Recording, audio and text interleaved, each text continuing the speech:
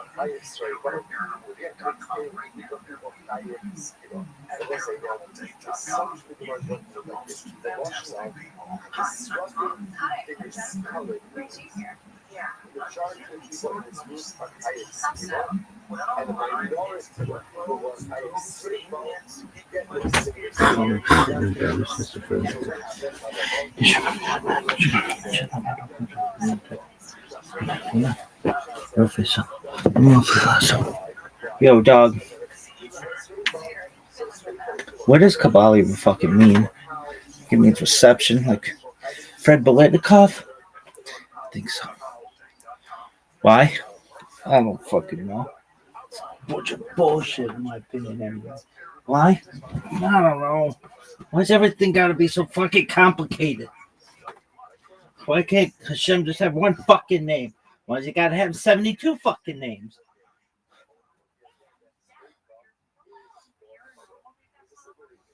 What does it mean? We gotta learn something every fucking day. You just made a bunch of fucking videos that said that. Come on.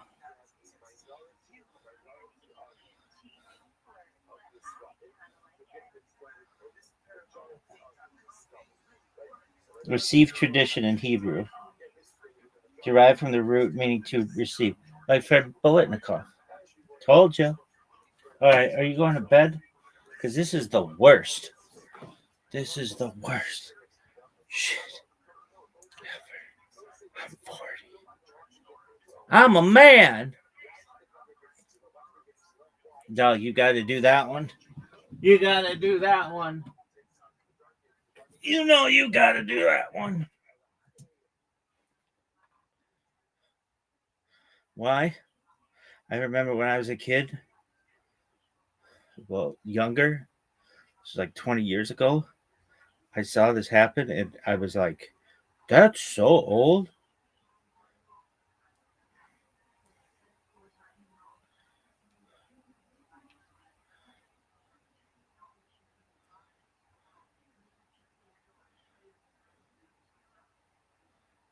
Come after me.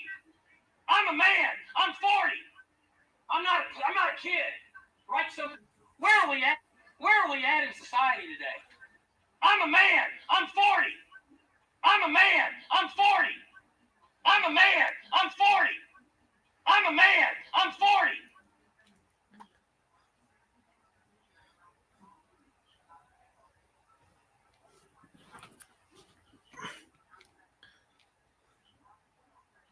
Come on, you little bitch. I'm a man. I'm 40.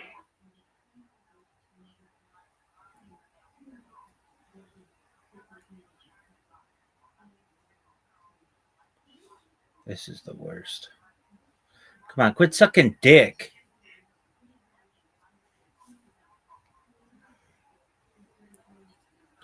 Yo, dog.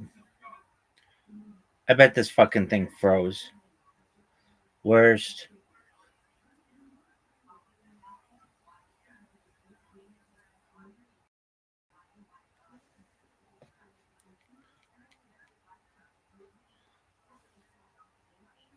I'm a man. I'm 40. No, dude, you didn't say it like a man. I'm a man. I'm 40. I'm a man. I'm 40.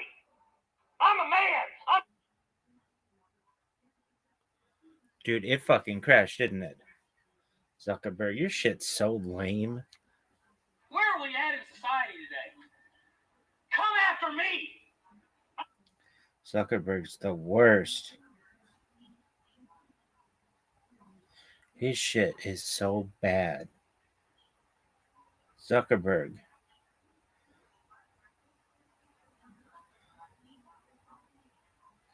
Zuckerberg, you are just the worst. Your shit sucks.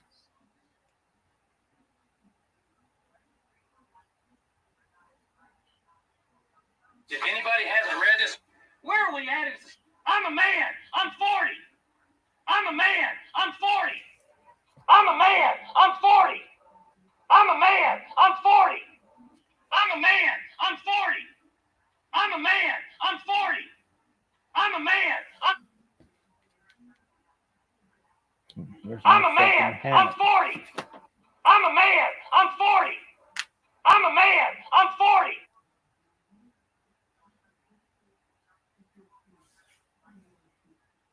I'm a man. Fuck, I was just doing it. I'm a man.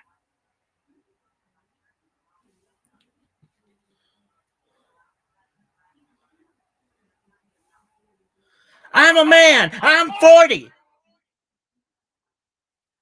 I'm a man. I'm 40. I'm a man. I'm 40. I'm a man. I'm 40. I'm a man. I'm 40. I'm a man. I'm 40. I'm a man.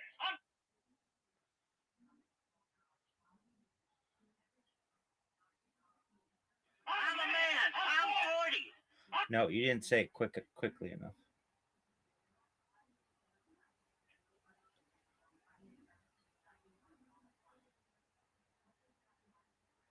I'm a man.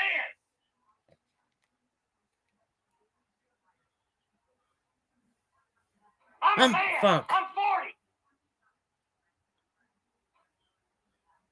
I'm a man. I'm 40. Oh, that just sounds I'm a man. terrible. I'm 40. I'm a man. I'm 40. I'm a man. I'm 40. I'm a man. I'm 40. I'm a man. I'm 40. I'm a man. I'm 40. I'm a man. I'm 40. I'm a man. I'm 40. I'm a man. I'm 40. I'm a man. There you go. That's it. That's the winner. Winner, winner, chicken dinner. Why? Keep an eye out for that if I you don't need know. This dinner bitch time can get it. plans. And then more minutes. It's here right now, and then as we head throughout. I'm a man. I'm 40. I'm a man. I've been waiting to do that for like 18 fucking years.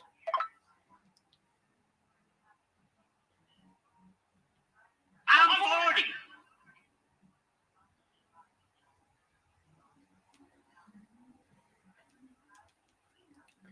All right.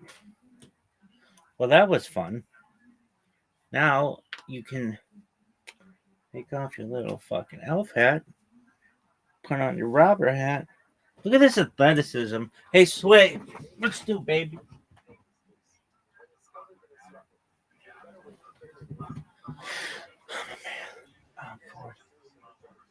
What happened here? Thing sucks. Oops, something went wrong. Dog, not interested. Tell us what you think. Worst app ever.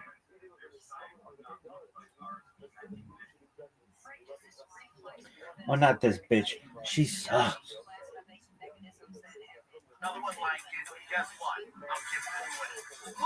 So, what did we learn today about Kabbalah? You know what I would It do? means If I won it, I'd flip it. I'd find a way to flip it. to receive, Maybe I didn't honestly. I think I would risk my life to flip it. Like, and I'd film it. And I'd try to receive do it. tradition. But I would. If Means I receive did, tradition, if, like the people in my life would Fred probably talk me Biletnikoff. out of actually being in the truck. But I'd pay or I'd figure out a way. Can it mean I'm reception? not I'll risk my life. I'd pay to flip it, and then I'd have me in it. It's an esoteric method. Nobody knows what the fuck that means. Esoteric. I barely know what that means. It means hidden.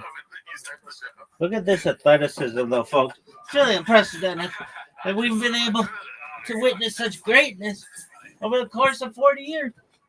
Shema, Israel, Adonai, Elohim, Adonai.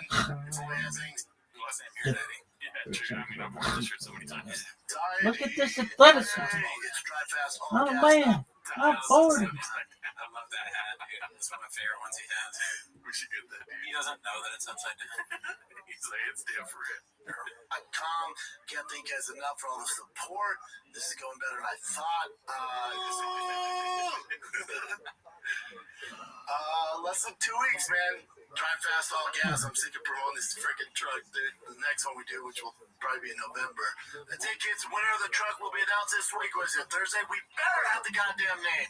It's a third party law firm that selects it, so we're waiting. Where am I calling you at? Where are you located? I'm here in Montrose, Colorado. Montrose, Colorado. You're a Colorado boy. Yeah, born and raised. Born and raised, dude. Well, you won the truck, man. Dude, awesome. That is so cool.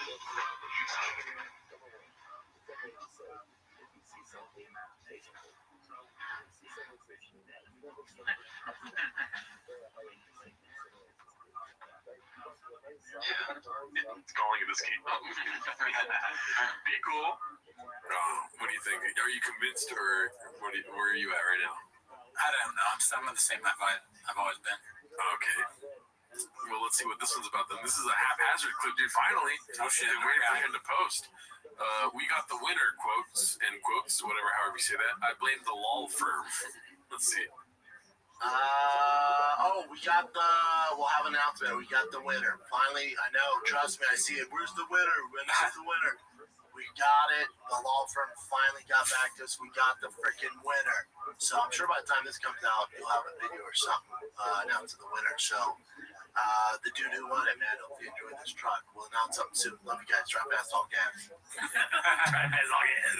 It's so funny to say that at the end of your show. Like, it has nothing to do. Wouldn't you say the fighter and the kid or like something else? Then you say drive you some weird merch thing you've just made. That's what you say at the end. Hilarious. Oh, man. I'm still waiting to see Thickies in the wild. I want to see it, not online. I want to see it myself, dude. Yeah, me too. You know what I mean? Yeah. I want to see Drive Fast All Gas, Calabasas Fight Club, type shit, you know? Calabasas Fight Club. Yeah. Is that real? No, Fight Companion. Oh, okay. I made it up. I mean, that's pretty good. I still want to see it, dude. Okay, so this is probably to clear the air last week for your little flub. It's a CJK610 posted this, the cage side contradiction combo. First clip credit, Rick Manchester. Second clip credit, Busy Middle 8108. Thank you for your service. Let's see. And it came in, but he's sitting, well, I don't know, we're right behind Joe Rogan and Michael Bisping and John Anik, so I don't know if that's good. It just depends. Can you see it right there? That's a very good Because listen, it's fun to sit cage side and Joseph Rogan's our buddy behind him.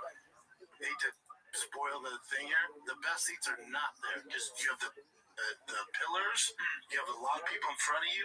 You usually want to be now, granted, if you're celebrity stuff, but you want to be kind of in the first, like, not first row, but we're just above, so your eyesight. Yeah, no, for us, it was great. Good seeing him that close. And for my son too, it was so awesome. I bet. You know, he's getting in a cage and fighting. I'll tell you right now, though, after seeing Cage side? Have the best view in the stadium? Yeah. In the arena? Yeah. I'm glad I'm on the outside. Because it's brutal. Oh, bud. Because You'll love this. You'll love this. You'll love this.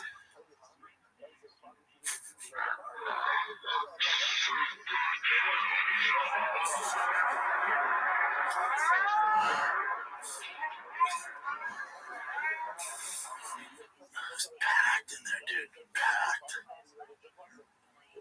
It was a fun time. Fun time. Where were you sitting at? Cage side. Cage side? Cool. Was it easy to see stuff, or was it? Oh, it's great. Yeah, great. Yeah, it was great. So, what are your thoughts now, dude? I still think the same thing. What? I think Chin, well, maybe it's a little bit different from what I thought last time, but I think Chin is saying that because he's like, but you said before it was hard to see, so he's just checking, like your friend, like, oh, you're a case study, was it hard to see though? He's just not, I don't think he's trying to like check him or anything. I just think he wants to know, like, was this time different? Yeah. I honestly don't think he's doing anything.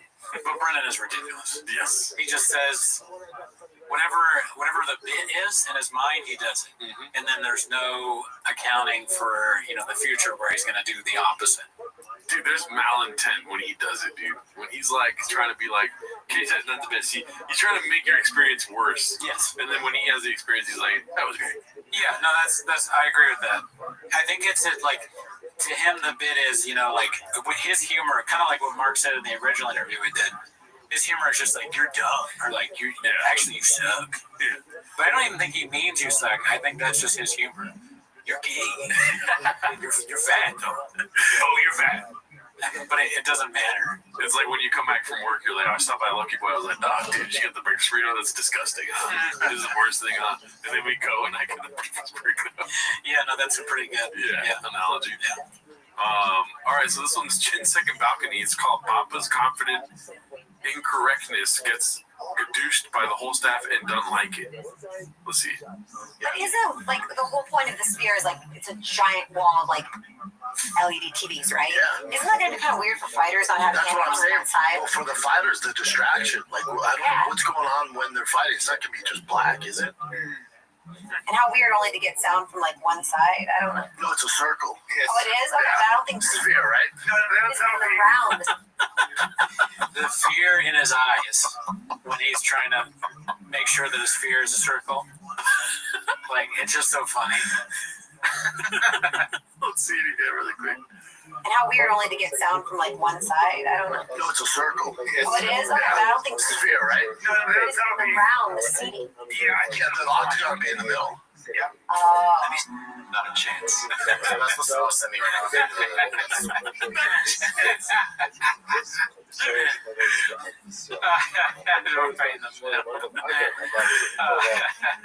like that layout for house here. It's not in the middle. Wait, so this is like the main area? So weird. That's very strange. Is it strange? I don't know. It is really weird. No, it's weird. To me, it is. Okay. Because, I mean, you're used to seeing like UFC events where it's 360 view. Oh, right. Yeah, it is. Yeah, it's not a chance. Yeah, you're right. It is in the middle. Oh, yeah. Like all sporting events. Yeah. How terrified Papa is. He's like, it is going to be. Yeah, that's right. That's good. I mean, he's traumatized, dude. I don't blame him on that one. Like, what's that one Christmas movie with the Christmas past, Christmas present, Christmas future? Is that the Bah Humbug guy? Oh, yeah. Okay. Yeah, Charles Dickens, right? I feel like it's like Reddit's past, Reddit present, Reddit future for Papa. You know, like it's happening in the moment where he's like, "Oh fuck, this is supposed to happening right as we speak." Dude. Can you imagine him in that character? I mean, he would never get it.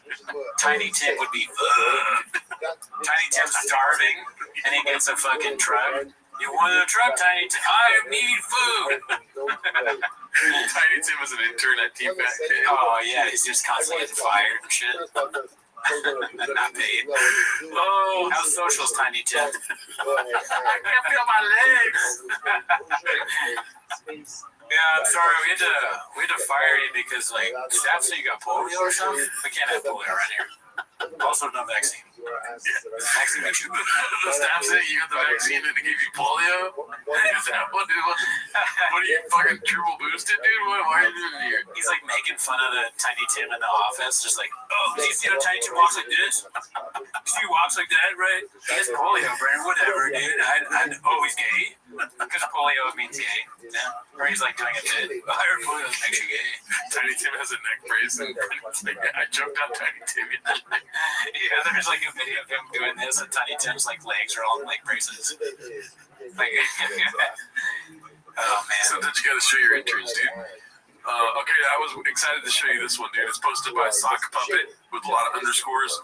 Has Big Boy Auto Sales LLC been discussed before? Schlub is listed as CEO. Hilarious. Bored at doing some surface level digging on the truck. Boy, want to notice this. LOL.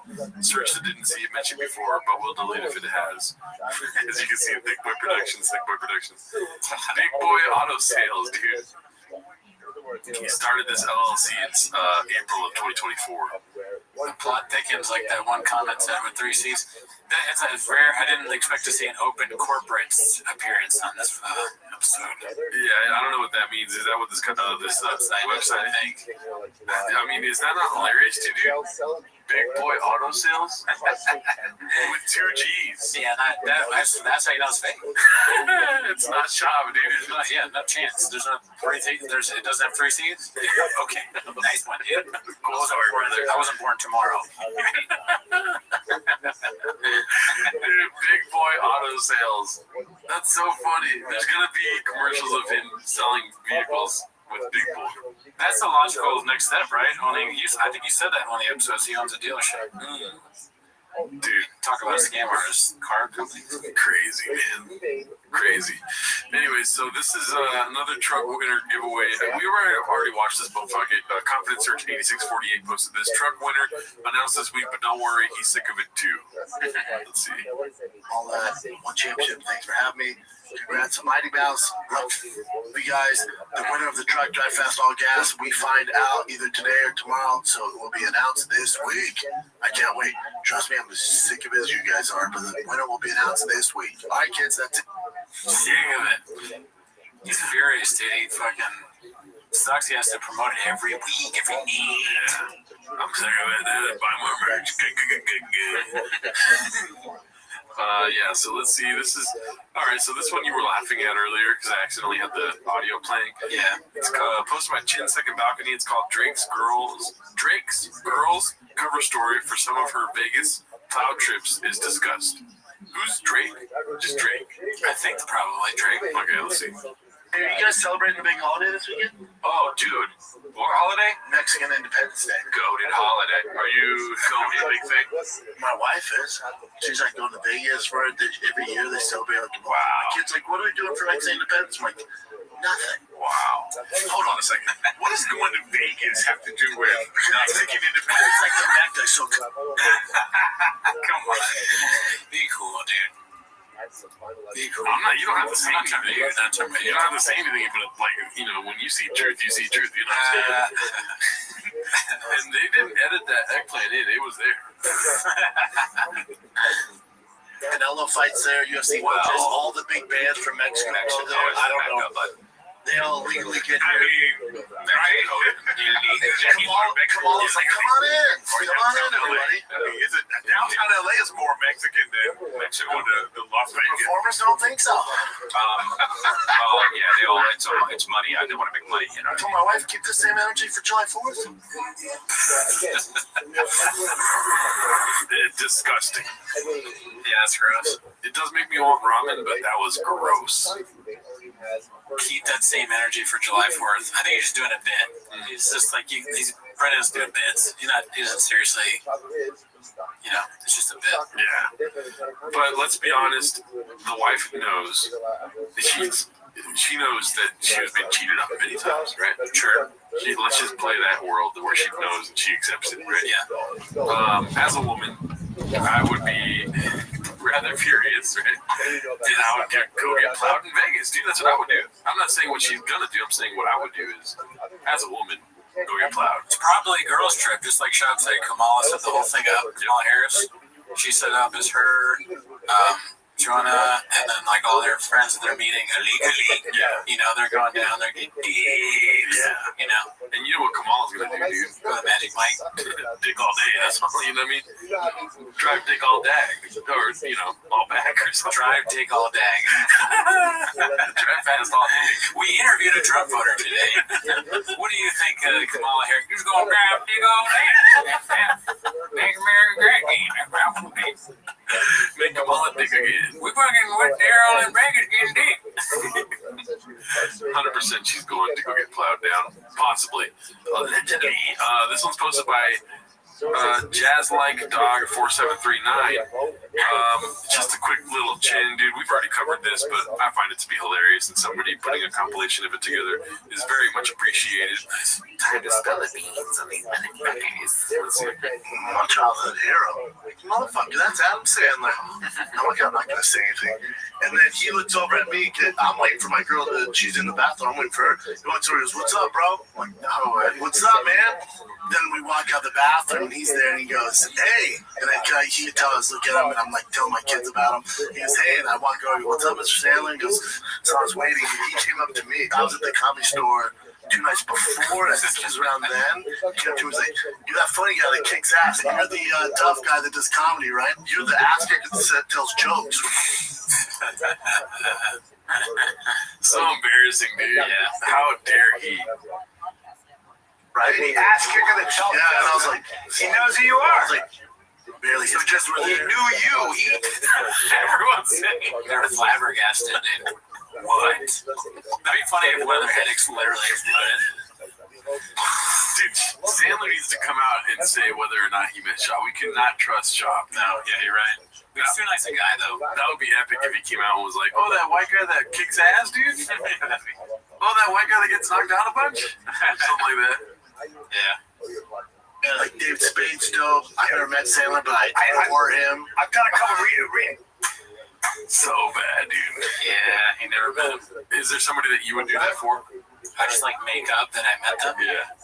Isn't that so crazy to fucking on multiple shows to talk about somebody you never met? Yeah, I mean, Legs probably. I could see. I want to meet Legs so bad I could see myself making it up. Yeah. I don't know. Or Tarek, maybe. Tarek, yeah. I talk about Tarek already all the time. You met him. Yeah. He was like, "You're that fucking." I adore him. All right, so this one's pretty great. Posted by Poppy Choo Choo. I don't know why I sound like that. It's called Guys. Like trying to be like, guys, gather around, right? This is a narrative that is being painted on the subreddit. Anything you notice here? They're about the same height. They're about the same height, dude. Do you know anything about weigh-ins? Like, what shows how much you weigh for the fight, you mean? Right. But how do people usually go to weigh-ins? They're wearing not much clothes. They're not wearing shoes. So they're they're claiming that Joe Rogan's in platforms. You know what I mean? Probably added 6 inches to his height. Sure. And she is 5'5". So, what do you think? Well, I mean, yeah, he's probably short. There should be a segment of this podcast called "Guess Joe Rogan's Height" based off these posts. I think he's probably 4'6". God, Jesus Christ! I was like, wait a minute, no. That's how bad I am. Because he's at least 5'5", right? Let's see. So, well, without the shoes, though. Without the shoes, I would say he's probably a 5'4", 5'3.5" gentleman, dude. What do you think? That sounds about right. 5'4", I think. I would say 8 inches. Okay. He definitely has a big dick, but I don't know about that. Let's see. Oh God, what's happening? Okay, this one's posted by War Mode. It's called "River One Big Gulps for a Personality Trait." I get it, B. No, we are all into the truck giveaway saga, but I just remember when Bren tried to push soda as a lifestyle. That's all, kids. Love you. And in his bio, it says "Comedy Podcast, Whiskey Big Gulps." That's like something that'd be on your profile when you are, 18 to 20, middle school or something. Or yeah, middle school too. Like when you can't get a big gulp, like you look forward to a big gulp because you can't drive to go get the big gulp. You know what I mean? But as soon as you drive to get big gulps, you're like, oh, there's way better things than this. There's titties and ass out there and stuff. Yeah. Or like just some like people with wacky dating profile. Like I'm a pretty simple girl. I like dates and beef jerky. I mean that's a terrible example, but like something wacky. Like I like The Office and fucking sunsets. yeah, date me if you like sunsets and Baja Blast. Like that's what that is. Yeah. TRX trucks, tour tickets, whiskey merch at thickboy.com. Big gulps. Just, what came first, the whiskey or the big gulps in Brendan's world? Hopefully big gulps.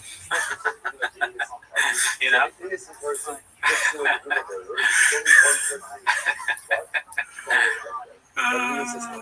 Whiskey coming first in your prom. Yeah, we got an alcohol problem now. What's that joke? Some comic has a joke. John Mulaney, the McDonald's joke, where the dad just goes to McDonald's and gets one coffee. Oh yeah, that's a good bet. It's like Brendan Shaw being like, "Hey, can we get big gulp today?" It's like his McDonald's is getting big gulps. Yeah. He gets himself a big gulp. They don't get a candy bar. Sorry, I had to piss. I took a fucking big gulp earlier today, dude. 7-Eleven, you have it your way. We should definitely get big gulps for the next show, dude. Smart idea. I'm down. All right, so we got one more clip, rather. It's always a sad time when we're ending the show off. I wish we could do 10 minutes all day long, dude. Yeah, but it's at 9:30, so. Yeah, true. Oh, fuck. 30 seconds. 29. It's called Hey Mark Wigski. It's the post is called Brendan showing us all his 32 at ACT best brains. I haven't watched this yet, so let's see. I'm going to ask you a question. That's okay. Do you know who Mexico got their independence from? Let's not read that. He's already reading it. It's too late. Can he read? Yeah, that's a good question. Just that would be funny if that was a question. I have a question for you. Can you read? Don't read that. That's it. Who did Mexico get their fight and get their independence from? French. The French. The French. No, what'd you say? They got it from the French. No. Which is why the Mexicans speak French. They got it from the Aztec. The Aztecs. No, Spanish. Yeah, Yeah, That was me. Fuck Brian. yeah. That's not cool. Yeah, did he consent to that questioning, dude? No, don't put Bob in a corner. Yeah, try to fuck his way out of it? Yeah, that's what he would do, dude.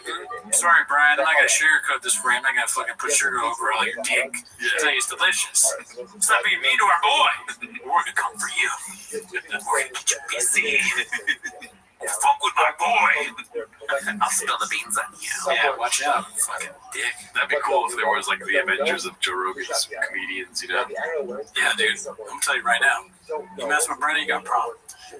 I will say, on another front, so are you Thanos in this? Or okay, anyways, on another front, Game of Thrones, and he's the redacted Littlefinger, this guy right here? Yeah. Right?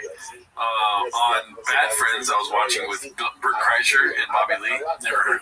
And Bobby Lee calls Bert Kreischer Robert Baratheon, dude. Oh, shit. That is a great. Yeah, fat drunk guy? Yes. Guys from falling off the horse? Mm-hmm. It's like Bert. It was a great catch by Bobby Lee. Does he watch the show? Who knows? Maybe. I mean, Tiger Belly does finance most of our shit. I mean, yeah, that's why our sponsors, Bobby Lee, right there. Thank you again, Bobby. You couldn't afford the camera. That's you, Sammy's cameras. We took your money. We gave it right to them. Yeah. All right, everybody. Hope you have a great week. Bye. This is all part of the same motif, right? This is what Rabbi Rothschild said in the Mishnah. Whenever you have any level of ambiguity about the identity of the murderer, by definition, we're just always reticent to explain. In general, however, Run it out real quick, boy. I'm in the wrong number. Such a lucky boy. It's time for my favorite time of the week. When you can hear Papa try to speak. Be surprised today. You better watch it. Welcome back to 10 Minutes to Shop. Thanks for tuning in as always. Join the Patreon. You heard of it, right? Join it because tonight we're doing our first ever live stream of the Patreon. It's going to be of the political debates. A little bit of Trump, a little bit of Harris. Ever heard of them? Little Kamala. Or is that like Alamac backwards? Yes, it's Kamala. Yeah. Wait, what do you... You're saying that sounds like Guadalajara. Blue Dobbs, never heard of him. Yeah, and if politics isn't your thing, then we have special reviews there. You know what I'm saying? Then we're out here making sure these streets are funny. Yeah, we got those 7 types of weed. Many good ones in the stock pack. Also, the Reddit is booming. You know what I mean? Join us on live streams Wednesday night at 8 p.m. Pacific Standard Time. You know, because we live in Seattle. And then, you know, Reddit, Discord, all that fun stuff. Yeah. Join the Chin Clip. Come on, be part of it. Anyways, but that's not where they're going. They're here to watch Tim as a shop. So start the timer. Play the Chin Clip. Okay, we got plenty of chips to play, dude. So this first one is not a clip, but it's more of a sad post. We've got another one of the Roganites crying on earwaves, dude. Oh man. Posted by Boppo12345. It's called "I'm so tired of this dude, maybe more than Brendan." Look at that, dude. That's just nobody wants to see that, right? Yeah, that's a real bad face. That's a problem. It looks like something you'd see in a medical office. He has the symptoms of some kind of disease. Yeah. Or it's like you see it up on the wall. You say, "Oh," or like when you're like searching. When you look, or maybe you don't see it in a doctor's office. It's when you're looking up symptoms of like, what is this bump? You know, or like red bump on face, but it's his entire face. Yeah, he put a pot in this. It looks like he just walked out and they told him he's positive for monkeypox. If somebody told him, if I saw somebody like this and I was like, "You've been drinking," and they said no, I'd look at them with skeptical in the eyes. He dropped his daughter off and he'd been drinking. Yeah, you know, I don't know. A little salt and pepper beard to go with the crying, dude. As usual, as always, and as usual, don't post this. Yeah, don't cry on your ways. It's called Obligatory Just Dropped My Daughter Off at College Crying Pic. I posted one 2 years ago for Georgia. Now it's Isla's turn. I'm so excited for her, and I'm so proud of her. But goddamn, I'm going to miss that kid. I just read the first comment. Hey, be cool, Canelo Ginger. Canelo Ginger. Both girls are out of the house now, and thank God I married the woman I did. I'm going to be a mess for a minute. I'm headed to Vegas. If I knew anything about Reddit, I would not post stuff about my kids, right? Yeah. Don't do that either. Invasive. Yeah, great idea, dude. Good thing you don't have children. This one's posted by True MMHS, I believe. Never forget that this guy is genuinely a piece of shit who views poor people as lesser humans to himself. He is an untalented, unremarkable garbage. That deserves all his failures and humiliation. What do you think about that? Just that title alone. Well, I remember this well. This is the one where he talks to most people. I think it sums it up pretty good. Yeah. It's a little harsh, but you know, Papa may feel this way. Yeah. Is that your takeaway, dude? I got actual. This is a new joke I learned. I actually have inside information from TFK. Okay, and you're absolutely right. Shout out to It Is What It Is. Michael Irving. That's such a good joke. You're absolutely right. That's good. Delivered well. Let's see here. Oh gosh, it's so hot in here. It is very hot. Why isn't it playing? I'll get a fan. But there are the people that are negative or are on forums and are create troll accounts. Podcasts. I view those people the same I view a homeless guy. What about people with big red chairs? Do you view them as brothers? Right. I'm sure I'm homeless. I can afford 2 red chairs. You know how many homeless people you see about this many stickers, Jen? How many homeless people can get art? What's the word you do? Commission? How many homeless people can get art commission? And this is not me hating on homeless people. This is not me hating on homeless people. You know, how many homeless people have bobbleheads, dude, that agree with everything you say? Yeah, look, I mean, you can't see these cameras. Yeah. They're pretty good cameras, okay? Yeah, dude. So, cool story, bro. Watch yourself. Shop, Scoob. Oh, fuck, it's not playing again. Once again. Critiquing my art or critiquing my critiquing a podcast, they do not matter. It literally does not matter. He's like a seething cope or whatever. There's a seething cope. The guy with the face in front of him. I mean, that's what he is. This is the evolution of the C-Clamp, too. At first, he started, like, you know, praying for Jesus and stuff, and then it slowly turns into this. Not unlike Mr. Doom. Like, I'm sure Mr. Doom was at one point a good guy, and then he fucking had the green thing, he put on the mask. Yeah, until he met Superman. His heart went like this.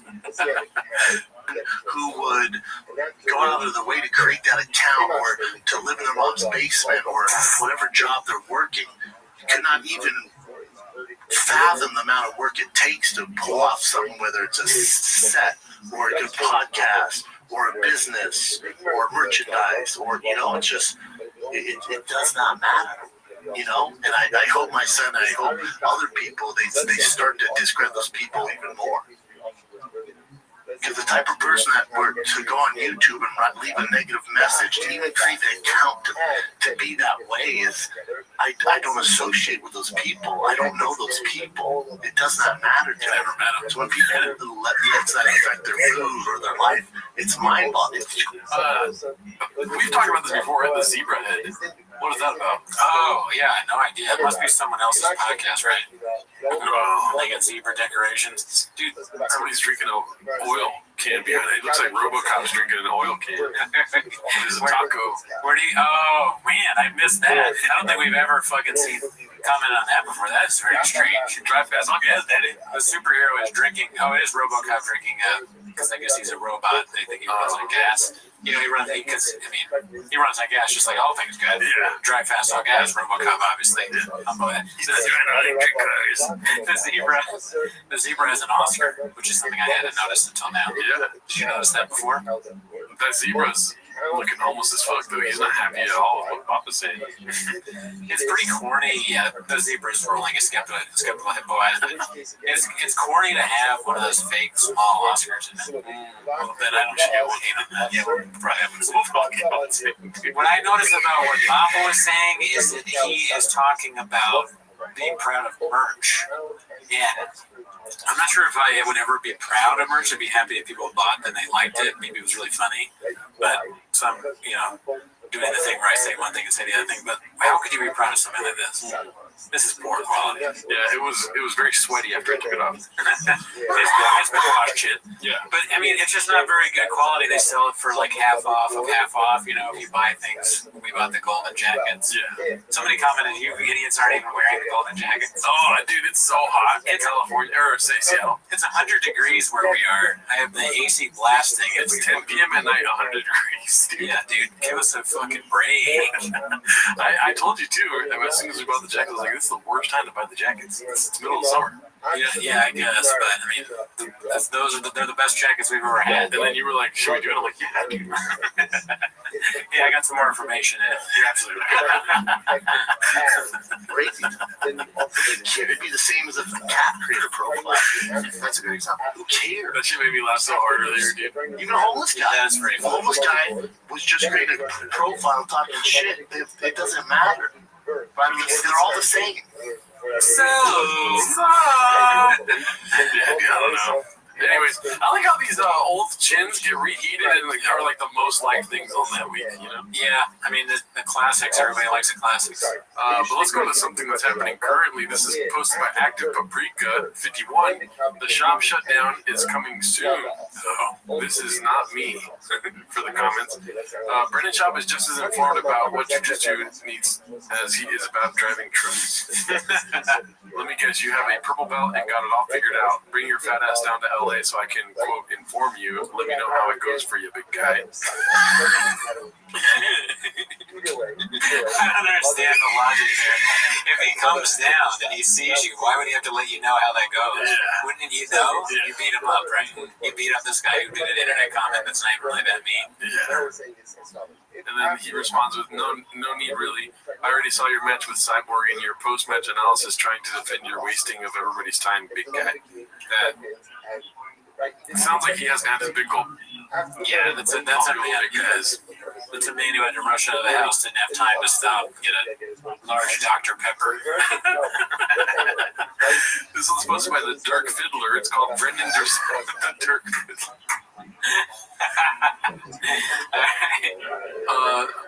What does that mean?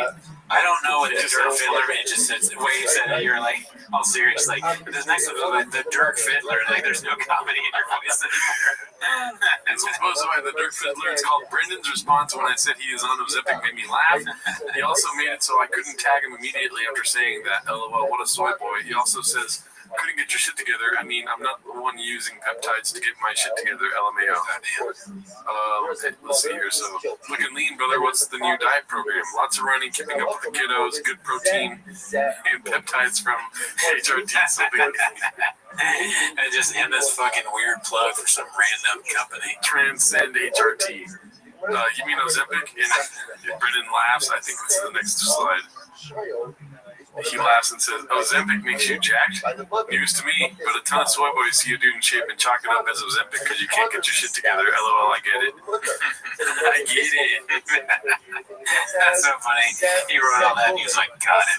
Yeah. Post. And then this guy responded, I wouldn't call you jacked by any means. Skinny and Ozempic looking for sure, though.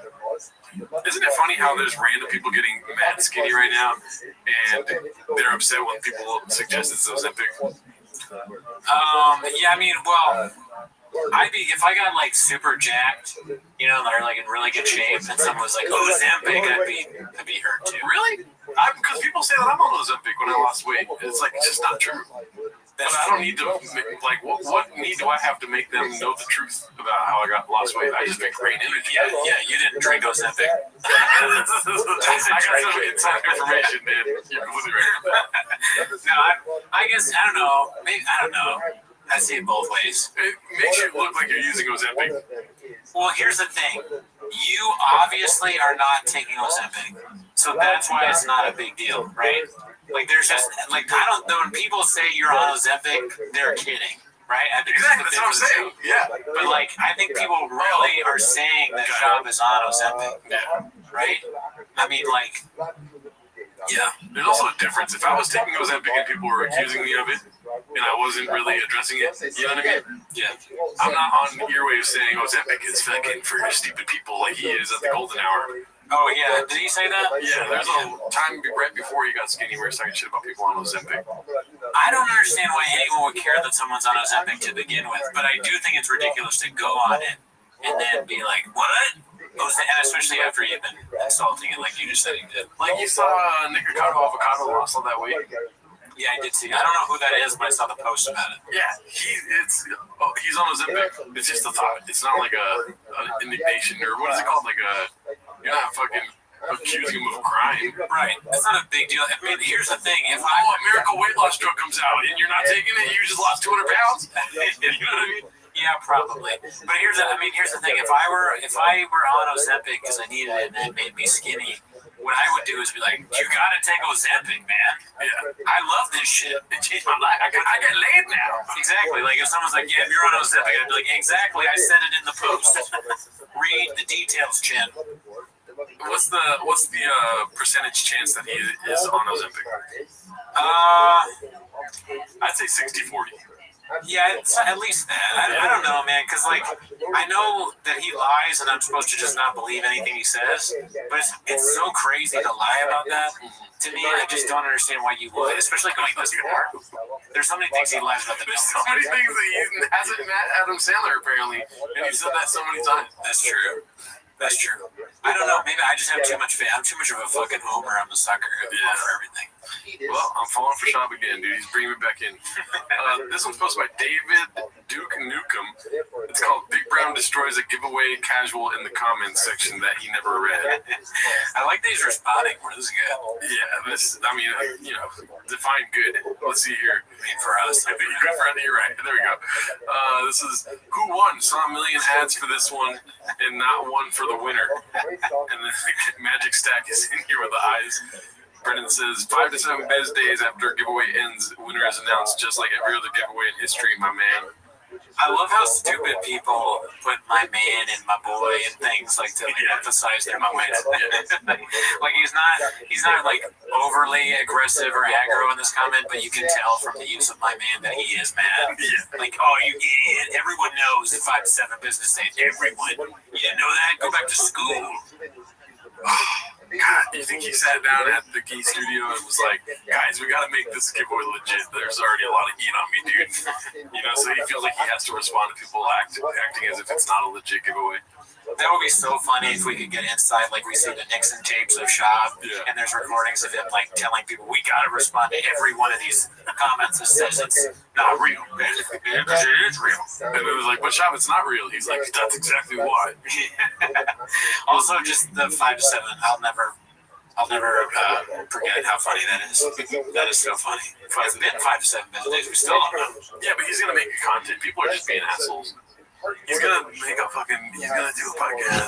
Here's the giveaway winner. Right. It's like in 5 to 10 months after they film the episode of Drive Fast All Gas. Yeah. Episode 4. Yeah, we forget. Like 10 minutes of content takes 6 months to make. I'm pissed off that I didn't win the truck. You don't know that, dude. I know, but if I did win the truck, I'd already know because he's filming the episode, right? He'd have reached out by now. Yeah. What if it's in my spam? If I check my spam message and there was a thing from Shab in there, I'd self-harm. But I'm not going to do it now. I'll do it later. Let's see what this one is. It's posted by Confidence Search 8648. It's called The Intern Looks Like She Smashed a Bottle of Batch Number 1 on a Chris Calabasas morning. I will say, it's not a good look for her, dude. Oh, no. It's hardcore, dude. Guarded to endanger your kids. Fuck you. I thought this one was kind of cool. You don't really see a lot of like people that still work together after all these years. If I told you right now, you got 30-second pass. You can say the N-word. You can say the N-word. I don't know what she's saying right now, dude. But yeah, Kid's face is like, what's that smell of fucking... I thought we got rid of all the tiger thing. Years, but like you're good with trend. If I told you right now, you got a 30-second pass. You can say the N-word. Go for it. Kill Tony's bigger than Saturday Night Live. Like the people on there, like that. That's where I take my kid. This is where we're at every week. Oh, it's real. What if it's just as hot there as it is here? Is it filmed this week? Probably. So they're fucking just as fucking. That's why they're all in shorts. They're just as tortured as we are. Or she's drunk as fuck. Looking into a beer, Daddy. No, I mean we're not drunk, but yeah, she seems drunk. She seems drunk as fuck. Drunk and hot. Yeah. Figuring, or I mean literally not figuring. Mm-hmm. If the Hells Angels are going to do this, they're not going to announce it. They just show up. Yeah, this begins circulated. I don't know if it's real because Hells Angels are going to be like, yeah, the boys are killing it. Do you have seen talent? Really? He looks like a great. Now, I don't know what his hours like, but for one done Kill Tony, he's Leaning forward. He's so fucking funny. He sounds great. You've never. It's very different when he's doing his actual stand-up versus when he does the roast stuff. He's actually, his stand-up is really awesome. And also that Cam Anderson guy stuff. It makes you just smell their fingers. His stand-up is really, really awesome. And also that Cam Anderson guy stuff. I saw him yesterday with Nick. Oh, he's so funny. So Nick got me tickets. Him, his girlfriend, and Kev from Golden Hour. Subscribers. Additional NFL Plus premium terms at NFL.com/terms. Did DraftKings pay for that? I know I always ask that, but like, what the fuck? Oh yeah, we're that's a whole nother chin for later on, dude. It's a weird ad read. But what would you do if I came fucking smashed to the podcast? Oh, I'd be so worried because you're sober. Sober is you get the wrong stereotype. You don't have to be sober. The quality would go down so bad because I don't know how to do anything. You'd be drunk. I mean, you drunk is probably better than me sober. Instead of the intro with Brendan Shaw's face sliding in, it's time for my it's just me shotgunning beer. That song is playing, but it's your meltdown. Welcome back to the podcast. I don't know what the fuck that bald asshole is just always telling me bullshit. I don't even listen. Hey guys, go see in the live chat. There's no live chat going on. Can I use the fact that yells in the chat, please? Let's see here. Okay, so we watched this on the live stream. We stream every Wednesday, if you're wondering. It's called The Civilian Looters Will Light You Up Beat, posted by Jabronified. You know, we already saw it. Yeah, looks like it's never looted, and I guess thieves just come in and take whatever's expensive and just fucking walk out. This is crazy. Hey guys, I'm here in my favorite a couple days ago, legendary comedian for Crusher. You know the guy who does that picture where he takes his shirt off. And that guy, what do we think of next? What do I think of next? Man. Bullying comedians has just become like a fucking art form. This guy's got it down. He knew exactly how to get it. I like how his headphones are taped up. Horrifying. Oh, you know, they're at the shelter here in Reading.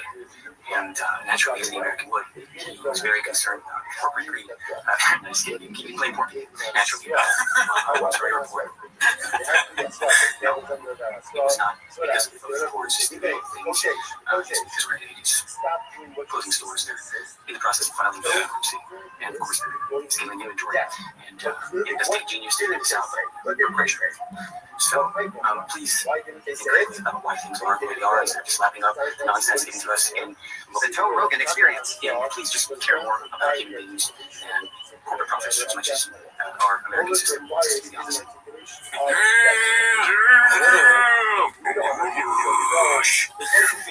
Bert Kreischer didn't read a book in his life. Bert Kreischer doesn't read the news. Yeah, Rite Aid's going away, sadly, and I know So is Bert Kreischer's career, apparently. Oh, yeah? Yeah, he just filed Chapter 11 bankruptcy on his career. Oh, I didn't hear that. Yeah, I have inside information, dude. Oh, okay. And I'm 100% right. Yeah, It was a joke, Cody. I know, it went over my head. I was doing another joke where I pretended to be Joe Rogan. Keep with me. Oh, Don't lose me. we're deep in the Papa first, dude. Yeah, we don't know what's real and what's not. Yeah. Anything else about Rite Aid closing down, dude? I mean, the full clip where he says that he used to hang out there all the time, like all day long, I just think that's so strange. No, that's bullshit. There's no way. What do you do at Rite Aid? Okay, so you're walking around. You're looking for a drink or something like that, or maybe some snacks to bring home. You go to Thrifty's and get some ice cream. That's at the most 30 minutes. Yeah, you gotta go to get your prescription. So you're waiting in line, That's longer. You know what I'm saying?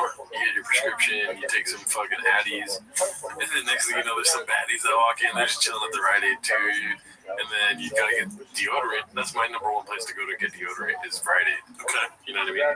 And then you go to Thrifty, like you said, get a bottle of water, a bottle of some motherfucking tequila, dude, right? And then now, next thing you know, you're there for 6 hours, but that's all gone away now, dude.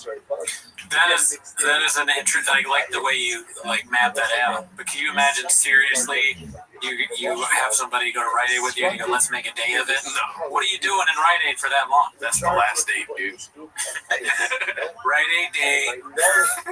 No, it's not Target, dude. Target is way different. Exactly. You know what I mean? It's not Target. You'll make friends at Target, daddy. Target, you can do a lot of stuff in. Yeah. All right, so this one is the clip I've been looking forward to most. I haven't seen this yet. It's posted by Cruel Ambitions. I thought Sandler recognized Papa and said he was that funny ass kicker. Never met him, though.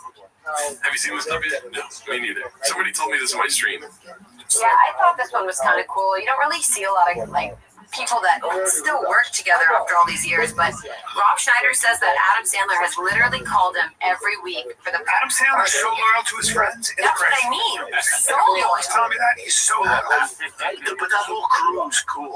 I know. Like David Spade, most talented person I've ever worked with. Hands down, not even close. Like David Spade's dope. I never met Sandler, but I wore him. I've done a couple readings. Wow.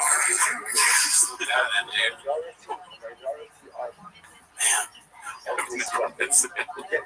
Chad's like, I forgot more than you remember. That's crazy. My memory remembers. Yeah, reading Rob Schneider's cool. Sandler, he's great. But Rob, I know really well. Rob, I talk to periodically. Rob. Damn, he cut Sandler out, dude. Sandler's out. Mm-hmm. Sandler was a thick boy intern. Had to let him go. But he's alright. He has to go through some shit. It's almost like he never knew him, just like Bobby Lee. Yeah. Shab just cuts people out. It's kind of fucked up. It is. This one is something I've been asking for a while. posted by P.F. Chang's official. Actual Thicky in the wild. Didn't see the beast of an automobile this thick boy drove, but next time I see him in the grocery store, I sure hope he pulls up in the red truck. Dude, I'm not at all for like harassing or bothering strangers. However, if you see somebody with this on, I feel like you should at least go, hey man, you fan of the shop or what's the bit? Just to find out.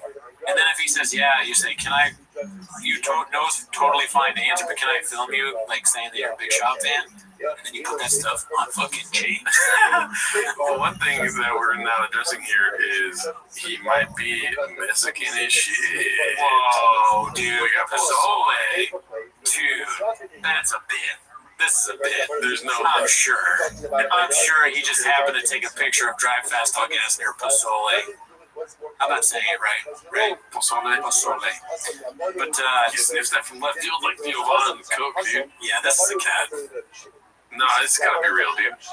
Everyday low prices. That's a shop thing right there, dude. Everyday low prices, then Tiger Thick should be on it. Yeah, I'm surprised that he might be a soy boy. He's right here next to the soy sauce. Which way, Western man? Let's see what's next here. Oh, okay, cool. This one's a good clip. Posted by What's Up World. It's called Shane Gillis versus Tony Hinchcliffe. Master roaster Shane Gillis. Had a vodka cranberry in 20 years. Ric Flair making it like 8.5 earlier. Yeah, no. It's Ric Flair's drink of choice. By the way, you're drinking the gayest beer of all time, Shane. Shut the fuck up. You're gay. You're really gay. You're actually a gay guy.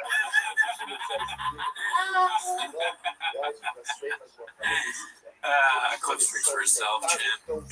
So, I was hanging out with Ric Flair and he gave me his fucking drink of choice, but you're gay for drinking Bud Light, Shane. Yeah, that's such a fucking hack thing to say, too. The Bud Light thing. Like, they think Tony Hinchcliffe is so far gone that he thinks he's going to get a bunch of laughs by saying, look at you, like, drinking your gay beer. Your gay beer, especially in that voice. Why do you it's so funny you're hanging out with the roast master Tony Hinchcliffe and you're just drinking, he's like, you have a dang Coke, that's gay. You're like, alright, yeah, sure, dude. By the way, you're drinking the gayest beer of all time, Shane. Shut the fuck up. You're gay. You're really gay. Just hitting it with facts. You're literally a gay guy. Why would you, Yeah, Tony Hinchcliffe can't be calling people gay, dude. Let's see, this one's posted by Complex Desk 9380. It's called My Brother Saw Shop at 1FC. Yeah, this is a problem, dude. Dude, he's one of the most successful guys out there, dude. I mean, just look at the lighting, Daddy. Lighting's bad, but he's got a great hat on. Lighting is great. What are you talking about? This is a model. To me, he looks like if Joe Camel were the world's most interesting man. You know? It's not. He looks very old and withered. He's got a head that says 0 fucks, I think. Oh, that's a truck. Oh, okay. I thought it was giving no fucks. I think it might say 0 fucks. I think it does say trucks though, because look at see the TRUCKS. So, yeah, it's a trucks hat, dude. I mean, I just assume drugs. Yeah, is on. It's funny that he embraced trucks so hard after the walk me to the truck thing. Yeah, that was an interesting career move. Let's see here. Okay, so this was posted by 206 Demon. It's called FDA Are Just Haters Be. Never seen anyone successfully hate. Former UFC star Brendan Shaw promotes drink that claims to reduce blood alcohol level and is being investigated by the FDA.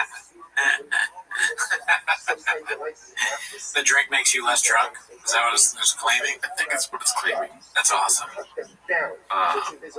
FDA is opening an investigation into safety shot. Multiple FDA offices involved in the investigation after receiving complaints. Why would you want this? What is this for? Is this a drink like you get drunk at the bar and you're like, you want to do safety shots? You drink it and then you're okay to drive home? Because it doesn't read as you're drunk? This is a fucking obviously wrong thing to promote. But Mr. Officer, I had 3 safety shots before I left the bar. Mr. Officer. Hey, fucking Mr. Asshole, fuck you, bitch. I bet I got a safe shot up my ass. Talk to my lawyer. I got 500 pieces of them. Oh. Can I see your license registration? My name's Brian Caroline. I don't have many pants on. She said yes. Who, sir? There's no one in the car with you. Okay, so we're revisiting from earlier. This is posted by A. Mark Wixky. Finn's got to be absolutely hammered trying to fix Naz's botched ad reads. So you got a little taste of it earlier when Chin was coming in and out. Easier to just visit ccpg.org. Please play responsibly. Now that's on behalf of Boot Hill Casino and Resort in Kansas City. 21 age plus varies, and eligibility will vary as well by jurisdiction. Now we're void in New Hampshire, Oregon, Ontario. Bonus bets do expire 168 hours after issuance. For additional terms and responsible gaming resources, go ahead and see dkng.co/ftball. NFL Plus premium offer available only to new and former NFL Plus subscribers. Additional NFL Plus premium terms at nfl.com/terms. What the fuck? I took my wiener. Yeah. Guess what?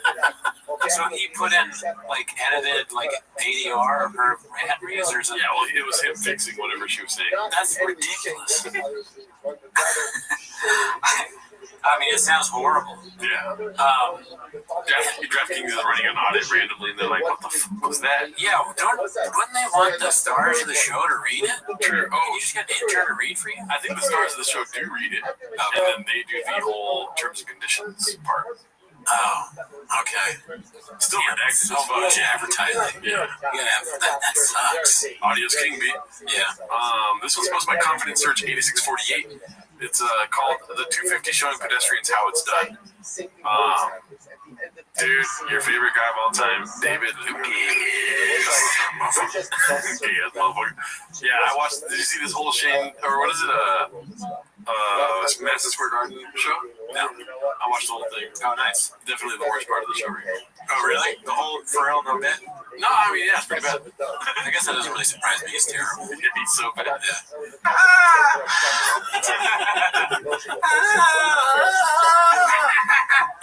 After, like, the worst joke ever. That's a lot of that, dude. You fucking look like a fucking bag of fucking Doritos that's been spilled off the floor. You look like a human version of Yoshinoya. That's bad. Joe Rogan laughs, dude. He sucks. Yeah. He has the worst taste in comedy that there is. Man, you must be gay then, but fucking gay. You're fat. Man, you gay like you gay like a dude that kisses men over there.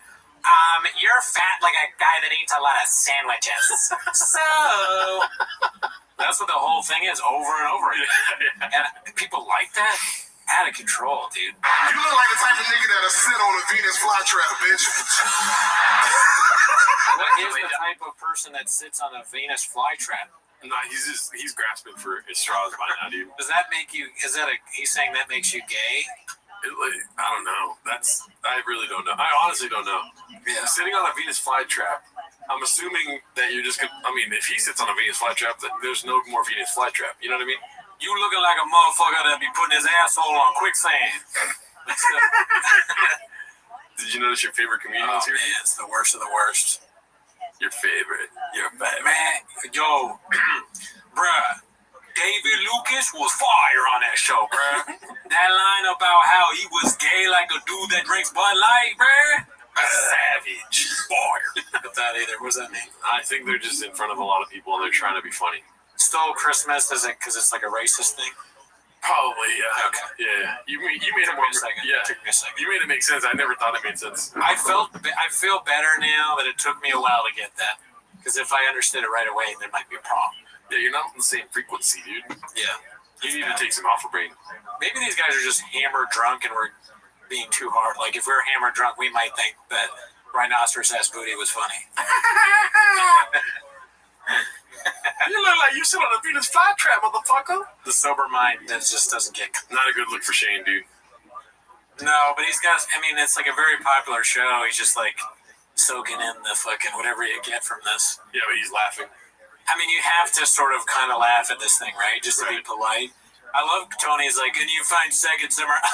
He does like the fucking Johnny Carson laugh. Mm-hmm. It's out of control what's going on. Yeah. Greatness. Man. Greatness. Fuck. Mm-hmm.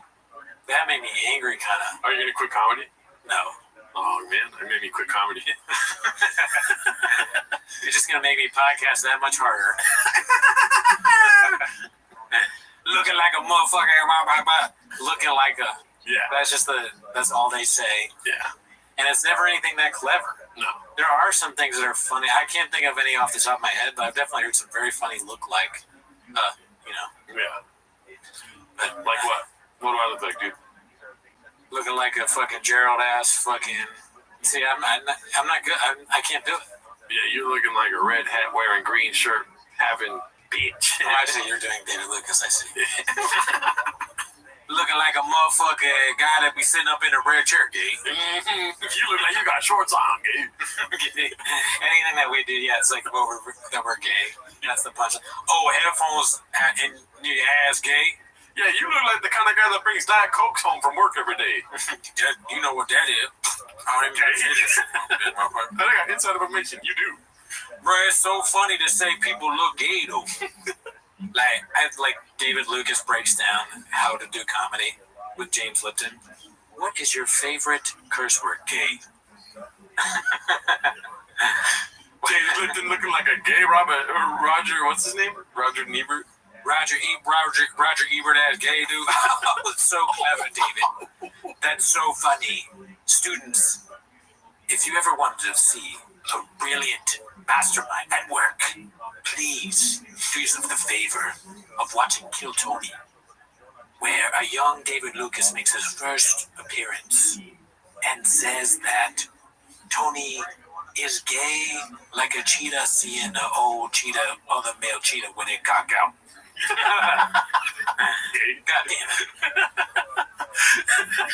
It's good though because it feels redacted, but you did David Lucas. I know. Pretty good there. The funny, if you want to see the best I've done with David Lucas, check out the Patreon because I think that the thing where I forget how I say it exactly. Trump as a gay man doing David Lucas. Yeah, Trump as a gay man doing an impersonation of David Lucas. Yes. I think I did pretty good there. Yeah.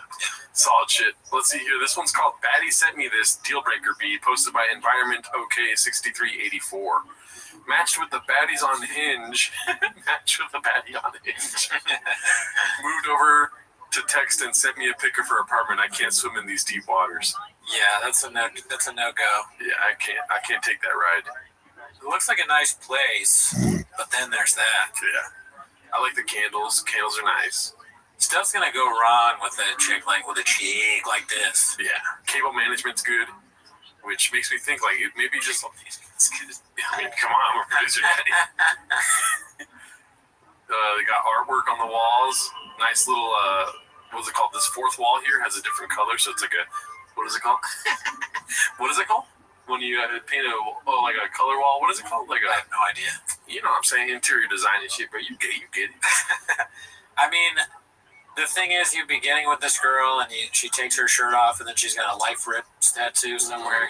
A CD on her neck. It says deity, or whatever Delia made women tattoo themselves with. You're inside of her, and she's like, "Can you call me baby?" I have to call my daddy real quick. Hey, yo, dude, where you at? What's going on? I'm with this guy. I'm a fucking can you put it on? Why does she sound like Tony Hinchcliffe? I don't know. I'm making it because Tony Hinchcliffe sounds like a woman. Can you put it on speakerphone? How old are you again? Put him on the phone. Do you know about dolphins and how they fuck people? I'm drunk. Daddy's drunk. He never drink a day in his life, but he just started drinking. Laughing. That was me that did that. That was me. I did that. I did that. Let's see. This one's called "Be a Part of the MADFAG Movement." Only $66. Posted by Toxoplasmosis, Black Belt in Marketing. As you can see, it's Fast Trucks Freedom, Make America Drive Fast All Gas. So stupid. Beyond stupid, and almost I'm offended on behalf of Trump. Mm-hmm. Trump doesn't want this loser in his brand. Yeah. Trump won one of the presidencies. You know, I don't know Brendan Schaub. Trump is going to come out. You know, Trump says he's never heard of Project. What is it called? Project 2025. Project 2025. I don't know Brendan Schaub. I never heard of him. I don't know who he is. There's these thick boys online. I don't know them. Thick boy. I'm not a thick boy. I'm in shape, Brendan. I barely know who he is. I just know him. He's a UFC fighter. He's so stupid. That's all I know. I'm very smart. Fast Trucks Freedom. What's that? Sounds kind of gay. Yeah. Also, Make America Great Again is so aggressive. Like, can we change it to like Convince America? You know what I mean? Instead of making us do anything. I don't want to drive a cat. I like my hybrid, dude. You know what I mean? Yeah, we can't all drive trucks, Brenda. Make or convince America to drive fast, under the speed limit ish, you know. Again. Make good merch once. Make good merch again. Yeah, once. Once, at least. I don't know about again. I mean, look at that shirt you got on, Daddy. This is wag. Fast Trucks and Freedom Bundle, white and blue, $66. That's so expensive for a shirt. Yeah, no way. I bought merch this last weekend for Buddy Guy. Went to a concert, but read him. Yeah. And I'm like, dude, what the fuck? Come on, you know? He needs that money, dude. And then he called me gay. Gotta make his grandchildren. Another Ozempic claim here. Posted by Ryan. I can give a fuck about his grandchildren. His grandchildren should learn how to play guitar. They want money, dude. It's called Papa, I don't take Ozempic, I take peptides from Transcend. Posted by Ryan Pilskin. Semaglutide is Ozempic. Fluids and Fluids B. Semaglutide, is that Ozempic? I have no idea, dude. I look like a doctor to you? Okay. You look like you all motherfucking Ozempic, bro. Looking lean, brother. What's the new diet / program? Lots of running, keeping up with the kiddos, good protein and peptides. So it's the same thing we just read. But here it says that this is Transcend HRT. Starting now, enjoy 25% off all GLP-1. I don't know anything about glutapeptides, shit like that, dude. I don't know what any of that stuff is, but I know that Brendan Schaub, if he's taking it, I don't want to take it because he's so stupid. I'm worried that it affects your mind. Yeah. Like, it's not making him operate on a high level. Also, they have 35 likes in 2 hours, dude. Like, that shouldn't tell you something, you know? Yeah, they're not getting a lot of likes. They're not getting a lot of engagement. Let's see here. They need somebody at their company to ask how socials are going. Because it is not good. This one's posted by CJK610 called New Merch Drop CTE. Los Angeles Motor Company, Drive Fast, All Gas, Ozempic, Semaglutide injections. So I think the accusation from the last one was that he's taking something Ozempic related. Oh, okay. Yeah, that's what I figured. It's funny when something goes on in chains, they kind of flood the market like politicians do. Mm-hmm. Like if Trump wanted to nail home that like Kamala had a fake accent. Kamala Harris and the Democrats want to nail home that Trump wants to do Project 2025, and he lies all the time. And then fucking Bapa or the Changs wants to like you will not go away from Changs. Not realizing that Papa is on Ozempic. Yeah.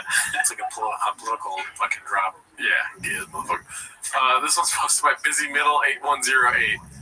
Clint knew exactly what he was doing with this line of questioning about Papa's one champ appearance. What do you think Clint's gonna say? No idea. It was packed in there, dude. Packed. It was a fun time. Where were you sitting at? That's what I thought. Yeah. Cage side. Cage side? Cool. Was it easy to see stuff, or was it... Oh, it's great. Yeah, great. Yeah, it was great. That's so funny, dude. They only give it to like people that are really cool. I don't think you understand what's happening here. Oh. I'm gonna give you some time. Do you realize? Clint knew exactly what I was doing with this line of questioning about Papa's one champ appearance. I thought it was saying like you have to be cool or like. Do you remember him talking shit about everyone going to UFC events? Oh fuck! He talked shit about people sitting ringside. So Chin is trying to make him look bad, is what they're saying? He's doing a bit. No, he's. So when people go to UFC events, Papa's talking for days about how it sucks to sit ringside. Yeah. So Chin's just basically saying like, and it was pretty cool, right? Yeah, that's what I'm saying. Right. It's like, is Chin are they saying that Chin is trying to make him look bad? I wouldn't make that assertion. It's just, I mean, I would do that to you if we're friends. I wouldn't try to make you look bad. I would just be like, and it wasn't that bad, right? Without you realizing, you'd be like, yeah, it was pretty cool. Oh. Yeah. So he's not trying to make him look bad. He's just trying to help him. Putting in his face, like, you talk shit about these people all the time. And Chin is trying to get him to say, like, oh, and by the way, I said before it was fucking lame to be front side seats or cage seats, but now I realize I was Blockbuster. It's actually a great time. I apologize. Thank you, Chin. No, I don't think that's what's going on. No, I think for sure Chin knows that he talks shit about Brian Callen. It just happened with Brian Callen where he was sitting ringside. Yeah. He's like, those seats suck. You have to be 6 rows back. Right. So I think Chin's just sitting in the sidelines being like, oh, really, dude? So Chin is working for Chang's? No. I'm not making that assertion at all. If you were to do something like that, I would still do this questioning and make you contradict yourself on earwaves, and it's funny to me. See, that's why you're just as disloyal as Chin, as they're saying that Chin is. That's keep my eyes on you. No, because then you'll go to the comments later and be like, I'm so stupid, dude. That's true. I would just obviously be like, oh, my mistake. Let's see here. There's not a chance that Papa's going to fucking realize. Let's see. And I'm giving Chin's a lot of credit by thinking he's smart enough to think so. Alert Spirit 2453 posted this called Toe Brogan attempting to create an everlasting joke for 9 years. Let's see. But what's it like to bomb? That must be so. Anybody ever ask you that? I always say it's like sucking 1,000 dicks in front of your mother. It's the best way to describe it. But the problem is, I don't have that kind of time. Maybe that's a lot. Would you read real quick? I'm not saying the climax. You can get through 10 in a short period of time if you got a good head, movement. One of the best things that can happen to a comedian is bombing. When you bomb, that feeling is so bad. I always describe it as like sucking 1,000 dicks in front of your mother. But the difference is that there's probably someone out there who would enjoy sucking 1,000 dicks in front of their mother, but nobody enjoys bombing. So it's probably worse than that. You have to have something wrong with you to want to be a comic. Because it's such a brutal, emotional battle. Yeah. You bomb so often, particularly in the beginning. Bombing is devastating. I bet. It is the worst. I described it as it's like sucking 1,000 in front of your mother. But the thing is, I think there is probably a person out there that wants to suck 1,000 in front of their mother. I doubt there's a person who wants to bomb. The bombing should be enough pain to force anybody out of the business. I would say that bombing is like sucking 1,000 dicks in front of your mother, but I think that's not true because there's got to be a guy out there who would like to suck 1,000 dicks in front of his mom. There's got to be a guy out there be like, see this, mom? 999. This one's for you. You raised you wrong. But no one wants a bomb. I would say that bombing is like sucking 1,000 dicks in front of your mother. The problem is there's a guy out there that would like sucking 1,000 dicks in front of his mom. It's like, this is what I do, mom. You love me. Number 99, Look at your baby just sucking them down. Is this like bombing in comedy, like a depression? Bombing is the like sound. I always say it's like sucking. It's so funny that he's like, thank God I could do my bombing bit. They're setting him up for this. Is kind of like the what has been unburdened by what has been, or whatever. Yeah. What is the thing that Kamala keeps saying? Mm-hmm. This reminds me of that. But at least with her, there's nobody until now telling her that it's lame. Where people have just been humoring him the whole time, just laughing at this. And maybe we've just been too nice to Rogan. Everyone is too nice to him. Somebody should have been like, nah, that's not funny. Or like made fun of him. Like, what are you talking about? Sucking 1,000 dicks. Is that your takeaway, dude? Yes. I'd say let him cook, dude. Right. I think he's onto something here. Okay. But the thing is, I love bombing. Do you like bombing or not? No. I'm just kidding. I like bombing sometimes. Not all the time, obviously. It would be hard for me to bomb every time, Right. No, I mean, bombing sucks. I always say that bombing is like sucking 1,000 down. I just like, It's just not funny. I'm sucking 1,000 dicks. Yeah, no, this is not funny though. Yeah, no, that's not even what I'm saying. I'm just saying I enjoy bombing when it happens, especially when it's random, or you think you have it in the bag, and then you bomb, and afterwards you're like, God damn, I really thought I fucking had that one, dude. What? When you're continuously saying that you like bombing in this context, it does sound like you're saying that you want to suck 1,000 dicks in front of your mom. No, but that's also assuming I give credit to this guy, dude. No, I fuck this guy. He doesn't even know how to do stand-up comedy. I don't think that you do, but it does sound like that. Right. Yeah, because you're a fucking homeless man with a cat's profile picture and doesn't know what you're saying, dude. Right. You shouldn't pay attention to me because I am those things. I'm homeless and I'm a cat. But yeah, dude, give bombing a try, dude. He's been putting bombing down too bad, dude. Bombing has me down bad. You know what I mean? I wouldn't mind slurping a couple dudes afterwards. It's certainly not as bad as performing fellatio in front of your mother. No, I don't see that. Bombing's like getting the wrong order at McDonald's. You're like, God, fucking damn it, you know? It's like, I wanted 2 McDoubles. I got 3 large fries. You're like, well, I'll just eat the fries and then go home. It's worse than that because you get fries in that scenario. You just got the wrong order. Yeah, but when you bomb, you got stage time. Stage time is valuable, dude. You know what I mean? Give me the fries. 1,000 in front of your mother. But I think there's someone. There's someone out there that probably likes sucking 1,000 dicks. Like, I do this because of you, Mom. 99. 100. No one likes bombing.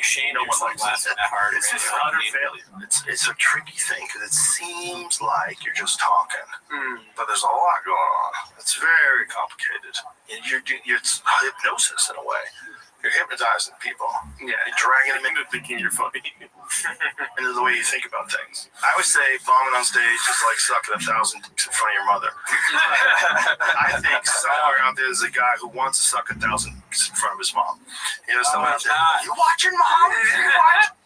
Oh my God. The only thing that would make that clip funny is if well, the clip itself is funny, all cut up together and he's just saying the same thing over and over again. But if it was in front of more intellectual guests, I don't know what Constant Kiss, but if it was like fucking, I think Chuck Palahniuk which is one of them. That's one of them. He's a good guy to do that. Yeah. Right. To see his reaction, yeah. Because it's kind of like his writing. Scientists.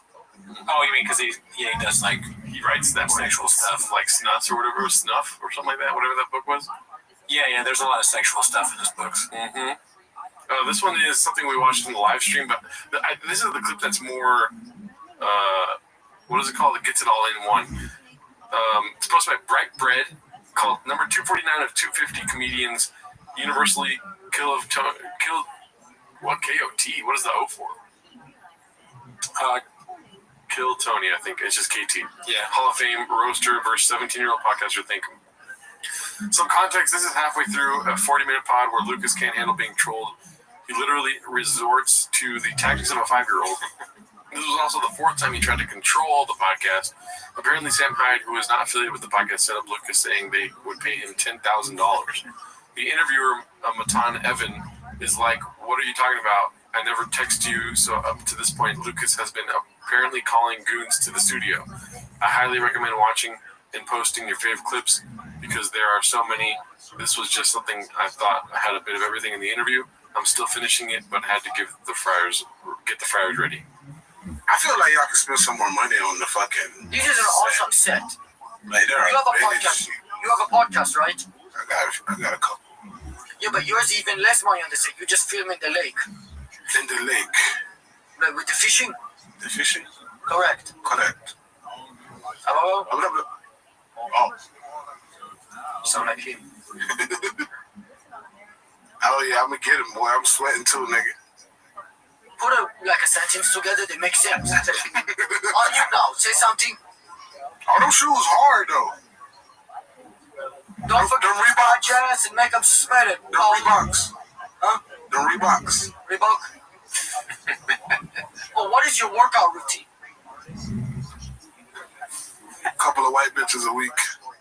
I thought you said you were in a relationship. You almost broke your phone. You're standing? Yeah, I feel like a rock star. Tables are about to collapse. I gotta back up from this. Earthquake. I'm about to fart in this nigga's face. That's gonna be different. So you almost hurt yourself. I will say you and David Lucas know as much about fucking mic arms. That's so funny. What I think is funny about this clip is like, okay, when they pan out and it's the dude, his face looking through the thing, and then the terrorist, like it's so that is just funny because when you just cuts to that, that's a hilarious picture. But it's when they pan out and it shows all of those people. Right now, it's not like Kamala Harris. Yeah. But when they pan out, and it shows all those people. Right. I'm burdened by what has been. I'm totally unburdened by what has been right now. They're supposed to be like ridiculous, the trolls, right? Because there's a crazy guy looking at us around a terrorist, but even they're like weirded out by what Lucas is doing. Because Lucas, he's so out of control and unfunny and stupid that they're like, oh fuck, it's not even gonna work with our bit. Like, but then it is gonna work with our bit because he just looks bad, and that's the whole bit anyway. Yep. To make the person look stupid, they're set up to win in this, and Lucas is set up to lose, and Lucas is like, I'm set up to lose. Oh my beer, I'm gonna lose even harder than you could have imagined. I'm gonna get up on the table, make a bunch of bad jokes, and make myself look bad, even though you're trolling me. Mm-hmm. Like a long-winded way of me saying basically that he's the next Patrice O'Neal. Yeah. He's just such an idiot, and it's so easy to troll him that when they're trolling him, he comes off looking even worse. Yeah. This is the worst he could possibly look, and he did it. Mm-hmm. Yeah. Does that make sense? Typical. Yeah, no, it does make a lot more sense than I could make of it. When I was watching it, I'm like, this is good for nobody. People are like bigging up in Matan, but it's just like a weird thing to do to people. I don't know the show really. I'm only vaguely familiar with his bit, but the whole thing is that they're trolling, right? They're trolling the guest, and Lucas is a moron, so he doesn't pick up on it. He doesn't play along with it well. He just gets mad and does whatever that was that he just did. But it ends up looking funny for them because they're just like, they turn back into their like actual character, like legitimate straight man character. They're like, you almost broke your phone. Because he's standing on his phone, or like, what is your workout routine? Like, that's such a funny, random thing to say to a fat guy. Yeah. But it's just very weird and lazy, in my opinion. They don't have red chairs. They don't have Nanette anywhere on the set, unless it's like behind the camera, which is acceptable. You know what I mean? Right. They don't have, I don't see a single wire, honestly. Is that good cabling? This is not a living room, okay? We're doing a podcast. Okay, fair enough. Right? You need bad cabling for a good podcast. Right. Hawk Rule 817, dude. And they don't have rain energy anywhere on set. So. Well, I want to see you at Matan. I want to see how you do it. Like, a podcaster murdered by other podcasters. We killed Matan. Oh, what? You get the Black people? I did at your chair. You really you did at the chair. That's actually crazy. How much do you weigh? 356. Is that actually the number? So bad, dude. So bad. Yeah, not a good look for Lucas. Any other thoughts on it? No, I mean, this is the downfall of Lucas, I think. That's been happening. Yeah, it's part of it. Is part of anyone's downfall now if a minor celebrity is going to be going on Matan. Yeah. Let's see here. I'll be on Matan next week. Let's see. So this is posted by You My Ninja. It's called I Can Prove That I'm Actually Straight.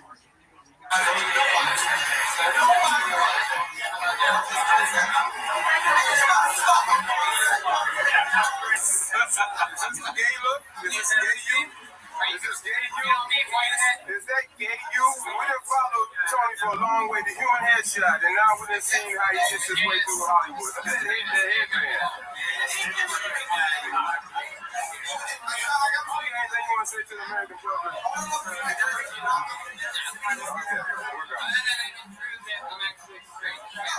Okay. Random girl. Oh my God. Hey, you got to follow a little bit. She actually does go both ways. Yeah, so any thoughts thoughts on that? That is an old school clip. That looks. He kind of looks like knows inside baseball. He kind of looks like Boone Shakalaka. Oh yeah, he does. It's a little bit of a Boone vibe to him. Yeah. Those are the fucking early days of Tony, I guess. 2011, it said. But you can say, yeah, wow, a long time ago. You can see though, he even had the comedy chops back then, dude. He went, first thing he's on camera, first thing he does is, just like Rogan with the Yep. But that's the funniest thing you can do. Yep. Right? So, I mean, I'm not gonna fire shots at the king. No, I'm the best roaster. So I'm a good maker funner of people. I'm gonna make out my girlfriend to prove I'm not gay. Get over here, Esther. Is it true that you go both ways? And then get over here, just some random girl. I love you, girlfriend. This Random and disgusting. He goes right back to blowing that other guy. This one's posted by Mr. Eisenman. It's called BCEO and Luke going back and forth cooking up a tasty dish for Chang's. Yeah, dude, don't you dare disparage MedMen. Reef is where it's at. Shout out Reef. No, you know how much money I've spent at MedMen? Alan Dawson took me to a place in Vegas near Fremont, near where all the homeless area where it's just streets lined up with it, where they have this outdoor place where they have a live comedian. They got some food trucks, and you can buy J's and smoke them right there, and you can get cannabis-infused cocktails right there. I'm going to guess those comedians are not great. They probably have podcasts that are also not the Thick Boy Network. It's a little much. We're just having fun with Reddit there, Luke. No one got hurt. There's nothing a couple they couldn't figure out. Indeed. Let's keep it going with the PM. The Thick Boy Network. That's so funny, dude. We're trying to get on the Thick Boy Network. Yeah, dude. So, I mean, cool, we'd love to be on, dude. Yeah. This one's posted by Toxoplasmosis. It's called Clin totally not A, being inebriated, B, waving a loaded firearm around a campsite.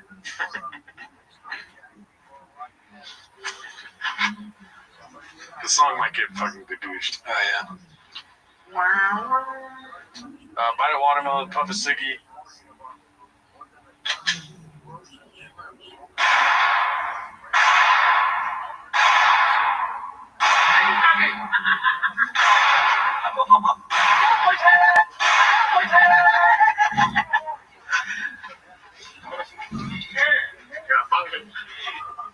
Crazy. Great artists have their demons, dude. I mean, he's a really good musician. He sings really well. He's not like Waylon Jennings or fucking Charlie Daniels or something like that. Yep. Johnny Cash. Who's the other? Wheeler Walker Jr. Wheeler Walker Jr. Yes. Who's that really old guy?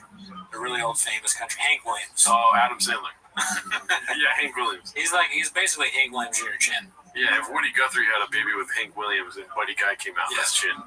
He's a little crazy right now. He's an outlaw. So sorry if that offended you. Cool story, bro. Yeah. He was Baja mode. This one's posted by Chin's Second Balcony. Good to see him back. It's called Papa Describes Himself. It's weird to me, like, I'll post my drink, and some people like, oh, my TRX or my Raptor beat the shit out of yours. I'm like, you dead Henry Ford? Yeah, I'm sorry, I'm confused. Is your dad Henry Ford? I'm sorry, did you build the truck? Yeah. Oh, no. You just paid a mechanic to do it? Yeah. I don't care. This is it. You better Google that. Is it? Do we have to do that? Your Dodge Demon is not beat. Do we have to do it? Was it 1,200 horsepower? Yeah, it's tuned. No. Yeah. And that's the thing car you've ever been. No. My Dodge Demon will beat it, and I'm actually going to race it. That's adorable. My Dodge Demon. No one knows better. Okay. I mean, he's a living doing it. But he's one of the best. Yeah. And when you have, what's he doing? Why would you wipe your arm? Maybe he's got food on his arm. Yeah, he probably got mustard on it or something. I think what I like most about that clip is that a new line is born. Like, now we can drop whenever we want. If we're going back at each other, we can go, is your dad Henry Ford? Deliver it like that. That's a good line. So remember that. Don't forget it. Yeah, 1 second. Did you spill some some hot Cheetos on your arm or something like that? Tapatio, dude. We already watched this, so let's not do this one. This one's posted by Busy Middle 8108. It's called Schnoz was on the good shit on the podcast today. So basically the earlier clip we watched, but let's see. Yeah, this is what here it goes. Yeah, it's so different from what it goes on. Well, it's very different when he's doing his actual stand-up versus when he does the roast stuff. His stand-up is really, really awesome. And that Cam Patterson guy I saw him yesterday with Nick. Oh, he's so funny. Yeah. Oh, yeah, so Nick got me tickets, him, his girlfriend, and Kev from Golden Hour. So we went there, and we saw Cam Patterson. I saw him also just do little clips on Tony. Yeah. So I was like, okay, his drum bit, but his actual headline thing is good. It's like really good. What happened? The racial clips he does. Oh, yeah. Because he looked at this guy and he's like, look, homie, I like you. You're good with me. We're friends. If I told you right now, you got a 30-second pass, you could say the N-word. Go for it. Don't do it. And the guy looked at him and he goes, I don't want to do it. He goes, good, because I can kill you. And he walked away. And people were just dying. But yeah, David's so the man. Raw. Yeah. I also bumped into Bobby Lee last night. Oh, you did? Yeah, gave him a big hug. Dude, Cam Patterson stole one of my jokes. I don't ever want Shanaz to describe me like that. No. He's so raw. Be cool, Shanaz. I wanted to bring attention to just one thing right here, dude. Brian Callen's living the life right now, dude. Oh, cool story, bro. You're saying something? I'm gonna take my magic mind real quick, dude. What the hell? Ooh, you saw that little bump he gave? Yeah, we want a Magic Mind sponsorship, dude. Yeah. If it can help Brian Callen, dude. Look at this. Look at how good he feels. Ooh, it's a good fucking electric. Laughing. It's a good life. It's a good life. Yeah, man. Look at these. He looks really happy after that. Yeah. Magic Mind might be where it's at, B. Damn, dude. We gotta get on that shit. Stat, daddy. Call us up, Magic Mind. We want to look good. Oh, is your dad Henry Ford? So. Okay, this one's Lumbamba Zero. It's called Skits and Bits. Let's see. I'm not saying it's a bad thing. I guess I'm just trying to get you to tell me, how did we get from there to here? What's your best guess? Some of that is, in hindsight, how Dana talked about him at times. So now Dana right now is saying a lot of things like, I always stood up for him. I don't know if that was always the case, right? I think sometimes when it comes from the top like that, you sort of go, okay, this guy's great, but how many chicks you fuck? Who's watching? How many so to speak. But it makes sense perfectly, right? But how many chicks you fuck? Who's watching? How many pay-per-views can you sell, so to speak? That's so funny. That's so good, dude. It's like either one of us, when one of us thinks the other one is being serious, and then we drop it, we're like, it's about how well you can sneak it in, right? Because sometimes it's overkill. I'm just like constantly saying, ever heard of it? But then every once in a while you don't see it coming. Like earlier on the show when you were like, and I checked, and it was actually absolutely right. I did not see that coming, dude. It's an art, Mm-hmm. We're learning, we're trying. Speaking of art, we got an old fucking clip back in the chef, dude. I don't know how to talk anymore, dude. Clip back in the chef. This is posted by Toronto Rapture. It's called Tom About a Nordstrom Rack Mechanic B. What's up, fam? He's slowly turning into the Island Boys, dude. What's up, fam? Oh, dude, we gotta start doing vlogs where we started like that. What's up, fam? It's hot out here. I got my chain on. I'm an island chop on Ozempic. What's up, fam? Out here in the streets doing the Lord's work on this Humvee. It is so goddamn hot. Anyway, we're getting a million questions. When will the winner be selected for the Raptor R Killer? It's soon. It's super soon. We have to use a third-party source. A law firm selects the winner. So they go through everything, make sure there's no funny business. So my brother can't win. The baseball dad can't win. Anybody who has connection to me can't win. Thank God Brian Callen can't win. He doesn't know what he's doing. We have connection. So they said 5 to 7 business days. It's not in my hands. They'll select 5 to 7 business days that ended on 31st. Then we had a holiday on Mondays. They're doing Tuesday, Wednesday, Thursday, Friday. Get the weekend, Monday, Tuesday. So early next week, the winner will be notified. And good luck to everybody. Can't thank you guys enough. We're already starting on the next giveaway. This thing's even more crazy. So I'll have some news for you soon. But whoever wins this truck, I will see you soon. Oh my God, that's kind of threatening. That was a threat. Yeah, he he's gonna kill me. Oh, fuck. No, so I don't think we're connected to him at all, right? I hope not, because I want to win the truck real bad. But you know what that clip reminded me? It reminded me. I think you probably remember. Do you know what I'm thinking? 30X entries? No. That what it reminded me of was the Tito Ortiz thing where he's like, we're open every Monday through Thursday, 12 to... It doesn't make any sense because, like, the times are wrong. And then Bob accounting, he's like, so that's a Monday, that's a business day.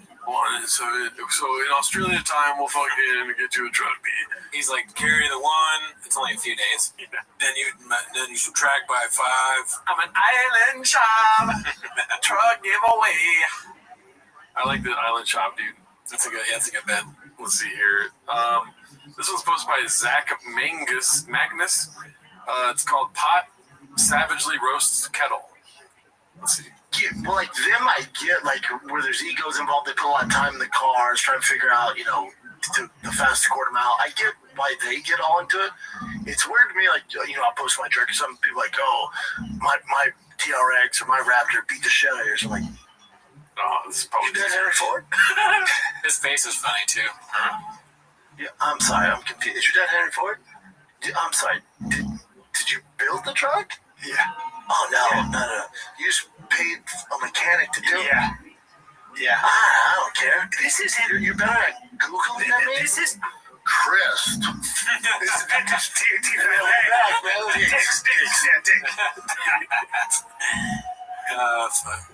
Maybe more thoughts on the Henry Ford thing? No, I mean, it's a great line, and I'll try to remember it. But just at the very end, throwing in greatest hits is Chris. Like Deeks. Yeah. You're funny. Digs. This one is posted by Competitive Use 7107. No title needed. Deport Californians make Austin great again. Outside of an HEB, dude. You see this? Thank him. Right? Yeah. This next one is another reheat posted by Confident Search 8648. He really was bad at comedy. I would think showing Brendan's vagina on this podcast would demonetize. Don't you think YouTube's going to demonetize that we show the vagina? I don't think so. It's kind of a woke movement. You don't know my pronouns. Yeah. All right. The silence, dude. Just the complete silence. That's so funny. For the vagina? I don't think so. It's kind of a woke movement. You don't know my pronouns. This guy doesn't move at all for so long. He looks like 1 Mississippi, 2 Mississippi. How many Mississippis before? Do you want to see? Man, you don't know my pronouns. 1 Mississippi, 2 Mississippi, 3 Mississippi. Yeah. No. Who says yeah? The guy next to him. Okay. He's trying to help. Yeah. How he's like, nah. Oh. How are we looking like a smart Joe Rogan?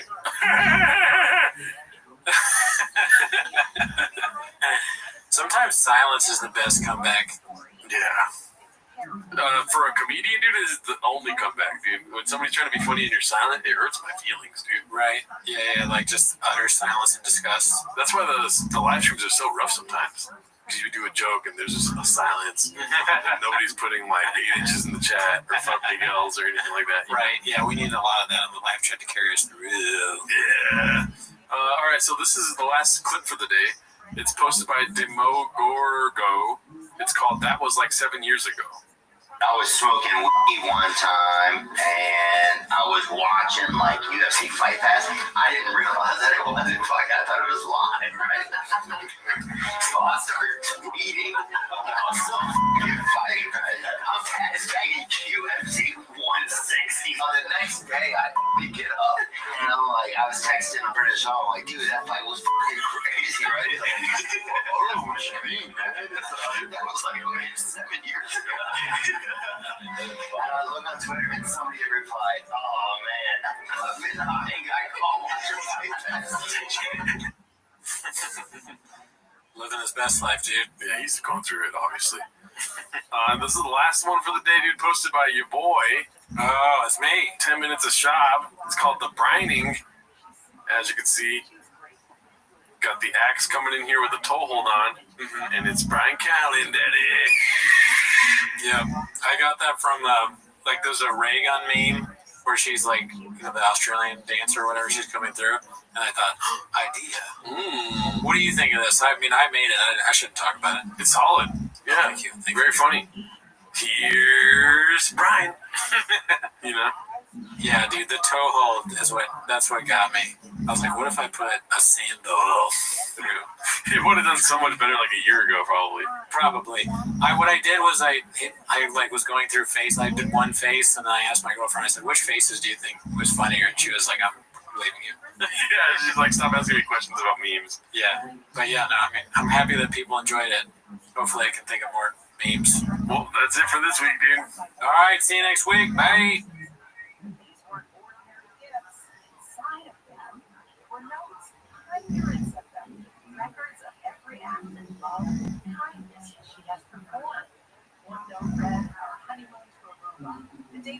It's now on Netflix. Come to my truck. Milk me my body. Walk me tonight. Tomorrow was paying your life. It's now on Netflix. My truck won't wait. When I first saw you with your sweaty pity, my dick was juiced up, my drug flipped over.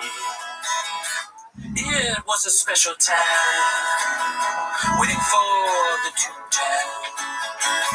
Now that you're here, the time is here at last. It's now on Netflix. Walk to my truck. Come with me, buddy. Milk me tonight. Tomorrow was pay your life. It's now on Netflix. My truck will wait. One take. Stop by my favorite time of the week. When you get near Papa, try to speak. Release surprises today. Better watch 10 minutes of shop. Welcome back to 10 Minutes of Shop. Thanks for tuning in. As always, join the Patreon. We watched Chris D'Elia's new special, Grow or Die. Allegedly. Yeah. It's a secret. Keep it a secret. Yeah. Join if you want to see it, because it is behind a paywall. Ever heard of it? Yeah. But that's really not why they're here, though, right? No, not really. I don't think so. We also do lives on Wednesday, though. Wednesday at 8 p.m. Join us for a live. We recently did Joe Rogan's comedians tier list. Oh, yeah. That's where we took all the comedians, or most of the comedians that have been on Joe Rogan, the JRE experience, and we put them on a tier list. Yeah.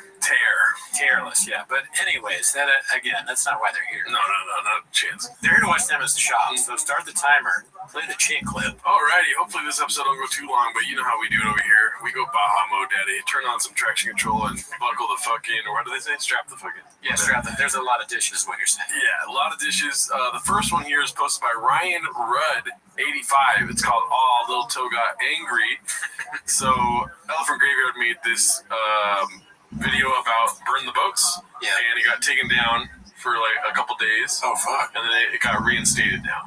Oh, I missed that. I mean, that video, that was savage. Far. Yeah, I really enjoyed it. That's crazy. So he got it taken down by what? Ben Pixels? I'm assuming.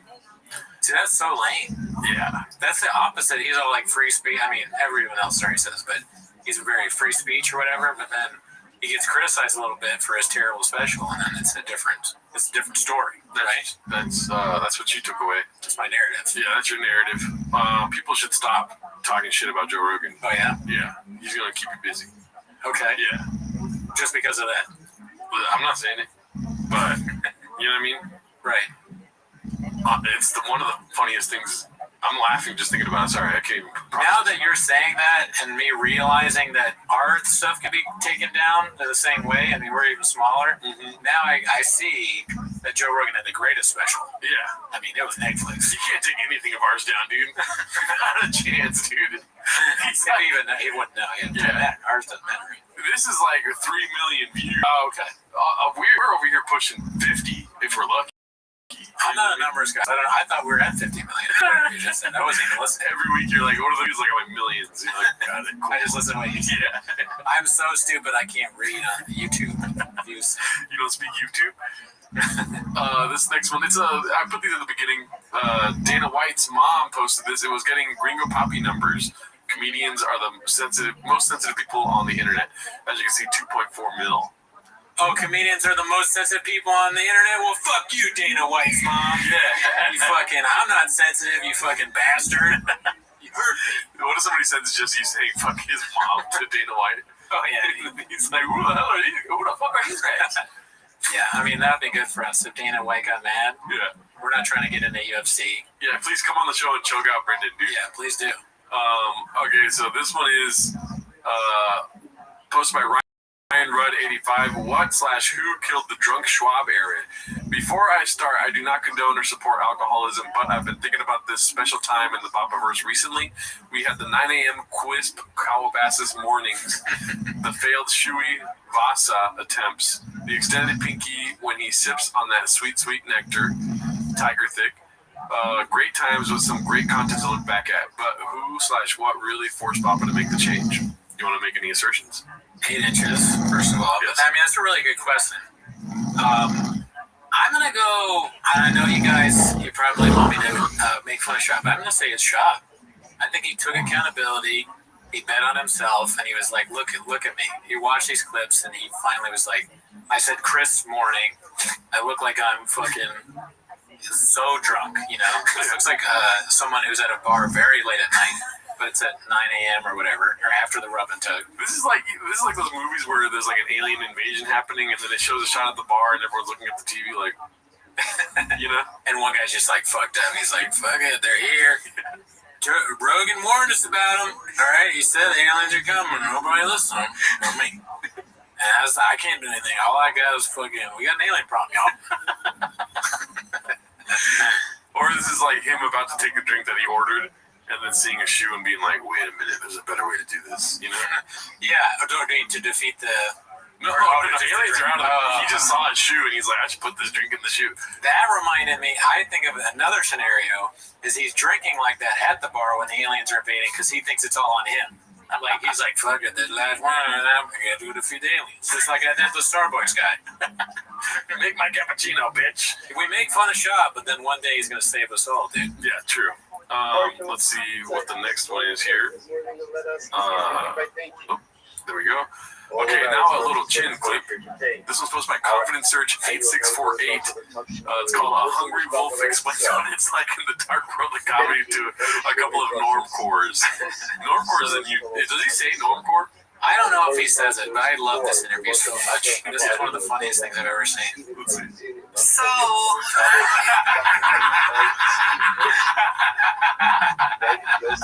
Yes, play it again. So... It's like he's speaking in auto-tune right there. Dude, how is this cool now? Like, this is insane. We've had to eat people telling us things are cool that are out of control. Nothing more than this. A guy that talks like, so. It's like, come on, man. What are we doing here? Oh my god, and look at who he's wearing. Yeah, the hat, the fucking weird members only jacket. He looks like he's on a boat. Yeah. So, we're planning. I've always done. I was built in the darkness of the comedy.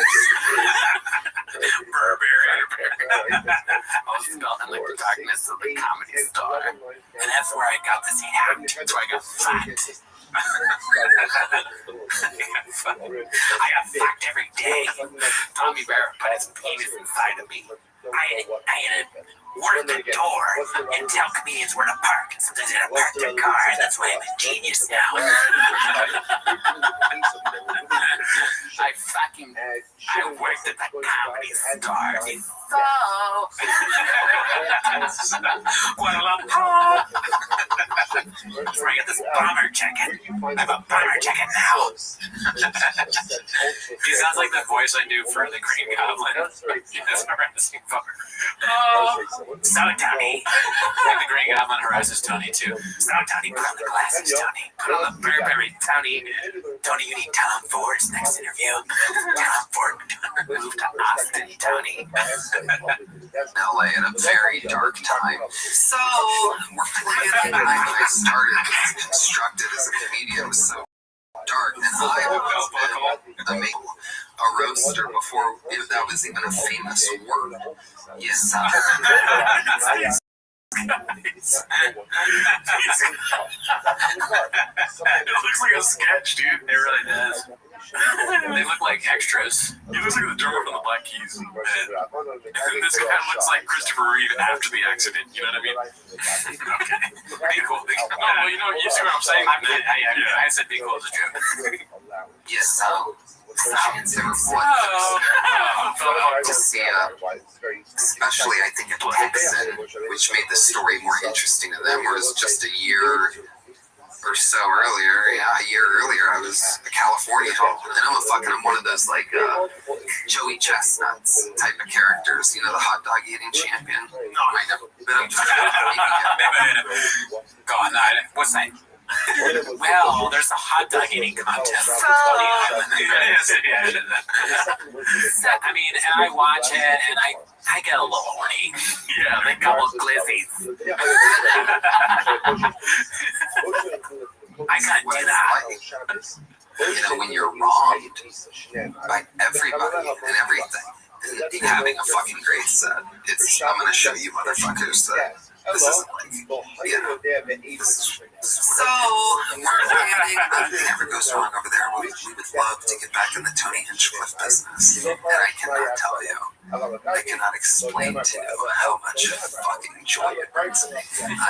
This is a fucking cautionary tale. If we ever get any kind of real success, we cannot gloat at all. Yeah. Watching this is like nailed home that point. I mean, maybe the most I'll do a post when we get to certain milestones like 10K. I'll do a post. I am not talking about how much I like it. This makes me have fear. I mean, we're so far away from success, but I was built in the darkness of the podcast game.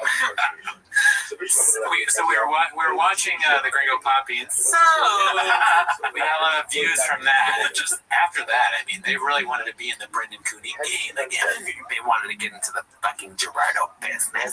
The belt buckle shit is out of control. Yeah. Because that just reminds me of when Othman was like way back when we were younger. He's like, dude, belt buckles are in. And he got like a Nintendo game, like the game controller thing. It was like a Nintendo. I was like, dude, you're gonna get so jacked for that. And I was like, I need a belt buckle. But that was when we were like, I don't know, early 20s. Yeah. This guy's in his 30s doing this shit. Now he wants to be a cowboy. But what's next, boots? Fuck out of here, dude. Yeah, fucking boots. Yeah, let's see here. This one's called Skadoosh, posted by Poncho Pete. It's a quote from Theo saying, sometimes you need to give up on people not because you don't care, but because they don't. Big great quote. Very true. Yeah. Sometimes you expect someone to be somewhere and they show up late and they're like, sorry man, I had to get this big gulp, I gotta go to the bathroom real quick. It's so good. Okay, this is posted by Organic Position 53. Is this the worst member of the Papaverse?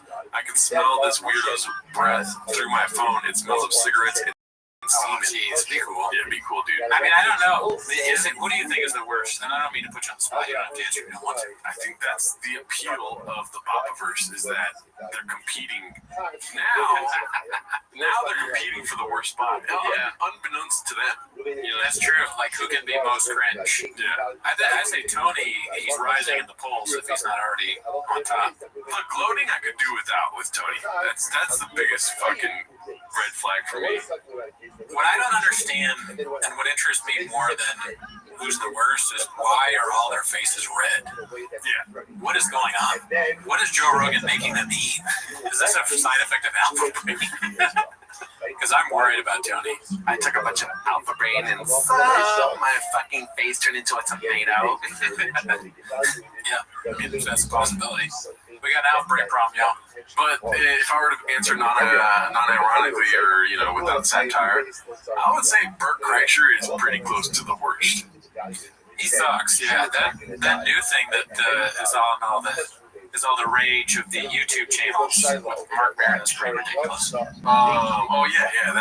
whole debacle. Yeah, I believe that Maron was talking about Chappelle or whatever. So it looks like kind of a dick move. But to say Tony's the worst, his stock is rapidly rising. I will say that when we do the show every week. It's like, he's in 18 out of 20 clips this week, dude. Yeah, well, you always got to keep the number. Oh, there we go. Yeah, he's the next one. Here we go. It's posted by Mountain Pepper 3586, Tony Hinchcliffe, inventor of the concept of the roast. Let's see. I've always been a maker funner of people. What do you think about that? I mean, I do shit like that all the time. Yeah. I mess up and say too much of the word or the full phrase instead of what it's supposed to. So, he's always been a maker funner of people. Hey, that's fine. Yeah, see, this is something that'll be brought up after he makes 80 other fucking colloquialisms that aren't real. Oh, okay. I mean, so there's many. Okay. It's gonna happen where he's just this is the Shoppanese speech. Maker funner of people is starting to head towards smartest tool in the shed territory. Okay, but I like it. No big deal here. A roaster before that was even a famous word. That's ridiculous. Mitchell Ryan. I don't know. A roaster before that was even a famous word. A roaster before that was even a famous word. A roaster before that was even a famous word. I mean, yeah, the roast has been around for a long time. Dean Martin, have we ever heard of that? That was like the Dean Martin roast. I don't know what Tony's talking about there. Yeah. I mean, that's what my parents called sex growing up. It's like, I'm going to roast your mom tonight. Yeah. I try to be funny, but it just was so not funny. It became funny. Yeah. My reaction to it, I think. You fucking gross bastard. What do you think this clip's about, dude? Icarus Lives. They gave a hungry wolf a chance. That sounds like another Hinchcliffe clip. Let's see. They also studied the way gay and straight people talk. Nice to meet you. I drive a Hellcat Charger. Sounds straight to me. And it's straight. And if you only knew, I'm about to spill the beans on these they don't even know. Damn, Leslie Stolby, cool. Yeah, dude, what the hell? What are you doing? That was a great clip. This one's Icarus Lives. I watched it 3 times. Hopefully it doesn't get gadooshed because it is footage from The Matrix. But if it gets gadooshed, sorry. This is the world as it exists today. I got to rest talk some ladies before you die. I must say, I thoroughly enjoyed your live comment. Oh, thank you. What? Dude, this fucking grifter. Huberman, the Huberman lads, get the fuck out of here. Fuck this guy. Scientifically, your special was hilarious. I really enjoyed all the great jokes in it. That's my favorite. What was your favorite joke? Oh, you know the one where you're talking about being a comedian and all that? You wouldn't have an example. The way that you question your homosexuality is very enticing to me. The only 3 times. I watched it 3 times. 3 times? Yeah. Oh my God. This is 3 times, dude. I don't think so. That's crazy. That would be crazy to say about almost a good comedy special. Yeah. I watched the Adam Sandler special, and let me tell you something. I'm probably going to watch it 3 times, Daddy. Really? Yes. Okay. I'm excited to see it. I don't mind being redacted on airwaves, as you guys all know. That special, dude. Nice. It is a cinematic event. Well, it's good to hear that there's good stuff too. We watch a lot of stuff that's blockbuster. I'm happy to hear that something Netflix is out for people to consume. And we're going to be reviewing it this week. Oh, hell yeah. So check on the Patreon and see what I think. Let's see here. This one's called Slow Joe Better Keep an Eye on Mr. Gimme Gimme, posted by CJK610. It's the famous meme. Great meme. Never seen it. Yep. Thoughts? I mean, I think this is the cats having a little bit of fun. I doubt there's anything there. Hopefully not. I pray to God there is. I'm just kidding. Because I always want my boy to get his neck wet. This one's posted by Appropriate Duty 930. It's called Rogan Buried Greg. Okay. Rogan buried Greg's son's Taekwondo junior black belt. So let me know if you want to pause it. I know you like Greg Fitzsimmons, so he's a great guy. My son, he was having trouble when he was in preschool. He was biting kids. He was like crazy. And so the teacher said, there's this place called Marina Taekwondo in Venice. Great program for kids. So he started preschool and he went all the way through 8th grade. He got his black belt, his junior black belt. And it changed him. Fucking changed him. He became disciplined. It calmed him down. You know, like 3 or 4 days a week. When he got his black, I don't know if they always do this, but when he got his black belt, Most people would be like, wow, that's impressive. Like, well, great job for your son. Joe's like, yeah. He's like working out the details in his mind. I know karate. Skeptical hip eyes. I know Taekwondo. I think your son's a bitch. I'll fuck your son up, dude. Actually, people don't get 8th grade black belts. Yeah. How much alpha brain is your son taking? This is exactly where it's going to go. Really? He had to do, certain, what do they call katas? Is that the? Depends on kata's a Japanese word. Yeah, he was. I think he did just katas, and then he had to break some boards, and then he had to do whatever, and then he had to fight 2 black belts, like at the same time, and he had to go like 3 rounds at the same time. They fucking sicked him on him, and Mr. Keith Jones, shout out, and it was tough. And It's like he's so happy for his son. You know what I mean? Greg Fitzsimmons is a small guy, but he seems like kind of a badass. Like, he tells stories about fights he was in college. So his son is the apple doesn't fall far from the tree, right? Smartest tool in the shed. Yeah. They came out and he started crying, and Mr. Jones sat him down. He goes, "You need to get back in there. You're gonna finish this." And he went in and he wiped his tears and he fucking finished. And then he got his black belt. It was badass. Yeah. How old was he? We started kindergarten. So this would have been in like Trust the 6th or 7th verify. grade. It's kind of crazy to give a kid a black belt. Yeah. Little kids. Yeah. This is not real. Yeah. Your son is like Different schools have different requirements and different belief systems when it comes to that. But somewhere along the line, that's where the term McDojo comes from. Somewhere along the line, they developed these strip mall karate places. Like McDonald's, I'm thinking like it's like a Mickey. Oh, it's like a big mansion, big dojo. I mean, he already said like he was disciplined after going. It's like that's the whole goal of him. He's not trying to become Alex Pereira, dude. Yeah, he's just complimenting his son's change. Yeah, positive. He's fucking Nick Rogan over here. I know, right? Make a podcast, dude. They would graduate children all the way up to black belt, and they would also they made it real easy for you to do it where you didn't spar. Taekwondo. I quit Taekwondo. I think most people. I used to have I tried this before. I'd be like, Taekwondo. Do you know what that means? That's Korean for I quit. Because everybody quits. Yeah. Most people don't get black belts like Greg Fitzsimmons.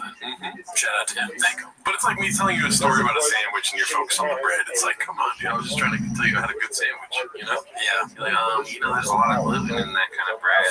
It's like, dude, ruin the same story. Yeah. I ruined the sandwich for you. Yeah. I wouldn't eat sourdough with turkey breast. This is posted by Big Shoots. It's called Coffee Business. How did that go? And I didn't know he had a Black Rifle Coffee Company flavor, Big Brown. What? Yeah. I can't imagine that sold very well. Black Rifle was like, what are we doing here, dude? Yeah, someone got fired. Yeah. Abbott Kenny Fight Club on his shirt. He looks so fit right here, dude. Yeah, that's back when I was going to Venice then. Roll. Yeah. This one's called You Should See Your Act, posted by Icarus Lives this week. A lot of Joe Rogan, dude. So let's see what this is about. Billy's blown outward. Like, it's blown out. Now, I'm obviously not a fucking bomb expert, but I talked to one. Shitty your act, shitty your act, shitty your act. And I fully support your right as an adult to do whatever you want that makes you happy. I believe in freedom and I believe in love. But I also believe in crazy people. Here's the thing. That's so cool. That's out of the equation.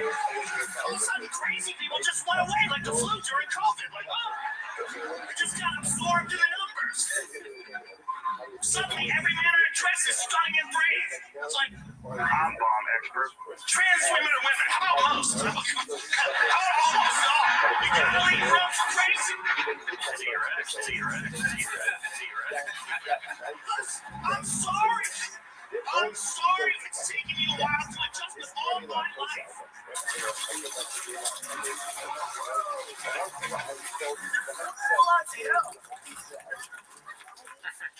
I went pretty hard on Norman on the live, but that was funny. Yeah, that was good. Yeah, I take everything back I said. Yeah, when you go that hard, like you never fight back. I'm like, the last thing I want to say is I found him funny before, and then I feel you're gonna stab me to death, dude. Yeah. Well, that's just because you're weak. It's because you enjoy life too much.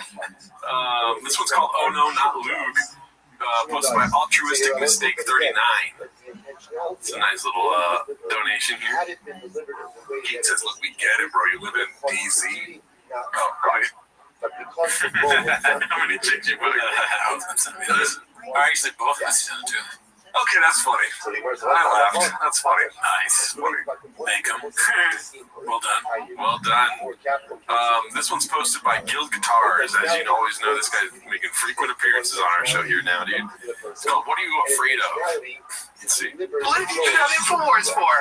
Mostly talking about free speech. I think that's one thing that is critical in alternative media. Is the fight that's a frontline issue for me. Yeah.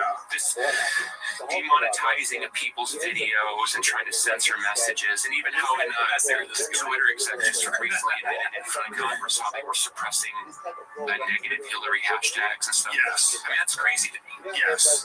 I think so too. You're manipulating people's ability to feel exchange. So as an artist, I think our democracy is better for it. And that includes people who say things that I don't approve of or like. I'd rather have them say it than not say it. I agree as well. I think it's very important that if people do say those things that you don't approve of or like, that other people express why they don't approve of those things or like them. And the only way that happens is if you hear the initial thought. I agree. If you're so sure of an idea, what are you afraid of? Why can't that idea not?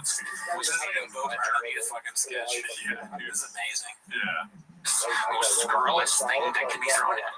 Yeah, it's one of the more uncomfortable things about people on the left today is this newly embraced idea that you should be able to suppress ideas so you don't agree, suppress ideas so you don't agree. It is terrifying. I agree. Oh, really, dude? I knew it was coming. I haven't seen it, but I knew it was coming. Dude, that's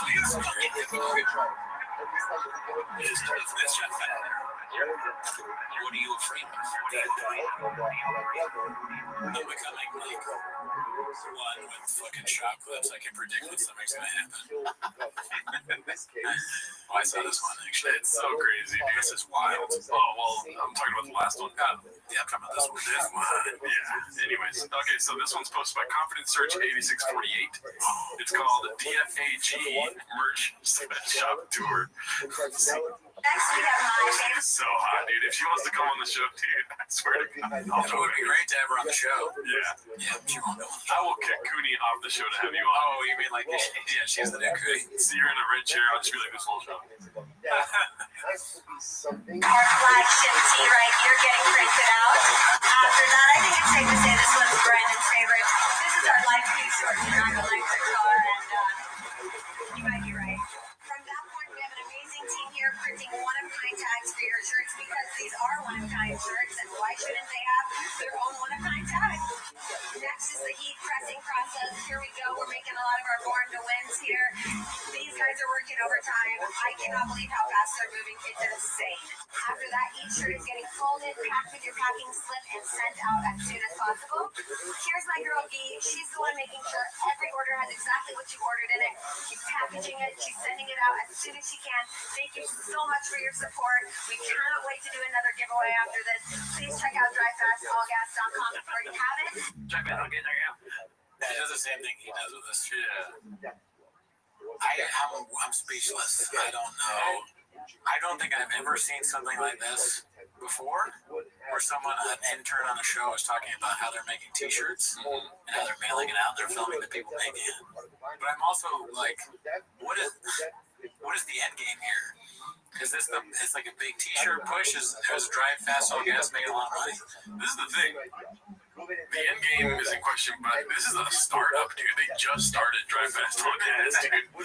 Town was doing terribly. Yeah. And now they're doing Drive Fast All Gas, starting out with a giveaway of a truck. Right. Yeah, a whole truck, which is seems expensive, but why are they making all these shirts? Who's buying these? Who are buying these shirts? What dirt does Baba have on like a billionaire that they're just like, please don't let that come out? And then he's like, I mean, give it away. You know? It really does have the energy of a very rich child who can do whatever he wants. And he just is like, oh, T-shirt company, oh, shirt design, oh, like juice. I'm making juice now. I'm selling whiskey. I'm doing like all this shit. I got a Brendan job at Antimal on the way. You ever have a friend like that who's a rich kid who's like, yeah, I'm starting this business. It's like we sell popsicles on the beach. We're gonna be big. Oh no, I never had that. Specifically that. I'm like, okay, popsicles, right? I mean, everyone likes a good popsicle, right? Great idea. This one's another Bill Guitars. This one drags a little bit, but we'll watch it. You know what I mean? Yeah, I know comic books, man. I grew up on that shit. So let's see. In 1981, DC and Marvel published Marvel Treasury Edition number 28. Spider-Man, Superman, Dr. Doom's in the background. Mr. Doom. Oh, yeah, sorry. Mr. Doom and the Parasite.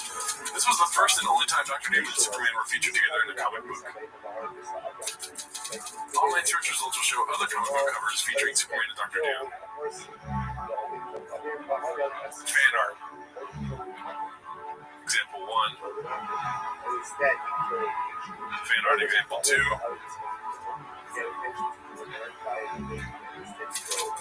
However, these are examples of fan art and are not real comic books.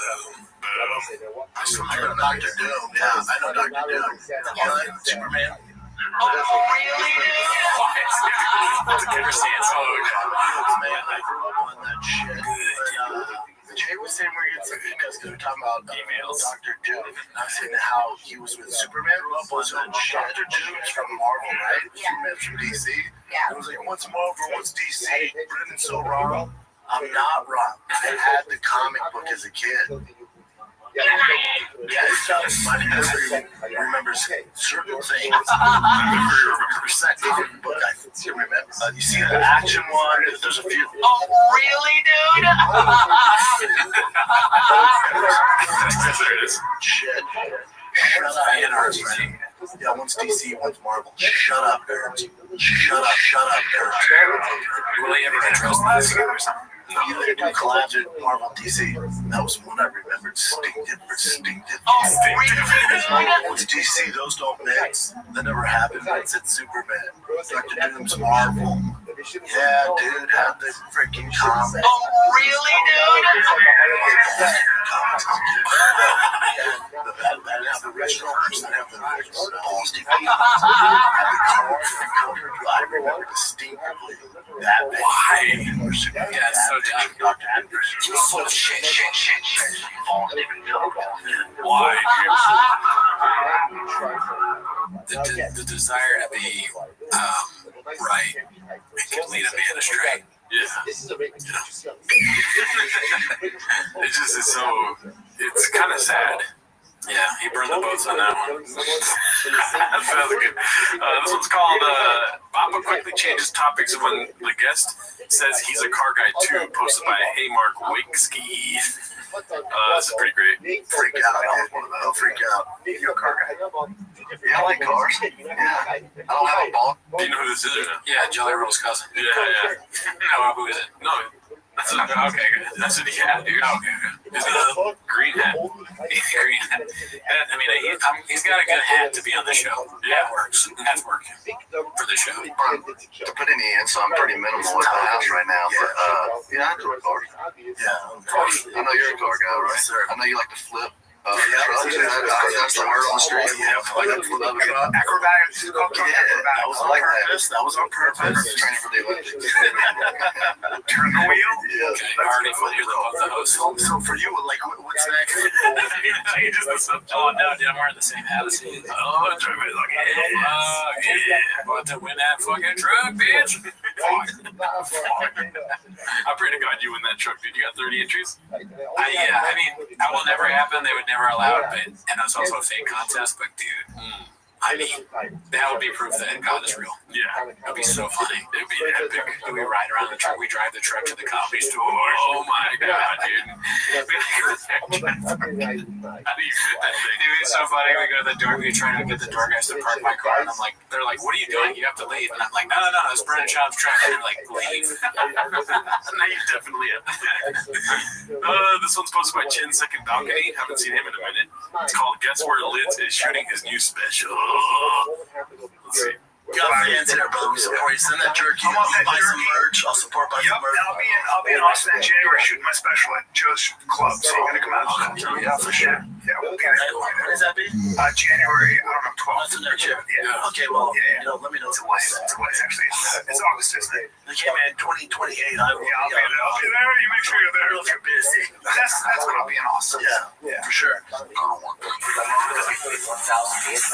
This last part is like excruciating on the ears. Yeah, okay. Ready?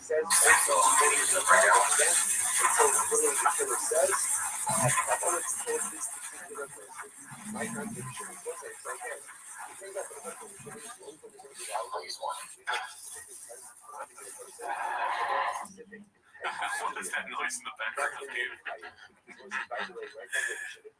But are you going to be going to Austin in January, Daddy? Oh yeah, I gotta see Brian's special. I'm down to go, but I feel like we need to get like fake mustache glasses. Okay. You know, When in January, they say. I mean, come on, dude. It's like 2028. Yeah, you'll be an option, dude. I don't know. We gotta keep our eyes out, though, dude. This one's called Papa Destroys the Haters in the Comments, posted by Haphazard. It's a strange thing. It's so weird how he just watches his own content on his own show. Right? Yeah. You should watch like 10 minutes of another comedian at least. Yeah. There's so much. Just watching himself. Spot on, Arnold. It's the only impression I have. It's so funny. It's so funny that he's like spot on Arnold watching himself. And then he's so used to people being like, well, then do it for me then. And so he was like, oh, they want it. Now that I said it's spot on, they want it, dude. Do it! Man, that's exactly what's going on. Every night, pinches. Come on, kill me! It's not even that good, dude. Yeah, that's not good. But for him, I'm surprised he can do anything. So yeah, spot on. Comic books. How did that go? I'd love to see Schaub do impersonations of people. Yeah. Impressions. That would be great. He goes, turn on the radio. Mock, yeah. Love and Dumber. Oh, Mock, yeah. Ink, yeah. Bird, yeah. Oh, it's been so long. Yeah. Man, they're forced to chat the day away. I love it. It's so slow though. I mean, that's not what they're for, right? Military, they're not trying to have 500 horsepower. But I got some plans for that thing. I got some plans. It's a work truck. I'll put some Drive Fast logos all over it. Put that Polaris on the back, take it to the practice track, take it to the races. That's the plan for it. It's so slow though. It's frustrating. BR87__. You gonna flip it? Oh, dude, that's so original, man. I never get that comment. It would be literally impossible to flip that thing. You cannot do it. Yeah, dummy. You can't flip it. It's so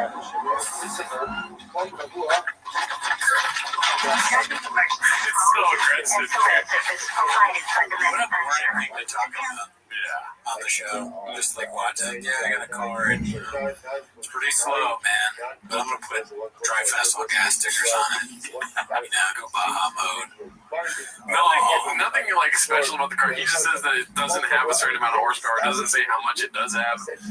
Yeah. So even a car guy watching would be like, well, how much does it have on the edge of his seat? Yeah.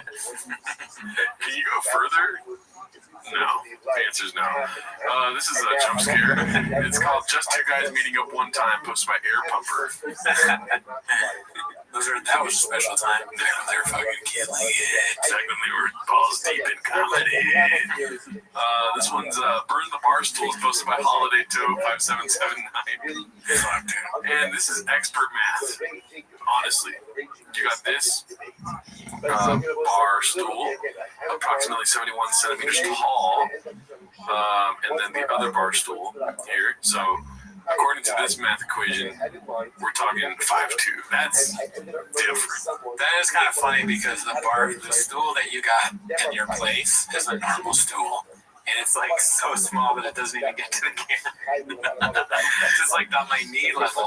So Rogan is short, yes. I went to an open mic last night where they don't have a stool, and one of the comics was like jokingly kept bringing it up, like, my set would have been better if we had a stool, you know.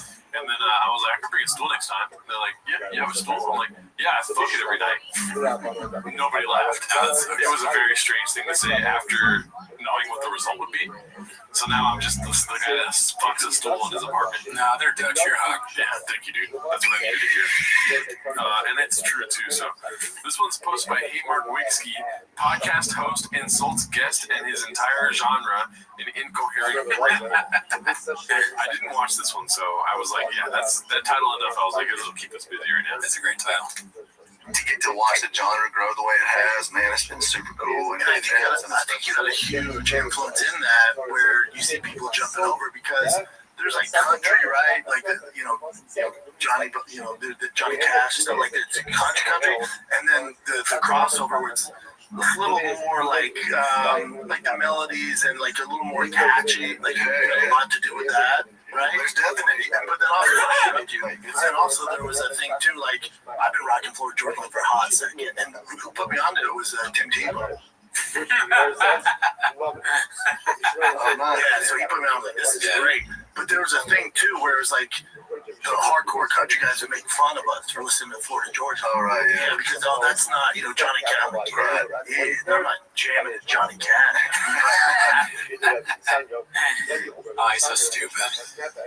Why talk so much, dude?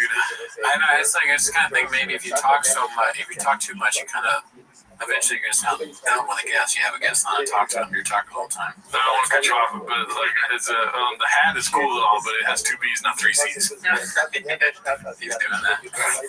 That's what he does every interview. It's such a weird place to put your guest. You know what's funny? Part of sign of the show being bad is every time we watch them interviewing somebody, they never acknowledge anything about them. Like, it's hard to tell. We're like, who is that guy? We never know because they don't say their name or what they do. It's just Brennan talking bullshit. Baja mode incarnate, dude. Okay, so this one's called Without a Doubt, this is one of the most outrageous things he's ever said. The fact that he actually made up this story and was foolish enough to share it on the podcast is one of the wildest things he's done. Where the F does he come up with this nonsense? Posted by Top Foundation 6313. I killed the dude, didn't stutter once. That was nailed it. I was preparing that whole show for that. Hammer on the head. Yep, head on the dick. Let's see here. A way to be cool, they'd make fun of me, but when recess came, I would shine, and I knew that's how I'd get street cred. So my mom, in Brokerage, my mom made her take me to Payless shoe stores, and I wore a double C records, cleats. Sure, they were the mold cleats. Dude, I wore them at recess. No, hold up. I wore them to school. So I'm walking through, everyone's making fun of me. Just going clink, clink, clink. I just went, all right, bitch. I'm about to flex on you. Yeah, I don't tell you there. Wait till. All right. I look like an asshole chemistry. We'll see what's up. Yeah. We'll see what's up. So recess came, no one had like good footing because it was like, your boy here, dude, crazy. I was Barry Sanders in the 4th grade. It might have been the cleats, but another dope thing my mom loved is because there were mold cleats, I'd wear them on black top and all over. Is they wore out over time, so I didn't need new shoes. So she was like, oh yeah, you just keep wearing those. They turned into regular shoes. Wait, so you wore run down spikes or cleats as for 2 years? Yeah. Records, yeah. But dude, when When I had traction, That's real. What are you laughing about? I mean, I don't even really understand. Is he saying that the cleats helped him like in fighting, or like he was good at sports? He played sports. Okay. So like because he wore cleats, football, he was amazing because he had cleats on. And then they wore down so that it was like a way to. Because he was wearing them at school. Yeah. It was a way to not have to get new shoes because the cleats just disappeared over time. Are you saying it doesn't make sense? Yeah. What the fuck is the matter with you, dude? I don't even know. I cut you off. Yeah, but You're the dumbest person I've ever met. what were you saying? Fair enough. I just don't get it. I don't know. I'm sorry. I don't feel good cutting people off. It feels so weird, but I'm trying to do it on purpose. No, that's fine. Big ol' op shit right there. yeah. When I had traction, though, we'll see who's laughing. Control. Anyways, yeah, that was a bad It story. would be weird if somebody wore cleats all day. At school, you'd probably get made fun of. Like, why are you wearing cleats in English class? The fucked up part is that I would believe somebody saying that if it wasn't shop. I'd be like, yeah, that's fucking weird. Like, you wore cleats all day. Or didn't you care that people made fun of you? Like, no, I was so good at football that people were like, I get it. But you can just put the cleats on when you play football. Okay, so this is Coffee Talk, Chin Second Balcony. Not gonna lie, when I saw the title, I was like, is it our podcast? Because that's all we talk about on Raccoon Oh, yeah, a lot of coffee talk. Let's see. I don't trust coffee shops with too many choices. If they're good, they got the meat and potatoes. I guess so. Espresso, you got your But that's where they make their cold money. brew. That's it. But that's where they make their money, though. But that's where they make their money. No, bro. There's no money in like giving somebody a $3 thing just brewed coffee. Oh, you guys are fucking stupid. Because you know the cheapest thing with the highest profit margin is their regular cup of coffee. It costs them 6 cents out the door. I guess. Liquid. My fucking kidneys are bothering me. Too close to home for me. I know you need to drink more water, but when you if you talk to the doctor, fluids are fluids. Like obviously there's diuretics, but if you're drinking enough fluids are fluids. You're definitely hydrated then. I don't know, my fucking kidneys, man. I thought I was got my lower back starting to down. Might be my kidneys. Oh God! What up? You know they really up. Why are they selling croissants? That's what I'm saying, buddy. Oh, come on! I like that.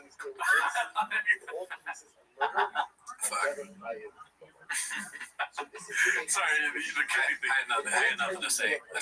None of that. I mean, about coffee. Coffee different. No, I don't think he knows how much it costs for them to make coffee. He's like 6 cents. How do you know that? But he does know a lot, so maybe. Dude, growing up, he was in coffee business. He would sell coffee out of his mom's closet, dude. Instead of a lemonade stand, he had coffee. Yeah. Making it fucking coffee. It goes cold. People don't buy it. No one wants to buy coffee. I'm doing a coffee giveaway, free espresso to 30 giveaway or 30x entries when you buy lemonade. He hands someone a coffee and he's like, "That's 30 entries for you." What? You get a big coffee at then. I'm giving away this comic book. This was posted by LT. What is that name? What does that say? L Tefler. It's called Cracked. Which this made me laugh. Let's see what you do. And when she walked you to your grandma's, it was you, your brother? Is he my brother? Yep, me and both of my brothers. Oh, so you're Yeah, 2 brothers. And you're the oldest. No, I'm the middle. So I have an older brother and a younger brother. Gotcha. And so that's the family circuit. And then this one, my younger brother got killed. Correct. Yeah. Correct. Bigger brother got What? Wild. Just listen. Shop should try a whole show where he just listens. Yeah. And says nothing. Just a practice. Yeah, but then they'll stop watching, dude. That's true. It would kill our show if that happened. Yeah. So they know what you're doing. Yeah, exactly. Correct. This one's called The Irishman, posted by Chin Second Balcony. This is pretty great, dude. There's a lot of stuff in here that we never, I don't think, we may have talked about it a couple times on the show, but it's just like, This is the reason why we do this, dude. Oh, hell yeah. Right. You know, sometimes in a movie, you don't maybe you don't know that that's CGI. But then there's a time when you're just like, the CGI, it always it's something. No, I'm not saying like the CGI in the Irishman. Martin Scorsese's new film, The Irishman. The Irishman. A few weeks ago, I watched Martin Scorsese. Fucking Martin Scorsese. Scorsese. The Irishman. The Irishman. It's like, hey, the Scorsese guy. Martin Scorsese. He's like, it's not really like Scorsese. Yeah. He's pretty good at making movies. He should make some more. Scorsese said it. Scorsese. Oh, there's Brian. It's great. These are always hilarious. I do want to endorse someone tonight. He wasn't endorsing RFK. This is a hard left turn, dude, into the rest of the clip. Okay. But, you know. I'm going to endorse this next gentleman. One of the greatest people that's ever lived. Ladies and gentlemen, Joey Diaz.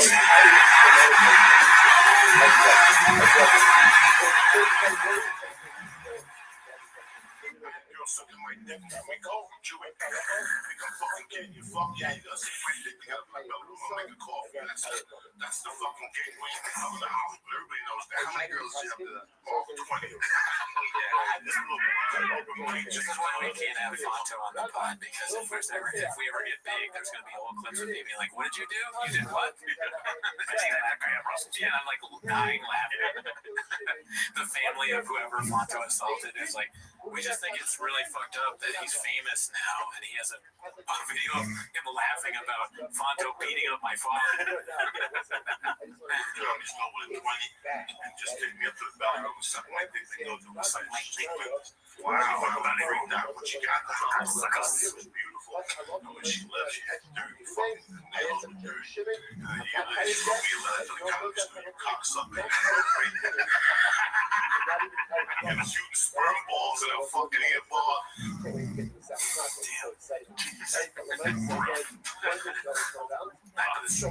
Good. What about the Martin Scorsese was the one that got me though, dude? Yeah, that's really funny. And the Irishman. It makes me believe that he actually reads. Like, how do you missay Martin Scorsese's name if you never heard it audibly? But if you're only reading it, then you get those gaffes of being like scorkikiki. I understand the reading thing. Like, if you're gonna say he reads instead of, I would think that he's reading instead of watching TV and movies. He's not really familiar with Scorsese. How to say words?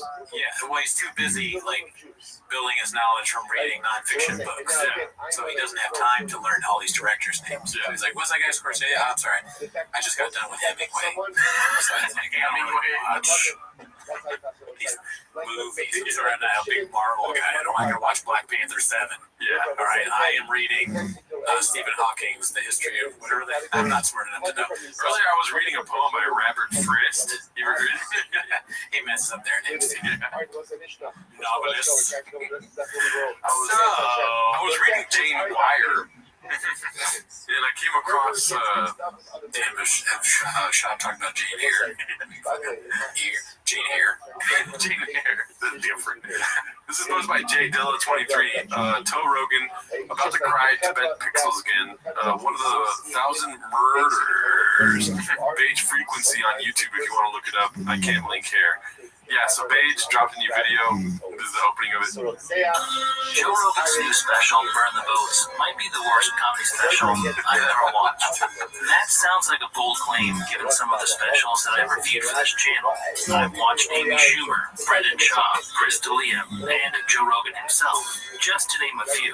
By the end of this video, though, I believe I will make the case that Burn the Boats deserves to be ranked among the worst, if not the worst special ever made. Yeah. Dude, you got any clapbacks for Beige? No, I mean, I agree. It's pretty bad. Worst special ever, though? Brian Callen, all of them are worse than Burn the Boat. Grow or Die is, I said it on the Patreon, probably one of the worst specials I've ever seen. It's almost not a comedy special because half of it is just male Nanette. Yeah. If Nanette was canceled and had long hair and was creepy. Yeah. Talking about how his dad's getting older and then he starts going, I did that. The I did that thing is the worst part, probably. Yeah, so Beige, you gotta watch Grow or Die, Diddy. This one's posted by Celery Alarming 1561. It's Papa Could Never. It's a video of Alex Pereira in a mechanic shop, it looks like. Let's see.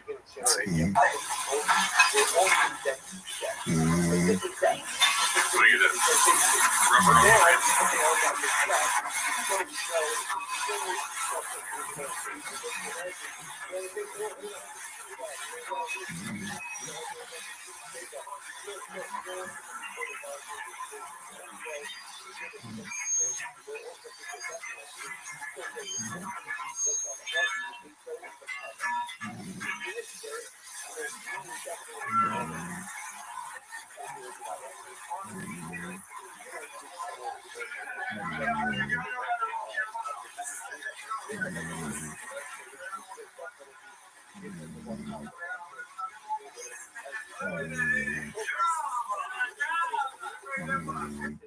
But how tall is he? Because it doesn't count. I mean, he's not. Was he? Is he 6'4"? Oh, yeah, that doesn't count. Yeah. Cool start, brother. Yeah. I think it's funny how they say champ over there. It's Chama. Yeah, I would love to be the Chama. Something about that seemed real feminine to me, dude.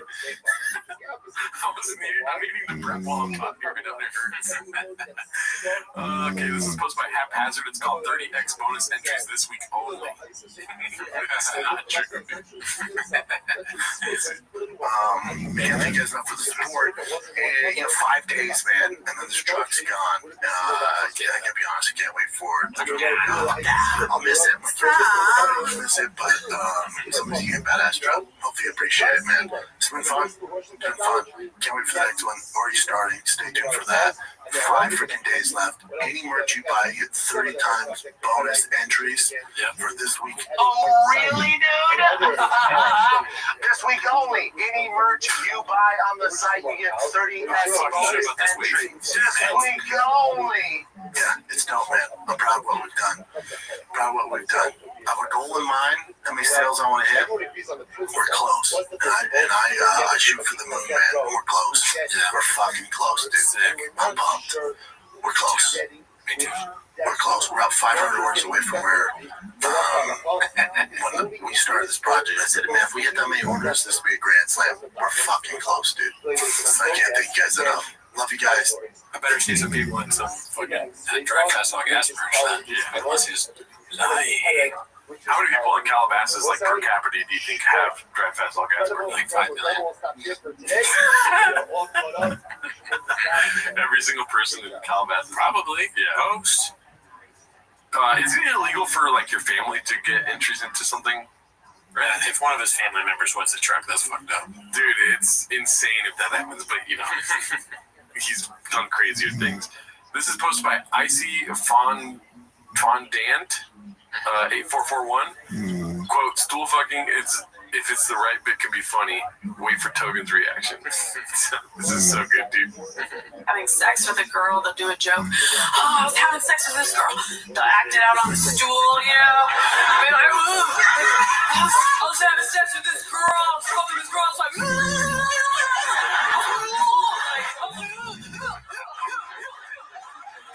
they'll always use the mic as their dick. They're like, oh.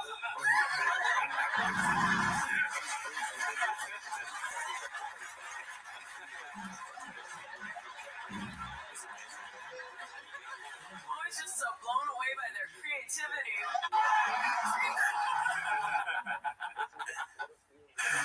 The ending is so good, dude. That's Chelsea Peretti, right? Yeah. Shout out to Chelsea Peretti. Shout out to her. This is posted by Cheese Ram. Started Baldur's Gate 3 and accidentally created this hot dog. I nearly threw my controller across the room. This is as you can see, BGL. Oh fuck. Yeah. Cool. I wish. Yeah. If I played this game, this is the character I would pick. This is great. Good job. They're painting a narrative though. They had to make that. Oh yeah. But shout out to you. This is another Guild Guitars clip. If there's more than 2 people, then you need headphones. Part 2. We didn't really see part 1, right? I don't know. So let's see what this is about. Blockbuster Video. I also listened to a podcast recently, and it was a friend of mine's podcast, and he doesn't have people wear headphones. And one of the things I tell people when you have 2 or more guests, you must have headphones because then people recognize when they're talking over each other. And this is my friends that I was listening to was not a good, and I'm calling them afterwards. I'm gonna say, hey, bro, you gotta get headphones. Do you wear headphones or no? Joey's weird. It doesn't make sense when there's 2 people. It's you and me.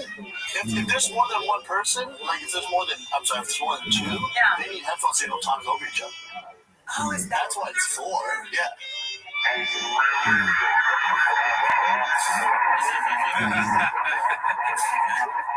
was such a. Can I have my own thoughts? Can I find it myself? How about that feeling still in? That's part of the Azerbaijan, Armenia, Dagestan, Turkmenistan, whatever it is. They all live up in the mountains. The Alps are 7,000, so they grow up living in the Alps. Oh my God. You don't want to live anywhere else. I can totally see what it is. It's like wasting a whole village to go back.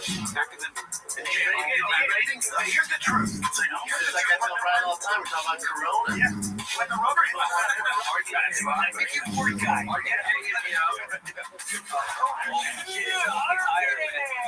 what's up, bro? Like, he was like, where you So, right? This was from, anyways, let's go shout out our great story. Let's go shout out to sponsors tonight. Manscaped, official electric trimmer. Oh, you might listen to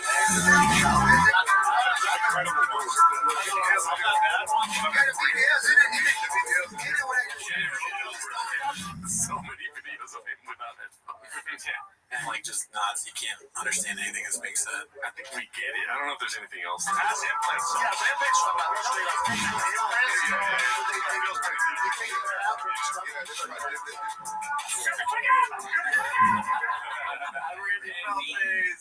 I'm so glad I didn't exit.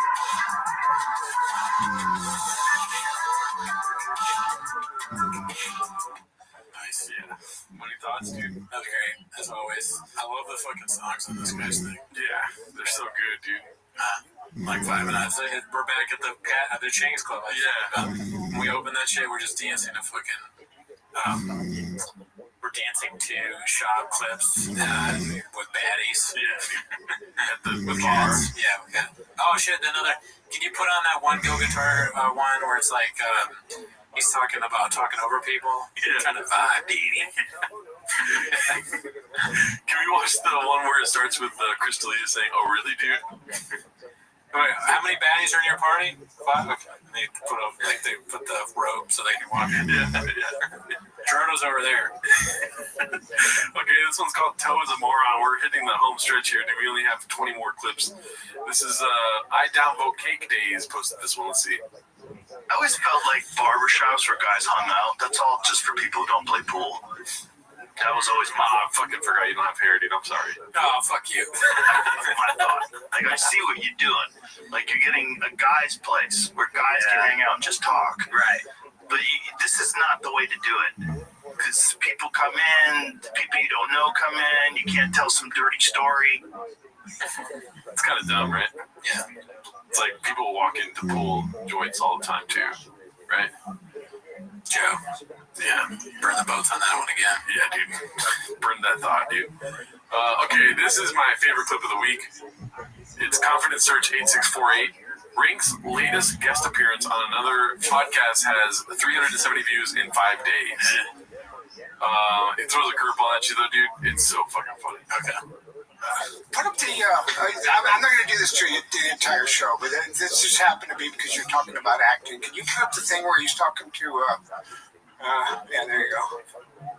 And by the way, this is not a video about cancel culture. This is not a video about I happen to. It's taken me, to be completely honest, it's taken me a while to come to this conclusion to understand this. I believe that the Me Too movement is one of the most important moments of my lifetime. Because for the first time in history, it gives women recourse against the abuse of power. And that makes the world a better place. And that is not... Dude, whoever made this is so good. Yeah, that's a really good edit. Fair play. And I believe in fair play. So hard. He looks over and says, I believe in fair play. And we live in a very strange time where anybody can make an allegation against you, and you are. I always forget. It's just fun. I see that and I go, it's good. I can laugh. I can barely watch myself usually, but that's okay. I wonder what the actual bit was, because nothing he's ever done has been funny. That's a painted narrative, Daddy. I called you Daddy like that. This one's called emojis. Just those emojis posted by EK Pyrotic Flow. We need a slur for beginners in a hobby who already bought the most expensive gear. Chops, Scoops, fucking Brenda's, fighters. Yeah, T-Fat Kers. That sounds too T-Fat K sounds like it could be a real slur. Oh yeah, but I guess that works now because we're looking for a slur. What about I don't want to say it out loud. DFAGers. Oh God, yeah. Let's see here. I'll get that part out. Confidence Search 8648. The secret weapon was weird. I got bumped by another comedian my first night at the store, and then I was the special guest, super treat the rest of the week. It was like I was the secret weapon, kind of. So I was unbumpable. Smarmy fucking. It kind of look like you should be wearing a sleeping head. Hilarious. It's not enough just to have a good show. You have to go everywhere and talk about where you came from and how great your life is now. Yeah, it's lame. Yeah, sure. We're gonna be different. We're just gonna talk about shop when we make it, dude. This is posted by Bodega Vintasetti. That's what I'm saying different, right? Is that what I'm saying different, right? Okay, cool. Let's see. So I'm saying, he's older, so it's we're the same age. Different though, right? With the miles. Yeah, I know. It's the same with miles. I've had 300 wrestling matches, 100 jiu-jitsu. What miles? Well, I think health concerns, maybe, right? I think. Shop refuses to be wrong. He's standing on business. He's just never wrong. Maybe that's his thing. It's a very frustrating tactic, right? You're bald, right? Just saying right after you're sitting. And I'm not if I wasn't, I'd be like, no. No, you got no hair under your head, though, right? Right? He'd go for it. He's like, yeah, but you're gonna be bald someday, right? What? Out of all people to claim they have a black belt in podcasting, it's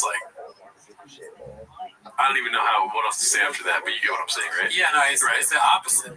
He has the opposite. He has never been to a Taekwondo class. Yeah, but that's not fun, right? Taekwondo, right? Taekwondo sucks, right? Yeah, you're right. Yeah. That's kind of yeah. Yes. Different though, right? Annoying, man. I feel annoying right now. This is posted by Haphazard. Last clip of the day. Oh shit. One of our guys, Bubba, tries his best to keep up. Let's see. Some government official just happened to be watching this. You're like, wait a minute.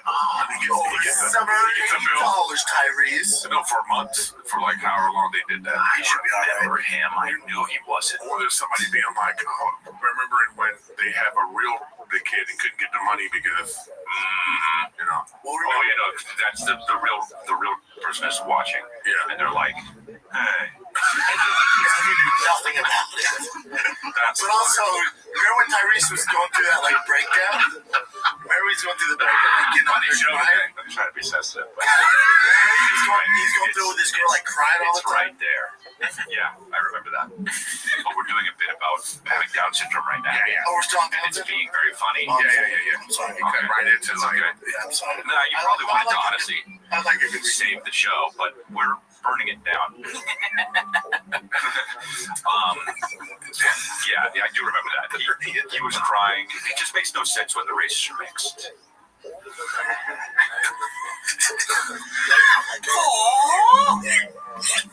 So wild, dude. Just a bad show. What's the ETA on the ending of that show, dude? Well, Shab, it's up to Shab, I think. I mean, they're going to do it for as long as they can, even if they're shutting him down or whatever the fuck. They're not going anywhere. Unless Eric gets like Montez gets like real success. Oh, really, dude? Yeah. I know Delia thinks he's coming back, but we saw his last special. He ain't coming back. Not a chance, Daddy. No. There's only so many jokes you can make about your wife going. I did that. Yeah, he's So that's the end of the show. Thanks for tuning in. See you next week. Enjoy your week.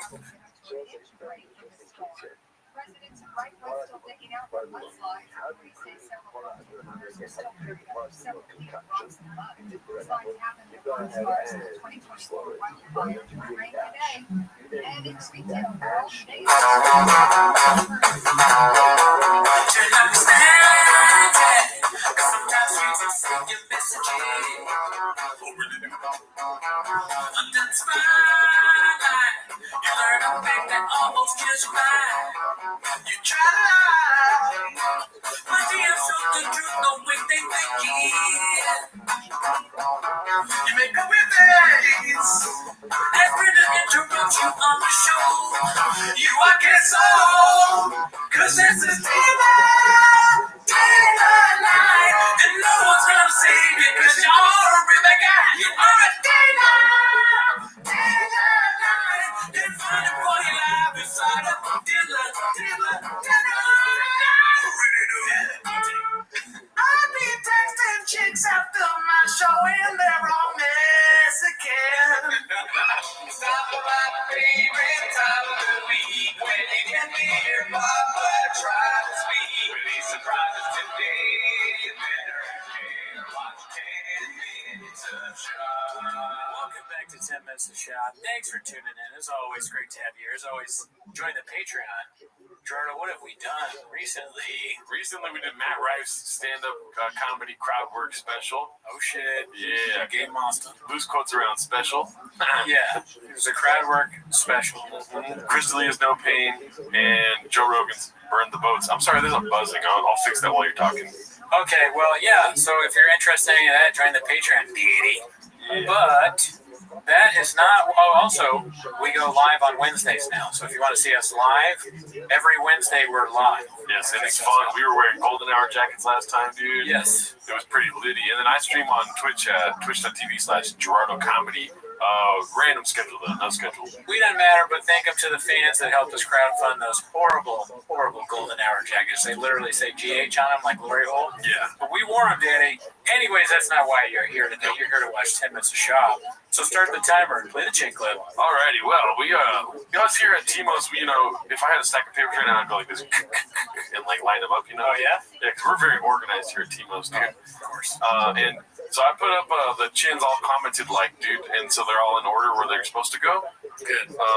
And this one here is posted by, Chawas? Why does it show it weird now? It shows it weird. Is it a different, what do they call when they update a website? Oh, an update. Hell yeah. Yeah, this one's called Dricus Duplessis. Is that how you say his name? I think so. I call him DDP because I don't know how to. But then I feel like I'm talking about porn. So DDP names the waters after his own win over Adesanya. Dricus Duplessis. Yeah, Duplessis. Yeah. It's him saying Dricus Duplessis tweeted, Brendan Chop, great prediction. You has been. JK, you've never been. Whoa. Yeah. You know that what I'm is saying? harsh as hell. Yeah. Jeez. Remind me never to insult DDP. All these UFC guys are douching the shit out of Brendan recently. Yeah. Who knew that they were so good at the comments? But then Brendan's trying to be like cool with Sean Strickland. It's like, really? Should be sharing your Sean Strickland post. Like, we're all buddies. Yeah. Oh, dude, you got me this time. I'll get you next time. And then he does something that doesn't work. Yeah. You probably don't even have a favorite shoe. Freaking loser. That would work on me, Daddy. This one's called Great Prediction Never Win 'Em, posted by Zooded8. It's Brendan Chop, great prediction. You has been, never been. And I don't know if there's something else we're supposed to see here. Always had your back for this fight, brother. Safe catch, just some fan. Okay, so it's the same post, but they're the most liked picture posts. Could have been like a famous UFC guy or something. I don't know. Yeah, it looked like a fan. Yeah, nobody knows who you are, B. Okay, so this one's posted by Showman16. It's called He'll Light You Up. And yeah, see, he's just fair play. I'd be mad too. Dude, he's a monster. Hey, yeah, dude, I get it, dude. I mean, this time I was wrong. DDP is the man, and we're buddies, and he's not making fun of me, so calm down, haters. I didn't read it. I'll light him up, though. You know, if I was in the UFC, I'd beat his ass, bro. Yeah, dude, if Brendan wanted to, he could kick his ass and defeat him mentally. Yeah. But he's decided not to, which is why he's a king. Yeah. Right? And if they did some sort of like decathlon, he'd win academically also, you know? 34 on the ACTs, dude. 32. Don't talk shit about my go. This one made me laugh very hard, dude. This is the Ronda Rousey brutal AMA that took place, I want to say 2 days ago. This morning, on my Twitter was the first post where Ronda Rousey was apologizing for her thoughts on the elementary school that got shot up by that guy that Alex Jones got produced for. And it's pretty funny. We don't have to go through the whole thing, but let's just highlight what's happening here. Sure, pull up the chin clip. So the AMA... Hi everyone, this is Ronda Rousey. I recently launched a Kickstarter for my first graphic novel called Expecting the Unexpected. Bunch of stuff, right? Sure. It's her, I think it's about some, from what my research is like some pregnant lady in a comic book, basically. Expect the unexpected, you know, like when you're expecting a baby. Oh. Yeah. Did she just have a kid or something? I know you don't know the answer to that. I think so. Oh, shoot, okay. But I just know that the lady looked pregnant in the graphic novel. I see. So she's she's kind of like living Brendan Schaub's dream in a way. She's making her own comic book. I wonder if her character's ever going to meet Mr. Doom. Brendan Schaub's like, oh, I would never buy that. It's not going to sell at the store. Yeah. He's an experienced still. Good luck. I mean, I've sold comics, so I know what sells. Good luck with that. So, first one is pretty hardcore. It's just over a decade you tweeted this thing about that event. Right. And then the other comments just started rolling in. This is what I don't like about Reddit on the computers that you can't really navigate to. Okay, so here, let's just go down here. Nice. Hey, Rhonda, big pro wrestling and MMA fan here. Thanks for taking questions. Who's your dream male opponent you'd like to work with? And do you regret spreading disgusting conspiracy theories about this? You still find them interesting? Great turn. The best comments are the ones where it starts one way and then it hits them hard because they don't expect it. Dude, if you want to spend like an hour going through, there's so many messages exactly like that. Really? Just complete 180 things. I wonder who's writing them, like who specifically? Cats or people who are pissed off about them, like somehow connected to what happened? I'm assuming there's a large community of people that don't like, you know, the spreading of misinformation about an elementary school getting shut up. Yeah. Do you plan on firing your PR team for this dumpster fire? Hey Rhonda, big fan. One quick question I've always wanted to ask. The funniest way to start. Do you find any irony in your acting performance as a professional wrestler in light of the fact that you were a vocal denier of that massacre and made claims that those involved were hired actors? Just going on and on. It's honestly a really good read. I laid in my bed earlier just like laughing at this shit. This is like the end of when you scroll all the way down on a bad special. Remember how we found out you have to go to the bottom? Yeah. Because like people have either they pay or they have all the good comments go on the top. Yep. So you gotta if you hate a stand-up special, you gotta scroll all the way down to the bottom. That's where you get the good stuff. Yeah. That's just a tip. That's why Reddit's so dope, because on here, all the downvoted stuff is actually them answering questions. Like, so how old is the character? And like, where are they trying to find themselves later in life? And then there's just like negative 89 downvotes. That's so fucking funny. What a like mistake to do this on her part. And so Ronda Rousey came out this morning and posted like screenshots of notes app of her being like, I've been thinking about this every day since it happened, and I denied it at the time, and I'm like, right? She blamed the team. Just kidding. Someone told me some like weird information. I just ran with it. Yeah. You know, like who would have doubted something like this? But you know what? I was wrong. And you know what? You got me. That's on me. That's on me, man. Deny a massacre of elementary school kids getting killed? Good. Good. It's funny that it's a mistake, but then it's also about pregnancy, which, could be a mistake. Maybe the comic book was a mistake. Hey, Ronda Rousey doing comic books. How'd that go? How did doing an MMA go? Or AMA. There are too many things that are close. Both questions could apply. True. Okay, this one's posted by Major Ad 4903. It's called Theo's Still Figuring Some Things Out. And, he's got Donald Trump on the podcast that day. You know what I'm saying? Right. Classic. Great episode. I think there's some clips from it. I could be wrong, but it'll be later in the episode. Here's another one posted by Cold Guess. It's called Some Catnip from Our Beloved CEO of PF Kings. Brian Campbell posting the Eiffel Tower. You doing a comedy tour in Paris, but you still work at McBee. Brian Campbell said canceled. Kids at baseball. There's kids in it. They had a diss of it not being T-ball exactly. It's like even more of a good douche. Yeah. It's a clever man, that Brian. This one's just funny. It's posted by Krakinski76. The Netflix special was so funny, laughed out loud. It's his face. Oh, God. Joe Rogan's penis! Like Kobayashi. Alright, this one's posted by Rare Ad 8656. Don't read the comments. I didn't really read this one yet. Let's see here. Well, it sounds good. However, I don't recall you being very accurate on other fight predictions. Interesting. Please tell me who gets them all right. That's why MMA is great. You never know. This is why most people in the MMA space are scared to pick anyone. It's tough to do. Without parroting haters, go through my picks, then go through someone else's. Let me know how. Let me know how. Let me know how that goes for you, my man. So, did Brendan write this, or did one of the people that do socials for him write it? Dude, he's doing his own socials now, dude. Oh, that's right. It's what the hell? Sorry. I was think we do this show for the thugs of him. So it's definitely him because of the misspelling and everything. Yeah, dude. Yeah. I'm surprised there's only one half-spelled word, Yeah, it's pretty good, but I mean, I can't imagine taking the time to write something that long in just one comment, right? Still doing it, even though he doesn't read it? It signs that he's doing Kratom again, because you know what Kratom leads to? Long comments, Daddy. Yeah, we know that. Because we did some anti-Kratom stuff in the beginning of the show, which we'll never do again. We did it this last Wednesday. And we always get people being like, it helps me. Listen, you guys don't get it. Or some people are really mad about it. Sorry. There's this one lady that was high off her ass on Kratom during our live stream, and she kept leaving long fucking comments in the live chat. We just never read them. Yeah, no, I didn't. I actually didn't read them. Yeah. Oh, I wish her the best. Carla, I hope you're doing good, dude.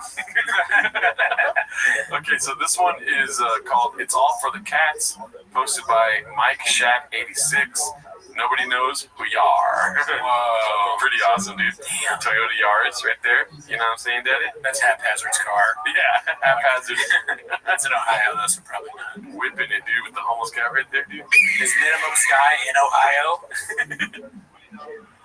Probably. Is that an Ohio plate? Yeah. Look at that.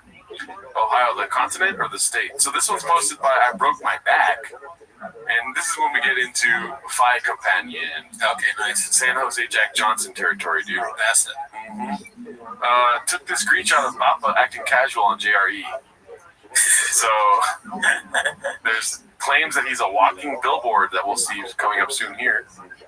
So satisfying to see the reactions to Izzy's loss, posted by Jackie Van Noss.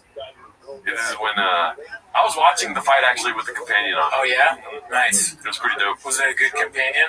I had to go see a doctor because I was close to ending my life. Yeah, that's how bad it was. It was good. It was really good. Oh, it was so good that you were like, I can't even. Life's not worth living. I'll never be this good. Yeah. Let's see. Yep. I tried, guys. This is posted by I Downvote Cake Days. I tried, guys. It was immediately too rejected to continue. Sorry, guys. I was going to make the fryers tonight. Was immediately note with the neon yellow DFAT and full redeck, so I'll be clocking out early. Man, yeah. There's a lot of merch on this new venture. Yep. Which is funny because on the old venture, we know from ordering the jackets, they cut as a fire sale. They cut half off everything. In fact, if you select something to buy, like we did with the jackets, it's like, oh, if you bought this, you qualify for even more merch. You get half off a jersey. Yeah, there's actually a face that comes on screen. He goes, please buy something else. Please buy a sticker. Buy a sticker. It's $2. Yeah, a shop sticker. I was hoping that would be a good act out, but I feel like I regret it now. No, that's fine. But it kind of fits the desperation of wanting to sell the merch. You know? I think they want to just get rid of all of the Thick Boy merch now. Like, they've realized it was a mistake, and they got the best rates for marketing. They're like, well, we got to get rid of it. Let's just cut it half price and then trick them even more to cut it down until we get rid of, like, our 1,000 donut T-shirts that we have. You know there's a thickie out there that's like, I just bought something and they're giving me half off something else right now. Oh, yeah. That was almost me. But I wonder if their fans, are they, like, blown away now that they can get this, like, really bad quality T-shirts and pants and all that stuff for, like, way less than before? Maybe there's some happy big boys out there. Well, imagine if World Record Podcast, our favorite podcast behind Trash Tuesdays, started to sell half off merch. You'd be like, dude, this is the best day of my life. Yeah, I know. What? 100%. So there's some thickies out there that are stocking up on merch for sure. Yeah, well, I'm happy for them. There's a little thick kid going to school 5 days a week with the thick boy shirt, different days, you know? Yeah, probably not paying attention. This one's posted by Air Pumper. They gave a hungry wolf a chance, and you know. When people get famous, their face gets really red. Yeah. Especially in the Joe Rogan universe. Mm-hmm. I wonder if that's some sort of initiation thing, or it's a cream that he makes you use. I think they start suffering from porositis. Yeah, they're drinking and specifically low-quality vodka. I don't know if it's low quality. I have no idea. Lemon Party said it was low quality. Oh, they didn't like it? And they drink a lot of tequila, dude. Or vodka, whatever. They drink a lot of vodka? Yeah, whatever it is, yeah. I don't drink it. Okay, well, yeah, I'll trust that. And he's got the MAGA arm. He's got the MAGA. Oh, okay. He's stepping out. Trump shirt. Trump shirt. Man, I did not notice that. Fight. Right. Yeah, he's when he came out and did that Asian accent and he got canceled, that's like no different than Trump almost being assassinated. So I understand where you're coming from there. Yeah. This is the face that you make when your life has been ruined. This is the face you make when you're super blue at one time and turned red. Oh, God. Why did they... Honestly, I shouldn't talk about how anybody looks, but this looks like if you gave a really hungry horse a carrot. You know, he's very excited. He's like, that's an excited horse. Yeah, dude. When that Austin butt plug is hitting, dog. I'm a guy! But he is at the Carl Bassett flag campaign. That's pretty cool, so I understand what he's doing. Is this pre-spilling beans or post-spilling beans face? Oh, this is post-dating. Oh, okay. You spilled the beans on the motherfuckers, you think you can keep it cool, but nah, you gotta let it out. He truly doesn't give a fuck. A man wearing a Trump fight shirt, I think that's when you stop caring. Merch idea, dude. We should get some Trump fight merch, dude. We should get some, who would be our fight guy? Shop fight. Him on the floor. It's the opposite. It's for people that have been beaten down. That's a pretty great idea. You know how Trump is like this, if it's shop, like. And instead of fight, it says lose. Sleep. Say less. Redact. Say less. I want that. I want that shirt. I'm glad we talked that out. Yeah. Businessmen. We did that comic book thing last week and they made it for us. You know? Oh, yeah. Hell yeah. Shout out to y'all. Make us merch, dude. Haphazard posted this. He's a walking billboard. Yep. Pretty much. Well said. I think he looks like very distinguished though. Like if I would be like, oh, this guy's smart. If I didn't know Brendan Schaub, if he was on Joe Rogan and looked like, wait, no, I take it back. It's a yellow hat. Yeah, it's a bad hat, and it looks kind of poor quality. And the shirt is it's just so random. Yeah. I think if you want to promote your merch, you should only wear one item, if not at all. Like wear something else and just talk about your merch. It's kind of like Callan with the flip-flops. But you know, sometimes, and you know, you don't have to follow me if you don't want to. Sometimes our ladies dress us up, right, dude? Sure. Do you think Slow Joe had anything to do with this? Babe, if you're going to be on there, it's a lot of people, you got to wear all this. He's like, babe, no, I'm going to wear my, I want to wear a fucking, what does Shop want to wear instead of this? Probably like, something even more. Babe, I got a new donut shirt. I want to wear my donut shirt. She's like, that's really funny. She dresses him, and all of this hilarious, all of this like embarrassing shit that he wears, it's her fault. So like he has some totally normal shit on, and he's excited to go to the Carl Bassett fight companion, and she's like, "Babe, I picked out your shit for Joe Rogan." He's like, "Fuck!" He's trying to sneak out of the house so she doesn't see him. She's like, "Babe, where are you going?" And she's holding up a shirt that says King on it, and he's like, "All right, fine, I'll wear that. Thanks." And then she's like, "Oh, don't forget!" And she pulls a fucking yellow hat that says "Dry." I just designed this one. You gotta wear it on the pod. He loves her so much because he's a good guy. Yeah. And he's like, "Fine." 30 entries. 30. I got 30 boys. Her idea. That was her idea. Is a fucking stupid entry thing. He's like, "Oh my God, when people see this yellow hat, they're going to die to like win that truck that you have or whatever that you drive around somehow." That you drive. That has 60,000 miles on it already. Yeah, you get the truck and he's already driven it all over the place and it's got stains in it and fucking kratom and shit. Comes fucking rags. And then she's like, "Babe, one more thing. Don't cheat on me." Yeah, I'll say this. He looks healthy. He looks healthy there. Yeah, he looks like he had 4 rub and tugs that day. You know what I mean? It's not a bad picture. Okay, and then this one posted by his 08730. Oh, he's hurt. Same the picture as the last one we watched. When you watch your new stand-up special and realize you did in fact steal from your Gringo Poppy. Did he steal from it too? All 3? No, just Joe. Okay. This is how they do the fight companion. They have the 4 screen. Oh, right. And then now let's get into some Jin's clip. There we go. So this was my favorite moment of the fight companion. And this clip kind of like cuts it off before the whole moment finishes. Oh no. But it's so funny.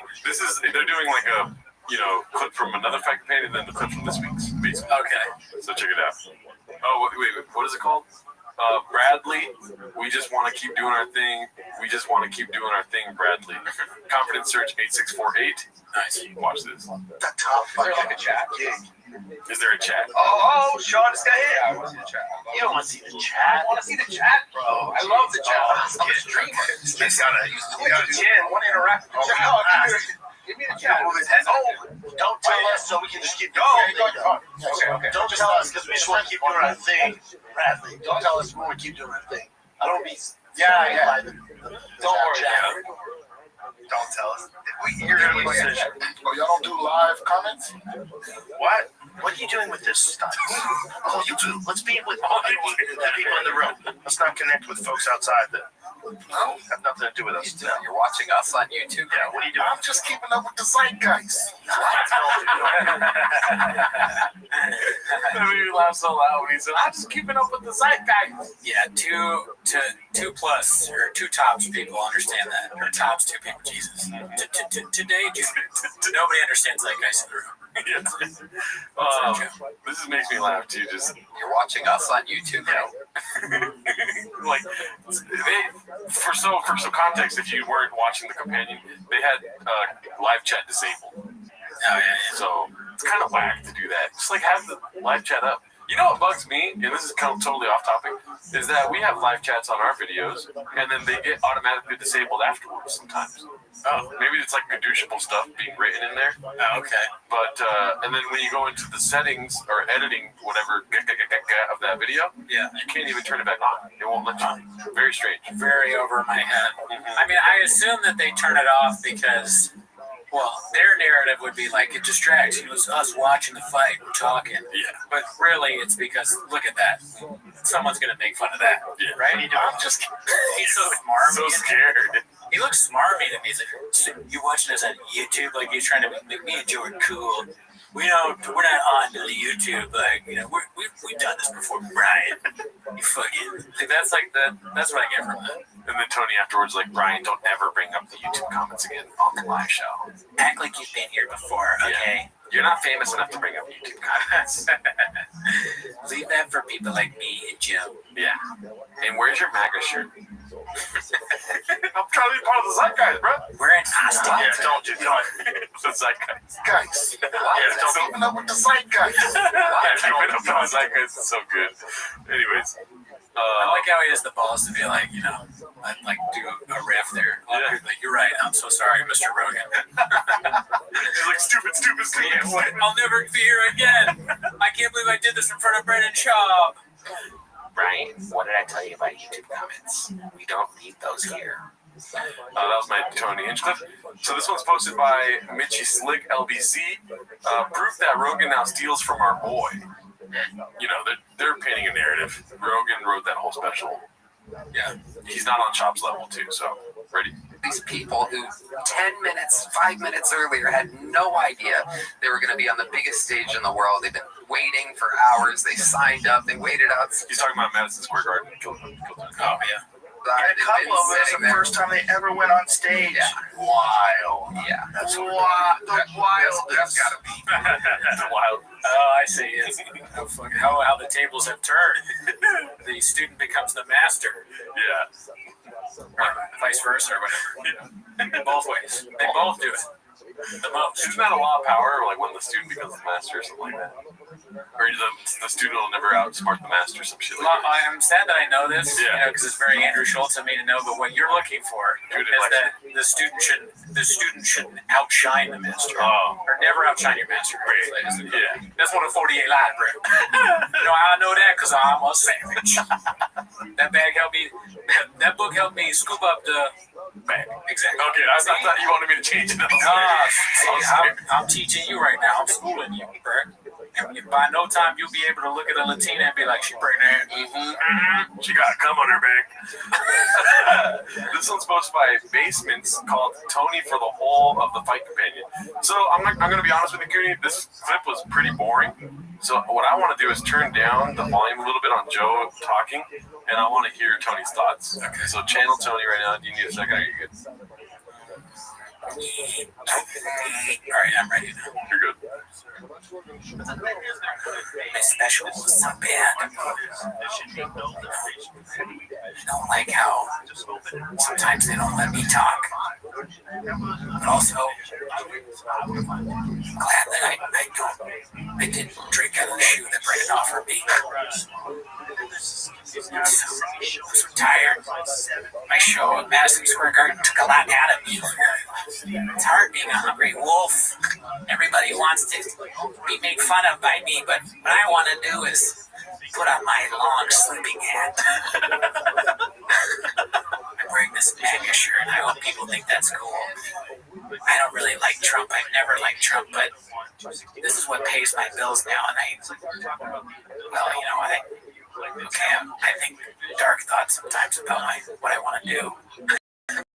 Great job, dude. Great job. Thank you. Well, fuck them, dude. That was great. Thank you. I appreciate that. What's it called? So Tony's going through it. He's got some shit to figure out, dude. It's all good. Oh, shit, my bad. What are your thoughts about that, dude? What is he thinking? For real? Verbatim what you said? Maybe. I mean, I didn't hear what the other guy was saying, so maybe he's just like trying to take it in. He's like, what am I going to say next kind of thing? Or like, I mean, I wonder if he's honestly thinking about like, was it a good idea to wear this MAGA shirt on Rogan? Is that me now? Because that is you now. If you do that, that's you. Forever. He's like, maybe I could do a show at the Coliseum. So in Rome. This one was posted by Guild Guitars. Listen, I love Guild Guitars. Clip was great. It's a good pick up. So it's called I'm in the business of likability. 7 minutes long, Daddy. So oh shit. Let me know if you want to pause. Good music. You know it. Guild Guitars, Daddy. Let's see. I'm in the business of likability. Oh, really, dude? This is a masterpiece. This is Netflix. Who cares about it? So these kids suffer from, they suffer from click on the one with him with the glasses, the nurse one. Brennan, the other one. Brennan. Ain't that a bitch? Just hold on. Ain't that a bitch? You're Al Pacino, and that's just one. Not like, you know what, Al? You got a good run, right? I'll give you the 2. Look at this kid. I'm saying. Listen, there's some bad pictures. They had rheumatoid arthritis. Al Pacino, you just wake up, fuck. That's their mom. That's what mom you talking about. I just had it done. All this shit. Like me. Well, okay, hold on just a second. I mean, the Pacino thing. Though I think what bothers me the most about it is laughing that hard at your own joke. Because Brian's not laughing at all. Stand on business, bro. Yeah. He's like, this is a good bit. When I call his kids ugly, this is good, right? So how would you call them ugly without laughing? The kids? Yeah. I would be like, look at those fucking ugly fucking ducks. And am I supposed to laugh? Am I supposed to be like, fucking Brendan's at it again, dude? If I was trying to be funny. Okay, gotcha. Yeah. I guess he's signaling to Brian that he should laugh, but Brian's not laughing. No.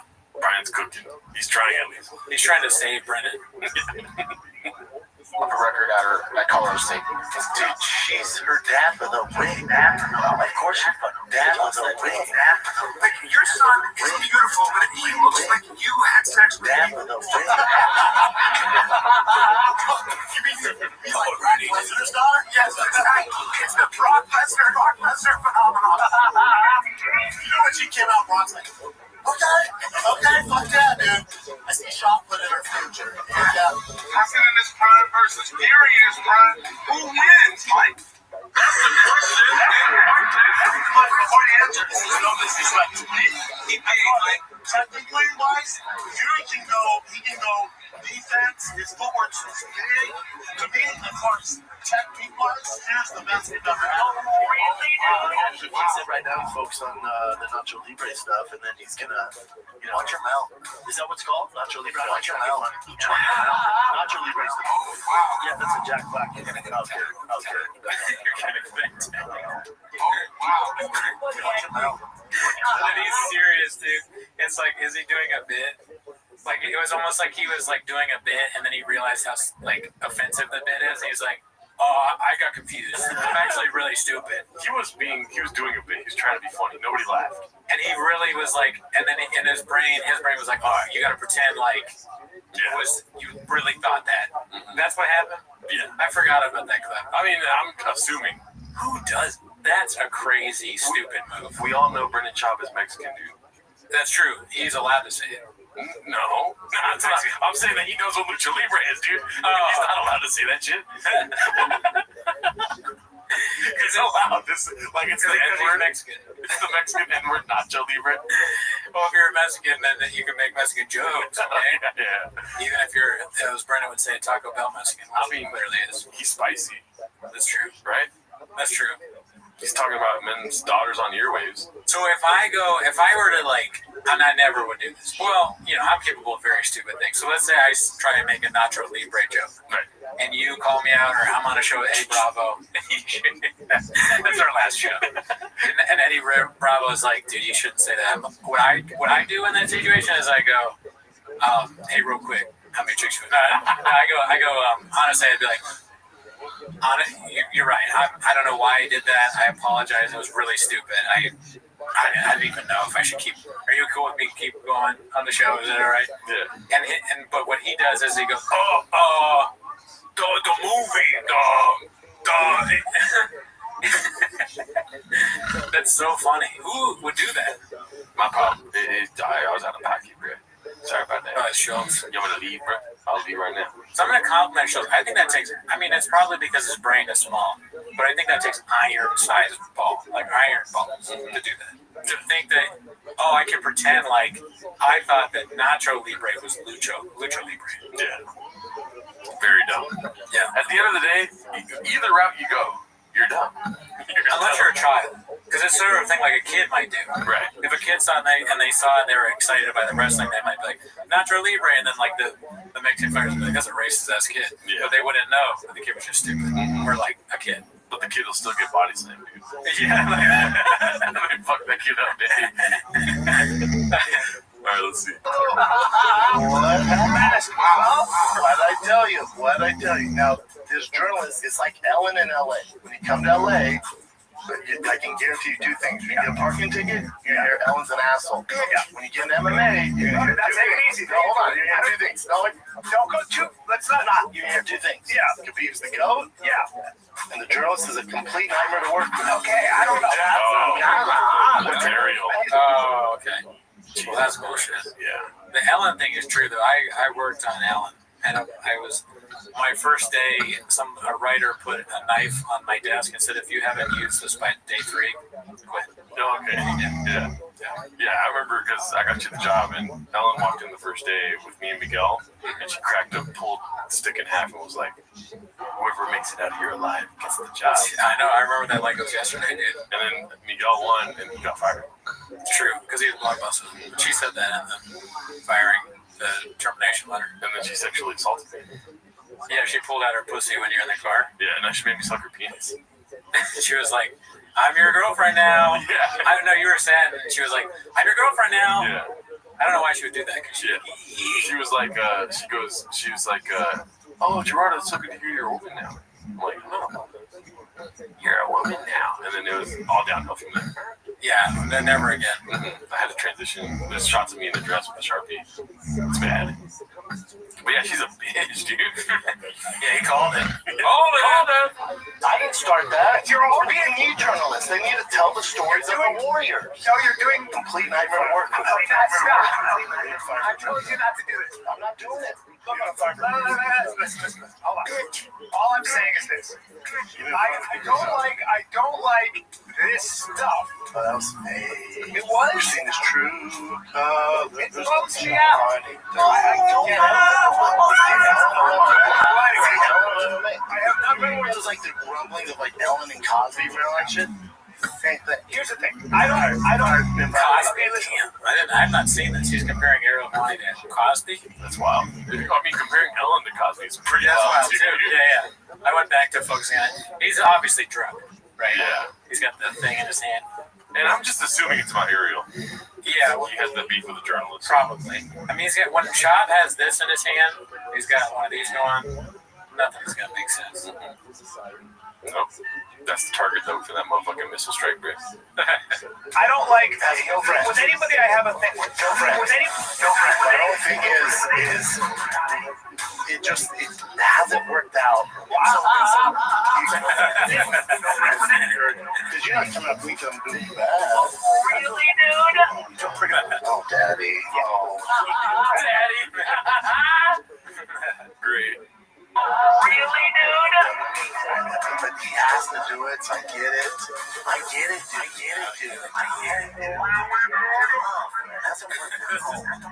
Dude, that's gonna be the last thing we hear, dude. What? I get it. Oh, before he kills him? Yes. I like the lower voice. Oh, really, dude? Yeah. That's fucking dead. What if Shab has no problem with us talking about him, but his biggest issue is that it's not 10 minutes? He's like, why is it called 10 minutes of Shab? Doesn't even make sense. I get it. And he doesn't like us because he was like, the red chairs, dude, that's our thing. Yeah. They're basically meant seeing me. Yeah, these little chairs. He thinks that that's it. Even though he steals everything. Because the chairs are a joke to begin with. I was taking this as kind of like him, right? Because he steals other people's designs and whatnot. Yep. Right. Grace is doing it back to him. We need to stop doing this. Well, it's not playing again. Let's move on. I just want to see if you're doing it right now. Stop it. What I do? I'm in Vegas tonight, Friday and Saturday. I was like, he's never seen the show. He doesn't like my comedy. You don't like my comedy? Come see for yourself. Well, I don't make comedy for soy boys. I don't make comedy for soy boys. That would have been a great title for Rachel. Oh, yeah. I mean, that probably was in the running. Yeah. There's a lot of different titles of it. Not comedy for soy boys. Yeah. Or comedy for soy boys. Or comedy for, well, then that would make sense. Yeah, sarcasm, daddy. You know, honestly, that doesn't, here's two soy boys right here, and we're laughing hard. Yeah. What's that? No, I'm kidding. What's a soy boy? I'm down. And I think it's like eating soy instead of protein, like a vegetarian or something. That's But exception because they have a no soy boy rule like most of the clubs. Soy boy. No, but hold on. You're already being finished. So I was like, I'll have him come to Vegas Thursday, Friday, Saturday. And then it hit me. Oh my God. You can't go to Vegas. He's banned from Vegas. No, the dread. No, I'm not saying his name. Okay, he's banned from Vegas. I'm just saying he's banned from Vegas. Mischievous. Bro, no, I'm trying to give the guy gas to my soul out. That's not nice. You know what? I asked, it's not nice. It's not nice. He's banned from the And I said, oh my God, that's right, because he got All right. He got Let's fired. change the subject. Can we move on? He got fired. Can we move on? Fired. I have nothing. I didn't do anything. You're acting very innocent. Little me. Little you right now. Little me. You're being the sheep. Here's my thing with it. If you want to watch the beef, whatever if he has. You know a big guy is drunk when they say little me. That's the telltale sign. Is anyone over 6 foot? Little me, they're hammered. Hammered on earwaves? I don't know. Drinking early too. That's so crazy. Yeah, during the day. Yeah, like on your show. Yeah, I mean, I could be guilty of that. I haven't done it recently though. Yeah, he's older. That's true. He's also older and has a family. There's many reasons not to do this. Imagine drinking in the morning and it's not soy milk. Can we look up what after this what soy boy looks like? Because it says so important to him. Yeah, I think it has something to do. It's like like a lefty or something that refuses to eat meat because meat protein you can get soy protein or like I don't know, something like that. It's crazy that neither of us really know what it means. So doesn't know what soy boy means? Good. I dare you. I want to. Oh my God, dude! Fucking hear you. That's like how much Tiger Thick has he had at this point? Is it even Tiger Thick? Probably not. No. Some kind of whiskey. You know what? Mr. Brogan on my whiskey. He hasn't failed the Tiger Thick yet. Right. This is like pre-business failures or something. Right after this rant, he's like, and you know what? I'm gonna start a whiskey. Whiskey. That's how he sold it. Yeah. Not like this in my face. Oh, wow. Look at us. Look at us now. Well, I'm not talking about, there's no Brad here. There's no talking about, but you want to talk about Brian, the kid count, a 52-year-old? Really, dude? I can't do it. I can't do it, and I can't get it. But he said he saw it first year, Brian. So we know you're not counting. Really, dude? I get all. We have work to do. I gotta run. I'm great. I don't want to trouble. The drone says hands. Dude, and all I gotta do is sit in the pocket. That's all I know how to do. Now, a lot of people see you piece me up a little bit, so they make mistake and make it illiterate when it comes to it. I'm a better man. Dude,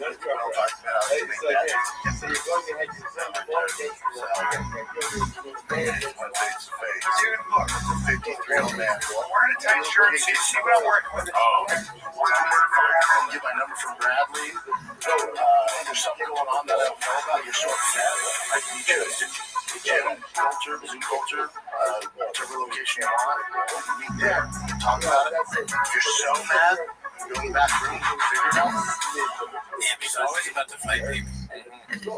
He's got to chill out a little bit, be cool. He's a handler. Yeah, definitely. I mean, he's a successful guy. He has all this shit. He can't go around acting like this when you got all these important businesses behind you. Like, what does Rain think about this kind of behavior? Yeah.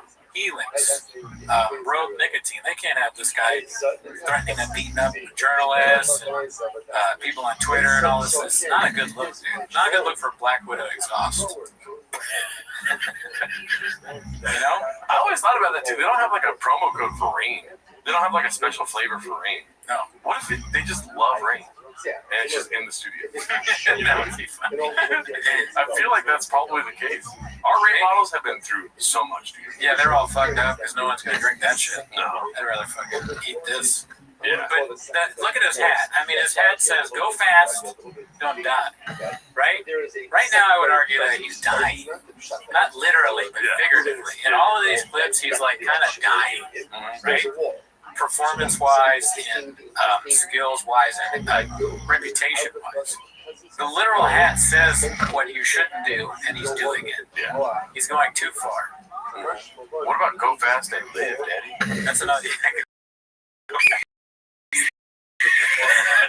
a little negative, right? Go fast. Yeah. They gotta get more positivity in the room. He thinks he's killing too. He's all drunk. He's like weird. He starts doing his stupid, like weird voices, but you can't even really understand a lot of what he's saying. Would you be in a room with him? He's talking about some random Brian, some random comic fighting a journalist. Why? Why would they ever fight? I bet you'd win. He's kind of good douchey Brian too, because he's like, you're old, but you still beat his ass, you old bitch. What are you, 55? He's like 52, and he's like 58. He doesn't know numbers, dude. In many ways, he's like even though he criticizes homeless people and he's like whatever, he acts in a way that a drunken homeless person would act. Yeah. If you gave him lots of money, if you gave this man millions and millions of dollars, be unlike what you see every day. They buy a mechanic's one piece jumpsuit or whatever. Immediately. They go like, make your own show. They say, here's $1 million. Yeah. What do you want? What do you want your show to be called? They're like, Toontown? What's it gonna be about? I'm gonna give it to you. I'm gonna get trucks and drive them real fast and give them to people. They're like, okay, and how long will that take you to make it? I don't know, but then it takes years because you spend most of it drinking yourself. The king, the thing, the wing, the thing. What do you want to call the podcast? The Golden Hour. But he's not like, he didn't hear Golden Hour is just slang for heroin. It's just like a jazz. The Golden Hour. That's not what the beer says. Whatever is what I call it. Are you drinking out of a shoe? Drinking out of a shoe.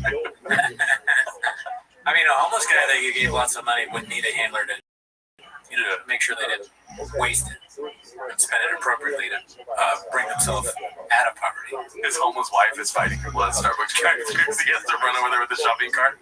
My hero! He's killed someone. He's killed a family. He came here and he saved me from the evil family that were in my way. Take it out!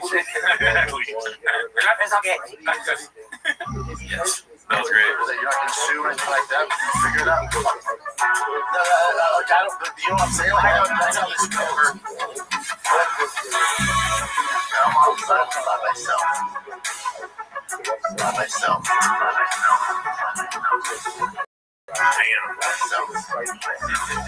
That might be it.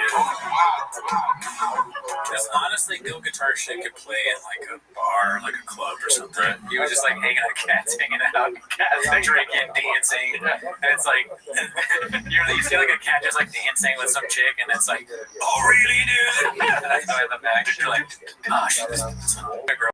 You're like, you want to dance? I dare you. I dare you. You're feeling like your butt. She's like, you want to get out of here? I'm like, maybe after the next one. maybe after the next gym. Yeah, after the next gym, dude. She's like, you're right. This is pretty good. Oh, I love this clip. Can you dance? You damn right I can dance. Hey, babe, you want to go see Gil Guitar live in concert next week? It's just a big screen. It's him playing the guitar while Clip's playing. Or like, he's a DJ. He's got the fucking glasses on and the fucking DJ shit. He's like Avicii. Yeah, big dick on him. Sorry about that. The beat drop. All right, so this one's called "Rinks Gives Papa a Taste of His Own Medicine." He's hurt. I don't know why this cable decided to start bugging the fuck out of me right now. I got too many cables, Daddy. Posted by Hey Mark Wakeski. Let's see here. This guy's very sweaty. How do you feel that this is what fans don't get? Jump scare, dude. Yeah, it's kind of funny. It's like, I'm going on TFAK, better have my shirt off. I'm not going to put a shirt on for that crap. He looks like Keith Soul or Keith Johnson. Or it's Keith Johnson, right? It's Keith Johnson, okay. Yeah. I guess, and I'm like similar facial hair, I guess. Yeah, if he was bald, basically. He's not bald, right? I know, but it's like, no one wants to even envision that. You don't know what it's like, okay? Don't even say that. I take it back. I'll cut that part out. Let's see. Their haters don't get when like, oh, he doesn't deserve this. This should be ankle live or this. It's like, hey man, you realize Khalil, he doesn't decide if he got a title shot. He got the chance. He got the shot, and you're like, hell yeah, this is what I've been working my whole life for. They don't realize that you have no control over it. When do I talk?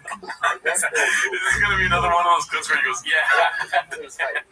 Why? Probably. How are you supposed to answer a question like this? It's like a speech. And by the way, Brian will fuck you up, dude. He's 58 years old. 55. Yeah, when he stops liking whoever this guy is, Yeah. he'll be like, listen, if you were two in a room, I think you'd fucking beat his ass.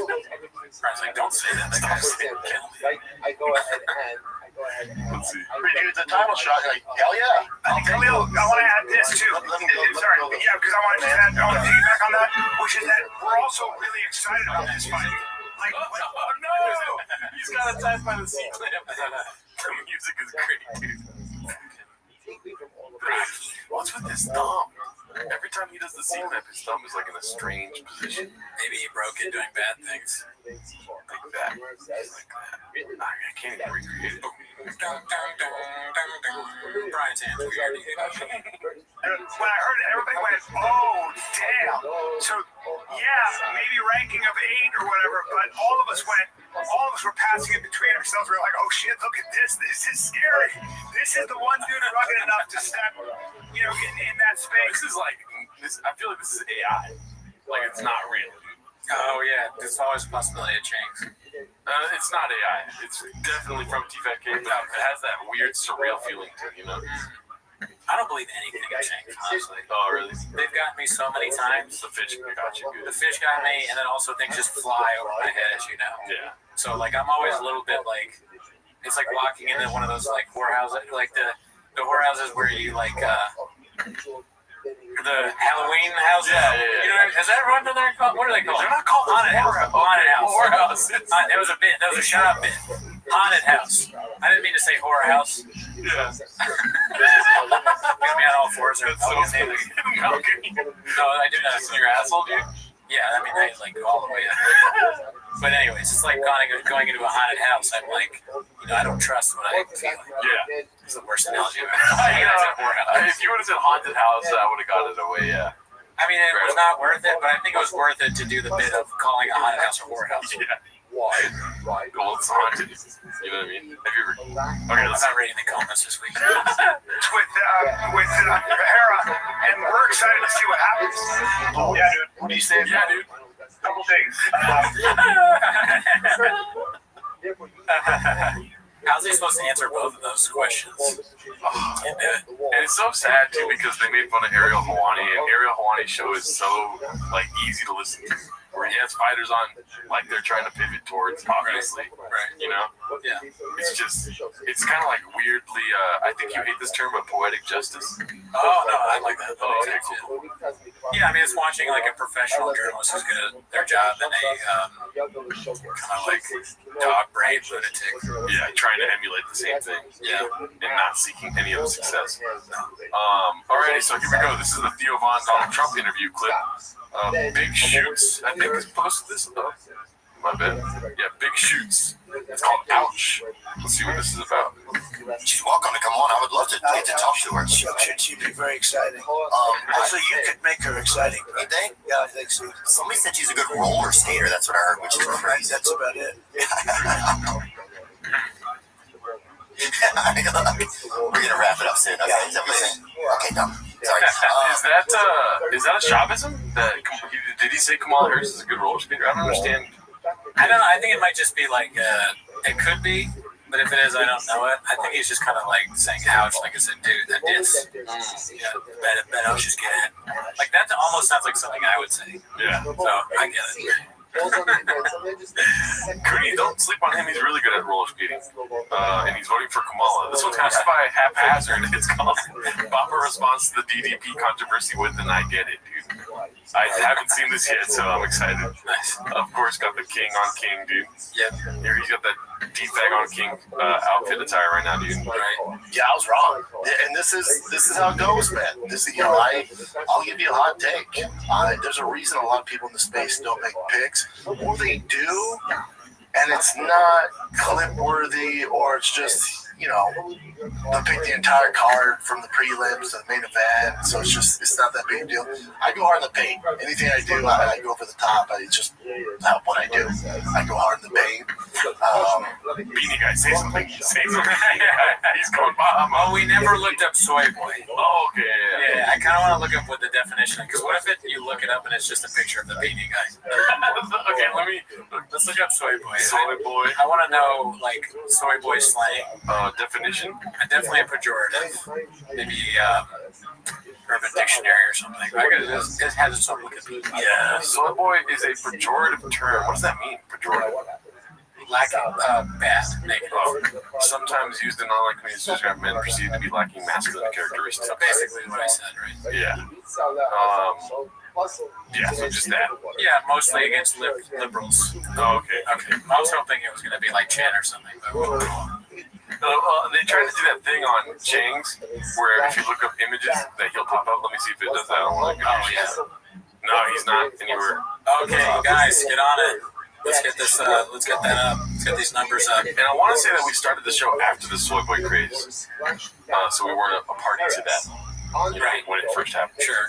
Let's see here. If I'm DDP, I'd be offended too, man. I completely get it. Right after winning a world champion, would I get on Twitter and fire back at the hater? Probably not. You do that when you like all the time for when you don't win anything. Yeah, Al Pacino's daughter's minding her own business, dog, and you're just shitting on her. We just read 3 comments from this week alone where you were responding to random people who are making fun of you for a bad prediction. Yeah. The belt, the accomplishment of beating who I think is the greatest middleweight of all time. That's what I would do. But again, teach its own. When I was fighting, it was like champ, top 10, yeah, the closest I got, 10, but it's a far cry from DDP, man. So I get it. But even when I was in the top 10, I had a guy pick. So how do you get it if you wouldn't do it? He says I get it. Yeah, I mean that's just his way of being taking a stance, but then trying to soften the stance of it. He's like, listen, he's a piece of shit, and he's like the worst, and I wouldn't do that, but I understand what he did. It doesn't really make sense, but to him, he thinks he's like hiding his opinion. Like people can't condition me for saying that. Job is all knowing, dude. Yeah, he's playing 40 chess. I should just have said that 40 chess. And we're playing fucking bottle cap checkers, homie. Yeah, I mean, I can't even afford the chess pieces that Brennan has on his chess table. You know what I'm saying? Yeah, I can't even afford a beanie. Let's see. He picked Mitrione against me in an interview. That'll add fuel to the fire, pisses you off. So you see my dumbass, saying, is he gonna beat the shit out of him? Yeah, it's gonna get back to him, man. That's why a lot of people in space don't do this. I'm different. I don't give a fuck. And you gotta eat some crow, man. Yeah, you eat some crow and gosh, it's just what you gotta do. It's like, I expect this stuff. And you guys say something wrong. Completely off. It wasn't a case of like Izzy versus Strickland, where Izzy didn't show up and Strickland beat the brakes off of him, and it was like a shell of what we're used to. DDP beat, man, one of the best versions of Izzy I've ever seen. Like, kudos to him. And I was thinking about it, even after the campaign, or even during the campaign, I was like, I just can't, like, it's not that I can't give it up. Him firing off at me, sure, I get it, man. I'm the same dude. I take no offense to it. No offense. Me and Strickland, we get into it on social media. Strickland's my guy. It's my guy. Being in that conversation, he's like, yeah, I love you, man. Like, it's all good. Like, damn, I'm not that guy. He thought I was upset. Dude, I got 3 kids. I'm 41. I'm not worried about shit talking on Twitter, Instagram, dude. It's the last thing I'm worried about. I'm not worried about that stuff. I get it, dude. I get all of it. This team, fuck yeah, I'd be offended, dude. Fuck yeah. This team? Blame somebody else's team? It's never someone's individual fault. Yeah. Shop is a communist, right? The team, the proletariat, everyone together. Bleeding from the face. Oh yeah, I get it. I was offended. I'm not the guy who goes to Twitter. When I was fighting, Twitter was even that big, but even then, they were still around. I had it, but I went on Twitter, called the journalist out or the entertainer on YouTube, saying I suck or I'm gonna lose this fight. It's just not what I did. It's just not what I do. But yeah, DDP, nothing but love for him. I'm sure me and him would be boys if we ever met. He does a version of that so often, where it's just this long, drawn out thing where he goes, you know what, man? At the end of the day, like a bunch of what are those phrases that mean nothing?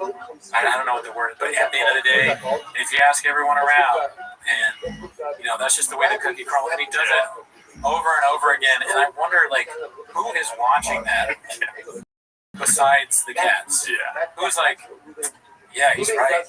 They probably do that in their whoever is literally enjoys that probably does that to people in their life. Do you want to answer seriously or do whatever answer comes first of all, 8 inches? Sure, right? Of course. What bothers me is that he is so dead set on this thought. Izzy's gonna beat the brakes off. Whatever. That's how he talks. I'm talking like that. I'm gonna quit the show soon.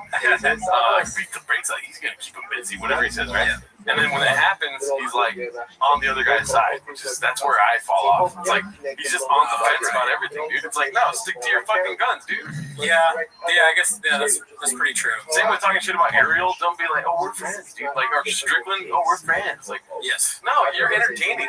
All you are is entertainment. Entertain us, dude. Well, that's the thing about Shab is it's a fear of, just like I was saying before, he says the thing and then he walks it back every time. So he has no real. He's very afraid of canceling himself or saying stuff about people, even though he says the most offensive thing. It's so stupid to say the worst possible things, but then at the same time have this pussy thing where you're like, but I get it. But I also get it because listen, because Izzy, dude, he walked in that fight and you could tell he was Bob. Right? That's the best dude. That's the best shape I've ever seen him in. He was ready to beat the brakes off that fool. But DDP said, cool story, bro. I'm even more Baja mode. You're actually a street princess. No cap. I'm going to flip your truck. Yep. There's no way that you're Netflix and I'm Blockbuster tonight. Hey, Izzy. You're Blockbuster. Yeah, I came out the trenches. All right. Yeah. And you're atrocious compared to me, all right? Take that shit back to, I can't think of any more Shabbos.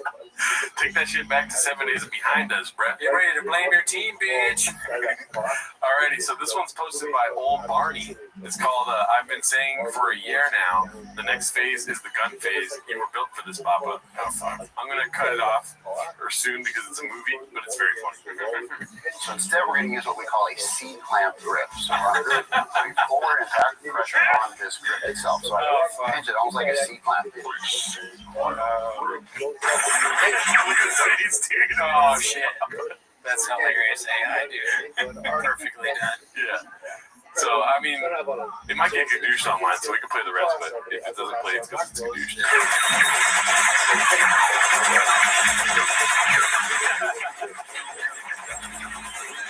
Wasn't that one of his jokes on Gringo Poppy that he bought a gun? Yeah, he bought a gun in the fucking night scope. That's true. He talks about having guns. Yeah. Dude's the scariest image of all time right there. Yeah. He used to grow his hair out, Daddy. Yeah, not a bad one. Look at that Ozempic body, dude.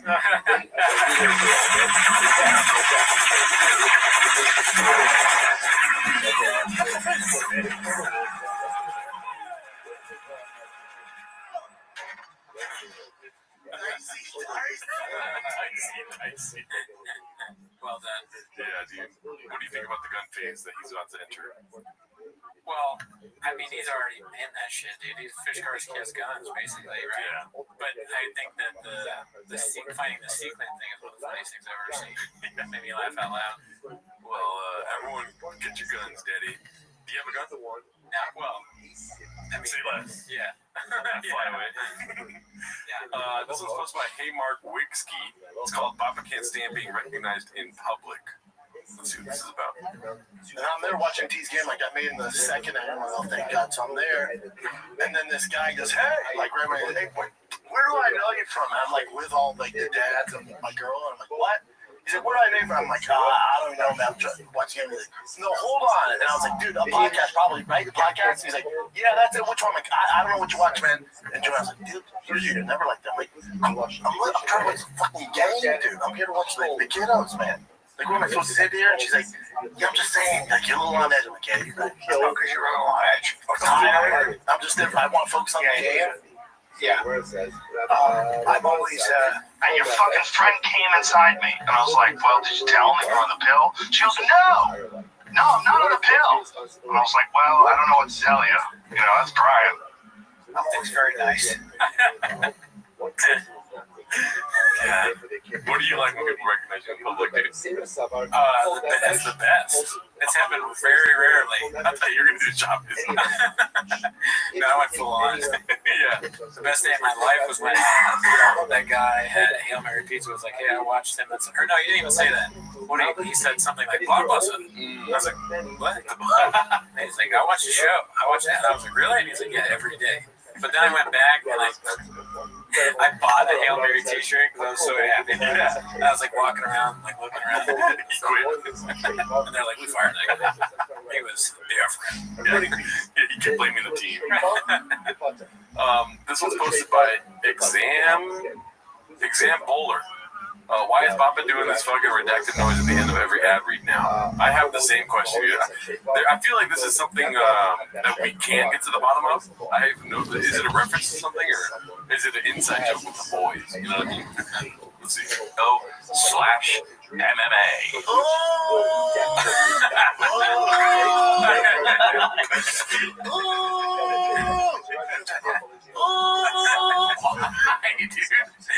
Maybe he's doing an impersonation because my friend Othman does this thing where he goes, "Oh my god," like when there's a hot chick as a joke. Yeah. But like there's no words, so it's hard to tell. You know? Yeah. What do you think? I think at the end of the show you should be like, "That's it for this week." Ooh! Yeah, what is the ooh thing? I think that's something you probably have to ask him. Like whenever he eventually sits down with the actor studio, Rated AMA. Oh yeah, actually, yeah, it's Lipton. Yeah, James Lipton. And James was like, "You've been on so many podcasts, but my favorite podcast is The Fighter and the Kid. What is your favorite way to look stupid?" Or what is your favorite curse word? Chop's like, gadoosh. I forget, Lipton has all those like famous questions that he asks. Yeah. The only one I remember is, "What is your favorite curse word?" That'd be so funny to fucking ask Chop that. What are your character secrets? What is Theo up to? He's just going to see some shit. He's going through some shit. Would you like to eat a hot chip? This was posted by Confident Search 8648 called "Imagine waiting 3.5 hours just to plug your scam giveaway." We're on Rogan so many times, so everybody has a fucking everyone's pitching on shit, dude. So it's like cupcakes, they look delicious. They do look good. I've legit gift you received. I've never asked them for I've never asked them to be honest. Let's wrap this up. All right, boys, love you. Fun times. Good times. Left. Buy a shirt, win a truck. Oh, everybody has a fucking everyone. It makes me feel like I never want to do that on a podcast now. Like just yelling out your fucking like whatever you're plugging. That's a bad look. Clear down Twitter. Yeah. We are looking for a Magic Mind some sponsorship though. Oh yeah. We brought that up on the live. I have reverse course. I would like to try Magic Mind. A friend of mine that I trust said that it is good and it works. Also, Gerardo said that people that he knows got a sponsorship and they like it. It tastes good and it helps them. But they didn't like the sponsorship. Yeah, I don't really want this. Well, I mean, if you're going to give me money. But really what I want is for me to drink the Magic Mind. So whether you give us money or not matters little to me. What I want is to try Magic Mind. Yeah. I'm being dead serious. But if we get the sponsorship, we get free Magic Mind. Yeah, I don't really want to go out and buy it, is what I'm saying. Free Magic Mind, dude? Yeah, sponsored. I want to drink it, but I don't want to pay for it. All right. I'm going to be dead honest with you. I'm going to be totally dead ass. Yeah. Let me honest with you. I don't want to pay for it. Hey, Bert, can you set that up? Set it up, Bert. Alright. And also maybe talk to Lex about it. And Bert, if you can text Miguel, tell him fuck you for me, please. Yeah. This one's posted by John. We have the guy right here. He's never on screen though. Luke is sponsored by Beard Oil, a beard oil company. Oh shit! I'm like, I use beard oil, so that's another one that I'd love to be sponsored. Let's hit up Luke. This one's posted by John Ham-Fisted.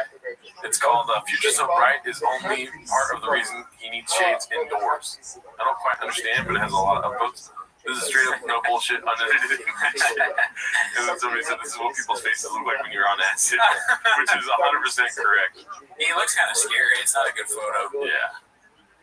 People do look strangely sweaty when you're on acid. He's like, and the clip got 7 billion views?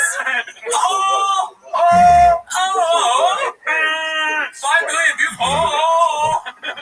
It's going out the galaxy. Infinity views? Oh! Alright, now this is my favorite clip of the week, dude. Okay. Go for it. What are you going to do? Oh, no, nothing. No, I'm not going to do another one. Oh! It's your favorite clip of the week because it's got some funny people on it. Posted by Guild Guitars, another Guild Guitars clip. It's called "Another Day, Another Podcast Crapping on Ringo Papa." Yeah, I don't think it was that bad because I think I saw somebody on Reddit trying to say it was almost as bad as Brendan Schwab's. Calling him Schwab is hilarious. That's so fucking funny. I guess they're trying to do it correctly because there's a U before the A, you know? Well, okay. The only other person that did the Schwab thing was Rampage that I've seen. Yeah. Have you seen anybody else do it?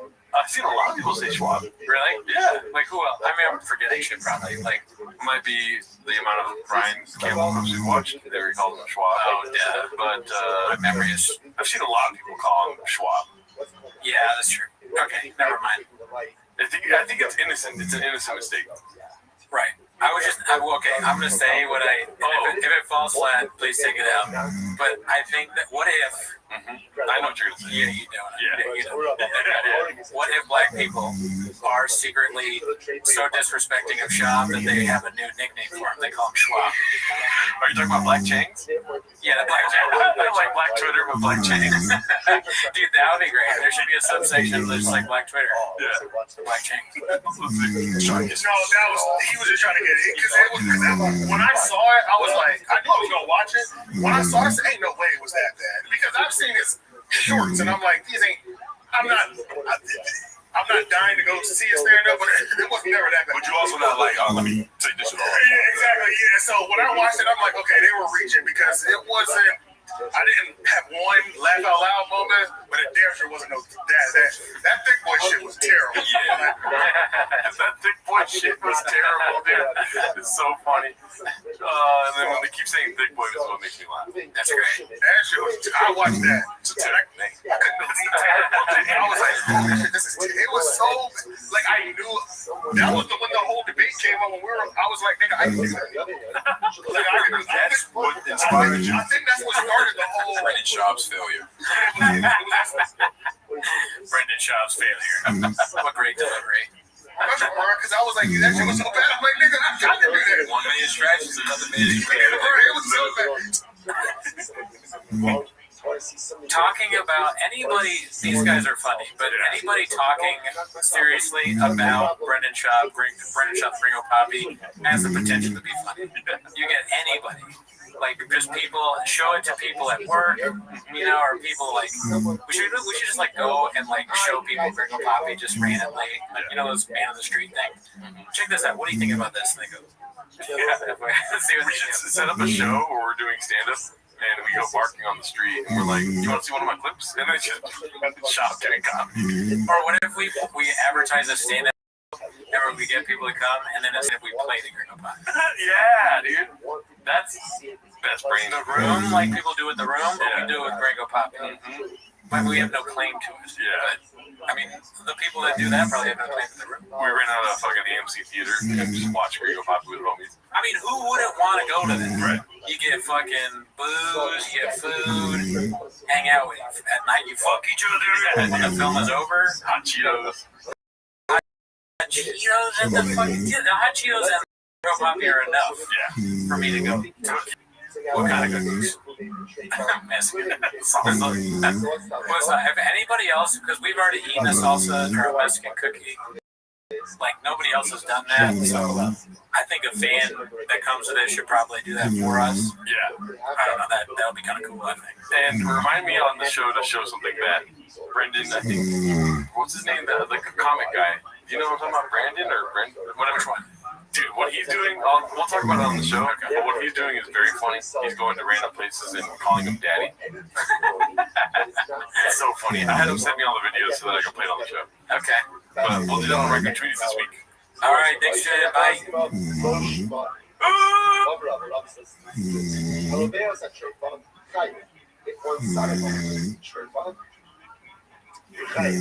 Sodomizer is Chayiv. Sheifa Shirabah is actually 3 days about there, but if a Sheifa itself sodomizes someone else, they must have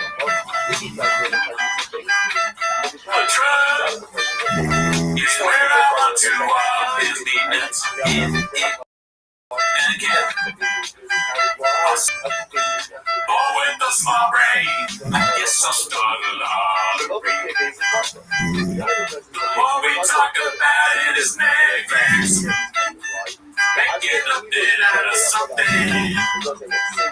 Merch on the side. Rise like hey, what else you got, shit?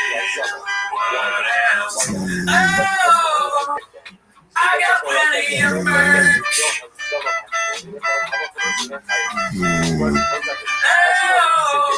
Oh, is he one of our guys? And you're watching all my content, but you're out of your skin. Never for money, always for views. Cover us and say good douche. Say good douche. Stop my favorite time of the week. When you get me here, but try to speak. With these surprises to me.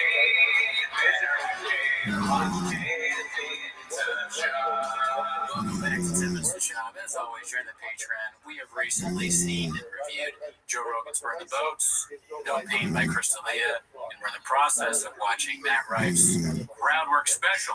Yeah, we're in the process.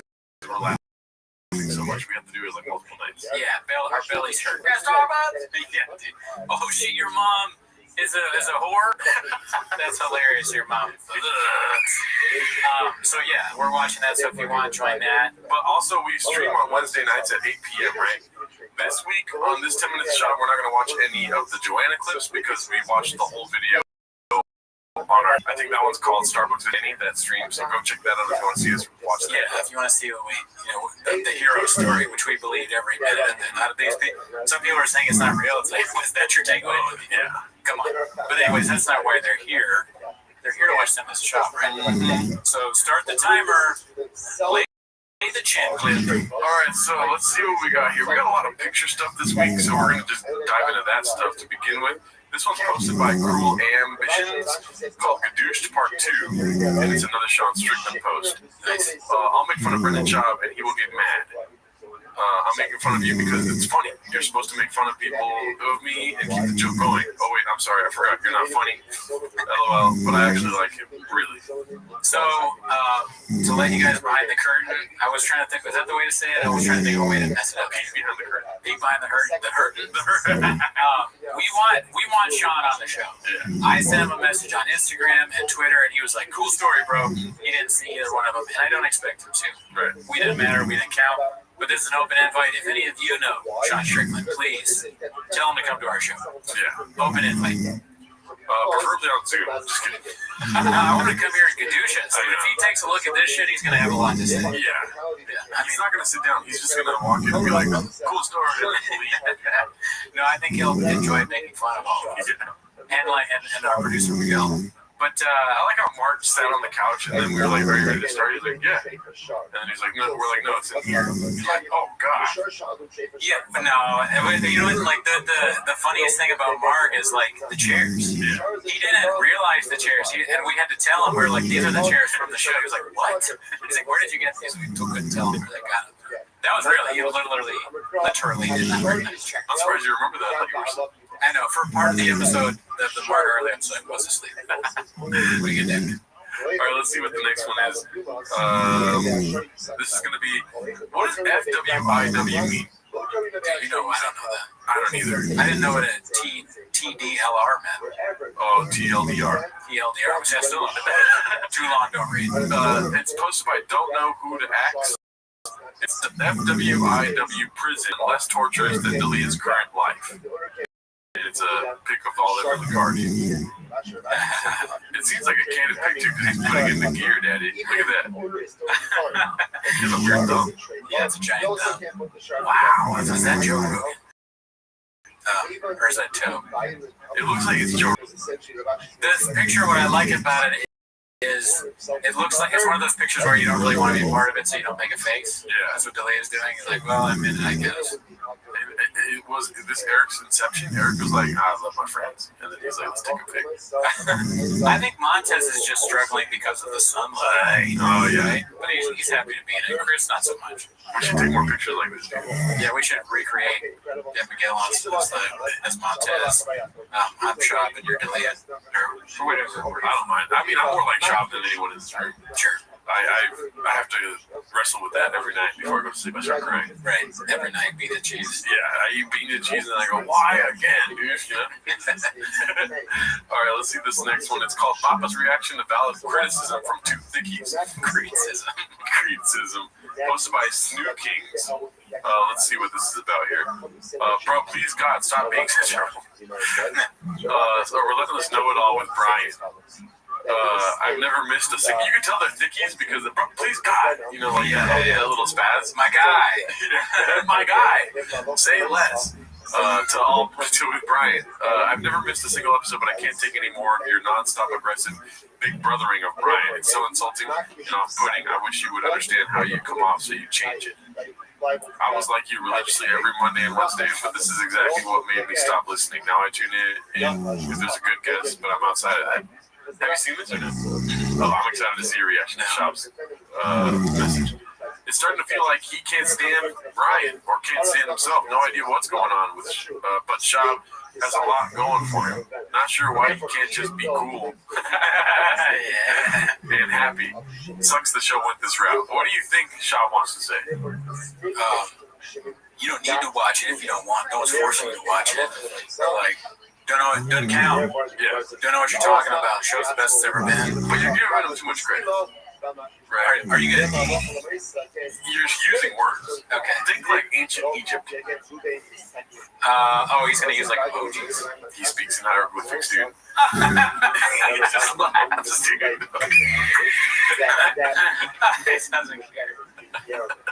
mean, that's the way Hawk moves, dude. Fuck him. What is it? Hawk Rule 817? Never say words. Yeah, just respond in emojis. If someone's trying to gadoosh you, just put a duck. Yeah. I agree with that. That hurts my feelings, dude.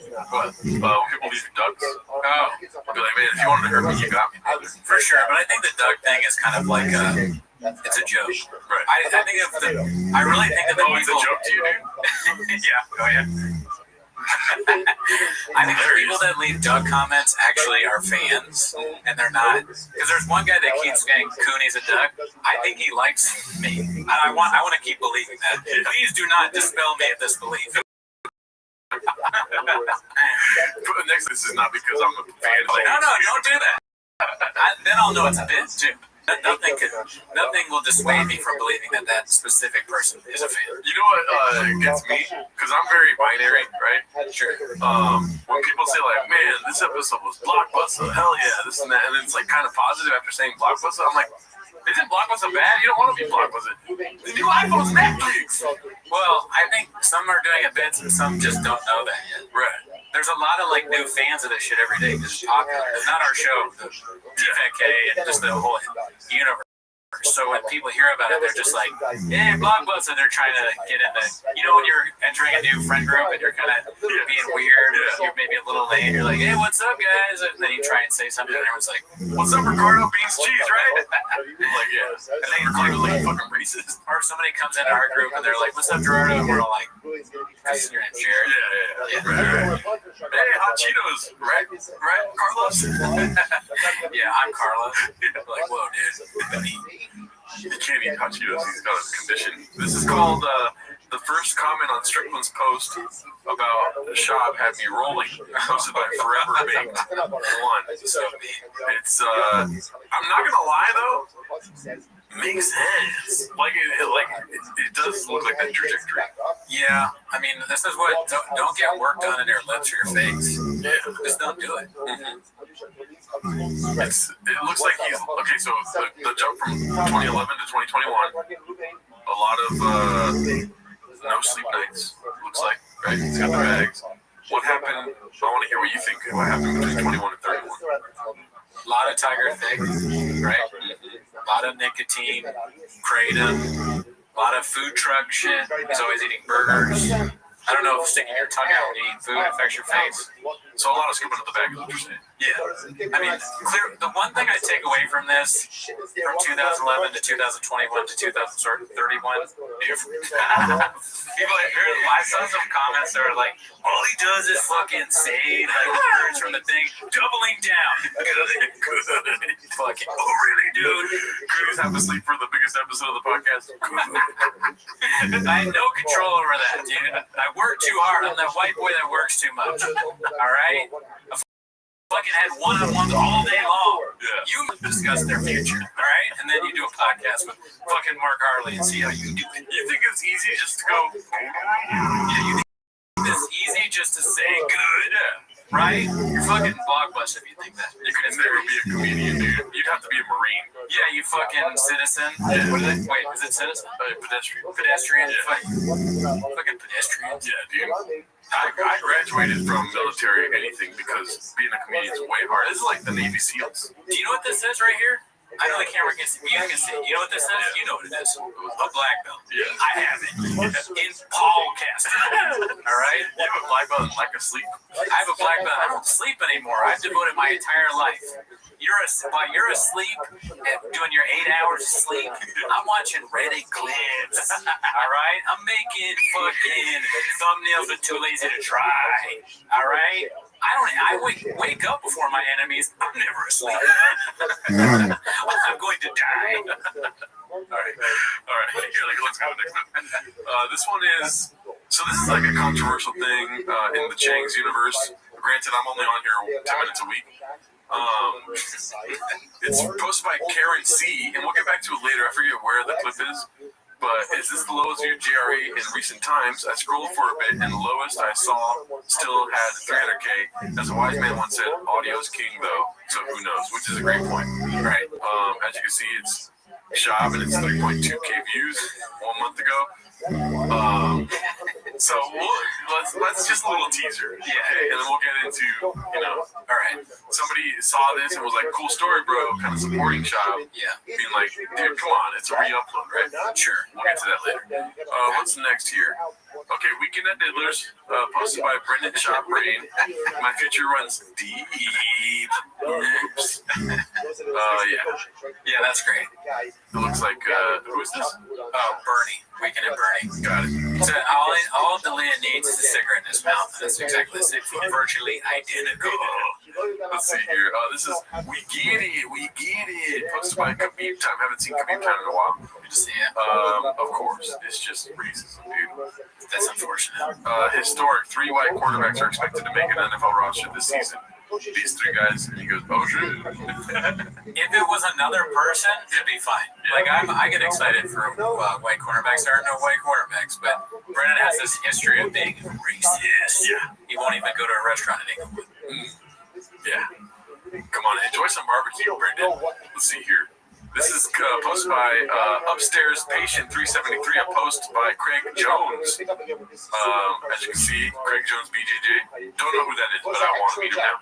You can YouTube channels last 28 days. Something just graph, right? No shot, isn't it? Right. I'm not a numbers guy, B. So funny. Mm-hmm. Yeah, he's always on the saying stuff about this. Isn't that? I'm gonna get it wrong again. I'm not gonna go there. Do you want me to look it up for you? What? Is it the CEO of PF Chinks? I'm pretty sure it's not. I think it's like Paul Craig. or something like that. Well, that's not our fault, dude. Their fucking names are similar, dude. I know that this is so bad because we've already talked about this and I still don't know. But like you, I also have a problem with binary things. I can't remember which one is which, right? Sometimes I grab a Pepsi thinking I'm drinking a Coke. Yeah. Right? You don't come here for real news. You know what I mean? Yeah, I think it's Paul Craig. Yeah, who gives a fuck? I am the CEO of PF Jeans. This is posted by Objective Finish 2555. It's called I Heard Brendan Saved Hundreds of People After His Starbucks Aerobics. It's just, I mean, that's just great. Enjoy Diaz is back there somewhere. Motherfucker. Spider-Man. You shoot ropes with your dick. Let's see here. This one is Ariel Hawani taking his talents to Thick Boy Stews, posted by Khabib Time. And I pray to God he ends up in that studio, dude. That'd be awesome. It's a post by Ariel Hawani saying, Life update. Goodbye, Vox Media and Spotify. Thank you for 3 incredible years. Very very exciting chapter coming soon, basically. It would be funny if Ariel Hawani went to Thick Boy, like Brendan was like, I got a job for you, you can do your own show. And then Ariel Hawani's show just started doing really, really well. And Brendan was like, we have another show. It's just so much better. Yeah, I don't think his pride will let him have Ariel in the studio. I mean, Ariel would never agree to that. He could just do something. No, Ariel would kill to fucking work with Shop, dude. Right. You're crazy. Okay. Like, we wouldn't do everything we could to get in Shop studio. That would be hilarious if there was another show, like we had a show on his network, Emos. It would suck that I don't want him as a boss. We would never get paid. You're right. All of our money would dry up. Yeah. Like, actually, you gotta give your Patreon to me. Daddy needs a cut. Like, it's like the mob. Daddy needs a cut. He's like our Tony Soprano. Yeah. Can we get paid? He's like, why are you asking about money? Be cool. I gave you a shoe. Yeah. He gives us each a shoe. And the whole time he's looking over his shoulder because he's peeing the sink. Yeah, we'd have to see his dick. I don't want. That's my fandom goes only so far. I don't want to see Shop's dick. I don't want to be tackled by Shop on the show. Like he'd be like, we got to do one of those wrestling videos where I tackle you and I slap your butt. And I'm just like, I don't want to do that. But then he would force me to do it because he's bigger than me. I would just go to work with a fucking suit of armor every day. You pull out the red bar like. Yeah, that kind of thing. That's so funny, dude. Step over here. That's so funny. All right, so back to, I gave you guys a cliffhanger. Dude, that's why you come to 10 Minutes to Shop. Dude, you get cliffhangers. You know what I mean? That's about it, right? Yeah, you set it up good. So this is posted by Lucy Stabbing Hat, right? Or Lucky Stabbing Hat. Fuck, I fucked up. Oh, Jesus Christ. Let's compare JRE views to another episode that was recently Okay, so the re-upload argument is null and void, apparently, according to Lucky Stabbing Hat, because Brendan Chop's episode got 3.7K views 1 month ago. And 1 month ago, Louis C.K. was posted and got 573K views. Okay, but let me ask you a question. Well, 2 questions, actually. One is, how many chicks? 8 inches. You got him! How many chicks does that guy fuck? Right? And is he even one of our guys? Louis C.K.? Is he one of our guys? No! You surprised me. That's humor. Yeah. You guys know that. I love Louis C.K., dude. Yeah, me too. God damn it.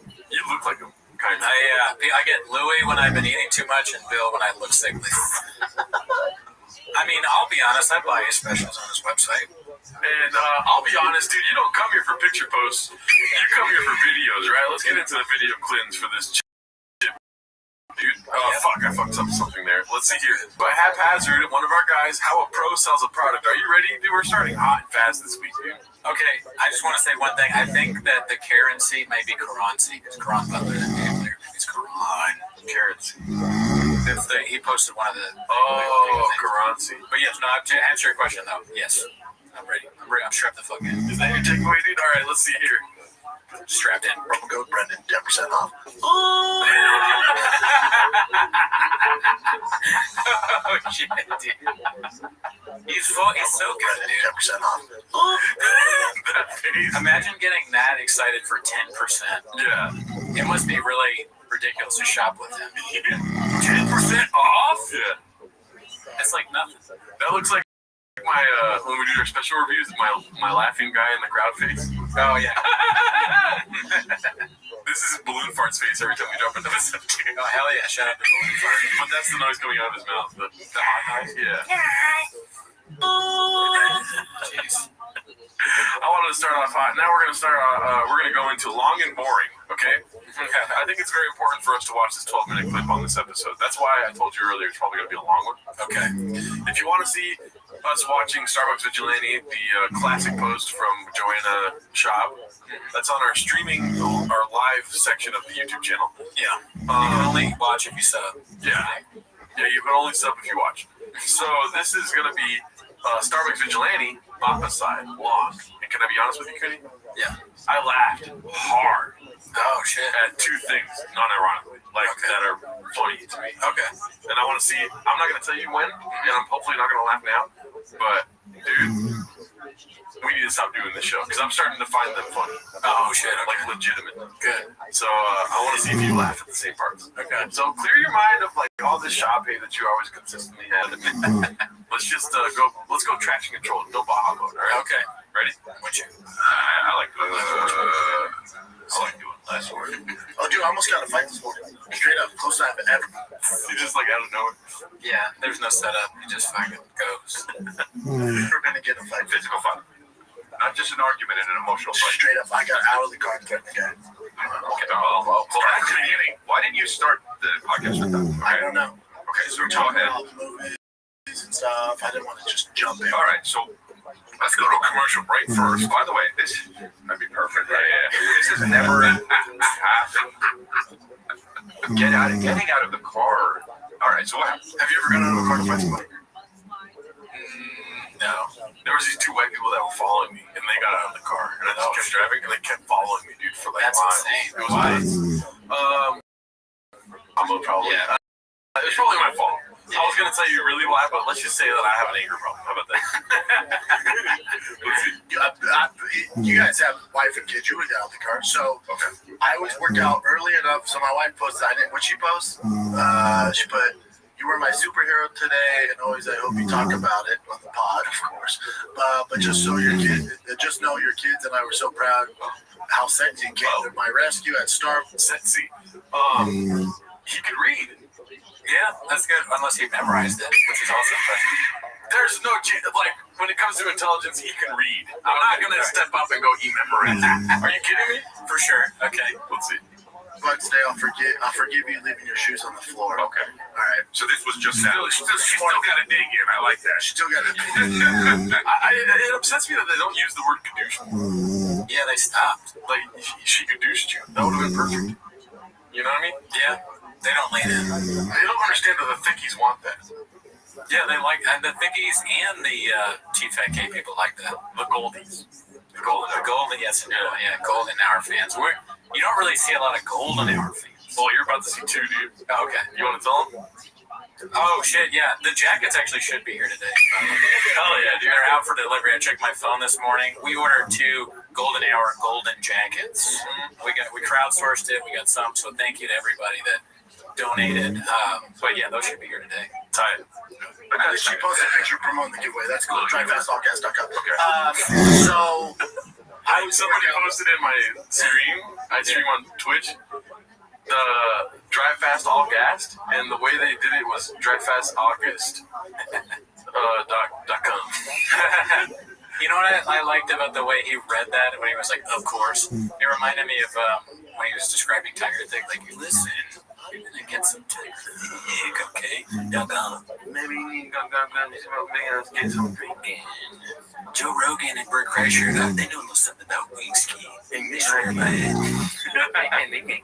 Bert Kreischer has a serious problem with drinking. All right, let's see here. But that's not there. I work out at 6 a.m. to get back in time to get the kids ready for school. Back in time? To get back. Oh my God! Finally, someone figured it out. That was the part that made me like, yeah, no, that for sure. You gotta punch it up, daddy. They gotta let him cook. We gotta let him cook, right? This is what you get when you let Brennan talk. He comes up with shit that you don't even see coming out of left field where Theo's done cooking. Let's see that one more time. So she still got a dig in. I like that. She still got a dig. At least she posted a picture promoting the giveaway. That's cool. DriveFastAllGas.com. So I always work out like at Texas, but that's not there. I work out at 6 a.m. to get back in time to get the kids ready for school. Back in time? Yeah, dude. To get back Oh in time. my God! Finally, someone figured it out. So I leave at 6, right? You like it, dude. That's funny. So You're stupid. He's an elliptical time machine. Marty!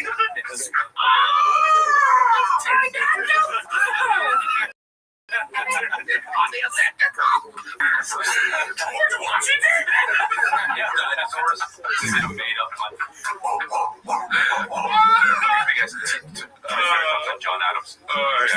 Because they're around the same time.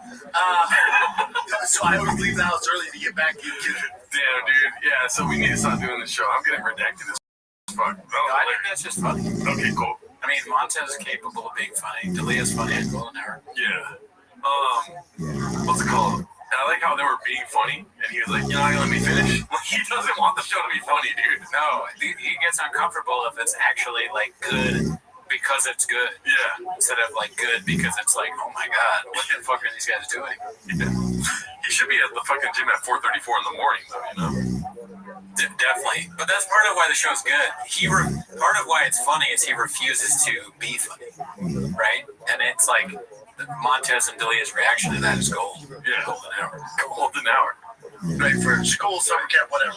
It's 7 a.m. I'm headed back, and I call her, and she's like, "Oh, we left already." I'm like, "What the fuck you leave so early?" She's like, "Tiger has to get there early for summer camp. Something has to do." She's like, "We're in line at Starbucks." I'm like, "What Starbucks?" She's like, "The one off the soda right up here." So I'm like, "All right, well, I don't want the kids to start the day without seeing me. I'll stop by the Starbucks." I love it. Very cute, dude. As we're on the phone, I heard, "Goo, get the car out. Get the hell out the car, bitch. I'll fuck you and the kids up." I'm like, Wait, so already deviating from the original story that Joanna had. They're just so unlikely that you hear on the phone. Yeah. Banging, and I get out of the car, I'm gonna fuck you up and the kids. I'm like, if they're me, immediately I'm like, what's going on? And then calling the cops as I drive there. Right. So like, well, first of all, that makes sense. Yeah. And also your duck. Call the cops. Handle it yourself, dude. You're right. You were fighting in the UFC. You're gonna call the cops? Yeah, definitely. Oh, that's your takeaway? I believe that Joanna's lying, dude. Oh yeah? Yeah. So let's hear the real story, is what I said. You know what I mean? For sure. Babe, this guy's getting out of his car. He's banging on the thing. I'm like, what? I go, lock the doors, roll up the windows, leave him there. Make sure he can't get out. I'm 1 minute away. Make sure his ass does not leave this. I hear him yelling, hitting the car, right? So I go, that's such a ridiculous thing to say. He brought up like hanging up the phone already, and he's still just hearing things. You know what I mean? Damn, you're hearing this like a detective. Yeah, that's crazy. I missed that part because I was laughing so hard at just the idea of him being like, keep him there.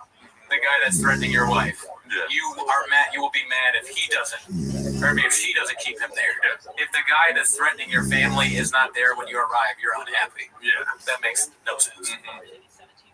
Look at that face, dude. He's done some stuff to his lips. He went from like skeleton skinny to like kind of a little bloated now. Yeah, right? Crazy. What kind of car is he in? She's like, he's in a construction truck, like a white truck. I'm like, big dude? She's like, looks pretty big, has a beard. I'm like, cool, say less. Say less, dude. He's using fucking slang on the phone. He's hitting that reefer right now. Is he Baja mode? Let's see. I'm pulling up. I'm taking a left-hand turn. I see that construction truck trying to get out of the way. I fucking cut through all the lanes. Middle of traffic, I cut them off. I'm in my F100, the Velocity F100. Cut them off. It's like Batman. Diddler rules. I I'm sorry. The golden hour clip. I mean, you're just so great at these clips. Because your boy just got done with buys and chest. And also, you worked out your loose. I'm in a wife beater. Your boy got the veins coming out. The funny part too is she goes, quit hitting my car. I'm gonna call my husband. He goes, get your little ass husband up here. See what the fuck's up. She's like, okay. She's like, okay.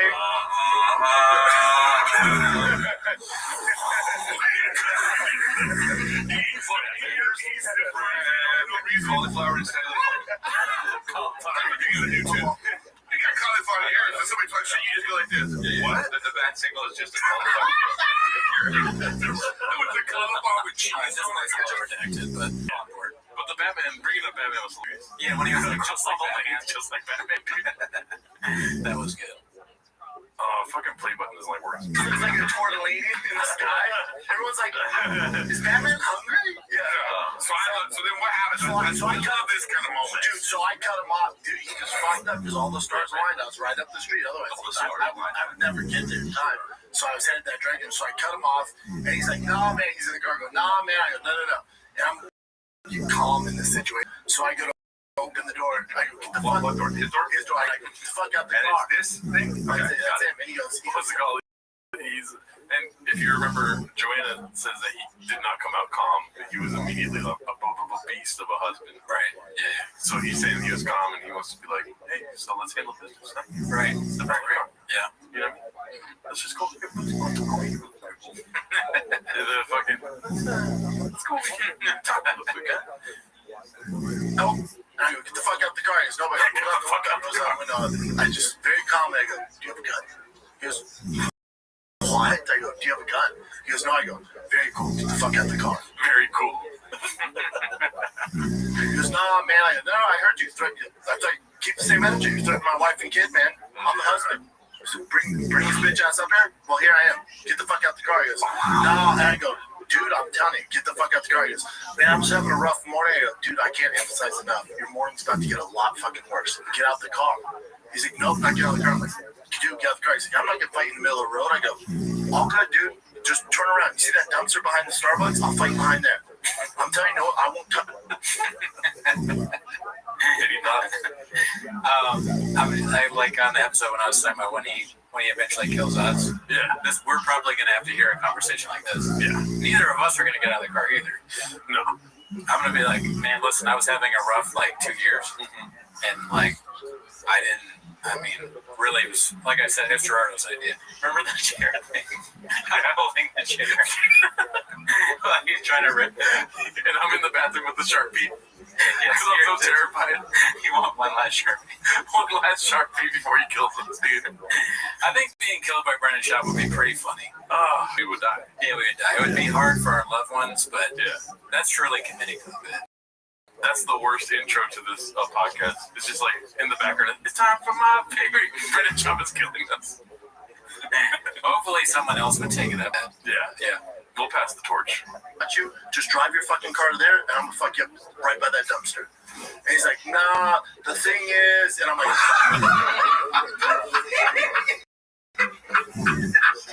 That's what he said. What is the thing? And my kid and wife are there just like I can sit and watch it, and I'm just super calm. And I'm like, no, dude, just we'll do it here, we'll do it there. But either way, you can't talk to people like this, man. Like you think you're tough, talking shit to an innocent female and 2 kids. I said, you said you were gonna fuck kids up. He's like, I never said that. And I go, Tiger. I said, he's a dude. Tiger. He's getting a son involved. Not the best move. Tiger's Robin in this situation. Did he threaten me? He goes, yeah. I go, there you go, dude. Get the fuck out the car. He goes, no, man. I go, dude, I'm telling you, just go over there and we'll figure this out. He's like, the thing just fucking almost gets in a fucking wreck and just takes off. And I hear my kids like, yeah. Wow. And the kids cheered.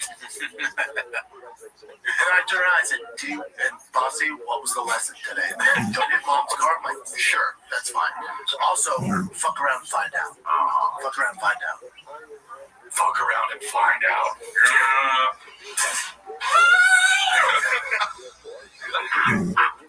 He's too big, he gets stuck. It's slow. It's all. This podcast usually gets 70,000 views. Yeah. And now it gets 70,001, dude. I'm gonna listen every week, Daddy. This is grade A comedy right here. That's like Austin Powers. With Fat Bastard when they were doing the wire work. Remember Fat Bastard? And he gets stuck. And he's like, they show the 6 little Asian guys trying to hold him up. But this guy, man, this is the internet in a nutshell. Like, there's no repercussions for your actions. And I told Tiger, I'm like, that. Speak on it. Repercussions, the actions. He said now he's taking this. What does this have to do with the internet? Nothing. He's taking this clip of that maybe happened. No proof that this happened. That is about a guy yelling in real life at his wife, and he's saying these fucking internet haters, dude. He's talking about yeah. Even though we didn't countermeasure. Well, I believe his story. Up until that point, sure, we're not hating. No, we're as we said many times, we're fans of British. Yeah. I mean, if I would have known this was happening, I would have drove myself and like gotten in the car instead of telling him to get out. You know what I'm saying? Right. Yeah, I mean, street justice, Daddy. I know. Anytime, listen, if this really happened, Shab, I mean, me and Gerardo, we're not really good fighters, but we'll go there and fuck that guy or try. He'll probably beat us up, and then he'll have to save us or kill all 3 of us. Yeah, he'll probably end up just fighting us. He's like, yeah, fuck that guy. I'm gonna fuck these 2 dudes. Who do you think he'd choose? Yeah, who would he choose? If like, so he shows up at the Starbucks, we just happen to be there, and the guy's there, but then he sees us, he's like, who does he fuck up first, right? Oh, he looks at us and he's like, 1 second. You know, like, say less, stay good. Beats that guy up, that guy beats us up. Goes and records 17 podcasts. And then he'll, after, when we're on the ground lifeless, he's gonna say some shit like, no more walking me to my truck and shit, huh? Something like that, or I don't know. Exactly. Yeah. That's exactly what it's doing. Do a parody song now, motherfucker. Yeah. Do a parody song now, man. Like, we said something we don't even know what he means. Yeah. He'll like botch the words, so we were kind of like fucked up. We're like, the last thing we ever hear is a thing we can't understand. Yeah. He's like, my boy Chick can cook, huh? And then he walks away. The bully dude. I said, notice how his tune changed when I confronted him. Because he can beat you and your mom up, but he can't beat me. For now. So look how, for now. Yeah. Give Tiger another year. Yeah. Give him another year. So I said, but that, see how his energy changed when I showed up? Joanna goes, Joanna, I called her after it. So stupid. It took way too fast.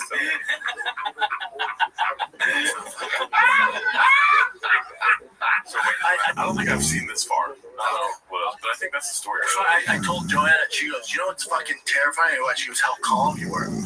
That scared the shit out of me. Yeah. People that can fight and can't handle themselves aren't all crazy. She goes, you just walked on and went, do you have a gun? He said, no. I was like, cool, get out the car. Well, it's better to be calm. I guess the better answer would be yes in that scenario then. I guess if Brendan Chavez comes up to you and says, calmly, do you have a gun? You have to go, yes. Oh, yeah. A mini. Yeah.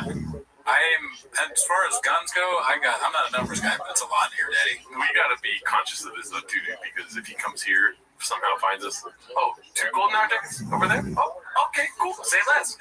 Right? He's gonna be like, do you have a gun? Or we go like, we have a gun! Yeah. Like, when I pull out my golden hour jacket, I'm gonna have like those guns all over that shit. Don't come at me. I know how to shoot a gun. I pro anti-violence. No violence. Yeah, no violence. I don't like violence. This is all skits and bits. No guns here. Yeah. Well, watch out. That's like the situation. Yeah, it's like, I guess, to equate it to some that I know about, like, it's like when people are like, how do you deal with hecklers? It's like, you've been there. You've been there, exactly. I mean, you're not going to get your fucking head kicked in, but.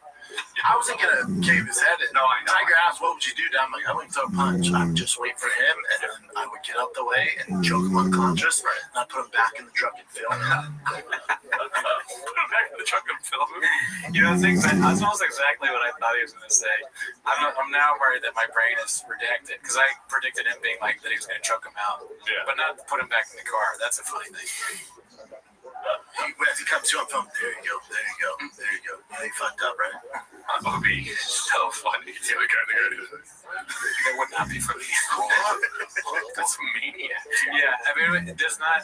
I mean, maybe in the moment it sounds like it'd be funny, but if you really think about filming a guy that looks like he's dead after you beat him up, that would look really weird online. Well, let's keep in mind in here too that the 2 on the sides, skits and bits. Oh yeah, Bappa, quick comedy. He's not doing skits and bits. He's being 100% serious. This is a serious podcast.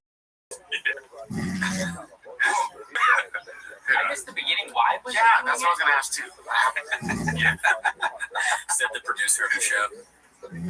I get he was in that big fucking construction like city truck, and he couldn't fit through the drive-through. So he was reversing, and Joanna just gave her like a like beep, like no, I'll get out the way. Right. And then the car behind her, because she was backing up, held on the horn. I guess he thought maybe it was hers, but he was pissed. And then she was like, "Oh, I'll make you out the way so you can back up." And that's when he got out and started hitting the car. She's like, "Whoa, dude!" What if you saw footage and it was really this? It was really Joanna going like this. That's funny. There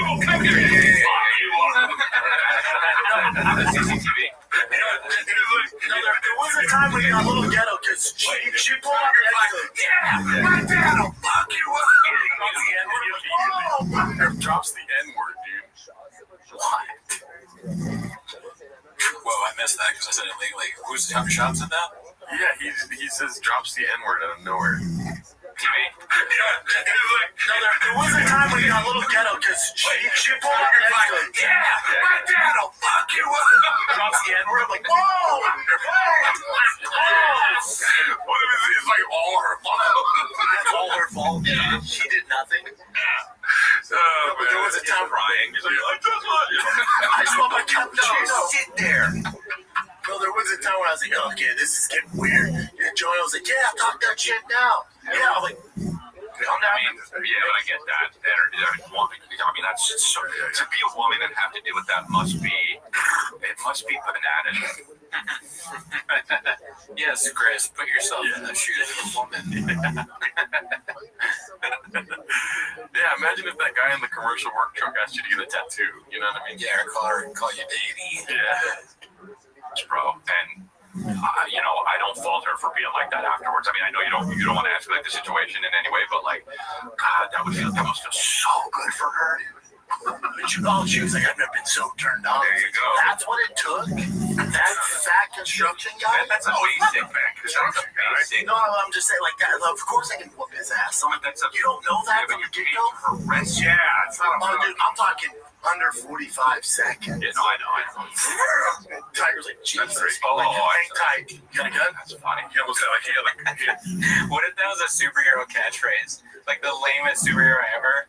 When he shows up, like the amazing shop, he says to the criminal, "You got a gun?" And then the criminal goes, "Yes." He's like, "Goodbye." That is so funny, dude. I want a comic book where that just happens over and over again.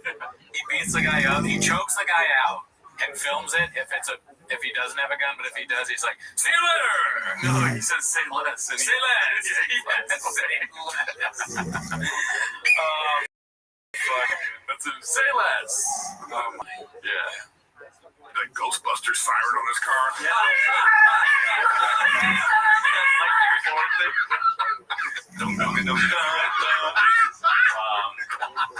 Okay, sick. Well, that's all the stars a lie. That's funny. That just fucked up. You think grabs home bad morning, I'm like, you get that's about to get a lot worse, dude. Yeah. Wow. Well, at least you didn't down for it. Look, you didn't have to fight. You know? I have nothing to say. I just think it's so funny. Having a bad morning, it was about to get a lot worse.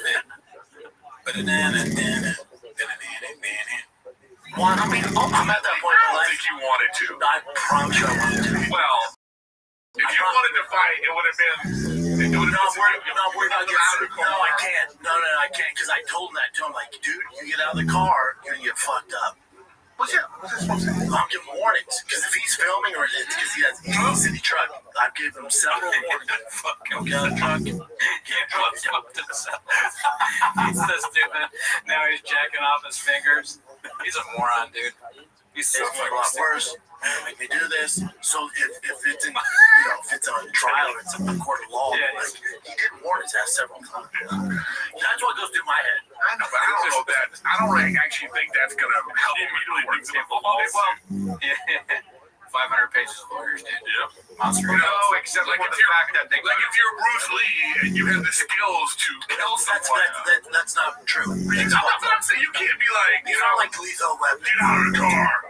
Don't get out of the car. I'll fuck you up. Like, I gave him a warning. I said, get out of the car. He goes, no. Get out of the car. Except for they could argue that when he got out of the car, he took it as like a little life-threatening. That's why I said, if you get out of the car, I'm assuming you want to engage. What I'm saying is, I really wanted to. I used to play the suit in high school. Oh, not really. I used to make a lot of assumptions. Fine. I mean, there was ways to get him out of the car. I mean, you could have been like, Trust me, he wasn't getting out of the car. Well, that's what I'm saying. But that must have been disappointing then. So you walked up and you were hoping that he was a tough guy, trying to prove, because you're like, yeah, tough. I was just hoping it wasn't Francis and Gunnar. Yeah. I was like, babe, is he black? She's like, nope. I'm like, I'll be right there. God, so fucking weird. Yeah, I mean, I'm not even gonna address that. Yeah, right. He's a racist. Anyways, what's your final thoughts on that whole thing? I don't think it happened properly, but it's entertaining. Yeah, something to talk about. I think it happened, but it's like, dude, they're starved for just like. I mean, not they, because comedians can talk all day and just like about nothing, right? You know what I mean? But like Shab, I almost said Cootie. Shab is just fucking starved for like a story to tell on the show. Dude, that's so crazy. Yeah, well, I mean, he has so many shows, so yeah, I get it. All right, so this one's posted by Guild Guitars. It's called Your Boy's Back. Let's see what this is about. I have a whole bunch of people working for me at the time. I've never been the guy to give people like, you can control this. Never. It's not my thing. That's why I'm at where I'm at. But somewhere along the line, I lost my way and I started delegating certain things to people. And you notice, but like 2 years ago, 3 years ago, 4 years ago, my social media was awful. It's not me. It's not me. Those days are gone. Notice, fast forward now, had to take time off from stand-up. I'm doing too much. I got cut back on the shows. I was going down a bad road then. I control it. My social media, your boy's back. I've been back with back. Everything you see now is my decision. Notice how much better it is. How much more positive I am. I'm a positive person. Oh, really, dude? Notice how much better it is. Your boy's back. Your boy's back. Your boy's back. Oh, really?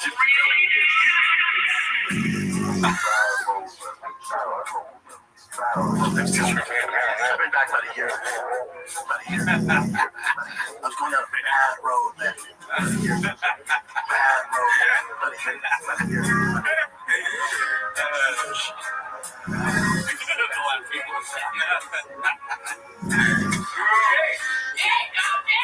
Talk. Do you walk the walk?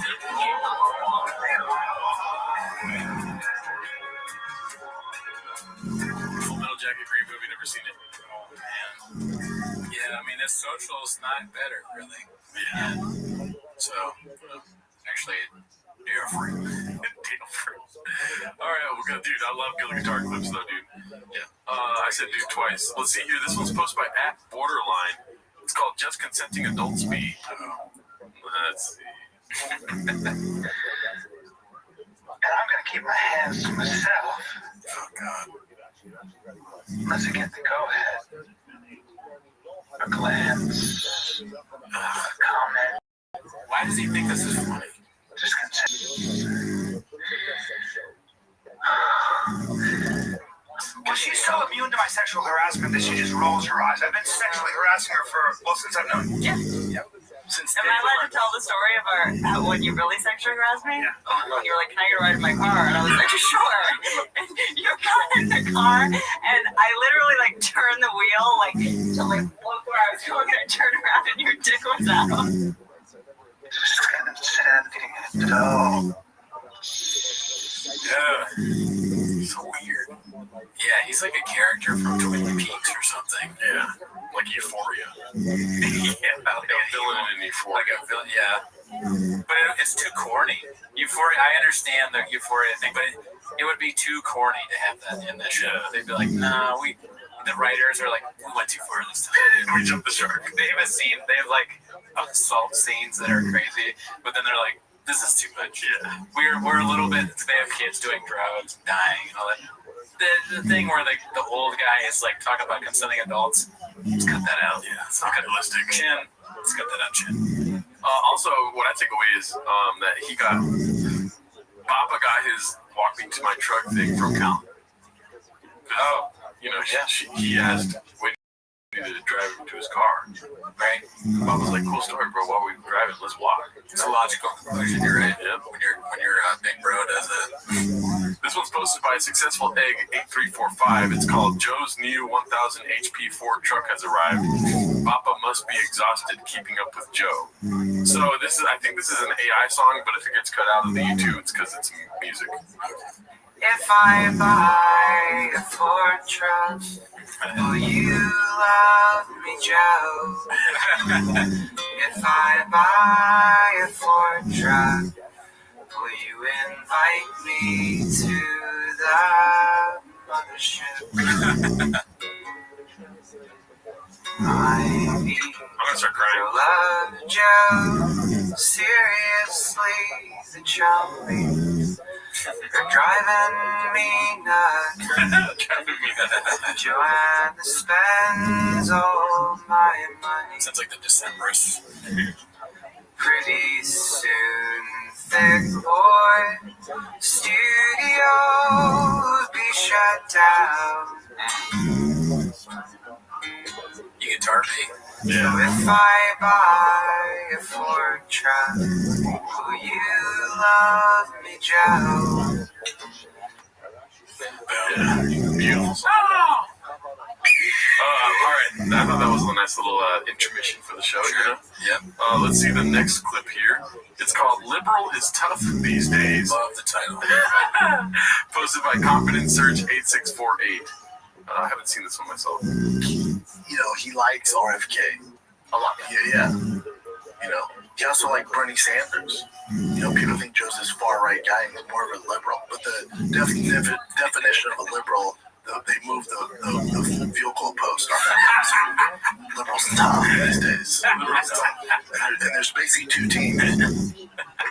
What do you guys think of that take? Oh, that's not a take yet. There's no take. No take detected.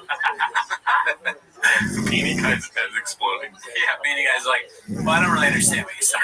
So, I got nothing. As usual. I bring nothing to the table, Beanie Guy. He never asks what they think of his take, so they just think he said, oh, what else you got? Yeah, it's like the same. So they just bring up another story. This one's called Reheated. Sure, Sandler went on Toe's podcast, but he's way bigger fan of Baba. Posted by I Downvote Cake Days. I haven't seen that user in a while. Let's see. Have you ever met Adam Sandler? Oh, yeah. Oh, yeah. How is he? Oh, yeah. Oh, shit. My girl's like, well, that's my North Star. That's Adam Sandler. I didn't recognize that first. I'm like, that guy looks like Adam. Finished peeing, he walks by. I'm like, I don't know, man. She's like, yeah, you have the comics from. I'm sure he sees, like, you have the improv. I'm like, I've never seen him there. I'm telling you, I've never seen him there. Yeah. I was at the comedy store 2 nights before, and I think he was around then. When he's there, and he goes, hey. And he could tell I was looking at him, and I'm like telling my kids about him. He walks over and goes, what's up, bro? I'm like, oh, what's up, man? He goes, hey, and I walk over, what's up, Mr. Sandler? He's like, you're that funny guy that kicks ass. You're the ass kicker that tells jokes. You're the tough guy that does comedy. And I'm like, motherfucker, that's Adam Sandler. Revisiting a whole dude. Yeah, I'm sure we've gone over this a lot, but it is funny. Who's your North Star? My North Star? The fans. No, come on. A political answer. I don't know. Yeah, you're that tired guy that has small teeth but much. Yeah, that's me. If Cal Ripken Jr. said that to me, it would mean a lot. Is he my North Star? Maybe. I told you yesterday, I texted you, I said I was at an open mic where 3 people listened to our show. I was like, I found my home. I felt like a fucking celebrity, dude. Dude, honestly, I guess it would mean a lot to me if I somehow ran into Cal Ripken Jr. or Ken Griffey Jr. and they were like, hey, Tim has the shop. Or they're like, hey, oh my God, you're Netflix. I think I would shit my pants. Yeah, if Tim Salmon walked up to me and was like, Tim has the shop, I would die. You know? Yeah, that would be something. All right, so this is called Talk Around the Water Cooler, posted by Haphazard. Our guy B. Let's see. Let's get into the fights, though. Casey, I heard you had a horrible outing performance golfing this weekend. Who said that? That's the Talk Around the Water Cooler. Did Mark tell you that? When I say around the water cooler, I mean me being the same Mark Duck. Mark played bad. Mark had a terrible round. I'm sorry, I started thinking. Now I'm all thinking about people like acknowledging it'd be pretty cool if Allen Iverson. Did you hear what he said? No, can you rewind? I completely. Are you serious? In my head, all I could think about was meeting Allen Iverson and him knowing about T-Mo's. Oh, okay. I was like, I'm surprised you had no reaction to that. Yeah, I didn't even hear it. I was fantasizing about meeting Allen Iverson. Oh, okay. Let's see here. Casey, I heard you had a horrible outing performance golfing this weekend. Who said that? That's the talk around the water cooler. Did Mark tell you that? When I say around the water cooler, I mean me being the Mark Duggan. Mark played bad. Mark had a terrible round. Whoa. Is this an old clip? No, I'm pretty sure this is from this week. Oh, okay, so he's leaning in a little bit. I want him to lean in more. Fuck, that blew my mind. Yeah. We'll do a residency at Thick Boy Studios, dude. You know, VPs in front of us. I mean, We'll make rules. yeah, we'll have a lawyer write it up. Yeah, it's so funny. It says Thick Boy next to his head. Yeah. BTB, what does BTB mean? I don't know. Business to business. Oh. Marketing genius. He thinks BTB means marketing genius. Let's see. Said you and him had the worst. He's outing this weekend. No, I shot an 82. I had a birdie. I had 2 bad par 3s back to back. If I par those par 3s, I'm shooting 78 and more good. Right, but you did it. An 82's fine. It's a serviceable score. Could we have improved? Yeah. Was it the worst round of all time? No. Where's your beanie, you jerk? Yeah. Oh, we're allowed to show up to Thick Boy without a beanie now when your name is Beanie Guy? Yeah, we call you Beanie Guy. We think we call you Beanie Guy for the looks of it? Yeah, say less. Go home. That's so funny. If we were in control of Thick Boy and he showed up like that, I'd be like, go home. What are you doing? Don't let this happen again. Yeah. Like, it's fucking 10 a.m. All right? Brendan Schaub's going to be back from his rubber tuck any minute now. He's going to show up and you don't have a beanie on? What the fuck? Yeah. Fucking go home. Yeah. I'm surprised they don't have beanies, like a closet for the Beanie Guy. Yeah, it's just a bunch of beanies. Yeah, they should. I'm a producer daddy, so I'm looking at the producing setup. They have a really big ATEM. I'll tell you that right now. Oh fuck, they have the same thing we got, but huge. Damn. Look at that thing. Damn. Oh, we got like a 4-inch ATEM. They got an 8-inch. That has like 180 buttons. I'm not gonna do this guy. There's a lot of buttons on that thing. There's 3 in that one. Oh, that's your takeaway. Mark shot like a 92. And I would probably shoot like 100? Yeah. That's a bad night for Mark. Yeah. Marcus did not play well. I'd love to go with you guys. Marcus to not play well. Yeah. Honestly, I only care about golf scores when Legs is around. Yeah. Yeah. Come on out. I know. I would love to go. I would love to. You have the hours to take off a wrap for 48 hours. I don't know if you noticed, but there's no more Tiger Thick in the studio also. Fuck. It's a fucking sad day, dude. Yeah, dude. They gave up. God damn it. There's a problem with the thing in Denver. Problem with this goddamn keyboard, dude. You got a Tiger Thick problem, yo. Let's see here. The next one is, okay, so I watched this clip already. It might get Gadoosh because of the song on it. Yeah. It's called Just How Baba and the 250 consider comedy to be the hardest job on the planet. Lego Head really thinks that selling beef sticks for $4 on OnlyFans is hard work. God dog. Big Boy Stews really knows how to pick them. And let's see what she says and then we'll talk about it. Okay. Like a lot of people give girls who have social media as a career a really hard time. Like, oh, this is some vapid career choice that is only going to last for as long as you're hot. And then you meet them and they're always so fucking smart, so hardworking, so diligent about their work. Like, very often these are just young businesswomen. So I hate when people are like, oh, social media is stupid. You only think it's stupid because it's a woman-ran industry. That's really it. This is one of the few industries where women are competing away and making money. So shut up. I feel like a lot of... Come on, dude. What the fuck? That's not... Is that for real? That's so funny, dude. I mean, hang on that's so fucking funny. Damn. So I agree with her. Yeah, no, I mean, she's making a point that could be true, but then as she's making it, she shows the opposite of that. Yeah. Right? Standing on a desk with a bunch of papers on the ground. Yeah, looking very vapid. Like, can you imagine someone doing that at work? What would you do if someone was crouching you're the boss, you come in, and there's your staff that you've hired, that you pay, is crouching on top of a desk with all the papers on the ground? Yeah. What would you do? You'd be like, all right, I guess come to my office so we can talk about what's going on. No, I would look at Mike and be like, "Where's your beanie?" Yeah, that wouldn't even bother you. It's like there's a way bigger problem. Okay, I don't have a beanie on. I believe her, dude, because you know why? I bought 8 frozen pizzas 8 days ago. I ate 1 a day. I have 0 frozen pizzas now. You can't do that if you're selling feet pics, Daddy. Exactly. You know, you don't want fat feet. 100%. You know, you can't be on OnlyFans with fat feet. No, she's doing something that we couldn't do. Diet? Hell no, Daddy. You've got fat feet, and my feet, they look bad. We've talked about my hammer toe. Yeah, exactly. I don't want to. I'm worried that people are going to pick up on that. I don't want to talk about it anymore. There's going to be some weird dickies out there that are like, let me see. You know, I doubt it. I don't. Do you remember when you were? I guess you didn't know me back then, but when I post pictures of my feet, I got a lot of hate. Oh, yeah. Jesus Some Christ. people were like, I quit comedy. I deleted my Facebook. Yeah, there's a weirdo that just turned off the episode and is on the Wayback Machine. Like, where's those pictures at? You know? I don't even know if they're still up. All right, so this is called "No Way He Found a Single Bed Truck," posted by Dicey Redact. Let's see what this is about. His face, dude. Look at his face. And keep in mind, he's watching a video that he made. So he's very intrigued by his own words. He's like, so funny. Like he's an auteur. Is it the word? Auteur. Okay. Straight up, the best field I've ever been to. I love single bed trucks. This thing's out of the line. It's a Jet 3 Coyote motor in it. Check this out. This is how I look when I edit Timo's. Just like staring at this with my cheeks for some reason being ultra juicy. Yeah. You know? Yeah. You always eat right before. Yeah. It's clean, drives clean. Look at this. Yeah. I don't know what we're supposed to watch there. Yeah, I want him to describe what drives clean means. Yeah. So next episode, Bob, if you could. Drives clean. There's no straws on the floor. Yeah. Exactly. All right. So this one's called "Bet on Himself, You Little Bitches," posted by Dicey Redact. Let's see here. And that's NBC or CBS. Man, like, yeah, your dad got his dream wrecked there twice.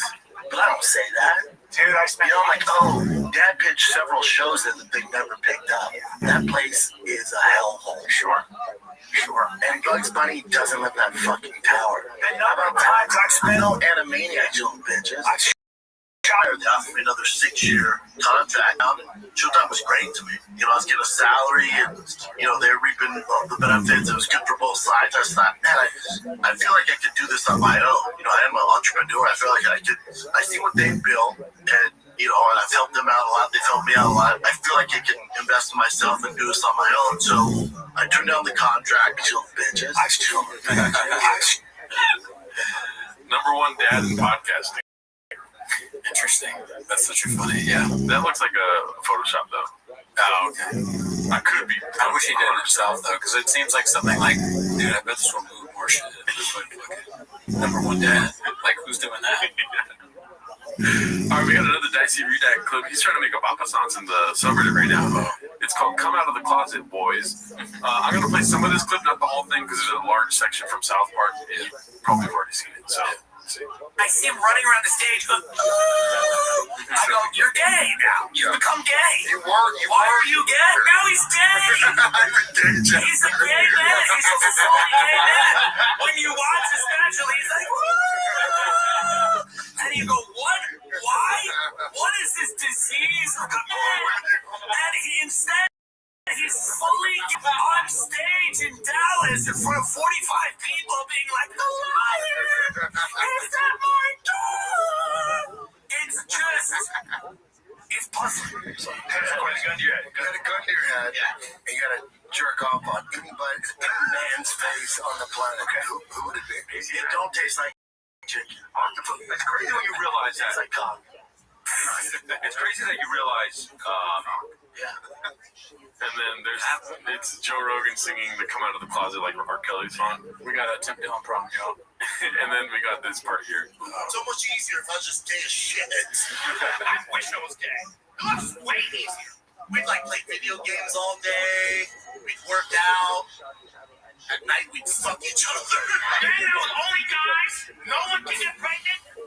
If this stops comedians doing that premise, that's all for good. Yeah. Right? Maybe Joe Rogan and Chop are just doing it so people won't do it anymore. Oh, so you're saying comedians are going to stop and not double the funny up? Cool story, bro. Yeah. You're wrong. In my dream world, yes. Yeah. You think that's it? Dude, that's funny. The funniest shit. Oh, you think they're gonna stop doing the gay bit? And you go. Joe Rogan never does bits about if you were gay. You put Joe Rogan in the room and tell him to make like a 15-minute set. You think he's not gonna bring up that he might be gay? You gotta do it like you normally do one more, but do the after because you do it so good. After it. You have to be saying nothing when you do it. Oh, so when Joe Rogan writes a bit about time machines, he's not gonna end up sucking a dick. Good. You're a master at it. You're holding back a little bit right now. I know it's so hard for me to do the what is it called? What's that saying? Play a monkey or jump monkey, whatever. Oh, I don't know, but that bit that's a classic bit. Yeah, that's so funny. You don't even have to say anything. Good work. Alrighty, so that's your takeaway, huh? Let's see here. This one's called Papa Planned a Fight Camp for Callan, posted by Haphazard. This is the last clip for the day, so let's enjoy it, fellas. Now, quick question: if you're gonna go to Dagestan, is that camp still there? Or did they shut it down? Dagestan. I didn't say I was going to Dagestan. Okay, I assumed you were. No, it's actually pronounced Dagestan. I don't know. You didn't get it right there. Right. True. Just I thought you were gonna go down to the Guzzle Daggy Cup. No, I don't do that. Right? I don't do that. It's doggy. That's doggy style. I went down to doggy style Australia because it's Dagestan, so it's doggy. Doggy. Oh yeah. Doggy Con. That's where it's like a convention for people from Dagestan. Where they all come and they're all like doing fucking jiu-jitsu or whatever. Yeah. Whatever the fuck. I'm gonna find. You know that Brendan just said he's gonna drink Daggy cum, right? Is that what he just said? That's what he said. That's why I was saying doggy. Sorry, I was thinking about Allen Iverson again. Allen Iverson almost as fuck is hilarious. Yeah. He'll hit us with a couple crossovers as he comes on. That's a guy that scooped up the bag. But sorry, go ahead. I assumed you were. No, just find Fedor ML. I thought you were gonna go down to the Guzzle Daggy Cup. No, I don't do that. Oh, that's right. I don't do that. I'm gonna find Fedor Emelianenko, and I'm gonna study the ancient texts. He's like, I'm gonna go to Denver. Are you gonna go there to fucking Denver a guy off? Oh yeah, you're gonna drink mountain cum. I'm going to Austin. Oh, you're going to Austin. Are you going to blow Austin? The guys there. Please do that. Yeah.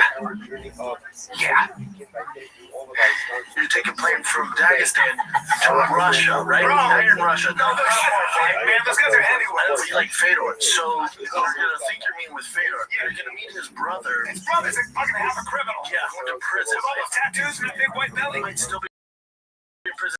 Either way, I'll bring up his brother for a second. and ask what he went to prison for.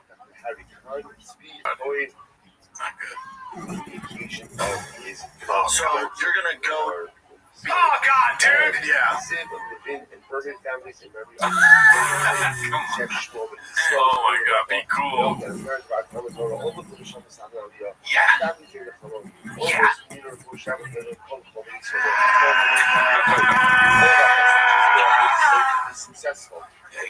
Yikes. Eerie clipped. The most menacing clip of all time. Just to haunt your nightmares. Jesus Christ, dude. Well, that's a problem right there. That face. You got Brian Cannell problem, y'all. Yeah. Anyways, if you guys want to see us on our lives, Wednesday night, 8 p.m. Danny. Yes.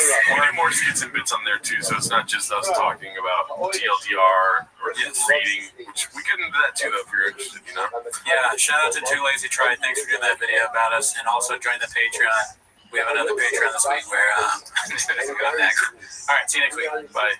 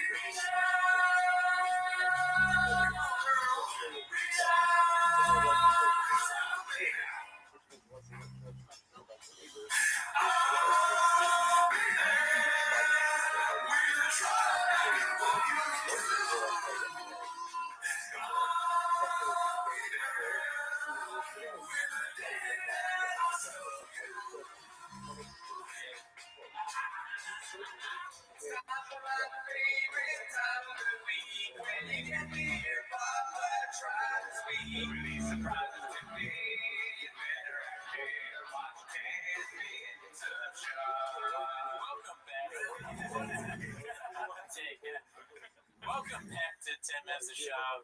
We're happy to have you back. Wow, it's a big day today.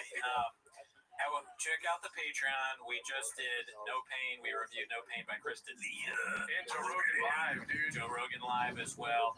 We stream live on Wednesdays now, so check that out. But that's not why they're here. They're not here for No. They're here to watch 10 minutes of Shop. So start the timer. Play the chain clip. And also we have Harley. Are we going to do something? You have a huge guest? Yeah, you're right. Oh, shit, dude. I don't know what that sounded like, but I like that it didn't make any. Oh, you don't know about our hawk thing? We're hawks, Daddy. Oh, yeah. No, it's like, it sounds like a bird. Yeah. So Callan had this bit that he did where he's like talking about his son, and he tells his son, always be a hawk, never a duck. And it doesn't make any sense. So our fans are hawks, and people that joan on us are ducks. Right? I like that because it makes me think I remember I edited this clip for Brendan. I did that clip, and for a while I was editing the reels, and I did it in this style where it was like zooming in weird cuts and like kind of like that awkward style of editing where it's like it zooms in on the reaction just a little bit on their mouth. Like especially when they like they'll repeat that and I'll be like they hated it, right? Because I was like, oh, you guys hate it, but he like didn't even tell me directly. He like told like the creative director, he's like, these fucking suck. I'm like, first of all, no, they don't. They're objectively hilarious. Like, I stand by this. I'll put him up somewhere so you can see it. But they were arguing about like Islam Makhachev versus Alex Volkanovski. And I remember at some point they're like, if somebody's got to get hit with different language, if somebody's giving you Muay Thai, you hit him with the BJJ. And they were making analogies to someone's playing this stupid flute, you hit him with the bassoon. And they're doing the same thing, like, it would be a bassoon, be a flute. And anyway, I realized they didn't like it, the way that I edited a few clips like this, and it took me extra time, and I was like, this is funny, and again, you're losing followers every day, so just throw shit at the wall, maybe we can engage people more. I used to talk to the people, I used to talk to the people in the comments like I was on the Reddit, so that's your narrative. And it got way more engagement than so you gotta stop this. I'm like, oh yes, God forbid people would comment more. But I realized I hated it because it was making fun of them. That's a good reveal, because that means that we're revealing on the podcast that Mark is Minimum Sky. He's one of the guys on Reddit that does that same thing. He zooms in with the hands. Oh, okay, yeah. It's not like an unprecedented style of editing, but I like when it's like you just zoom in on weird things and I'm like, oh, I'm gonna try that. It was really fun. Yeah. And then you're super proud of something, and someone's like, that sucks. I'm like, you only think that because you're an idiot. It's like it shows some self-awareness, and they don't want that. Right. No, they're like, I don't want to be the butt of the joke. You're clearly extremely funny, and everything is going great, and the numbers are all going in the right direction. We don't need anything else. So there's always stuff where I'm like, hey, what if we tried not doing this shitty part of the show? Well, you're a bassoon and they're flips. Yeah. It's really good. They have to explain comedy. Where they're like, that Andrew Tate joke about a kid is not funny. I'm like, please explain comedy to me. They'd rather have clips of them wrestling, dude. I know. It's every 6 months they start wrestling, dude. Yeah, tackles poor Brian. It's him down, slaps him. I know. It's like, what's right? Well, last time you were on, we didn't really get a chance to watch clips with you, but we brought you back today. We want to start watching clips with you. Yeah, it is fun. Yeah. So, well, it'll be like, I try not to watch clips. Some people will send some shit to me, like, during the 1000th episode, I don't know if you guys covered this, but it was like, of course, anytime I mention Brendan, I'll say his fucking name. I'll talk directly, but he had this. Somebody like people were sending this. I'm like, why would you send me this? They're talking about you. And Brendan's like, oh man, 2022 is so weird. Like, I didn't have anything to do with the Bobby Lee thing. It was all Brian's fault. I don't know if you guys saw it. Like, the whole episode, because his new, like, you know, fuck buddy co-host Shanaz or whatever is like, a lot of the people are asking, like, what's up with Bobby Lee now? And you're just like, I feel bad because knowing, like, I'm in that room and knowing how much Brendan didn't want to answer that question. But he did. You guys remember how if you watch this, he completely deflected. He was like, I don't even know. He's like, I've never met him. I don't know who he is. Like, Brian obviously totally harassed him. And I'm like, knowing the actual inside story, like, no, you hired fake hackers who told you that Bobby Lee was running the subreddit, and you called me up, and I was like, maybe sit on that information rather than doing anything about it. And like 2 hours later, you're like, pretending the LA Times is running some fake story on Bobby Lee while he's at dinner to make him panic and call you back, and then you ambushed him with Brown. I'm like, this was all you. Like, sorry, but then. But can I be honest with you? I swear to God, when this was all happening, I thought you were like the Mike Baker dude. Like you were his CIA insider dude. Yeah, it's funny because you would assume that, but I'm like, and anybody call me a handler, I'm like, do you think Brendan would listen to me? Like, he's the most arrogant fucking person. He doesn't, he would never, it's a convenient scapegoat to be like, other people, man. I'm like, you don't listen to anybody. You will come to people with an idea and you want to hear yes. But he's never come to me with this, like, should I do A or B? And I'm like, you should have a B. And the only times when I did say, like, he gave me this Bobby thing, and I'm going, like, you're out of your mind, you don't know how Reddit works, so I just go, yeah, I mean, I would just maybe don't say anything right now, because it doesn't really make it, like, if that is true, that Bobby Lee is secretly harassing you on Reddit, like, for no reason. Yeah, when you say it out loud, it makes no sense. Yeah, I'm like, it is true, but then Bobby Lee controls a 100,000-person subreddit, but also doesn't own a computer and plays video games all day. Okay, but the server was Tiger Belly. How do you explain that? Yeah, exactly. You definitely, there's email confirmation and two-factor authentication. Like, it's literally, you could put fucking, I suck cocks at fucking tfatk.com. Right. And be like, that's Brendan's email. Clearly, he comes to you with A and B, like, should I do A or B, and both A and B are bad. Right. I always tell him, like, you're the past few years that I experienced with these, it was like the choose your own adventure book where like you're like, I'm going to do the absolute dumbest thing possible. It's like, should I go pick up those gold coins or stick my hand in a wood chipper? But it was funny because that's just one example of he's blaming Brian, but then he was like, oh man, I had some really terrible people around me giving me really bad advice, like, and I did that. I'm like, he's talking about me, but you've been using terms like, oh, I had a business manager. I'm like, I know all the people who are your managers. Like, you don't think any of them are bad people. They still work for you. And you're like, Mark Harley, business manager, but also who didn't work for you really, who was a part-time employee.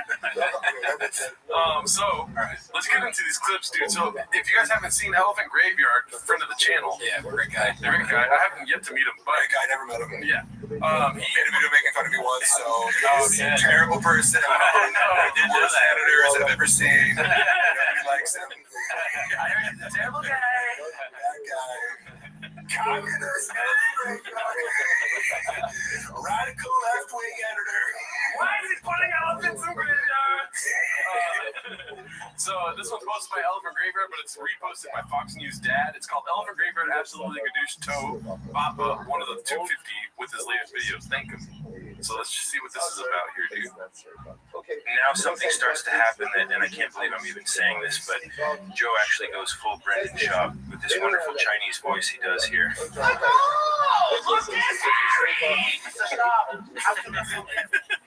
Many stitches. This be worse than your life. Criticisms about infrastructure. Well, that is rough, but at least he's not straight up copying Brendan's jokes, right? My life would be so much easier. It's so tiny, dude. I wish I was gay. My life is way easier. We'd like play video games all day. We'd work out. At night we'd fuck each other. Is there any chance that you fucked Brendan at night, by chance? You know what's funny? Okay. So many people would be like, I'll always like read these comments where it's like, Brendan and Mark would definitely fuck. I'm like, does Brendan look like my type, dude? Like, wouldn't that fucking dude who's in shape? Also, that's a joke. But like also, I can't convey to you how much Brendan is physically cold to the people around him. Yeah. Like I like guys where I'm like, your like desire to touch me makes me uncomfortable. Like where I'm like, you're always hugging and rubbing me. I've never hugged Brendan Schaub. He does this to me. Okay. And like when we were best friends, I would get a dap. Yeah, that's all. That's the most you would do. Yeah. And then we fuck each other. Have you ever met Jamal? Who's Jamal? Jamal's the barber that Oh no. He's another Asian guy. I know the doctor. Wait. That's from the first special. Yeah, they say he's like an Asian guy named Jamal. You haven't met Greg either, right? Greg Sue? The UFC doctor? He's the guy that. But what's in your life? I saw the clip though, because after I stopped working for Brendan, like, because a lot of the stuff I'm like, when I was working for him, it's like, well, clearly the Reddit is coming after me, like, for nothing. You know, like, like when I just first appeared and started talking about steroids on TV, okay, they're like, this fucking ugly piece of shit loser. I'm like, whoa, like, I haven't done anything to you, so I know. So your hatred for Brendan must be rational. So I never really did a deep dive. Then I saw that documentary that guy did. What's his name? Like he did a long one where he breaks down like frequency. Yeah, phase frequency. And I remember the Asian clip, and I was like, oh my god, because I think, you know, one of my philosophies is like, you can push the boundaries of racial comedy if it's from your individual observation. Yeah. You know what I mean? Like, I used to drive Uber, and I remember, like, I feel comfortable saying the only people who FaceTime without headphones were black people. You know, and I'm like, I don't feel racist because that's just what I'm saying. You know, and you'll talk to a black person, like, yeah. But, like, so I'm like, do whatever racial humor you want, but if you're taking a guy who speaks better English than you and assigning a stereotypical Chinese accent to him, like, something does feel wrong about it. Yeah, fair criticism. Yeah, and I remember being like, ooh, like that's just like, it's like a low blow, you know, to like reduce this guy to like, oh, I know speak English, but he speaks like this. He's like, hello, doctor. You know, that's exactly, yes. Would you like to take my fade? Right. He's like, if you heard him on the phone, you're like, this guy just has a really nice deep voice. Yeah. All right, let's see the rest of this. Those only guys, no one can get pregnant. That is a low that is so never expected Joe to go. Brendan Schaub, my God, if that is career, then I don't know what is. Brendan Schaub quit comedy after releasing that special, and it only stands to reason that if Joe is stealing from it, then he ought to do the same. Classic. Yeah. But the Elephant Graveyard got a lot of reviews. Got a lot of reviews on Chang. Lots of reviews. I've never met him, but it's a great video. Yeah, I saw somebody posted it that was like, this is his fucking masterpiece. So I'm meaning to watch it. I do think he's super talented as an editor.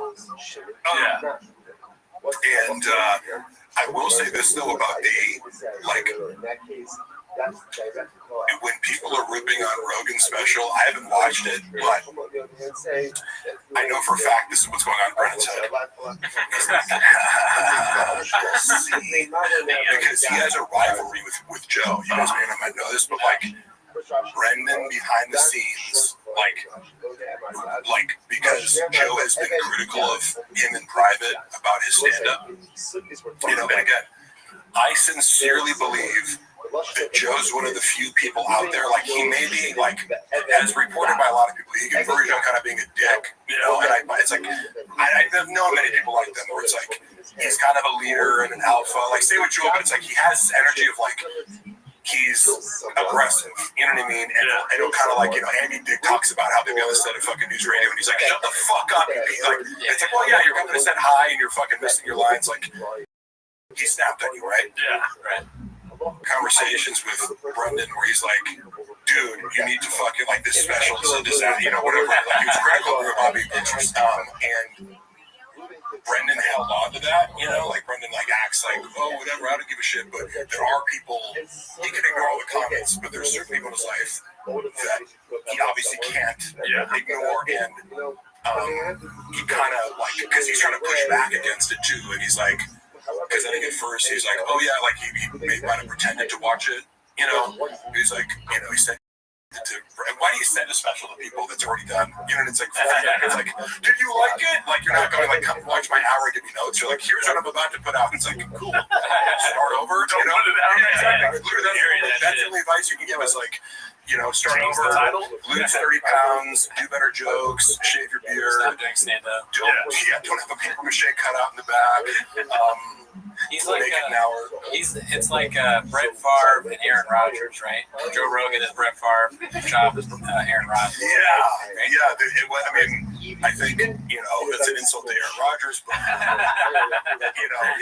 so what I'm saying is, there's legitimately, from what I know about Joe, he does like helping people, and I think he comes at Brendan in a potentially very harsh way to his ears because Brendan is sensitive to criticism. But he's trying to be like, I'm the only fucking person. He's trying to tell me, yes, man.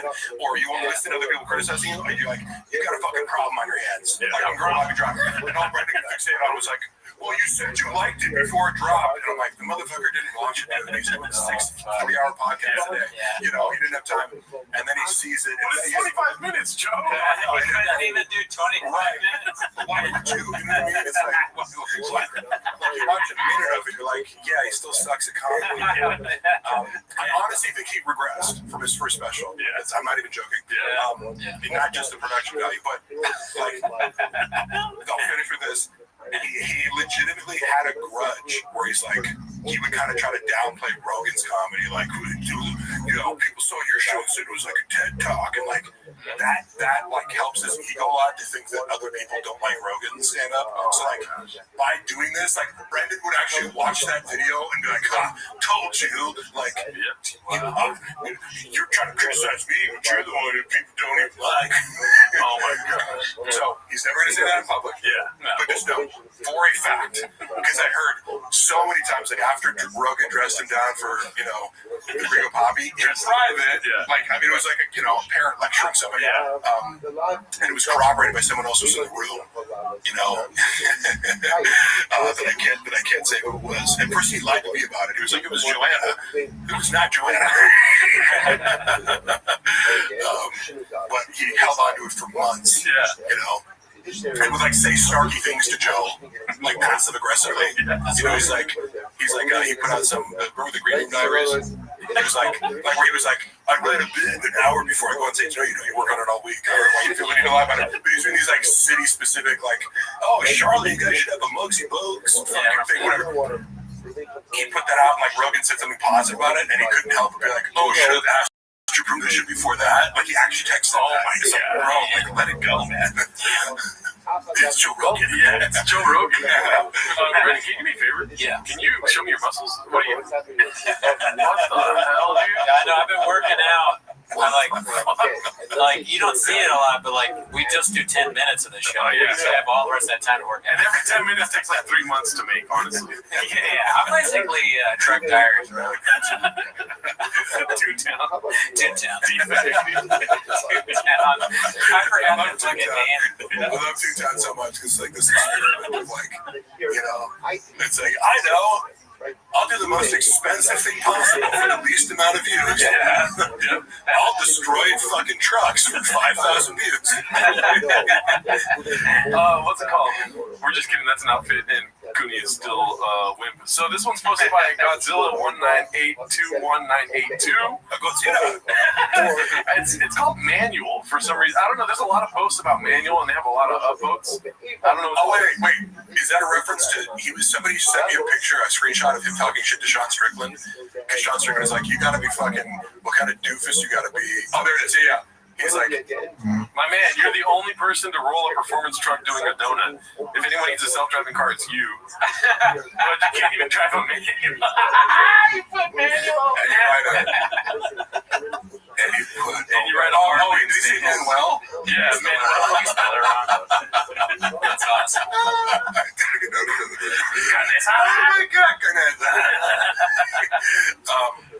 You know what's funny is, because I saw this, I don't know, I wish I would have seen, Brendan blocked me, so I can't look at shit, but I told you guys before how when Sean Strickland came to do the Food Truck Diaries, like, he was just talking, like, now I know him more, and it's funny, but at the time, like, I was, like, caught off guard because he comes up, he's like, what's up, man, what do you do around here besides having nuts the size of raisins? I was like, okay, like, first thing you said to me, that's like opening the door for you, but he was actually very cool. Like I was like, that's very much Sean Strickland. Yeah, it's like you got the Sean Strickland treatment. He's just like, you, this motherfucker, you're 5'2", motherfucker. You know, like he was on the whole time.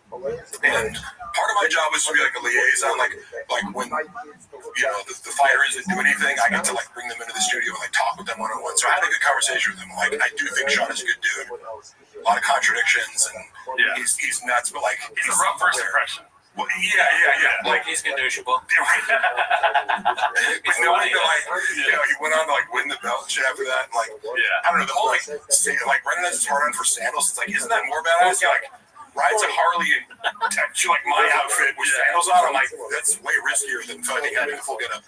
But anyway, I forget if I told you this, but he must have cut 20 minutes out of that episode because Sean was roasting the entire fuck out of him. And Mr. I'll Light You Up had nothing to say. He had zero. Do you remember anything he said? Yes, yeah. He looks at the camera because he was really good to like have this 3-camera setup. So it's like you're talking, there's a camera here, there's a camera there, and then the camera in the middle. At least like 5 times when you're outside of the food trucks you're standing, he would turn right to the camera and like do like a wrestling promo. So he'd be like, motherfucker, people are soft these days. You know the real man? Patrick fucking Swayze. And everyone's a pussy these days. Fucking snowflakes. You need to grab their fucking nuts and put a little hair in your chest so you get these like macho. Like, then he'd do it right to the camera. Multiple episodes because he'd be like talking to Brendan and he's like, that fucker reminds me, people are pussies these days. Fucking what do you want? Communism, you know? And it was like super entertaining.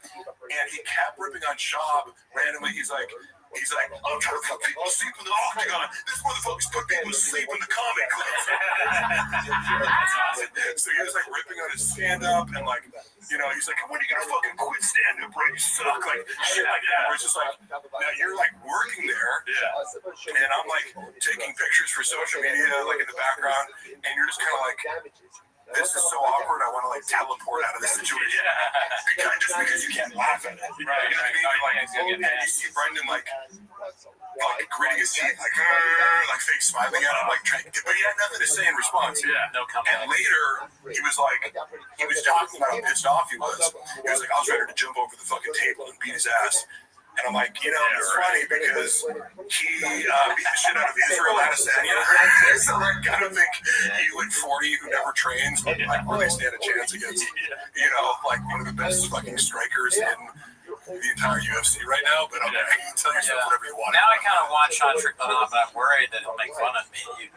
I mean, I'll take it. I'm not gonna fight back, dude. I think it's all good fun. It was just a little jarring because like MMA fighters are so respectful normally, and I got to meet so many of them, like Cheeto Vera and Alex Volkanovski and Tim Kennedy. All these guys are so nice. You know what I mean? Like, there's not a lot of personalities like Sean Strickland. But that is just his mode. But when somebody you're like, it's like 9 a.m. I just showed up to work. Some guys like calling me fucking tiny nuts. It's like, that's interesting, So it's like a little bit like it shook me up, but then I was like, okay, he does that. He just ripped on Schaub for fucking 20 minutes straight. So call Cooney small teeth. Well, maybe, but also I have a hairy chest, so maybe he said like put hair on your chest. I got that. Yeah, I think he has real disdain for influencers. That seems like he's like, fucking influencers aren't human and this and that, but like Schaub. I mean, I could do like my takeaway from that, where he's like preemptively going on his page to fucking shit on him is like, I think Sean has disdain for him. Yeah. Right? I think he kind of puts him in this because like Sean's one of these guys where like he has millions of dollars now, after doing like a pay-per-view with fucking what's his face, TDP. Yeah, how does he dress? He wears Wranglers and fucking Walmart t-shirts. Yeah. So this is another post about manual. So I think they're really running away with this. As you can see, it's posted by Slipstream Daddy. It's called What's a Manual? And one has a sombrero. That's Manuel, as you can see here. It also has Pun Hub at the bottom here. Right. They got the one on the right illegally. It's keto, bitch. Keto, bitch. This is hilarious. How did I think of that? That is always amazing how the crowdsourcing of comedy that PFK works is. Yeah.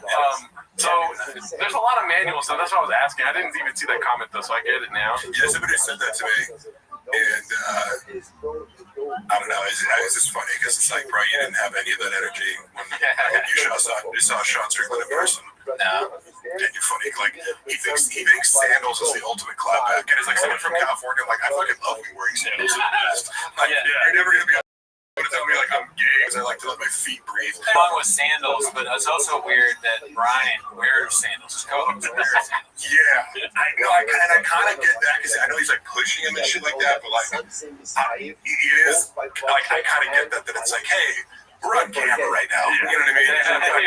Walking to go to Sandals are great. Time and a place. You know what I mean? Yeah, time and place. So he's pushing him. So I get that it's staying, but I just refuse to buy into this idea. No, it's also for East Coast thing too. I remember like my East Coast friends would be like, fucking say you got fucking toes out? You're not wearing Timberlands right now? New York comics, your friends in New York comics. Right, exactly. Yeah. So when I went to college, fucking everybody had sandals. Yeah, that makes sense. I'm not. See, I don't have any problem with sandals. I'll just never wear them. You know, I got bad feet, so that's why. Yeah, he's got hammer toe. You hear about this? What, do you? Yeah, both the middle toes I got hammer toe. Do you know what that is? It's your toes curl. Your toes curl up, so they're prone to injury. So I've injured them, and they look like they're dead.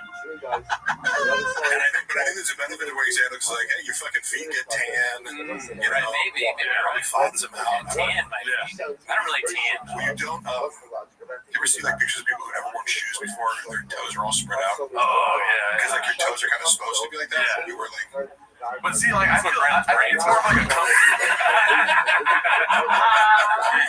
It's also I feel like I think it's like a comfort thing to me. I feel comfortable with socks and shoes, and so when I wear sandals, I feel like naked, kind of. You know what I mean? Yeah, and also because, for example, when I was playing football at a prestigious D3 Pomona College. When you're in cleats all day, and then like after practice, like sandals are the best thing to like, let your feet air out. Chair sandals. Yeah. Okay, so we got this other manual thing. It's posted by Cruel Ambitions. It's we talking about manual beat. So here's a little clapback from Strickland. He says, "B-Shop, we all know you learned to work on a stick on manual or Manuel." Bro, I posted a video of me doing donuts all the time, and then we'll see that. Wait, can you zoom in again? Because I couldn't read the whole thing. We all know you learned to work on the stick on manual. I like that he picked up on it. Bro, I post videos of me doing donuts all the time. Hey. And let's see if the next one is. Okay, so it's right here. In a standard, you have 30 different Karen models of gravel to mall driving, and you still roll the truck. I don't even know what that means, but I'm glad that he clapped back because I was like, no fucking way Sean's just going to let that bullshit slide. Yeah. Maybe he's saying, like, you went out and tried to do a donut for the first time in dirt when you could have just went to the mall parking lot. Yeah, you have 30 different Karen modes of gravel to mall driving. Mall driving. It's just so funny to go out of your way to make fun of Shop for something that is ridiculous that he does. Like, why does he have such an issue with electric cars? Yeah. And it's a stupid opinion. And so Sean Strickland, who's the last person you'd think that would come at him from this angle, is like, you know what? Me too. I also think you're stupid. Yeah, it is funny because it's also one of these, he digs his heels in on stupid things like Crocs are terrible. How do you use that much fucking mental energy to footwear? I don't know. You know, like, but your dumbass fucking Nikes that you have 5,000 pairs of. Well, it's him emulating what comics do. Comics get annoyed by silly things, but it's really bad. That's a good point. I always tell people, I'm like, Brendan isn't so much a comic because, like, again, you can get really good at the time. You know what I mean? Especially like, imagine how long you've been doing comedy. Almost 10 years. Okay, great. Well. And you feel pretty confident? Yeah. And I think, however long he's been doing it, 7-8 years before he stopped, like, not only is that time for a normal civilian who has a job to get good at comedy, but like imagine you're a millionaire and you could like hire a coach and like you have more time than the average person to focus on it. Like you could condense and accelerate that process. I mean, like I remember I studied stand-up in the San Francisco Comedy House. People always make fun of this when they see it. But I'm like, it was just a place where you could like learn joke writing. And I was there at the same time Hassan Minaj was. And I just remember, I'm like, this dude fucking has got it. As far as like work ethic, he was like, fuck this class. I want to get on stage. Like he was doing the class, but he's like, I want to get on stage as soon as possible. I'm hitting every open mic. Like he took it upon himself to like, and within a year, he's like doing local show. You know what I mean? He was like good enough to be like, oh, you can do 15 minutes of the show just because I'm doing as much as I can. I'm writing every time I get on stage new jokes. Like, so he really had that hustle in him. And I'm like, I feel like, 5 years is plenty if that's all you're doing and you don't have a job and you can literally hire someone to help you write jokes, which he did. He's a stool with mangle him, according to fucking Derek. You never thought you'd see that hustle again until you met Shop. Right. Hardest work in the room, B. That might be that word. If you come into zoo culture, be 3 sets of bench over an hour and 15 minutes of bounce. I was like, how do you do it? But literally, I love guys who say shit like that. Like, I'm the hardest work in the room. I'm like, actually, you're the last person to the studio, the first one to leave. Like, I literally checked counting up his work day one time. I'm like, okay, yes, you technically show up at 9 a.m. on Mondays. Sometimes you would just show up randomly, like an hour and a half late, because he's getting a rub and tug. Like, literally, I remember, like, behind one time, seeing people in. That's a fucking hot dude. Just like, because, like, again, everything's ready to go down. All the producers there, I'm in the room. And, like, one time, I was, like, right behind him. I'm like, oh, shit, like, he's going to think I'm late because I'm coming in behind him. And I see his car get back on the freeway, going in the direction of, like, the week before. He was like, oh, yeah, there's, like, my buddy was telling me there's, like, really good rub and tug that direction. I'm like, cool. Like, I've never been to one, but I, like, and then, like, the next Monday, it was, like, he just went, like, we were pulling in, and then, like, he just zoomed off in the other direction, like, it was, like, an impulse thing, and he comes in at, like, an hour and a half late, and doesn't say anything. It was just, like, and sometimes I'm like, oh, yeah, I had to talk to my agent in my car, or I had to do this, drop the kids off. It's like, hey, what's up, everybody? It's like, yeah, no big deal, we've just been waiting for 90 minutes. But, when you would do that, TFK on Mondays, but he'd leave at, like, 1:32. Yeah. Then the rest of the days I could come in for an hour or two on, for King of the Sting on Tuesday. Wednesday, only TFAT's like max. I'm like, you put in an 8-hour work week in the studio. You're like, hardest work in the room. I'm like, sorry. All you do is show up and talk. Yeah. You don't even do pre-production. Like, the producer for King of the Sting / Golden Hour, Nick, he's really good at his job. Like, he does like all of them. It's like he literally just has to show up, but he has this narrative of like, hardest work in the room. Are you? Like, in what way? By the way, Brendan, I'm going to start showing up an hour and a half late. Yeah. I heard about a rub and tug over. Just not mention it. That was the funny part. He's like, hey, what's up, guys? It's like, hey. Am I allowed to ask you where you've been? Okay, so this one's posted by Confidence Search 8648. It's called Former Professional Comedian Watches Videos of People Falling Over. Warning, redacted. Let's see here.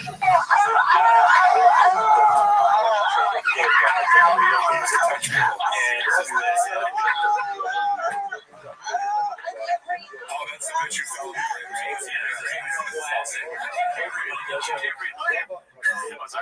He's laughing. I mean, that is a funny clip. He's laughing like a fucking. Yeah. Sorry, like a redact. He's laughing like he's got his favorite shoe out. He's got a drink in it and just took a big swig. But I love, don't you love it? And also, yes, it's so well established that Chris hates being touched. Oh, yeah. You know what I mean? It's like his biggest pet peeve, but he has to do this over and over again.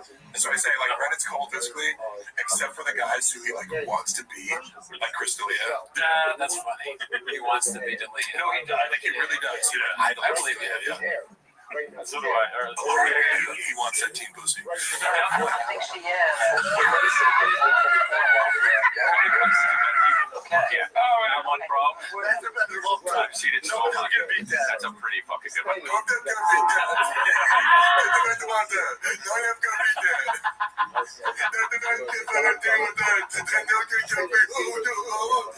That would be kind of a funny show, just to show him clips and have him react like a child. I mean, I think that would do better than what he's doing now. Charlie made his fingers. Yeah, they should show him Charlie but his figure. That might be too like too high. 2006 YouTube. Why don't talk about this? Is the whole point of the golden hour now just to have Brendan like annoyed. Oh my God. I mean, that's it's like a jail sentence or something like that. Like that. Yeah.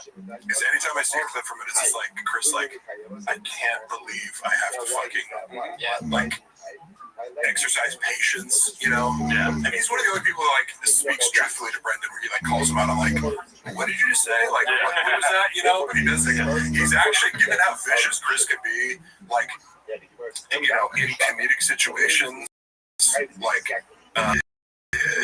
To me, he's exercising a lot of patience with Brendan, but it's still, he's like, don't, why are you touching me? Like, those things where it's like, Brendan, like, we've been over this. We just reviewed his special on Patreon, so I was doing this bit where it's like, I want to see Chris one day, be like, oh, dude, you almost were a movie star. What happened? Oh, yeah, I forgot.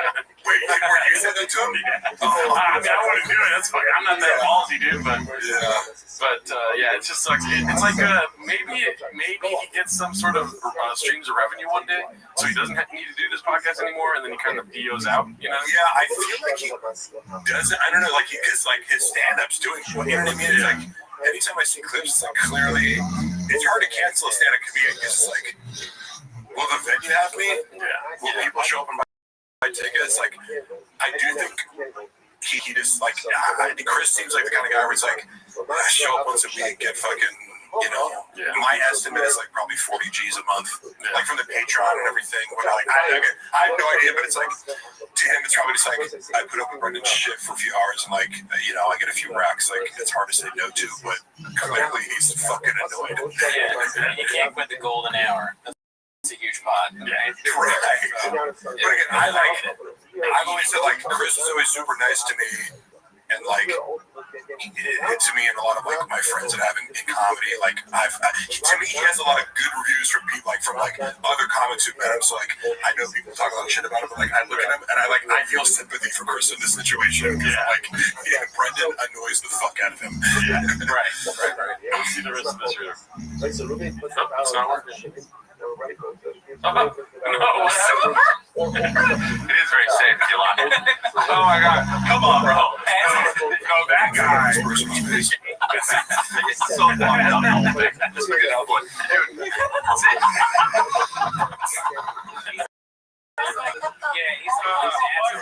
He's acting. Right. Because again, he doesn't do that to anyone else. Like, he never made me laugh with, like, you know, again, because you're Brendan's gay lover. I'm like, bro, I wish. I'd expose that shit. Right. I'd send out all his dick pics. This one are for the phenomenon. The invention is idiotic. You can just, you don't have it. Is that it says Gordo Hot Chicken? It's not, it's like, it looks like a Bass Pro Shop. Oh yeah, Gordo's Hot Chicken. They did a Food Truck Diaries once. Oh, see, we got the expert here. Yeah, I was there, baby. Those guys are really cool, actually. Do we have any questions? Yeah, I got the inside scoop. Yeah. But what is this?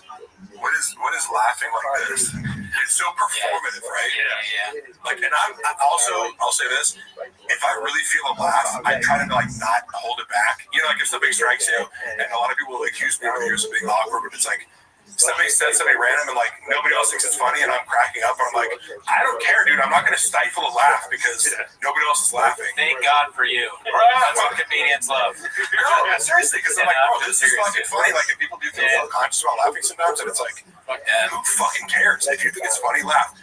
This is so like, it's like, look at me, I'm laughing. Real. Where his arms are moving. Let's see.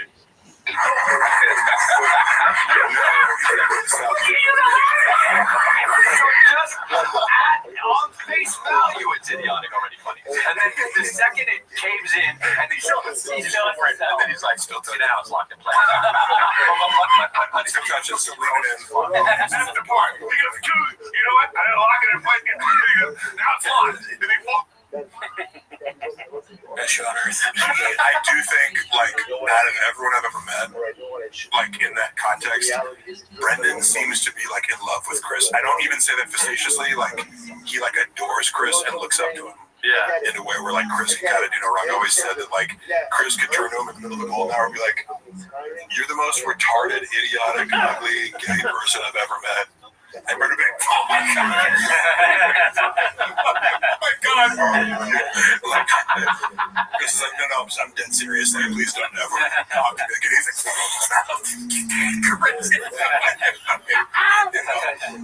but he's like so sensitive to criticism to anybody else, and he trying to like one up it. You know, if it's an employee, you get fired. If it's somebody else, he's trying to like roast you back. But anything Chris says about him, to mock him, he's like, I know, right? Oh my god, I'm such an idiot. I can't even pronounce where you're so funny. Weird. Yeah.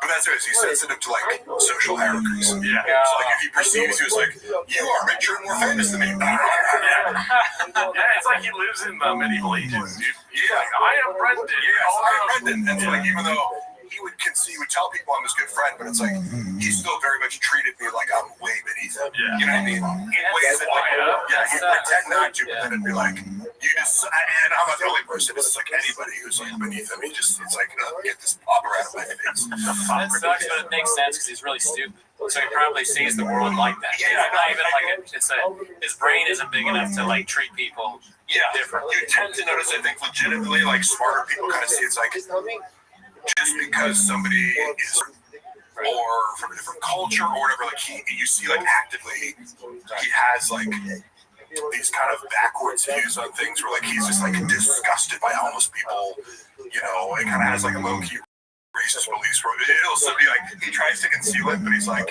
you know, we got a lot of Asian people are like this, and you know, black people do this, and it's like, but more like any belief that I have about a race, like I'll fucking say it out loud because I'm like, if I observed it, it's fucking true to me. Yeah. But Brendan will kind of like quietly, you know, it's like we get it, you're racist. Right now, that's what I'm saying right there. You get it? Think it's like, bro, I watched that clip recently. I'm like, those words came out of your mouth like you had an issue with black commentators, and you said the best brains. Like for a while, I didn't know what that clip came. The best brains thing. It's like you're mocking the intelligence of fucking black analysts who all are like experts in MMA. Right? Anyone really? Yeah, anyone like are you the best brains for anything, motherfucker?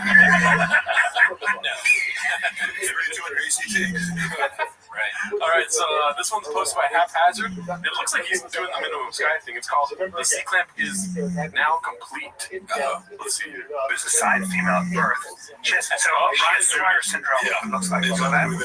You can be born with vagina and reproductive female organs and have an XY chromosome. That's disgusting. His thumb is disgusting, dude. It's Brendan's favorite gesture of all time, though, to do this. That's your narrative. You'll say that with anything. That's your narrative. And the thing is, I get so good. It drives me nuts. And I also talk shit about Brian constantly behind his back and how his special wasn't doing well. When I heard that, I'm like, I've heard you 8 billion times fucking talk about how Brian isn't that funny, and you know, you bristle when he tries to like give you notes on how to be funny during a podcast, and right there. You make fun of his ticket sales, and you make fun of his numbers on his little special. But yes, it drives you so angry that Brian isn't doing better. That was one of the most problems. I think that can be an intersection thing. It doesn't appear to be that. It's a good sign.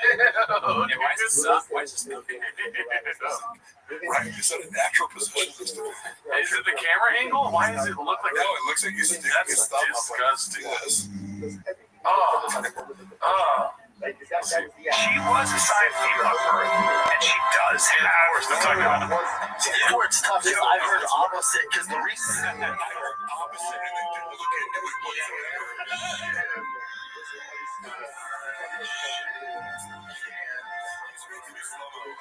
Sounds like he's drunk. Like drunk.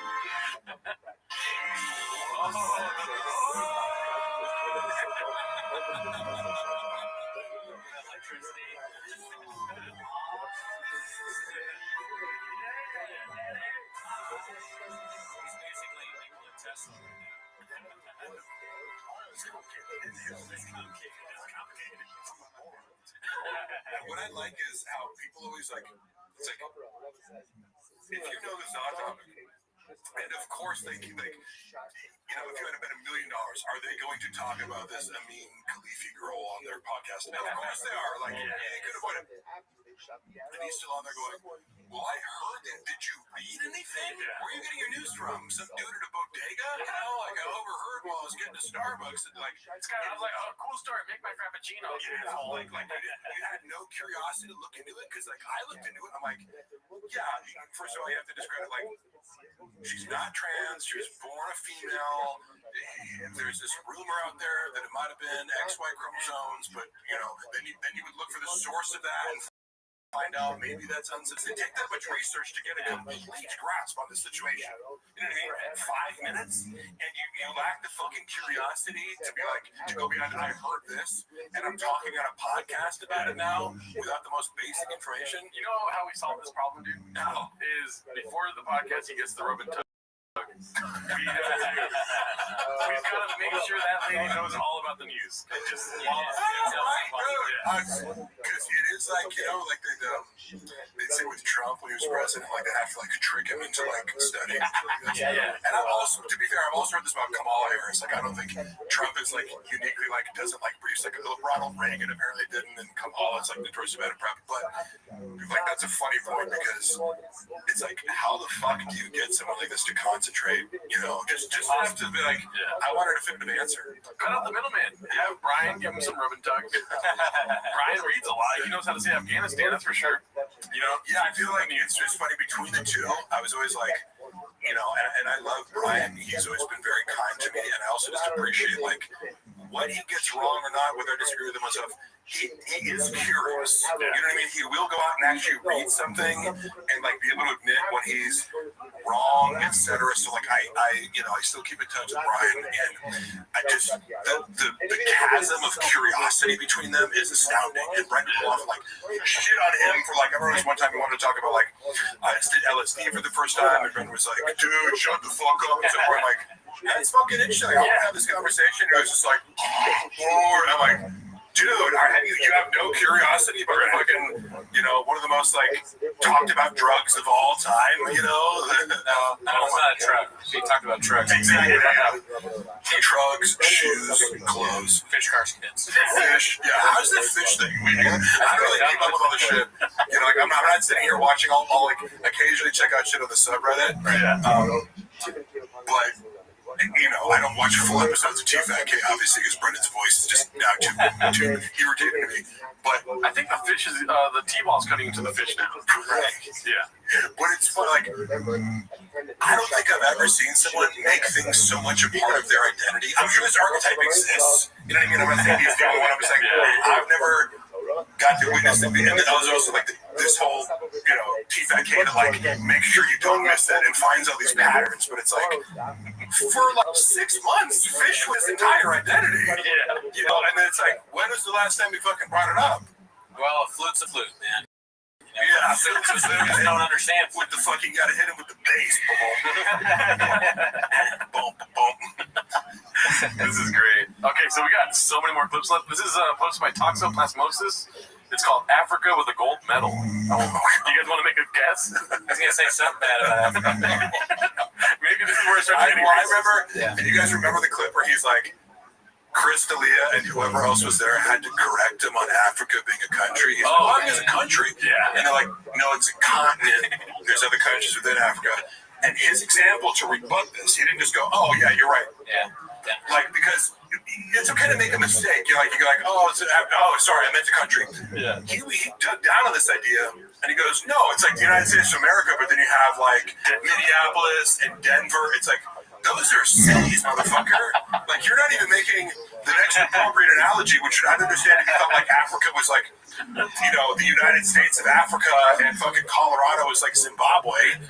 But you're literally like confusing different cities with a country. Yeah. Like, so it's just like, and it took like a good thing. I don't know if you remember this clip. To have like break it down like he was a fourth grader. Yeah. A dumb fourth grader. Because every fourth grader knows Africa's not a country. All right, let's see what this is about then. Fuck is MMA not the Olympics? I mean, 100%.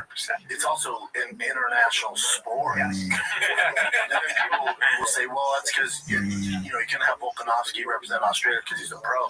Well, the NBA does it. Yeah, but LeBron's a pro. They're in the Olympics. This is one of the reasons I don't think Dana and a lot of, maybe not the other leagues, but maybe the UFC don't push for it. Because think about it, Francis would represent Africa. So John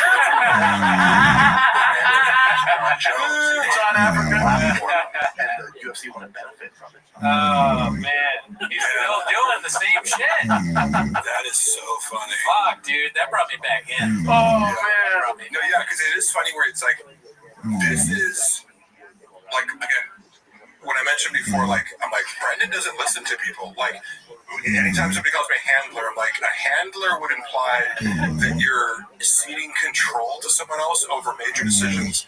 Yeah. Brendan can't even listen to somebody explain that Africa is not a country. You know, like that was broken down to him relatively recently. Yeah. You know, I already forgot that. And he like, don't you have these moments where you're like, he must be trolling us? Yeah. You know what I mean? Like, he must be on some level, and I do think, not that this is an example of that, but it's almost like when Chael will say, like, Makalchev, I don't know if he was, like, Chael Sonnen gets names wrong, but he knows that people engage with it, you know, so he'll be like, Islam Makalchev, and he like, doubles down on it and be like, drives people nuts, but they comment more. I don't think Brendan's that smart to do that, but, like, sometimes it almost, like, people get things wrong. I have a friend who says, he's a smart guy, but he says, rather instead of either. And he goes, you either want brownies or cookies. And he'll say, you rather want brownies or cookies. And it happened too many times where you can't be like, if you called me Mike 3 times in a row, I'm like, I can't be like, hey, for the past 2 years, you've been calling me Mike. It's actually Mark. Like, I can't correct him. And it's kind of a power move. So I'm like, I wonder if Brendan does this as a power move to be like, I'm gonna keep calling Africa a fucking country, and you're not gonna do shit about it. John Africa, dude. That's so funny. South Africa. John Africa, bro. South Africa. All right, so this is posted by Icarus Lives. It's called It's Tricky. I don't know what's the it looks like it's from a while back. Let's see. That was Chateau Marmont. Chateau Marmont with John Belushi. Tricky hotel there. It's tricky.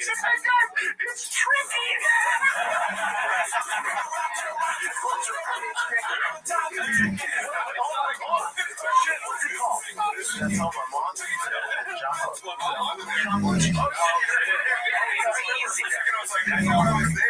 I know as they're listening to it because I'm like, this motherfucker. And when I'm sitting in the room without a mic on, it's just like, what am I supposed to do? I can't like joke about it. I can't correct them or whatever. But I remember that moment and just being like, because Chris is the only person who would just be like, yep, John Belushi. Yep, Chateau Marymount. But that is a fucking amazing moment. What do you think, Brendan? Well, have you ever been to the Chateau Marymount? Yeah, a drink, but I don't the bar, right? Yeah, I've never been. I always wanted to go. Yeah, that seems to be like. Didn't Lindsay Lohan rack up like fucking $500,000? Sounds about right. Do you know about the Chateau Marymount? No, you don't know about it. I don't know about it. I buy it all the time. We got to go to the bar. Okay. I mean, I'll relapse. Yeah. Don't relapse. We'll have get other things besides drinks. All right, I've got you. I get Diet Cokes. Yeah, we can get food there. Yeah. A lot of celebrities like movie like the extended stay at the Chateau Marmont, you know. Yeah. Chateau Marmont. I'm sorry. Chateau Marmont. Yes, Lindsay Lohan, famous humorous Bill. It's supposedly pretty cool. In the vein of Brendan Chop, they got some killer merch, dude. Yeah, they really do. Oh, they do? Yeah. No, I'm not lying. I was trying to be serious, but I didn't really get no merch. Never really got no merch. All right, this one's posted by Haphazard, one of our guys. It's called "He Takes Full Responsibility for Tweeting Out Fake News and blames it fully on it being complicated." I think it's about the Olympic wrestler game or fighter boxer. Did you see what even I tweeted this out? Where it was, male boxer competing female sports, and they get super complicated. You can go down a rabbit hole. I went down the rabbit hole. What do you think? This is interesting. Technically, she was born a male. So technically, she was assigned female at birth. She has Swire syndrome. So that would be born. Technically, that sentence is so funny. Technically, she was born a male. She doesn't the sound very right. first thing. It's like the opposite of that. You know? yeah. Female organs, but have XY chromosome. Yes. And she has testes inside, right? That's what I a different read. thing. That can be an intersex thing. It doesn't appear to be that. But she was But does she have a cubby? assigned female at birth. And she does have female. See, this is where it's tough, because I heard opposite. Because the reason the World Championship Federation canceled her she wasn't assigned. There's a lot of fake news. Like, I don't know. Also, like, you guys know the real reason was like because her test was too high. Like, she was like the testosterone. She failed a gender test, yes, because if you're a female, like there's a certain threshold, and the same with males too. Like, you can't have over this testosterone because, you know, and so I don't know. To me, it's just like it's not that complicated. You know, you scratch past the surface, and who the fuck is he talking to? Where it's just like, he just gets everything wrong. It's like at every step, it's just like more the opposite of that. Well, it's like that Dave Chappelle joke, like after 9/11, they're like, where is Ja Rule? Like, nobody gives a fuck what Brendan Schaub thinks. Oh, true.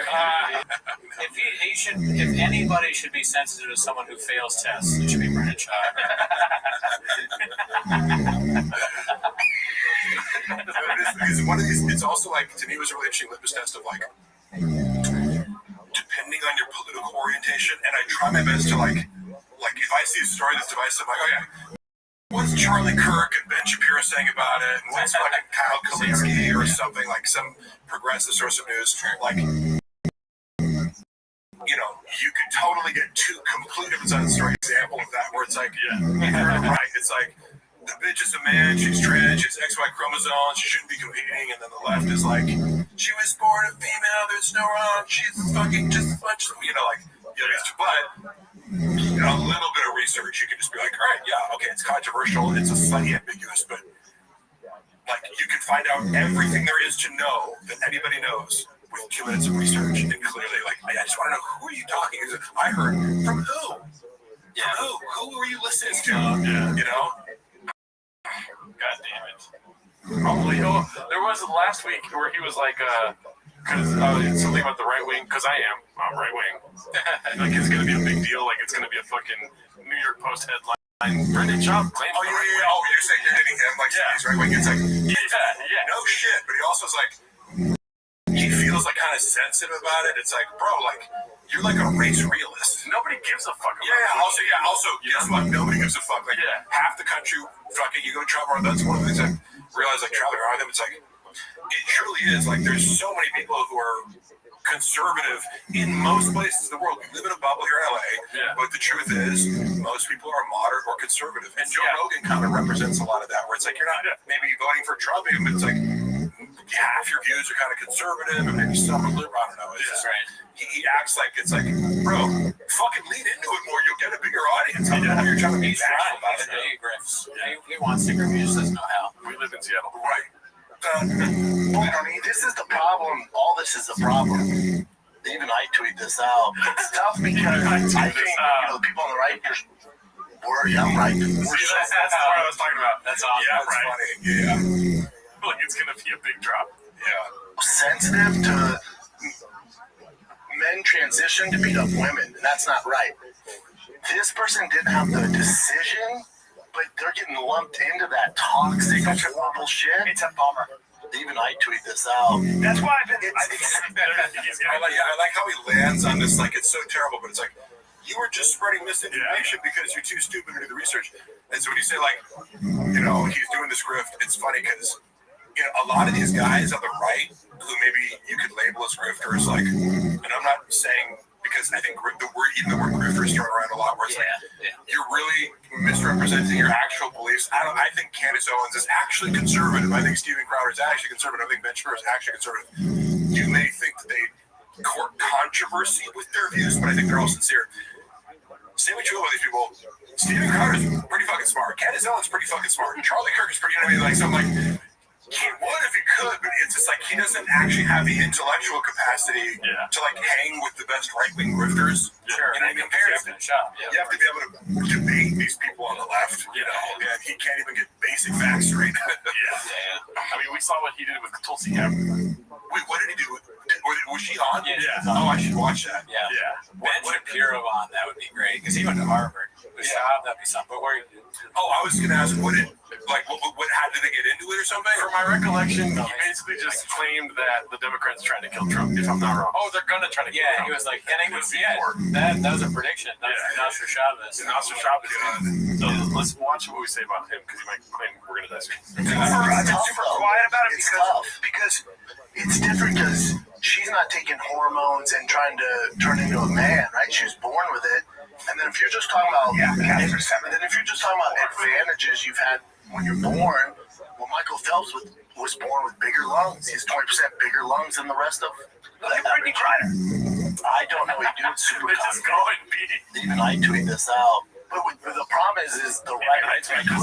They're doing it again, which we all thought. They're like, look, it's a male that can hang as a male boxer to be a female. And you're like, oh, but because we're so triggered, right? We see the left push of the agenda. We're like, oh, hell no. Right? And you fight back on that. And this poor girl's like, no, hold on. Yeah, I'm not that. And also on top of it, she didn't have some like winning career. This is recent. She's coming into her own.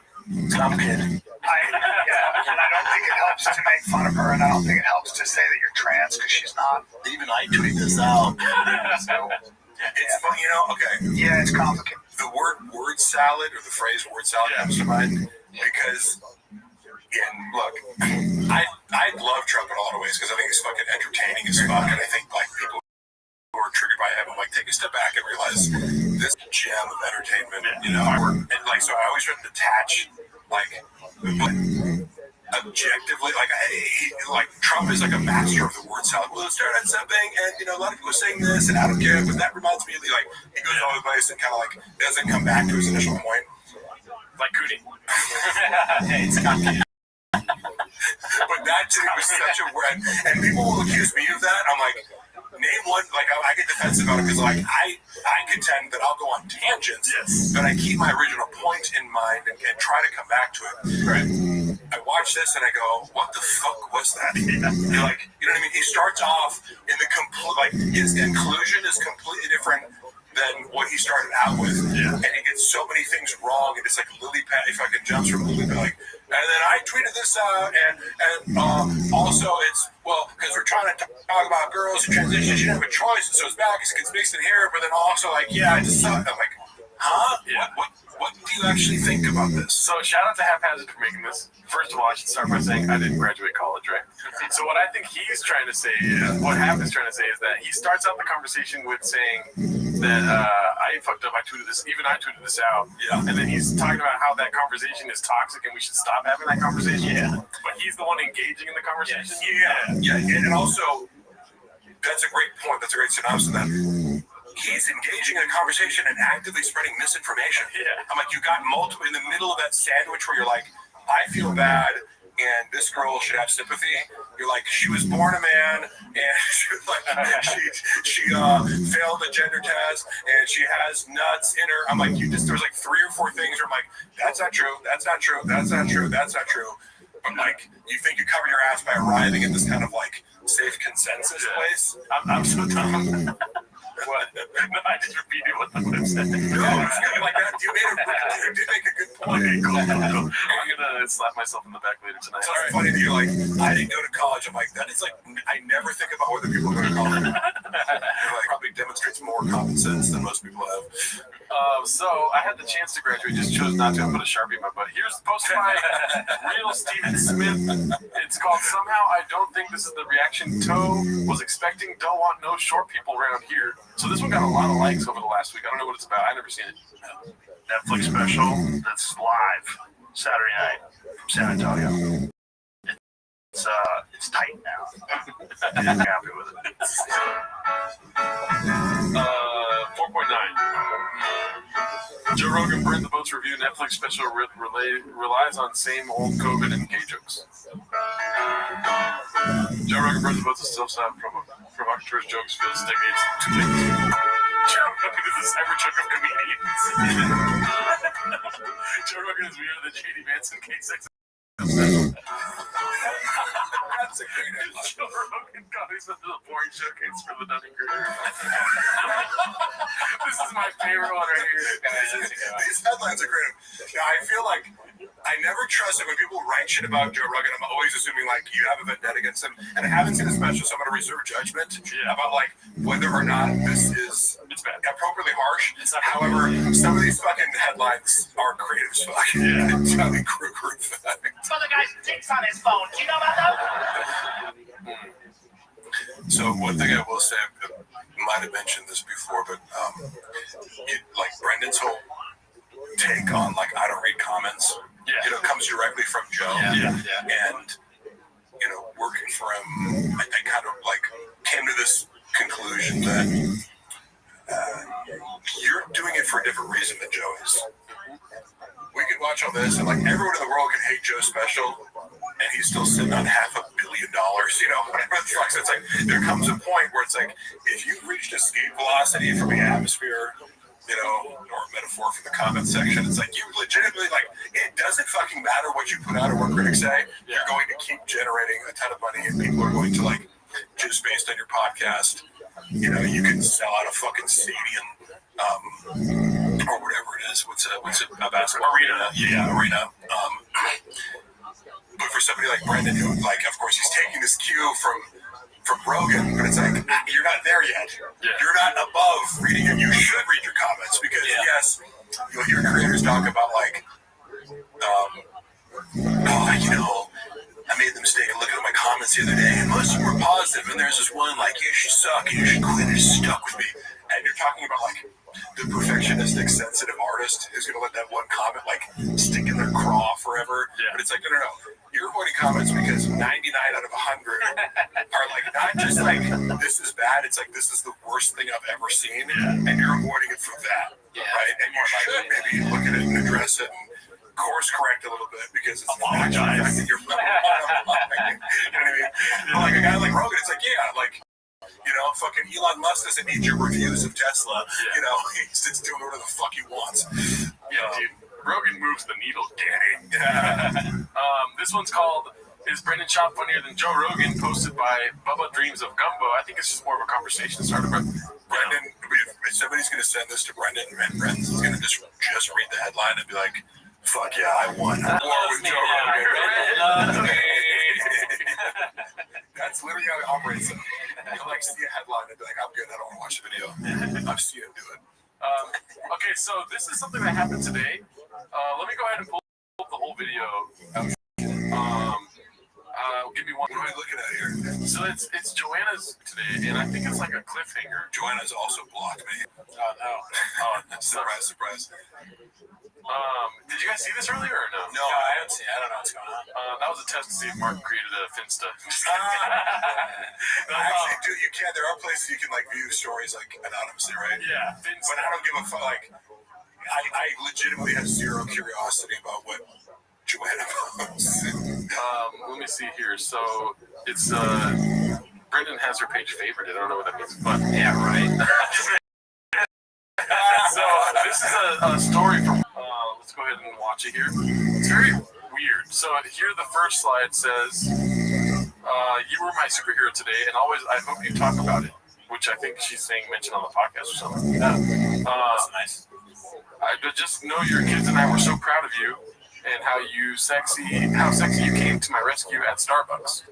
Today I'll forgive you leaving your shoes on the floor and leaving a mess. Right? So you go to the next one. I like how she can't even post a fucking like "you're my hero" without like throwing him under the bus. It's like, bitch, you have a maid. Every time I went over to his house, he had a maid there. Like they had like a live-in maid. But it's like they're trying to be cute though. That's what it is. I know, but also you'll notice like Joanna does this where she can't help but complain about shit. It's like, you know, and Brenda once told me she racks up like $40K in credit card every month. Like, I hate to be like, you know, but fuck you, Brendan. You tell people I broke into your fucking house, and then I work part time for you. Fucking lied to the report about me. True pathological liar. So it does give me joy to be like, oh yeah, Joanna can't help but get her little fucking digs in. Like, oh, forget it. Like, first of all, he fucking owns the house. Like, to defend Brendan, it's like, bitch, if I'm the only person paying for this fucking house, I'll leave my shoes wherever the fuck I want. He has a lot of shoes. Yeah, so many shoes. It's like, here's an idea. Stay-at-home mom. Pick my fucking shoes up. Like, what? It's my favorite you my drink out of it last night. Oh, I'll forgive you. Yeah, I'll forgive you for not contributing anything financially to the situation ever in your life. So what she's trying to get to here, and she's painting a narrative that Brendan got in a fight today, basically. So here it says, today we were reminded of the beast that I married, which is not a good wording. And then here it says, by the way, this was the guy trying to run away this morning until my bad ass him. Guarantee this guy won't be back to my Starbucks again if it's smart. So I'm assuming you're talking about this guy back here. Talking about him. He no problem. And I like knew that guy. That'd be crazy. Yeah. Is that Brendan talking to the guy? Or Brendan got a new weave? I honestly can't, like, who's the guy that's facing this? That's probably the guy they're talking about. Yeah. This is the lady that looks like she works at Starbucks. And I like how there's no context whatsoever. Like, you post 3 stories about it, and you say nothing. Yeah. He's like, Brendan's a hero. He chased out a guy. It's, what did the fucking guy do? Call you a bitch? Yeah. You know what I mean? Yeah, exactly. It's probably Brendan just telling her to do this. And then there's a heart.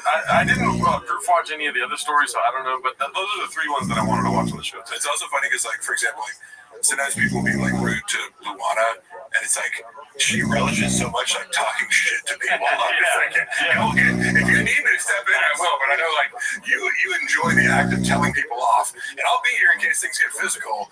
But go fucking do your thing. So I didn't see this one earlier. It says, I want to end the night with saying someone today done messed up. He messed with the wrong girl, and he learned today. First of all, that's Black Sand, dude. We caught him. Yeah, dude. He don't learn today. What the hell? She's never talked like that. Talk shit, and I said, Flex for me was saying, oh yeah, I'm going to call my husband, and you're going to regret what you just said to me in about 1.5 minutes. He took it as a joke and said, oh, cool story, bro. Call your little husband then. Little did my husband know, or little did he know my husband is not so little and, well, just not the guy he wants to mess with. 1.5 minutes later, Bren, screeching tires, shows up, and I said, he might have flipped the truck right there. He was shows up, I say, okay, go ahead and say what you told me now that he's here. I've never seen someone legit shit their pants instantly with sheer terror. Is that how you spell sheer? I can't say. How does he spell it? S-H-E-E-R? Yes. Okay. I don't know how to spell sheer. In his eyes, knowing he had just made the biggest mistake ever. On that note, treat everyone with respect, because you never know when a Brendan and Schaub, almost spelled his name wrong, can show up to rock your world. I'll be making a video to tell you guys the story because this is a worthy one. Okay, wait. So the 4 stories with like wall-to-wall text wasn't enough to just tell the fucking story? Yeah. We still don't know what the fuck was said. Yeah. This is so annoying. Yeah, so Ryan Pliskin posted this post on Chang's, and there's other ones from it, but let's go to a different clip for now. This is, it looks like from MSG, so if this part gets cut out, it's because we got Ben Pixel. This is available online right now. All your friends over the weekend at MSG laughing at your band, or your brand, Humboldt Samo. I haven't seen this yet. Neither way. About a month and a half. What does she do? Whiskey stuff. Kill me.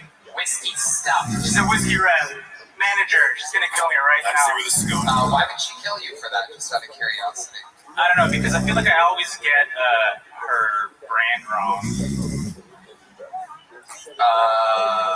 When else would it have ever mattered that you got our brand wrong, except for right now? This would be the chance to get it right. Right, you get her brand wrong, like during sex.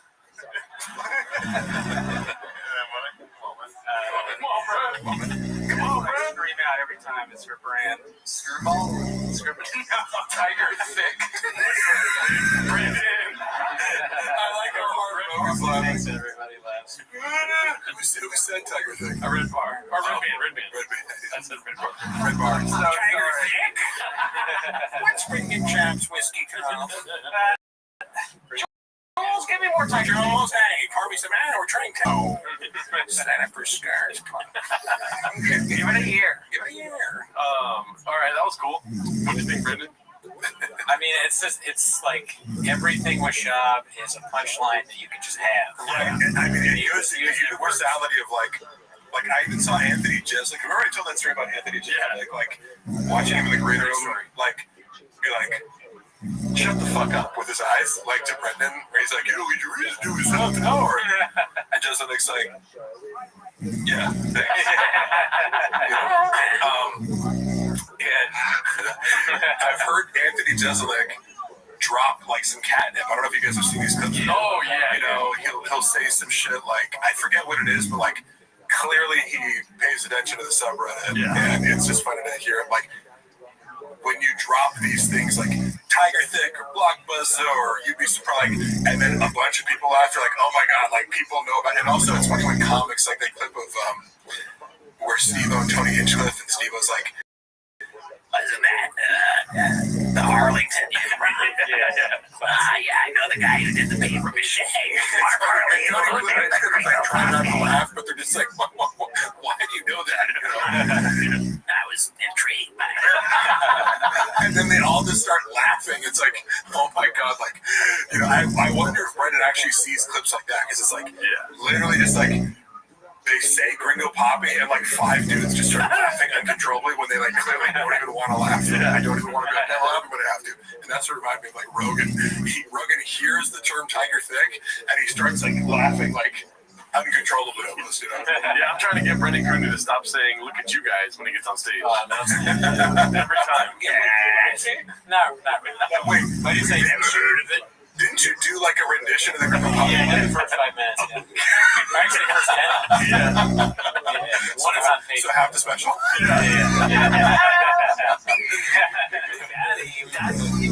All right, so this one is posted by Don't Know Who to Axe. It's called Papa about to drop a hot take on the blacks. Real contest up in here, huh? Yeah, dude. Great Photoshop job. You can't even tell that he's not in that Quentin Tarantino movie. That's a good Photoshop job. I think there's going to be a racist thing coming up. I hope that becomes a meme. Yeah. Like with Brendan's face in it. This one's posted by 6345. It's called The Hate for Papa Runs Deep with Their Black Power and All This. So this is the racist part. Okay. Let's see what happens. What I don't like is when I won't get started on it, but when it drives me fucking nuts. You know, when they're like, oh, you know, black power and all this, and it's good to have black representation. It's like, well, dominate in athletics. Like, when has that ever been? Like, why is this a race thing? And I hate, like, why are you making it about this?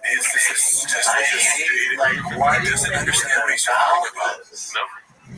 Say it right now. I will say it with you. Okay. My take on that is like, he's trying to rebut the idea of like diversity, equity, and inclusion. Yeah. And his response to that is like, black people are in the NBA. Yeah. It's like, oh my god, like, and you could, there's very coherent arguments you could make against DEI or, you know, affirmative action. Like, there's a huge debate to be had there, but his idea is like, well, black people are in the NFL. How could, why would we need representation? Like, you know, it's like, you're smashing this conversation down and like shifting it sideways. Yeah. Like, what are you talking about? Black people live in Harlem, you know. That's what we're talking about. It's crazy when you sell yourself as a comedy podcast and you give the most bland, like, not interesting takes whatsoever, right? Yeah, and like, Cooney? I mean, everything that Shop says politically is like that old clip of you remember when John McCain was at a rally and the old lady was like, Obama's a bad man, he's a Arab, he's a Muslim. And John, no. He's a good man. Yeah. It is kind of funny that he says he's a good man, even though all she said was he's Arab. Whoa. Let's not get into it. He's not one of those. That's Shop. I know, dude, that's such an iconic moment. I almost forgot about that. But I do agree that, like, because you can't just be like, you can't even roast the person. It's like, oh man, like you're just like, I just have to like handle you with the kid gloves here. But you know, old lady is intelligent, and old lady who's dying and her brain is melting is how smart Shop is now.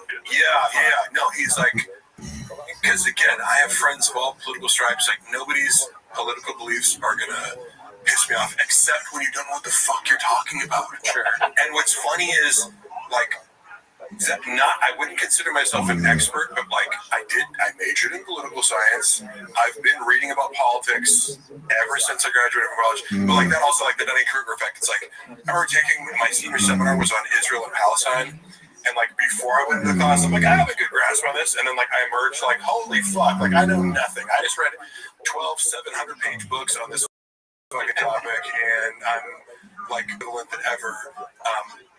But you know, you have to know these nuances in order to be like, I don't have like a definitive answer for this, or I can't interpret it like this side is right and this side is wrong, or but I do have this disdain for people who are like, I've got the answers.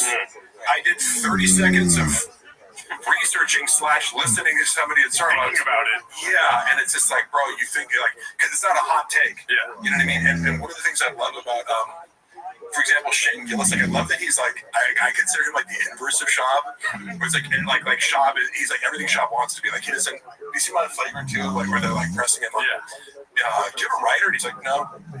They're like, what? Like you're like looking around, and he's just like this regular blue. And I'm not Shane. He's really cool. You know what I mean? He like walks the walk of like, I own 2 pair of pants, 1 pair of shoes, and like I kind of don't give. And he actually played football in college. Like he's very humble about it. He's like, fuck no, I couldn't make the NFL. Like. And he's kind of had this genuine blue quality aura to him that Shab wishes he came across as, but he's like actually like the beer drinking, dip having, comic book selling. You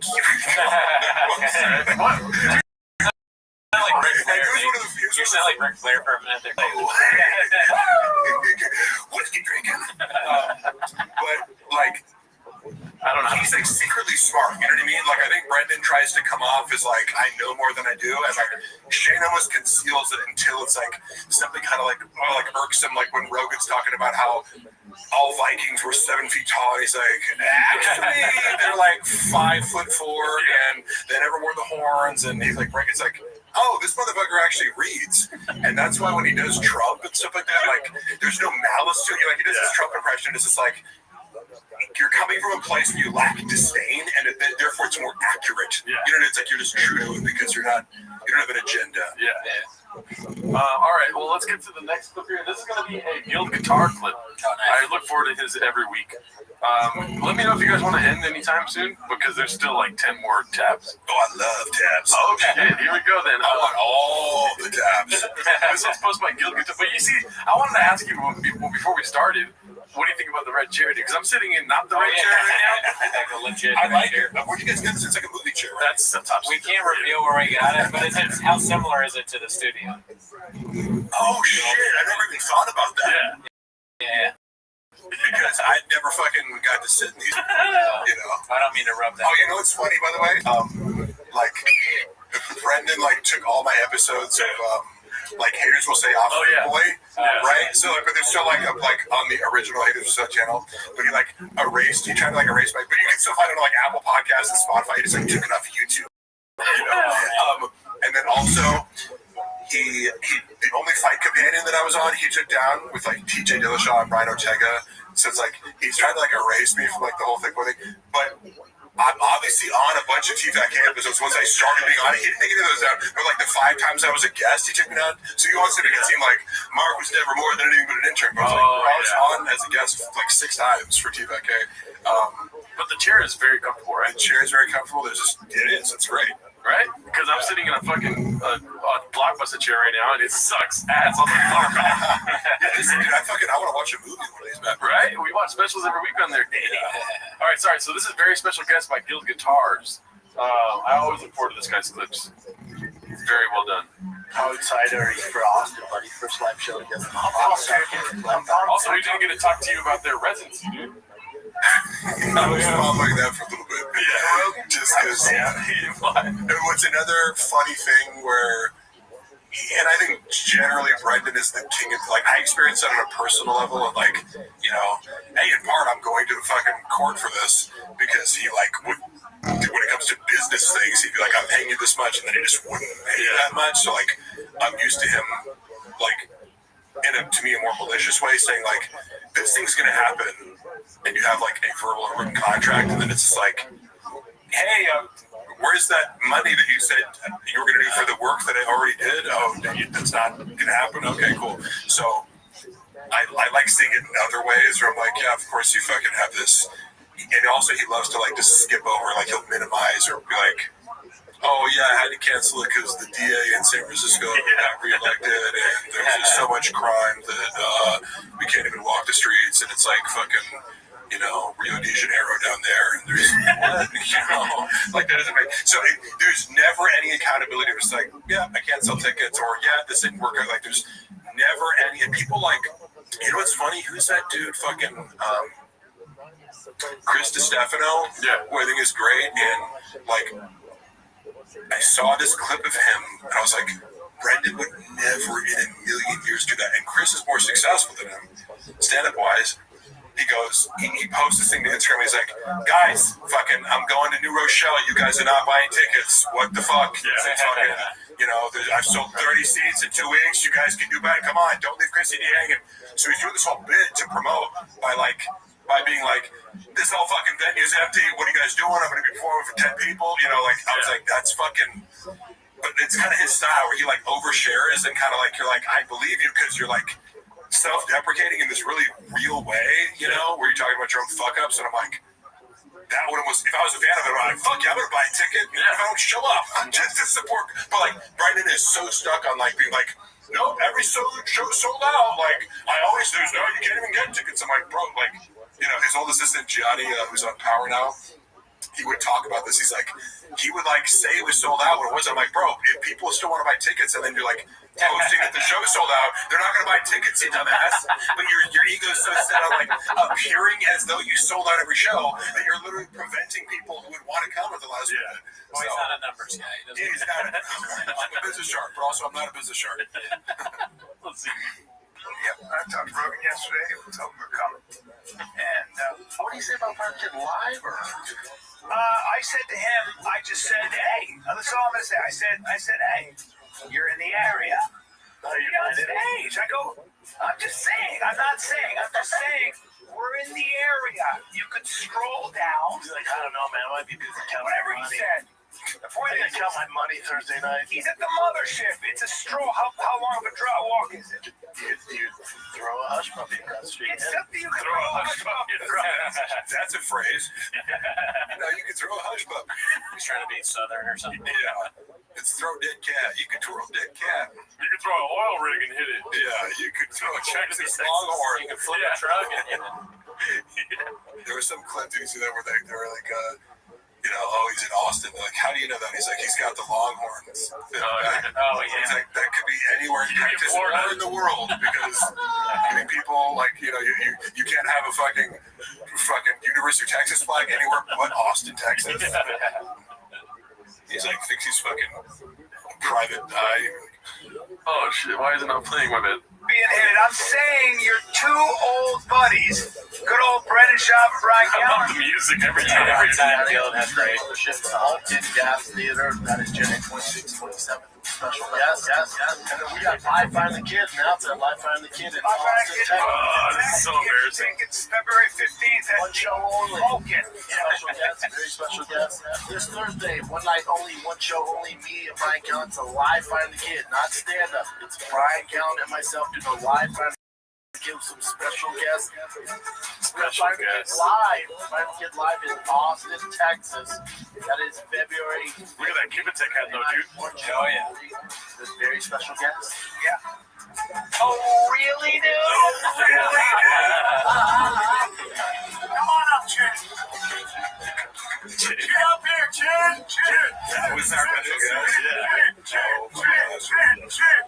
I mean, he is special. This motherfucker. He has a good voice. I didn't mean it. I think he's great music. Grab that board mic, Chin. Let me tell you something. He's the worst Googler of all time. Is he bad at Googling? He's slow. Oh, so I know other people notice this too, but I would like while I was working there, they throw something out and like I don't know if I consider myself like a particularly good Googler, but like sometimes I'll be with somebody else and I'm like, you know how to like shorthand something. It's like you don't have to put in the whole sentence. You're like, like how many calories are in duck eggs? You just put calories duck eggs, or whatever. Like so you can do something really quickly short. Chin seems to never know what to fucking put in. It's like, dude, that's the most basic shit. Like who doesn't? I don't know, like, you know what I mean? Like, people our age, it's like if you came up with the internet, you know how to really quickly Google something that's like 99% sure you're going to get the answer on the first result. And he seems to always be like, wait, what should I? And like, even Brendan will make fun, like it's become a running joke and then other people notice, but you know, it's like this very basic element, like, because Jamie must be good at it, right? You know what I mean? Oh, yeah, Jamie looked at it, That's our rock. Shit, no matter what. Through thick or thin, this motherfucker has been there for us. He's the guy who always keeps us together, no matter what. He goes, guys, fucking just stay positive. Brendan also hates shit. Nobody tougher. Nobody better than that dude. I'm out here. Yeah, we'll be back, and we'll next time we're gonna line up some serious guests. We're gonna actually get more organized. Live from the kid in Austin, March 29th. One show only Friday, 7:30 with a very special guest. Now, I thought it was, before you say give me the day, you have an obligation to Vancouver this weekend. I do have an obligation. So hopefully the baby doesn't come Friday or Saturday. It's a situation where my wife's not moving a lot, because if she moves a lot, yes. So she's like, we can just hold on till Monday, but we have people at the house, staying at the house. You know, so it's We're not gonna do the show because my wife. My wife is pregnant as shit. You gotta go to Vancouver, and then I remind you yesterday, I'm like, well, remember, you gotta be in Austin on Friday. Like, that's right. That's not happening.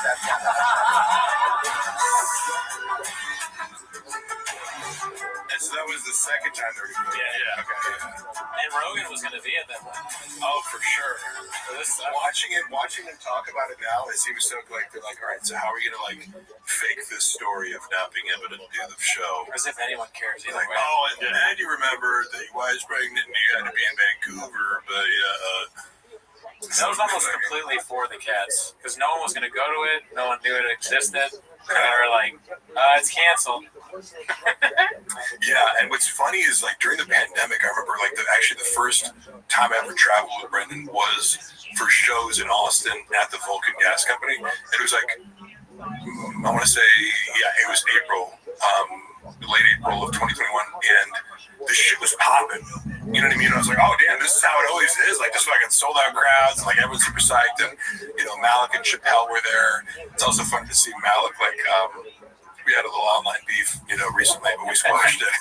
Like he was, I said something like 2 years ago, like you like about how he acted, but like in fairness, it was like I was only getting Brendan's side of the story, you know, and so I didn't even know that Malik. It was like on some, you know, this podcast with a few hundred listeners, and somebody just sent him like, "Mark's talking shit," but I'm like, to me, it still wasn't talking shit. But anyway, he like chirped at me like on some skit, like saying my shit sucks and blah blah. And I'm going back and forth, but then we ended up talking and squashed it. Yeah, just because I'm like, look, bro, this is fucking stupid. Like, we you know, like, I'm sorry that I got one side of the story when I recorded this podcast. Like, I was only like, now I know how Brendan lies about shit. Like when shit goes down, he makes the other person look like a fucking maniac. So that's all I was going off of. Yeah. And cool to see, like I don't know if you guys follow him. Like, he's crushing it with these like online skits and I've seen Twitter. The Cheesecake Factory one. Oh yeah. Well, I think that popped up because I didn't know what he was doing, and then like I saw that one pop up. I'm like, oh damn, it's got like millions of views. Yeah. And then he's also doing really well on Twitter, which I guess is monetizable. You know, so anyway, marketing genius. And then I saw he was on some list that was like it was like top funny like people on the internet. Yeah. And like Theo Vaughn was mentioned, which is like a weird thing. It's like, are we ranking like stand-up comedians? Are we ranking like video content creators? It was kind of weird. But like he was like Malik was like number 9. Oh shit! And like let's say Theo was like number 5 or something. So I'm like, bro, that's crazy. Eat Brendan alive. Malik, Brendan's whole thing the whole time was like, Malik's not even funny. Like, he had these, and again, Malik's like 3. Like when I saw him, I always saw Malik do well. Like he has charisma. I never saw him do poorly. Like in his defense, there may have been one show where but I remember coming back from one show. this was Brendan saying that he didn't do well, but like it also coincided with like Malik corrected him on TVAC. I don't know if you know this lore. You know, back in 2021, he was like, it was some argument over like whether or not a fight was a pay-per-view. And Malik was like, no, it's pay-per-view. Like, I know about boxing. And Brendan's like, no, it isn't. And they were going back and, like, Brendan's being stubborn as fuck. He's like, no, it's a pay-per-view. Like, for sure. He's like, no, it's just, you want to bet? What about? And then they looked it up and it's like, oh, it's a pay-per-view. And Brendan hates when he gets corrected by his underlings, you know what I mean? And so it's like, and then, it's definitely a small thing.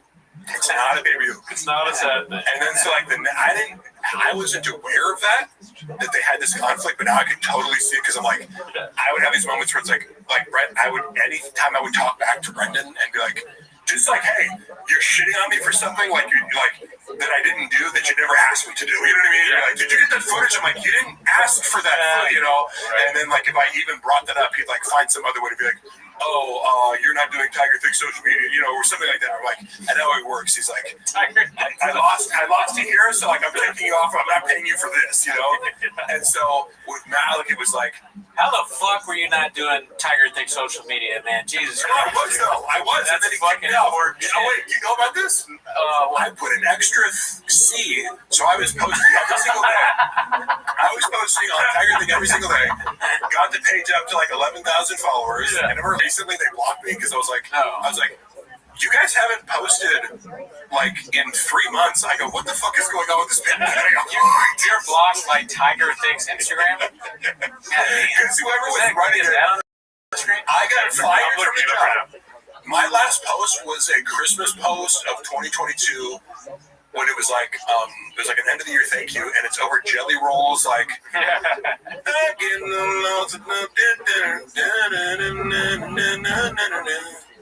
I get so lonely. But it's like a nice song, and I edited all these different clips throughout the year, and I spent like multiple hours on it. He fired me in the middle of me completing that, and I was like, you know, I just out of a gesture goodwill, I'll finish it and hand it off. So you can play that. I remember he posted it. I had the music on it.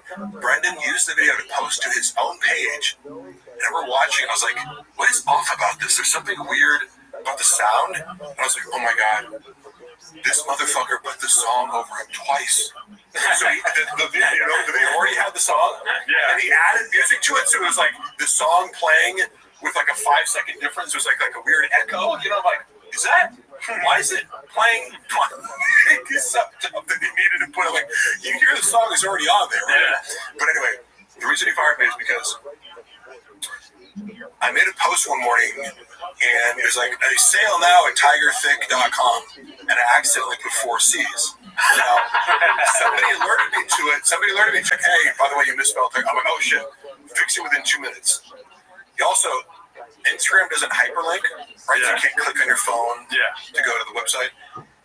Unbeknownst to me, the Tiger Thick is connected to a Facebook page that I never looked at. I never knew anything about like Jay set it up or something like that. Yeah, Green knows about that. And that shit. Yeah, and so it auto posts to there, and then, you know, it has like the Instagram page is like $11,000. The Tiger Thick Facebook page has like 250 followers, and this post didn't have any. By the time I looked at it, had no interactions except for one comment saying, "You might want to check the spelling of that thing." Tiger Thick with 4 C's links to .com. It has a picture of Brendan. No, fuck. So he asked me. It's like during the pandemic with like a next. I tried to look at it recently. I don't think it's still there, but like at the time, it auto redirected to .com. I have no idea. And so Brendan's like livid about it. He's like, "Are you trolling me? Like, what the fuck?" I'm like, "Bro, I have no idea." They probably took it out, but like, I'm like, he thought I was like doing that on purpose. I'm like, why the fuck would I be working for you and like redirecting your page? Like, you know, like maybe if you fired me, I would do that. You know, like, but anyway, he got so pissed that he fired me, and then like whoever took it over just like didn't post at all. You know, it was hilarious. But I thought you were doing a bit at first when you said that you added an extra C. I was like, that's funny. Yeah, but it doesn't really happen. 4 C's literally redirects to. And he was so pissed. But he does these things where he's like, oh, you know, the investors want you, like they say you can't work from, like, no, it's your decision 100%. Yeah. You're trying to like blame it on somebody else. The investors, the Russian investors who really give a fuck that the comic book consumers. 3 people saw it on Facebook. Yeah. All right, let's see this here. This is called "When You Nearly Forget You Told the World You Are Boycotting the Olympics," posted by Busy Middle 8108. Let's go on Brendan this time.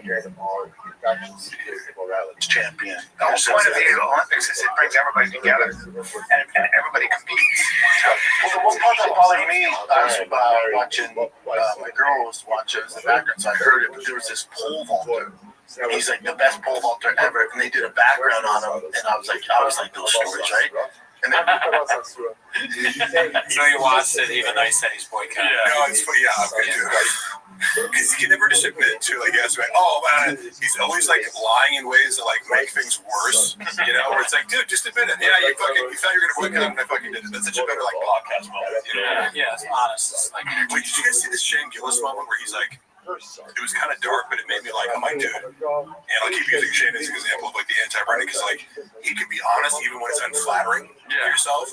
And he was talking about like people who he knew who were addicted to heroin, and he was like, I hate to admit it, but like by the time like my third friend that died from heroin, we're almost like good, because like when they're in the midst of addiction, they're like such a like they're not who they are. They're mean. They like disrespect you. They're fucking, you know, just like fuck it. So I was like, damn, he just actually said that. But it's like people can relate. It's like, you know, it's real as fuck. It's just like most people don't say it because it sounds really callous. You know what I mean? So I was like, I just gave this respect for him. Like, he'll be honest even though it's risky and it might make him look bad. And like Brendan can't even do that with you, like watching Olympics. You know what I mean? Where it's like most people are like, yeah, I said it's gonna fuck. Yeah, I fucking love the Olympics. Pussy, you know, like I boycott shit. Yeah. But you're like, oh, well, I heard because I accidentally caught it in the reflection because I was looking away, but my refrigerator is metallic. It's like I saw the guy's dick hit the. I told my wife, like, dude, no, don't watch that. And then I was like, oh, but I saw it still because it was on. Yeah, don't tell me about it either. Yeah, I heard. It's way funnier as a comedian to be like, fine, I watched it. Something right. He never. Yeah, I always say this, that he never truly self-deprecates. Like, he'll do false self-deprecation. Yeah. But like throw people under the bus. Like I summed up his comedic style as I'm a cool, stupid, crazy, and incompetent. Everyone around me is. Yeah. That's the theme of all of his jokes. Well, speaking of which, he drinks like a zesty Neanderthal, according to Worldly Cake 3871. That's pretty funny. Yeah. His full lip commitment, and also like because it coincides with like eating with his tongue out, where he eats something and he's like this. And then wasn't he going on a rant about somebody? There's a clip where somebody's like, they put you there like, oh, he did 2 drinks from a fucking straw. What are you gay? Like, yeah, he said he didn't drink from straws. Yeah, that's a big straw right there. And he also like has 80 fucking million selfies of himself with big gulps in his car. Yeah, that's like his go-to selfie. He does have a lot of pictures of himself drinking. Like, big. Imagine me like, I don't do this thing. That's gay. And then it's like every week you have a picture of yourself doing that thing on Instagram. Like, I will say I've been streaming at twitch.tv/Gerardo Comedy. Yes. Yeah. So I started eating on because I cook on stream sometimes. Yeah. And I cannot help but like watch myself eat because I'm so scared of. But I don't do it naturally. I don't stick my tongue out. Right. Do you ever think about this? Because you. Yeah, I do. Like I don't think I do, but then watching him, I'm like, it gives you this. I'm like, do I fucking do that? Like, holy shit! I should start filming myself just to make sure I don't, you know. And what's funny is. I don't know if you ever saw this clip where Brendan one time was like, have you ever seen Mark eat? It's so disgusting. Yeah, you told us about that. Isn't it? Like, it's just a weird thing to say, like, you know, thanks, like, for throwing me, like, I don't think I eat a lot of food. I don't think like, and again, Brendan, I've seen you eat, motherfucker. Yeah, he's a last one. The only thing I eat is hot Cheetos and Mexican cookies. We did that all right. But also, I'm just, like, not self-conscious about it. You know, you're like, I don't even feel like, don't watch me eat that. If you don't like it, don't watch me. Yeah. However, you happen to be someone who eats like a fucking retard. That's true, though. Call the kettle we're redacted. I just don't know how to put your tongue out, like to touch the food first. I don't think you do. What does it taste better? That's like I'm thinking this thing. You know what I mean? It's little like it's like a little kid mannerism or something. You know what I mean? Yeah. It's like grabbing a spoon, like you know, like Probably does that too. yeah. It's like grabbing a cereal and eating it like this. Yeah, low brain. He's like, oh, okay, so Yeah, that's how he eats. He'd have to come out and do that with his spoon. Like, airplane. Yeah, especially now that he's on Ozempic, it's gotta be like, Brendan, remember to eat? Here comes the airplane. I want it. I'm not hungry. that's how the Roman tongue starts. She goes, I'm happy now. And by the way, that's that story about the Roman tongue thing. Like I put together at the time, I was like, he must be going to the Roman tongue.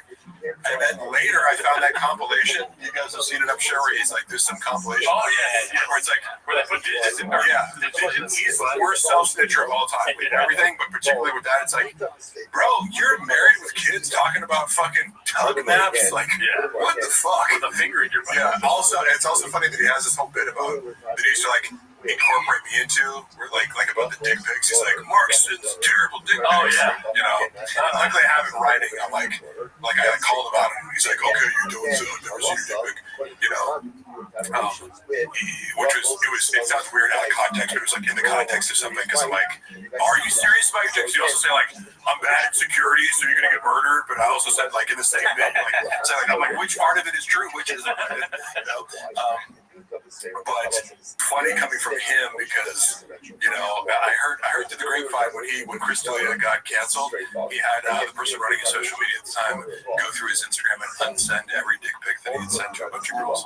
Little folklore there, huh? That is a 100% true story. Project much? Yeah. All right, let's see this clip here. I don't know what this fight. That's a fighter, right? Yeah, that's Bilal Muhammad. Yeah. Oh, okay. It's called Great Question, but here's a different one. Posted by Haphazard, one of our guys. Let's see here. Because for me, I felt the pressure for you because you're Palestinian. The entire Arab world is watching you. The Muslim world's watching you. The Palestinians are watching you. Like I felt this weight. I was like, damn, how's Bilal going to deal with this? Because sometimes people impose a crown on you, right? They'll impose this responsibility. They'll put all this stuff on your shoulders, and you came in there light as a feather. Well, because actually, Bilal, correct me if I'm wrong here, but the pressure's not on him. The pressure's all on Leon. And I think Leon, and I hate when champions do this, I think Leon did a bad job hyping his fight, going, "Dick, his wrestling's not that good. I fought better wrestlers. Canelo striking's not that good." It's like, dude, you have to fight him. You're minimizing who you're going to fight, and there's a potential he could beat you. And you're saying how bad this guy is. He's not the greatest. He shouldn't be here. It's like, well, if he beat you, what's that say about you, dude? So I hate when guys do that. I don't like it. Yeah. When they do these clips, they just have the guy say, yeah. And I will say this, so Bilal came in to do a Food Trick Diaries, and like, it's weird because he I don't know, do you guys follow the UFC a lot? Somewhat. Yeah. I like it. But Because Bilal, like, for whatever reason, like, people like shit on, and I'm like having met him, I was like, he was so cool and so humble and so nice, and like, to me, like, I thought he had a lot of charisma. People were like, oh, he sucks, he's boring, and like, I love the fight against. Like, yes, he like wrestles, but like I thought it was pretty fucking action packed. So like I've been a fan of Bilal for a while, even though like a lot of people hate him. But this, you know, so like I feel because he's like being polite, you know what I mean? It's like he's a nice guy, and like he was like, I'm just gonna ignore the fact that Brent just completely. That's it. Brian asked you a really good question because I felt that too. I'm like, bro, you're going out there with the Palestinian flag, like with everything that's going on, you know, with Palestine, you know, Palestine being invaded by the IDF, like, that's a great question too. Like, what did you feel? Did you feel like you had to win for this besieged territory? You know what I mean? And Brendan was just like, fuck that question, and then doesn't even ask a question. Like, he ended in a way where it's like, what? How am I was ready to respond. Like, you saw Bilal be like, yeah, like, he was like ready to answer with gusto, and then what the fuck did Brendan even? He's just like, and I hate when they do that. Look how happy he is right here, dude. Yeah. But also happy. No, you can tell he's fucking, because I've heard him like talk about it. Like he really wanted to answer Brian's question. Yeah. And I thought that was a thoughtful, well-articulated question. And then Brendan's like, no, you got it wrong. And the thing is, people put the pressure on me on. It's like, oh yeah, you don't think Bilal had any pressure? Because first of all, the guy knew, like he talked about how he was on this like whatever. Before Brendan starts talking, he's so happy. Bilal felt pressure even just in the fact he's like, I know if I lose this, I'm never getting a title shot again. Like they didn't want to fucking give it to me. Dana doesn't like me. He thinks I'm boring. So, he's so happy. He's so happy. It's just, what do you say, Cody? I mean, I want to do this with us where, like, you say something and then I completely dismiss it and we paint it on your face. Yeah. But what you two lib-turd cucks don't understand is that Brendan Schaub doesn't like this woke identity politics shit. Okay? Like, Palestinian, he's right about Palestine. No, that's right. So, yeah. You know, like, he doesn't want Bilal to talk about Palestine, right? He probably doesn't. He probably was like, oh, fuck, like, it's like, no, dude, that's where he comes from. Okay, he can speak on Palestine without being fucking political. Right. It's like you have the weight of your people on your shoulders. How did that feel? So crazy, dude. Like as if you're going into a title fight, you don't have pressure on your shoulders. Yeah. You know what I mean? He's like, no, pressure's on me. It's like, what? Like, making sense about it. All right, this one's posted by Confidence Search 8648. New race incoming. I got super excited when I saw this clip.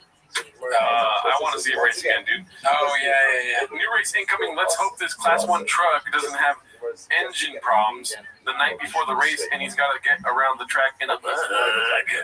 There's a 3 G's in bug. Let's see. We're second through the 6. Your boys going to be at the 300. Let's go.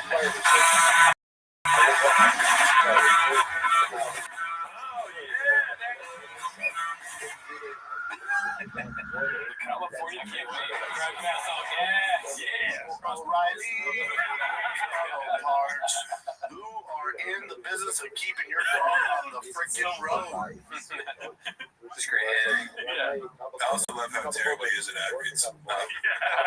Because it was, I don't know, like it's just, I always think about, like, if I was being paid that much money, wouldn't you fucking just commit to it? You ever seen Chael Do more than one take? Yeah, no, exactly. You ever seen Chael Sonnen do ad reads? No. Okay, so again, I'm more into MMA than other sports, so I never met him. I never met him. But like, he's so good. He can take like a 10-second statement and make like an 8-minute video where it's like, He's just got the gift of gab.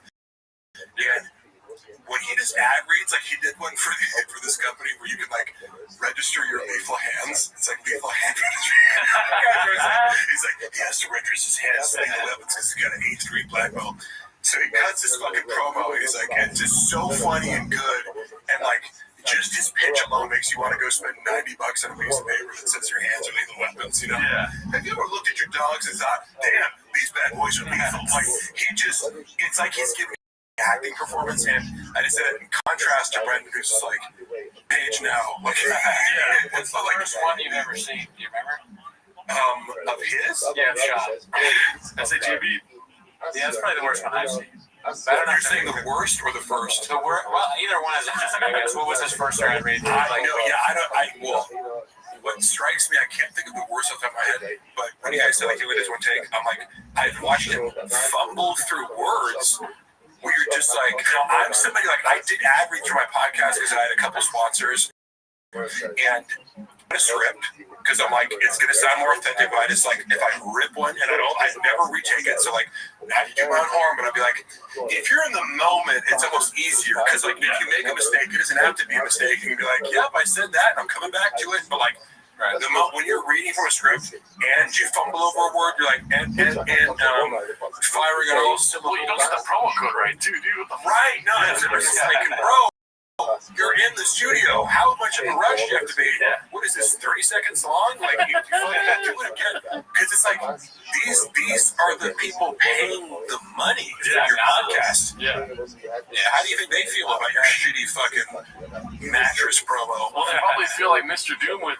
Superman, dude. I don't know if you're about that. This one's called Mr. Doom. It's posted by Haphazard. Let's see this real quick. I'm out here. Hey, before we get to Deadpool Wolverine, did you scream like the rest of the people when you saw Robert Downey Jr.'s Mr. Doom? Oh, man, you ruined it. I was balls deep in comics as a kid. Mr. Doom. Deuces Macchiato.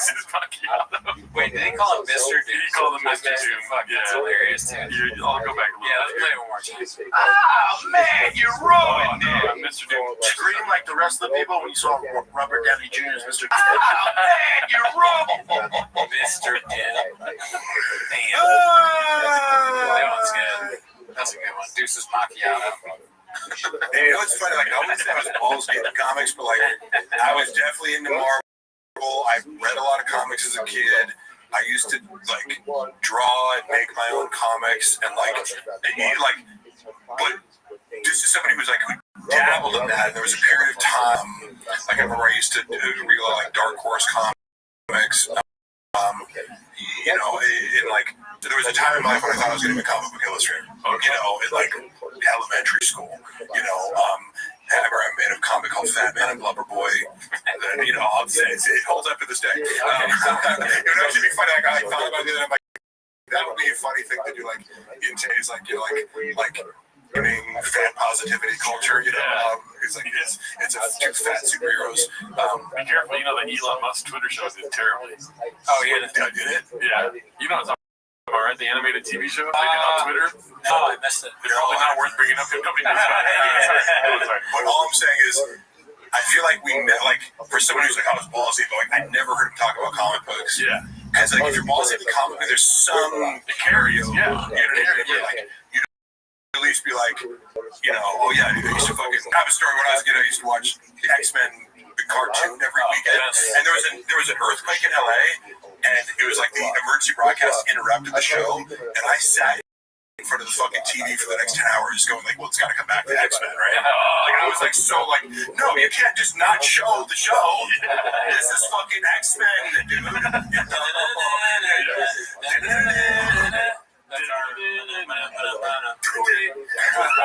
Small team. That was the shit. So like, I'm a little like, it's like, it's like, I've known you for quite some time. You've never brought up a single character that you like. You talk about like, do you go see the movies? Like, did you watch The Dark Knight? You know, like, there's no conversations like that whatsoever. So Mortal Kombat is a comic book. Probably. He's not going to see Black Panther 7.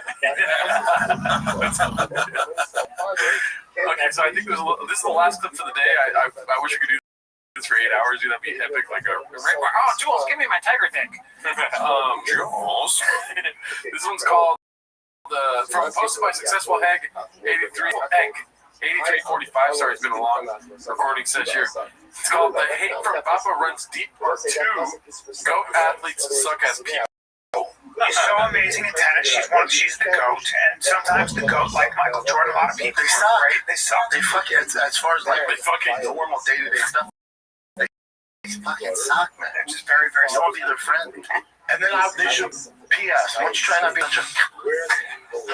Let me know how it goes for you. Yeah, you're a piece of shit. I don't know. Worse than her husband. Yeah, they are. I think they are. Oh wow. I don't know. Yeah. She doesn't have a reputation as being a bad person, does she? Not that I've heard of, but Chop yells at people that get his coffee wrong. No, I feel like what I heard from that was like, you know, when you're as fucking talented as I am, like, you just don't really need to be conscientious towards other people. And I do feel like when you look at Chop through the lens of like, I had this thought the other day, like, you've been basically like a reality TV star for like the last 15 years. Yep. You know what I mean? And it shows in how you treat, like, he does like legitimately like turn his nose up at like normies, you know. And he will sometimes put on the facade like I'm an everyman, but it's like he does kind of have this attitude that he's saying about Michael Jordan, but he's like he's saying that to justify his own behavior. It's like, I mean, so I can be a dick, but also like, I'm the greatest. I'm a pro athlete, and I'm a pro comedian, and I'm a pro podcaster. I'm not like you fucking dorks, you fucking losers. I was in a movie with Shia LaBeouf. Fishman. Hey, how many chicks you fuck? That's what I thought. I've been dying to say that the whole thing. And then a moment ago, you texted me that once, it made me laugh so hard. And when I first started texting, I was like, I can't remember, I was either asking you for something, or you were telling me you were going to come on the show, or maybe it was the Twitter hack, but I sent you something and you sent a joke, and then I was like, what am I going to say back to this? And you wrote, hey, real quick, how many chicks you got? That shit was so funny. Cool story, bro. That was so funny. I like you set it up like it's a real question. It's like, hey, real quick, it was a perfect delivery every text. Let's see. Why nothing's worse? I'll just Alexa, you say that when I bring him up because I was making fun of him? I don't think so. Step down. And she's a black person who run this. She's just how much have the best person run it? Yeah. Jesus Christ. What the fuck, man? But this chick, and I say this without like hyperbole or exaggeration or malice. The audio stopped recording. We were talking about something. I was checking constantly, so I don't know where we left off there. Okay, let me back up a couple steps. We were talking about like Brendan's condescension towards anybody like in a position of power or influence who's black. He's like, oh my God, we get an affirmative action. Yeah, it's like, but I mean, like, are you saying like no black person is qualified to be good at their job? Like that's, and again, that's like this kind of like race realism, like political identity that he has secretly. He wouldn't tell anybody. Like if you're like in close company with him, kind of like he'll whisper about this stuff, but like it like oozes out in conversations like this where it's like, I have an issue with like anybody like having a position of power influences black. It'd be funny to have somebody come on the because he's blatantly racist with this thing. So we have somebody come on the show who's black, a famous person, that's willing to do this, and we tell them we're going to quiz you, and it's you versus Shaw. But then you ask them questions that are so simple that the black person is going to laugh and be like, oh, that's funny. But then the question will be something like, what do you do when you put red and blue together and you get purple? Like the color. And they won't know. I wasn't confident just then that it becomes purple. But, they just ask that and they're like purple and then Chop won't know. It'd be like a decathlon where it's like 5 different things. It's like science, math. That would be pretty amazing. Maybe they're doing an IQ test. You know what I mean? Yeah. Because, like, I don't know, it'd be funny. And again, I used to tutor, like, test taking, you know what I mean? So it's like, I just know the type of person who's terrible at tests, and I can smell it off Brendan a fucking mile away. I'm sorry, but... Yeah, definitely. Yeah. Well, hopefully the recording didn't cut too much. And then I was also talking about how, especially when somebody's, like, underneath him socially, like, he was... What my recollection of Chappelle and Malik being on the phone with the kid, not that I was, like... I watched a lot of those episodes. I didn't see some, but it seemed like he always was like trying to shut them down or be like, that didn't happen. Yeah. And it's like, bro, you need someone like that to fucking call you on all your bullshit. You're like projecting this idea to like, oh, everyone's lying but you. Like, Well, who would be bigger than him on the totem pole? There's like The Rock. You would need The Rock on him every week.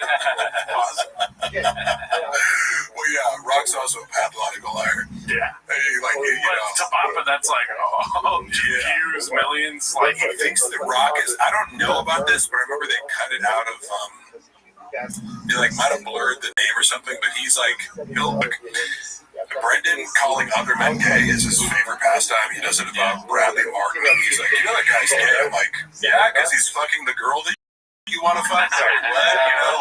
Literally, I don't know Bradley that well, but like I observed him in a lot of situations. I'm like, nothing about this guy screams closet homosexual to me. And he has also said that about Chappelle. He's also like it's almost like any guy who he's jealous of or who like one-ups him, because he knows Brad's like stronger and more athletic in some ways, like like with fighting and stuff. But I'm like Brad has a huge, Brad can dunk a basketball. You know what I mean? Like Jordan. and like outlifts him in every. I already told the story. Well, so the reason why I was gonna say the reason why we're talking about this is because the clip we watched was the Hate from Bappa Runs Deep Part 2. Go athletes suck as people. Posted by Successful Egg 8345. Yeah. Just in case, because if not, it just looks like you're talking about black people. Yeah. That's why I was gonna say. It's like anybody that one ups him. Yeah. I personally have a pet peeve about this because I'm like, it's such a cowardly thing to do to like spread as a guy to like pretend to be someone's friend and then spread a gay rumor about them. With all it's like it's nothing if you walked in on fucking a dude sucking another guy's dick and you're like, oh my god, he's gay and I have to get this off my chest. But then like, here's the thing. If you're lying and you don't have any evidence, that's super fucked up because you're falsely like trying to claim that someone's gay, which is super fucked up. But then also, what if they are actually gay and they don't want to be out of the closet? You're going around and like outing them for no reason? It's a redacted witch hunt. I want to ask you a question. But he's done it like it's not just Brad. Like I've heard him do it like 5 or 6 times. You know? And more than that, right? More than yeah. So I want to ask you. I'm going to say a name, and then you tell me whether. I'll say a bunch of names. You tell me whether you said they're gay or not. Yeah. Luke Schwartz. Yeah, they doesn't know who that is. Joe Rogan. You ever said Joe Rogan? No, but he said a lot of shit about Joe. I'm like, oh, okay, buddy. Like, clearly you have like. What about Monsters? By the way, every person you're gonna mention, like I could rattle off like shit talk that Brendan has said about him. It's just like I'm not gonna do that because like Eric was always super nice to me, like but like just know, yes, Joe Rogan, he didn't say he was gay, but like it's like. He's got this like weird vendetta with him in private where it's like he both like idolizes him and also feels the need to like trash him because anytime Joe keeps it real with him, there's so few people who keep it real with Brendan in real life. And like when somebody does, he's like, I'll get them back, you know, by talking shit about them. Yeah, Rogan went to the Packers. He went to the Vikings and he stayed on the Packers. What about Tony Hinchcliffe? Oh yeah, it's funny because I wonder if I'm confusing with like David Lucas always makes gay jokes about it. David Lucas. Okay, so this is a lot with a lot of the comics too. They'll be like, yeah, that guy doesn't sell any tickets. They're like looking at like comedians like, I mean, obviously Tony Hinchcliffe's an amazing joke writer and his off the cuff like roast, like see what I'm saying, like from the skill of like if you want somebody to write fucking a certain kind of comedy, you know, like he's very impressive to me, especially like watching Kill Tony, like his off the cuff like insults. I'm like, that's fucking good, you know. And so Brendan looks at these guys, gets jealous, and then has to be like, well, he can't sell tickets. I don't know if that's true. He probably does sell tickets these days. I've heard him with like 12 different people be like, he didn't sell tickets. Oh, he has his own shit with Andrew Schultz. Well, what did he call it? As Andrew Schultz game? Andrew Schultz. Gosh, isn't that funny? Oh, he said that. That's what he said. And he was like, he was like going around saying Andrew Schultz didn't. You know how he said like he bought they were trying to edit it, but like he bought it back from Amazon or something like that. Brendan was going around saying, oh, actually the real thing is like Amazon didn't think it was good enough, so they like gave it back to him. And I remember being like, maybe they're like, but his narrative was like, something. I'm trying to be as accurate as possible. He said something like, yeah, he submitted the special, and they were like, what the fuck is this? Like implying that it wasn't up to snuff, but it's like. Look, I don't give a fuck what you think about Andrew Schultz as a comedian. Like, it's not as if that special didn't play to, if you're an Andrew Schultz fan, you know what I mean? Like, it fucking blew up his entire career. So, like, I don't think, like, a major company, like, all the bullshit they put on Amazon and Netflix, like, so many bad specials. I'm like, you think comedy, whatever you think of it, you know, like, there's legitimate critiques, you know. Like gorilla. Okay, right. But yeah, there was something like, but he, in other words, it was after this whole like, remember we had that beef, and I tried to explain it. Somebody corrected me though, who knows more about it than I did. Remember, I told the story about how like Schultz was like, oh, we got a fucking problem. You know, you can't do this intro. Bruce Buffer thing. Yeah. The one thing that I got wrong about that was, it was less Andrew saying, "You're stealing my idea," and it was more Andrew saying, like, "You ripped off, like you're coming across as mocking me." You know what I mean? Because the content of the video was Bruce Buffer is in the Bronco with Brendan, and he's going, "And now it's time," and Brendan's like, "Bro, like, relax, it's just a comedy special." You know, like, Andrew took as, "Oh, are you making fun of the fact that like I haven't come out because you're like, oh, it's just a comedy special? Is any Bruce Buffer announcing?" So like that was it. It wasn't like, but Brendan framed it to me like he thinks I stole his idea. He's like, no. He thinks you're making fun of the fact that you bring Bruce Buffer around, like it's directly mocking it. Which made me like, oh, that makes more sense why you'd be like, because the energy that Andrew called him up with, which is like, dude, like we got a fucking problem, you know. It was more like, are you trying to like diss me, you know? Which again makes more sense, but another thing to like, which that would be the worst diss songs of all time. Them two, you know what I mean? Just so bad. Which we were like, it makes me have more empathy for, you know, Andrew Schultz, I guess, because it was like, I could actually see how you'd interpret it that way. You know what I mean? If someone's like, you know, I'm doing this thing, and then somebody else makes a problem, we're like, you do that? That's stupid. Yeah, like, I think I know merch, you know? Right? Well, dude, this is great having you here, man. We did 2.5, I want to say 2 hours and a half, but fucking watch the whole thing. Some of it might not have been downloaded or whatever. What is it called? Yeah. Recorded. We were just talking about, to recap, how Brendan can't stand anybody being, you know, black people, and especially black people that work for him. It's like, no way you can be faster than me. No way you can be funnier than me. No way you can be smarter than me. It's like, well, I hate to break it to you, but that's every black person you've ever met. Anything I can do, anything you can do, I can do better. Anything I can do, black people do worse. You know what he needs is a black dude to come up to him and tell him that he's blockbuster, dude. Yeah. Because you're black. But yeah, dude, if you guys haven't already, check out the Patreon. We did Joe Rogan Live, and what is it called? Crystalia No Pain? Yes. Yeah, a lot of pain. And Wednesday will be live streaming, every Wednesday. Yes, we're going to be streaming tonight. And the episodes will come out Tuesdays, but we just did a special episode today on Wednesday, because we got BG in the motherfucking studio. And you guys watch these, like, do you like stop it, like joke by joke and critique it, or just kind of like, what's the gist of these Patreon videos? Go for it, Kenny. We review the special, and there is some stopping, but we don't want to talk about too much because, you know, we don't reveal. It's going to be if you fucking want the real juice, he just doesn't know how to keep the real dick juice. This fucking wig is killing me, and I can't do it anymore. But I will keep naming people if you want to say what they're bringing. But go for it. What we do is, sorry, I always, you know, while I contend I don't make word salads, I do get sidetracked. Oh, you're good. Go more in depth than was warranted. What we basically do is like we watch the special, and whatever bits are running bits, we just do that, and we fucking kill the jokes. Yeah, it's just like a very slow consumption of the special itself. Yeah, that's cool. Yeah, sometimes they're good though. Sometimes watch good specials. Yeah, like we watched a couple of Shane Gillis's ones, and those are good.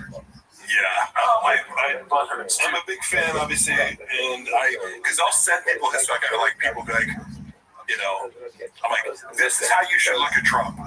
Like, don't get fucking your panties in a bunch because this person exists. Be grateful that he exists so we can get Shane Gillis making fun of him. I moved my car, oh, my daddy died like a dog. Okay, so he cried quite a bit. I wouldn't have cried. Cried baby that day. I think Shane Gillis is getting. No, but I'm sure he has issues with them. I just feel like I swear to God, it's just like, it's not a matter of like, does he say this, or like every single person who he's ever interacted with, he's talking shit behind their back. Like, I've never witnessed it. Like, I've never witnessed someone like this where it's like, do you have anybody that you can just, you know, like, because like, there's a lot of people, like, when you're around healthy people, they're just like, you know, you bring up Shane Gillis, like, isn't he fucking awesome? Like, it's just, and he's not there, you're not on camera, it's just like, and that's just the end of the conversation. It's like, damn, that guy's fucking funny and awesome.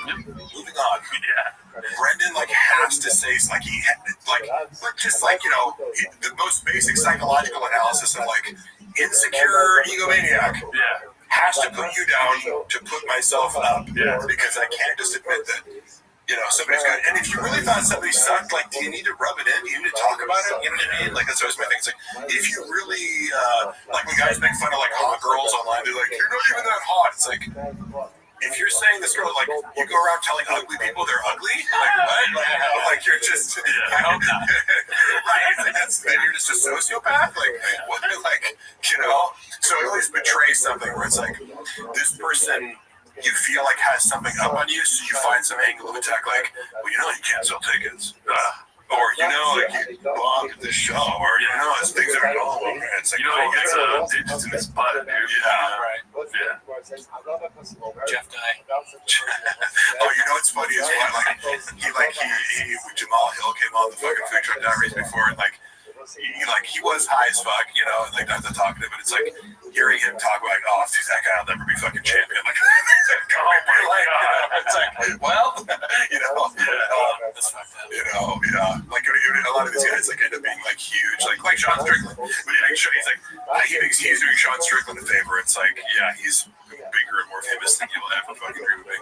Sure. All right, well, let's get out of here because I got to edit this tonight, too. Good luck with that. No, you're good. Don't you? Thanks for tuning in. See you next week. Thank you, Mark. Mark, Mark's the best. All right, later. What's the thing is, you can't connect someone who is thirsty with someone who is sated and expect them to go ahead and compliment each other. So, in other words,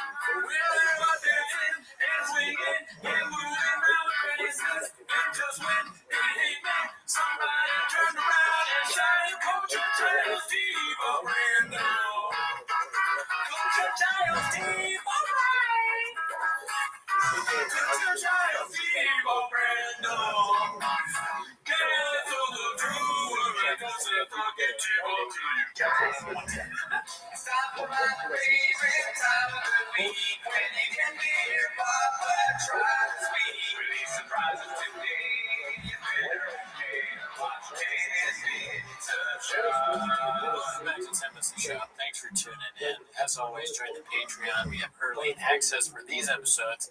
And last week, we did Tony Hinchcliffe's, Phony Hinchcliffe's. Oh my God.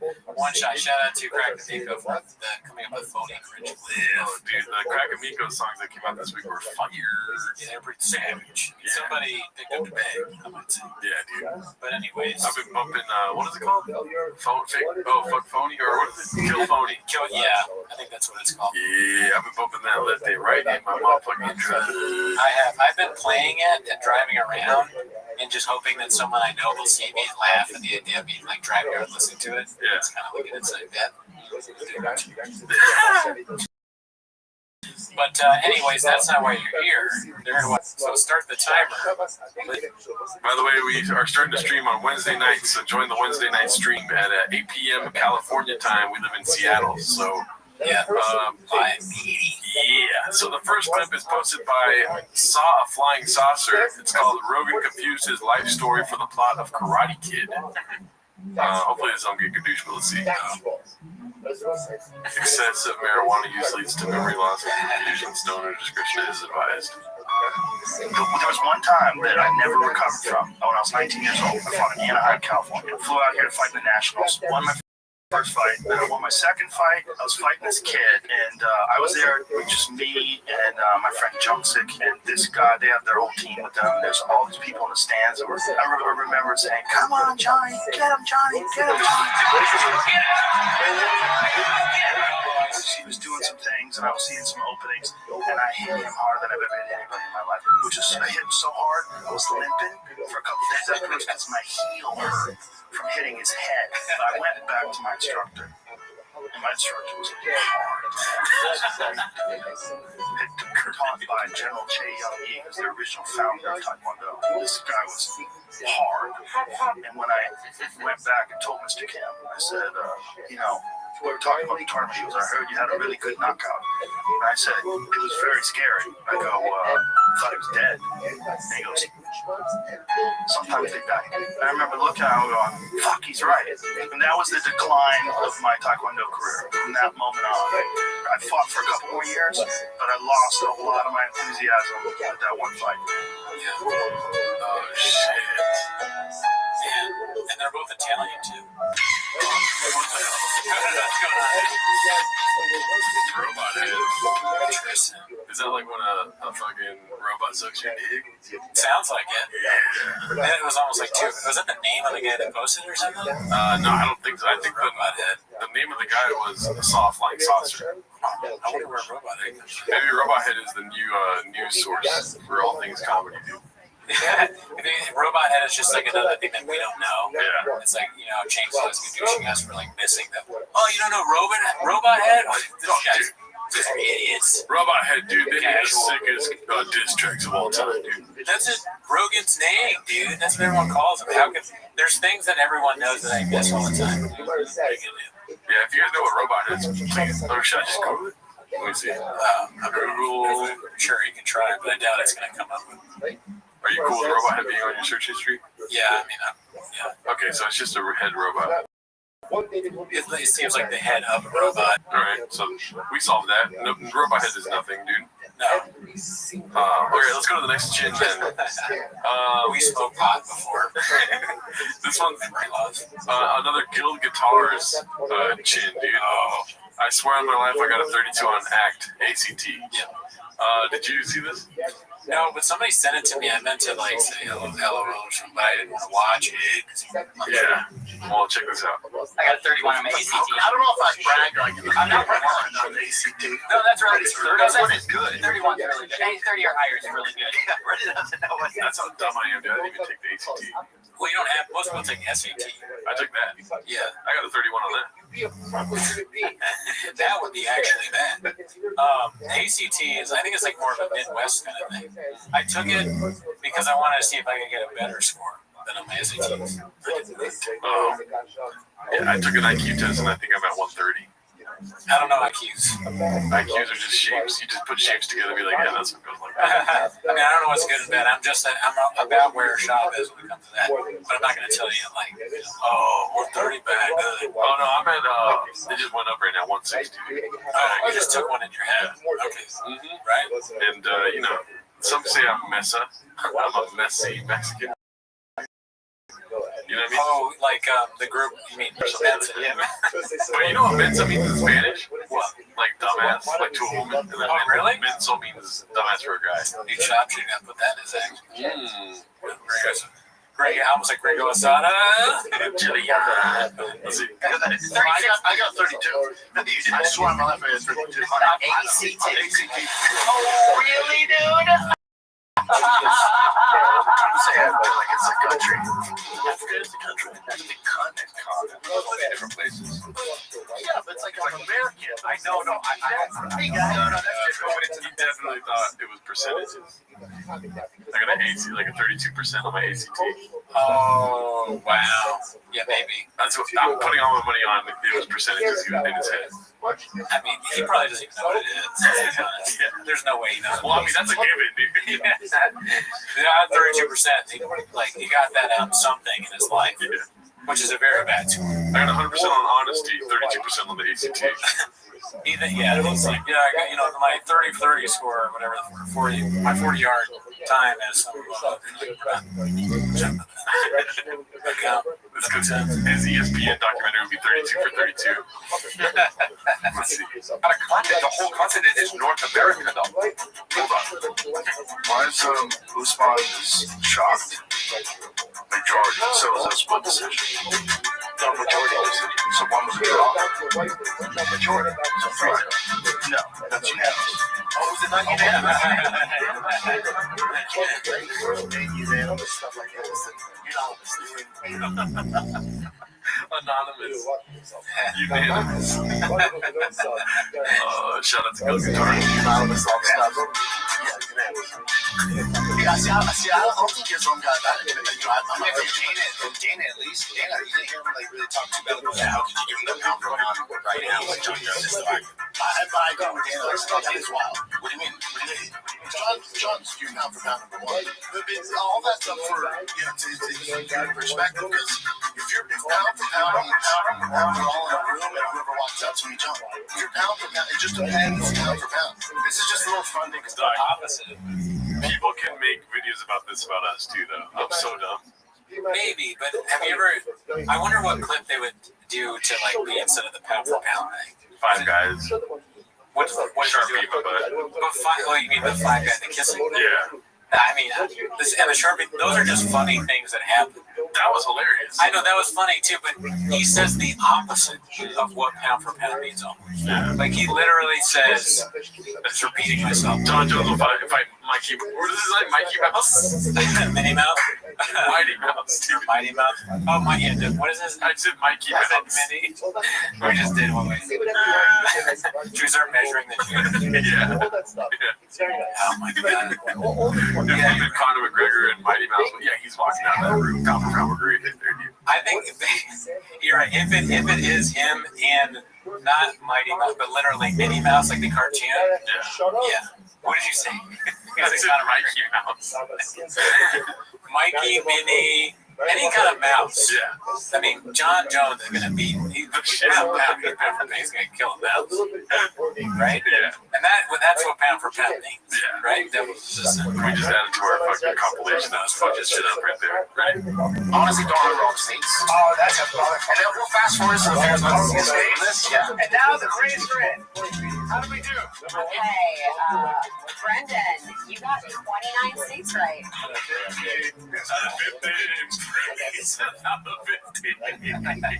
Lacey knows that. He just learned that there was 50 states. Yeah, someone handed him a card. Brendan, so you feel better. Let's see. So technologically advanced stuff. 2 days ahead of us. 2 days ahead of us. Korea's 2 days ahead of us, dude. He's lucky the ACT didn't have any questions about like time and days of different countries. What is Tuesday in Australia? He writes Thursday. Next week. Thursday in California.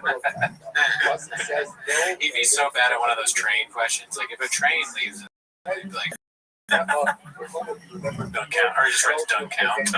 He hands in his test, and there's a bunch of things that say don't count. That makes sense. He's all. If the train leaves at 2, what time does it arrive to the other station? I'm on the plane. Yeah, I'm taking a plane, bitch. I'm I drive a truck. Paper bag. I think he thinks he wrote truck, but it's just like a bunch of scribbles because he can't write. He just draws his own face. That drool on it.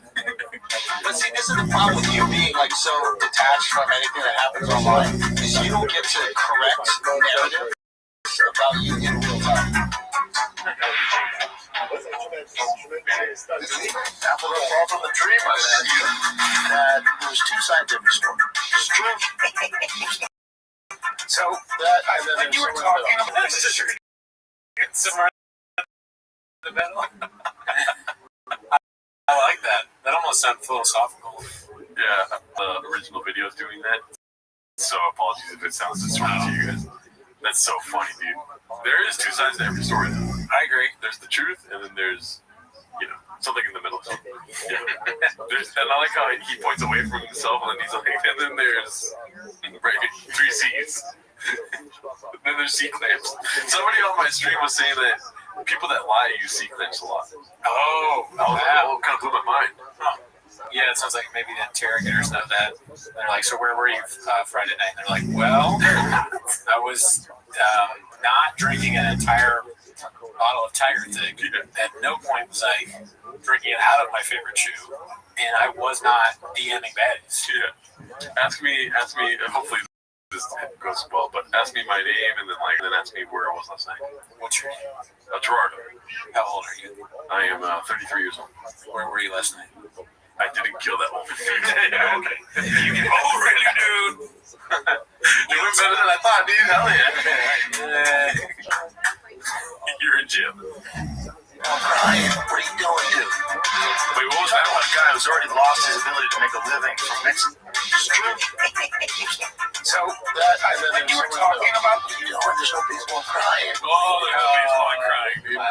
Classic, dude. You're talking about a guy who's already lost his ability to make a living from Mexican dick pills. Like, why would he ever just take something off the shelf at GNC? We're not giving the guy kudos because he's the smartest tool in the shed.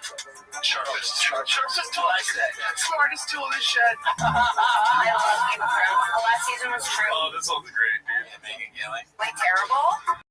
And I do think it's fun that the country came together and finally agreed on something. That is. I disagree. Oh, I want to like you. I like season 8, though. Everyone hates on it. I think people are just mad that the series ended. And all the nerds like, I wish I could do it better. I think we're stupid.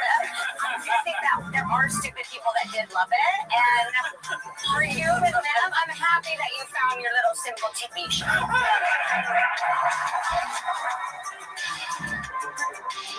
It drives me nuts.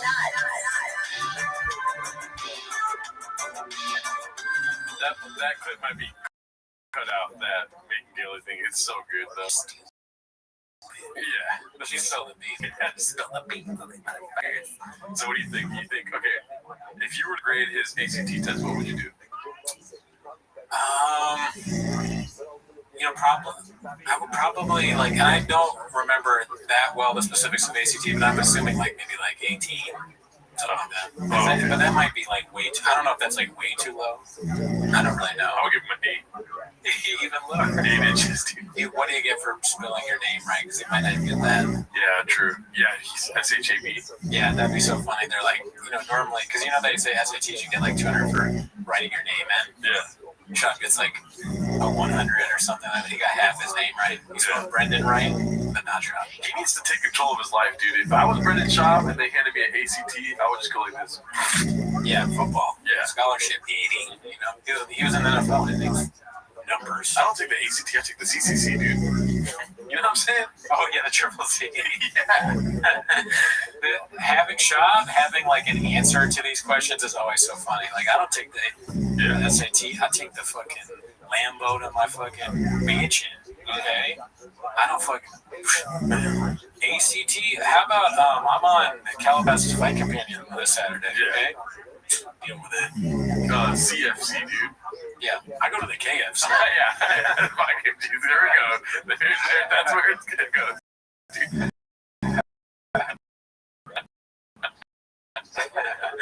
I'm more of a KI myself, dude. I got $32 at the KFC this year. Gringo Poppy drives Papa nuts inside. I couldn't really make much of this one. Oh, by the way, it's posted by Money Loan 1864. Like, I watched this earlier today when pulling clips. I don't know. Everyone's going crazy about this clip, though. Yeah. That was an exaggeration. True. You know what I mean? Bro, I could not sleep last night, man. I went to bed at 1, and it jumped to 2 to the 3 to the 4. I went to bed at... So stay Gringo Poppy with Yeah, I went to bed at... So that's basically the bit, is that they fall asleep to the Gringo Poppy. Oh, my God. Can you imagine if that was true? That would be amazing. Yeah.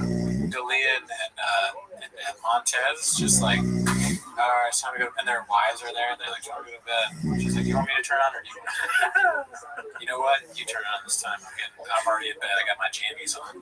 Or look at you guys. Or if the wife plays the tricks on them and he's like, I don't want to go to bed yet. She's just puts it on. Do some Gringo Poppy material. Whoa, we got some ladies in the crowd tonight. Oh, that was a little different. That guy's like, fuck that. Okay, sorry, you want to talk? Total silence. There's total silence, and like, you hear like I can't even do snoring. My snoring is totally sleeping with Griffin, dude. Yeah, he hooks up this fucking CPAP machine and it's just like big boy squad, big boy nation. Let's see. Thanks, man. Let's see. Just pick the song. 1, and here comes the 2 to the 3 to the 4. Everybody in the gringo poppy gets tipsy. Just getting smoked, dude. Dude, what's up? Everybody in the gringo poppy gets tipsy. Just It drives me nuts. Oh, stand up, not easy. Is that it? That's it. DriveFastAllGas.com. We got four weeks left. Go buy merch. We're dropping special merch. Go buy left. Go buy Marcus.com. We got drives me nuts. Oh, stand up, not easy. Is that it? That's it. DriveFastAllGas.com. We got four weeks left. Go buy merch. We're dropping special merch. Limited edition. Forever. Okay, he's a man who loves his trucks, okay? And he's really excited to get to the truck. He's got in the show like that, all right? Some of us have trucks we need to be in, okay? So we end the shows abruptly. We sell our merch, because if you win the merch, you get a truck too, and then you know what it's like to be like Shop, all right? You say March wrong. No, but keep going there. If you want to get our merch, get on DriveFastAllGas.com. Are we done? Do you take the cans off? No, I don't think they have cans. No. All right, they're not on. That's how you know our studio is not as good as theirs. We talk way too much shit, dude. You know what I mean? But their studios, they don't even have monitors. They just got. I don't know how the fuck podcasts do this. And please leave comments if you can include this little chin guy in on it, dude. Yeah. I wish, but you see these big podcasts that have like speakers and it doesn't interfere with the audio. So if Gil Guitar's out there and he fucking produces podcasts and shit, Elephant Graveyard, if any of you guys know, please take this headphones off of this, dude. That would be cool. Yeah. I'm surprised there's something you don't know. I know, right, dude? As we always say, there's level to this shit. There is levels to this shit. Yeah. I wish we had Nick or Chin in here, dude. Oh, yeah. You know? 100%. There's no way, like, we're peaking 30 on an ACT in this room right now, you know? Nick would bring the average score up quite a bit if you were here, probably. Even Chin. And Theo Vaughn doesn't want us, so... let's see here. Let's go to the next Chin clip. It's called Dr. Doom Emails. 3-minute Chin. I didn't watch it before. You know, I want to see this live on the show. So hopefully there's no copyright material. Let's see. I don't know Dr. Doom. I'm familiar with Dr. Doom. Yeah, I know Dr. Doom. Who was he? He's a villain? He's a villain. Superman. He's a villain Superman, dude. I don't know if that's true or not. I was so interested in understanding. Do you want to take a guess or no? Why Dr. Doom emails? Hillary Clinton. That's the first thing I think of emails. Oh, fuck. That's a good sleeper guess, I think. I think he's going to say that someone emailed him letting him know that Robert Downey Jr. was Dr. Doom. Okay, so you're going to more like Shop's connected. He's always connected to everything. It's all about him. Yeah. All right, let's see. Oh, Jay was saying we're getting some emails because we're talking about Dr. Doom. And I'm saying how he was with Superman. So Dr. Doom's from Marvel, right? Yeah. Superman's from DC. Yeah. It was like once Marvel, once DC. Brendan's so wrong. I'm not wrong. I had the comic book as a kid. If you look it up, remember these things. Yeah, it's my memory remembers.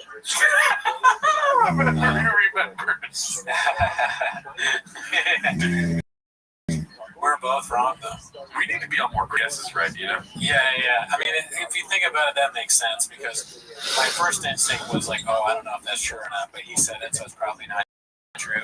Yeah. So, of course, he's going to get emails correcting him because that's what Chang's staff and chefs do. But he actually has proof that he's right because he's a comic book guy. Yeah. And, like, you never want to, anyone that's like a self-proclaimed comic book guy, they know their shit. You never want to fucking question. Certain things. The cover of that comic book, I fucking remember. DC Marvel did a collab. Every now and then, remember the age of they do a collab. You type in Superman. No, that's not gonna help, right? You're fucking here. Do Dr. Doom for Superman. So his argument is going to be that the one time this happened. Yeah. So that's not. Yeah, he's not known for being Superman's villain. I don't understand why he always argues this shit. Yeah. It's again, you know you're wrong and you're still arguing you're right. Because you know why, dude? Because he needs us on his side, dude. He needs us in there to be like dumber than he is. Oh, for sure. Right? Yeah. And then so he could just shit on us instead of shitting on people, and then he could lose those battles and just win all these woos. You know what I mean? Right. He does kind of do that for his guests. He like kind of gadouches them a little. Yeah. You gotta pick your battles, Papa. Comic book cover. Not Doctor Doom cover. What DC and Marvel? No, just do that. Doctor Doom and Superman. Comic book cover. And then if you go to images. Oh, I see. What's wrong? You see the action one? There's a few. There it is. There it is. Oh, weird. Shut up, nerds. DC, yeah, one's DC, one's Marvel. Shut up, nerds. That's not even Superman, is it? Well, shut up, nerds. Oh, it's not even. I think that's a fake. I think this is not real. That's not. Oh, I can't tell. Honestly, it's so hard to. This is fake. I don't even know. It looks fake. That Doctor Doom thing looks fake. It's not part of the bubble. Okay. Yeah. Okay. It would be funny if it wasn't Superman. But it seems to be it has the ass. He says, "Shut up, nerds." The menace of Doctor Doom's red and green kryptonite. Shut up, nerds. Oh, see, it's Brainiac. Oh. Okay. Yeah. There you go. Yeah, it's like unreal. Yeah. They did a collab together or something? Yeah, they do collabs. That's hilarious. They do them every now and then. That was one I remember distinctively. It'd be funny if Schaub was in the Truman Show and like the people controlling it were the Changs people, just to fuck with them. Brendan Schaub is just like a guy. He's like everyone. Hey, wakes up and goes to work. That thick boy town, but everyone's laughing at him, watching him. It's so funny he's in emails. It's like, what year are we in, dude? You're not reading emails from fans. I don't think so. No, you're getting a lot of them for sure. Yeah, a lot of Reddit posts. Yes. You know what I mean? That's what I mean. I guess he's saying emails, but because he doesn't want to say Reddit. Yeah. I think he should be proud of the nerds instead of be like, shut up, nerds. He should be like proud of the homeless nerds out there that call him on his shit. He should be like, he created Changs, dude, and we fucking love Changs. Yeah, exactly. Yeah, it is kind of impressive. Yeah. And he never acknowledges, like, it's like, hey, all you guys that do that, like, you wouldn't be doing that if it weren't for me. Yeah. This is a huge industry now. But he keeps doubling down on shut up, nerds. He's like, you fucking losers. He slams a rain. Do you even have rain? I'm tired. Where's my Adderall? Let's see. Dude. I don't know if you noticed, but he's got a big gold daddy. Let's go. Oh, hell yeah, dude. Yeah. Let's see. And the He's Brain Fantastic Busters. Four. The Brain Busters, dude. Play, right? He beat them. That's his old shit. His Doctor Doom's thing was that crew, yeah. That crew. How would you find this out? Who told you this? Who told me what? Did you read comments to figure this out, or how? No, Jason didn't. No. Jade said we're getting emails. Emails about it. Yeah. So once Marvel, once DC, those don't mix. That never happened. Brett said Superman. Doctor Doom's Marvel. Yeah, dude, had the freaking comic. Those balls deep in comics is I love them. Oh my god. I did too. That one's from like 1940. So you gotta hold on something. I don't think I didn't have the original first. I didn't have the original. No. The card or the cover, I remember distinctively that picture of Dr. Doom for Superman. And there's other ones too. Superman, Spider-Man, they did that collab, right? They did a bunch of them. Dude, what is Chin doing? Chin's like, I think Chin's getting woke when it comes to homelessness. Yeah, I mean, it was like he was basically like seeing a chef in studio with him, just with those questions. Where he's like, "Where'd you see that?" And letting him gadouche himself. He's like, "And it was emails." And he's like, "Yeah, emails." He's like, all right. That's just like because he wants clips made. Yeah. And then Brendan almost seems like he's in on it too, because he goes, "Yeah, I was balls deep in comics." Yeah. That's something that's been made fun of so much. It's just it's for us. They're doing it better. There's not a chance Brendan's in on it. Okay. He's always balls deep and stuff. And I think when you say that and nobody's heard it before, you immediately think, "Oh my God, their dick's inside it." Like it's balls deep. I don't know if you understand what. Yeah, no, I get it. What the hell, dude? And he's just that's his brain, dude. That's your takeaway. Yeah, dude. When you goes balls deep, he always goes in those other ways, dude. You know what I mean? You always go balls deep. He just goes balls deep, dude. I think he might be behind it now. But Chin is definitely like, oh yeah, because you know that one part of every week where they're like, and if you have any comments, email us. You know what I mean? Where do you email Brendan Shaw? I don't know. I bet it's like a funny name, though, like Thick Boy or Info at Thick Boy or something like that. Also, Jay is the one getting the email. XJ Hotline. Oh, of course. He's the one telling Brendan about it. It's the XJ Hotline. Jay is getting the emails. He's like typing. You're doing that. Yeah. Let's see. Who gives a fuck about like proving it right though? That's what I'm saying. Oh, I do. It's a big thing. Yeah. It's like saying John Elway played for Pittsburgh Steelers. All right. Dude, I'm trying to help him out. Shut up, nerds. You kind of sound like Tony Hinchcliffe there, huh? Yeah. Shut up, fucking nerds. I'm spilling my beans on Dr. Doom's motherfucker ass. But yeah, any more thoughts on that? Let's just go to the next one, dude. Killer Guitars, let's go. That's Not Who I Am is this one. Let's see. Brian goes through some bullshit Me Too movement. I never thought in a million years that I'd be sitting here defending myself against something I did not do 21 years ago. This is me saying that I categorically deny all the allegations against me. I have been characterized as someone that no one who knows me, not my friends, not my family, not my fans, would ever recognize. And that's because that's not who I am. That is not what that's not something. Those are things things that I couldn't do. Those are not things that I would ever do. That's not who I am. Oh, really, dude?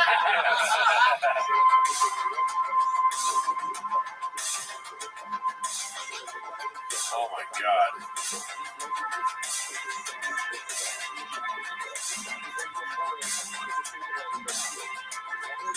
The creep sheet. Well, she's so immune to my sexual harassment that she just rolls her eyes. I've been sexually harassing her since I've known her. Yeah. I would go to try to do like 4 minutes in front of 3 like drunk college girls, and then you would try to have sex with those 3 drunk college girls. After I bombed in front of them. I'll turn back over here. And turn around and your dick was out. Hey, you were impressed with my piece. They screamed the first time you pull your dick out. Doing me? As much of a dirtbag as I am, and I go, look at my dick. And you were driving the car, and that night you were over it, and I was probably like, maybe I can figure out a way to get a blow. Ryan is one of the best. He's so silly. Like, I love him so much that I broke up with this girl, and Brian, she was calling me because she was horny, and I was like, look, I have a friend who'll fuck you, and he's just like, and so I sick Brian on my ex-girlfriend, and he fucked her. She calls me up, she goes, your friend came inside me. She goes, yeah, your fucking friend came inside me. And I was like, well, did you tell him that you were on the pill? She goes, no, I'm not on the pill. And I was like, well, I don't know what to tell you. You know, that's Brian. That's Brian Kelly. Oh my God. When they talk about consent, and then you go, no means no always. Yes, I know. But please don't get in the bedroom and tell me how to talk. I mean, even in the animal kingdom, courtship. Like, what the hell? We've seen all these before. It's just like jarring every time. It really is, dude. It's like so fucking dark, and he keeps getting worse and worse. But the music, I feel bad because I'm really enjoying the music. I'm really like doing this. Like, I'm not. Muhammad Ali's catching a straight right here, dude. Oh, yeah? Cassius Clay shirt. Oh, I didn't notice. Yeah. I mean, you'd wish it was didn't have a great boxer's name on it. Sure. I wish it was a fucking Oscar De La Hoya shirt. Damn, dude, it's just so much. And then like that Joe Rogan story is weird, but that was pretty weird. Yeah, it's a weird story as hell. Brent Weinstein or whatever his name is, the Eric Weinstein guy. It's just like, all right, anyway. Yeah, he's a scientist. Let's get back to Global is fake or whatever. Let's go back to polymers. Joe Rogan has platformed some of the worst comedians ever, like talent-wise. But then he's like doing the same thing to ex-girlfriends. And like he's like, yeah, you know, I got them. Like, I got really bad comedians on good shows. I'm also gonna get them to fuck people that I know. I'm also gonna get them to leave. You can fuck my girlfriend. Now I know why we said let's only do 10 minutes of this every week, dude. Yeah, thank God it never goes over 10. Yeah. Is the duck, the lion saying no, no, no, and then finally the lion gets up.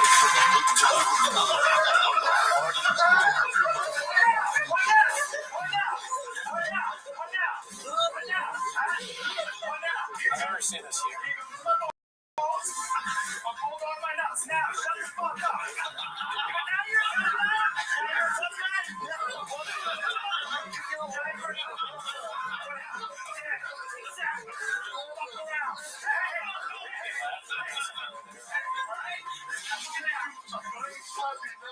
It drives me.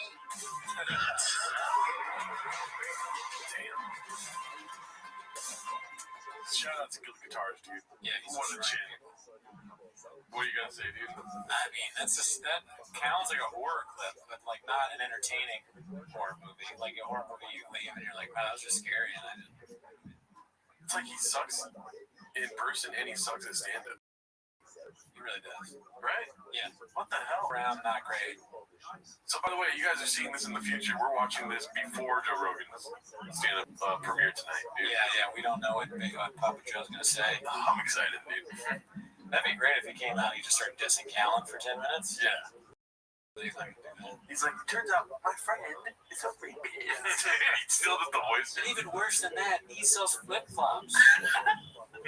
Wait, I think tell Joe. I think one's worse. No, let me finish. Okay, so let's go to this one. It's posted by One Stumbler. It's called Papa disrespecting Tyson to his face. I mean, this is probably just a reheat. Yeah. The question right now is Mike Tyson in his prime versus Fury in his prime. Who wins, Mike? That's the question. Mike, before you answer, this is no he big. Like technically wise, Fury can go defense, his footwork is big. To me, as far as technique wise, Fury's the best we've ever had. Oh, wow. What the fuck, dude? Why? Man. He interrupted him to say that he'd lose. It was a hypothetical for Tyson. And he said, wait, you'd lose. Why, dude? Why? In a gigantic chew. Yeah, with the tobacco. Yeah, oh my God. This might be Adderall induced, dude. Oh, right. Yeah, you might be right. Fuck. Dude, what if, like, a famous interviewers throughout time had gigantic chew things? Barbara Walters. She's, like, interviewing Whitney Houston. Like, they say that you've been having a problem with alcohol, which is, like, a giant chew thing. Dick Cavett is like, so, what the fuck are...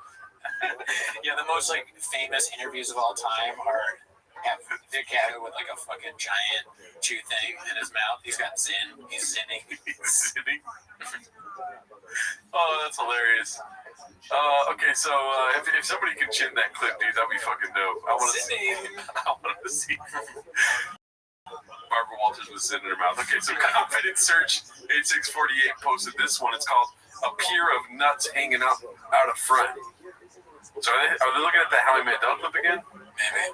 I feel like Chin is no longer happy. Every time we see him now, look at him. Yeah, he's kind of like all business. Yeah. Yeah, but we got to see his nuts, Jen. How blatant was it? It's a pair of nuts hanging out the front. Went nuts. Nuts. Went nuts. Nuts. Went nuts. Nuts. It's a pair of nuts hanging out the front. Listen to that, dude. It's just two people saying nuts. They have like games in the podcast. Like, let's try in this episode to see how much we can say nuts. Yeah. That was because of the Olympics thing, I think. Yeah, that guy with that big old thing. Yeah. Yeah, he was definitely on that Black Buffalo, you know what I'm saying? Yeah. Rated energy. If you have too much of that stuff, you can do crazy shit. Mm-hmm. Yeah. He had 2 Helix mattresses, one for his body and one for his dick. Oh, shit. Yeah, promo code fucking France, dog. Let's see. This one's posted by Haphazard. The torture of Chris continues. I've already seen this. Let's see. It's so crazy how shit changes. It's so crazy how shit changes. Watch what happens if Kamala Harris wins. Dude, watch what happens. It's so crazy how shit changes, though, because, like, look, Jonathan Majors gets convicted, right? He's guilty of domestic abuse, loses his role in Marvel. So they change the whole plan. They make a new villain. Wait. You left out. Wait. They make a... You know what? What? Thanks, man. Thanks. I was just going to say with Jonathan Majors, he kind of upgraded because domestic violence, then he starts dating Megan Good. So he kind of won. Wait, you interrupted his flow for that shit. That was terrible. Megan Good. Just Megan Good. You got Megan Good out of all this. This is a terrible Black Panther 7 or whatever. All right, keep going. I knew where you were going. So they changed the whole... Okay, but, all right. Brendan Schaub is a comedy genius. He can't just sit there and let the Leah and Montez ruin the show. Like, if he has a great line, like, you know, bringing up that he's dating Megan Good, he has to butt in. It's just like... The huge talent on the show is Brendan Schaub. Maybe D'Elia would say something good, but who knows? That's risking too much. Okay? Doug, I'd way rather be a nerd than know who Jonathan Majors is dating, Doug. Yeah. Right? I said dog twice in that sentence because I meant it. Savage, dude. I definitely know who's dating. Fuck, I hate Schaub so much. All the time, dude. Yeah, no, that was like a hilarious thing that we just watched. It's so funny to see him interrupt D'Elia. And I do like the torture of Chris. That's like a running bit now. Yeah. It's pretty good. It's just funny to me how he's not aware that this is a terrible... Like, when Chris goes, what? If he would have been, like, more coy about it, I'd be like, I was just going to say that. Like, maybe it could be funnier somehow. Yeah. But him being so, like, I don't know, what is that word? Narcissist or something? Yeah. Just not being in the fucking... Yeah, he doesn't acknowledge it at all. He could have like acknowledged, oh wait, I did that. And even if like he did, he doesn't ever not do this. There's gonna be a clip next week of like the torture of Chris continues part 2 or whatever. I understood what you said, but I don't think you said it right. But I think you did. Yeah. You know what I mean? But we're also watching Papa, you know? Who knows? I understood it though. Yeah. I'm over here like, yeah. Yeah, you felt it. Yeah. We probably do like a slow-mo of what you just said. He doesn't ever not do this. All right, let's clip. This is gonna be another half clip. Yeah, I know comic books, man. I grew up on that. Is it the same thing? Let's see. Then we went to Comic-Con, and the coolest thing and one of the current events we have here is Marvel and... Look at that face. His face, yeah. Right? It looks almost like comic book face, like he's like an expert on the subject, you know? Like if you were, yeah, exactly that. If you came into a comic book thing to sell comic books, he's like, and then he fucking, well, actually, I know what this. Here's what I can offer you. Actually, this is like issue 39, where Batman actually fights John Jones. His name is a superhero. This is issue number 85, where red line. We got a mountain problem.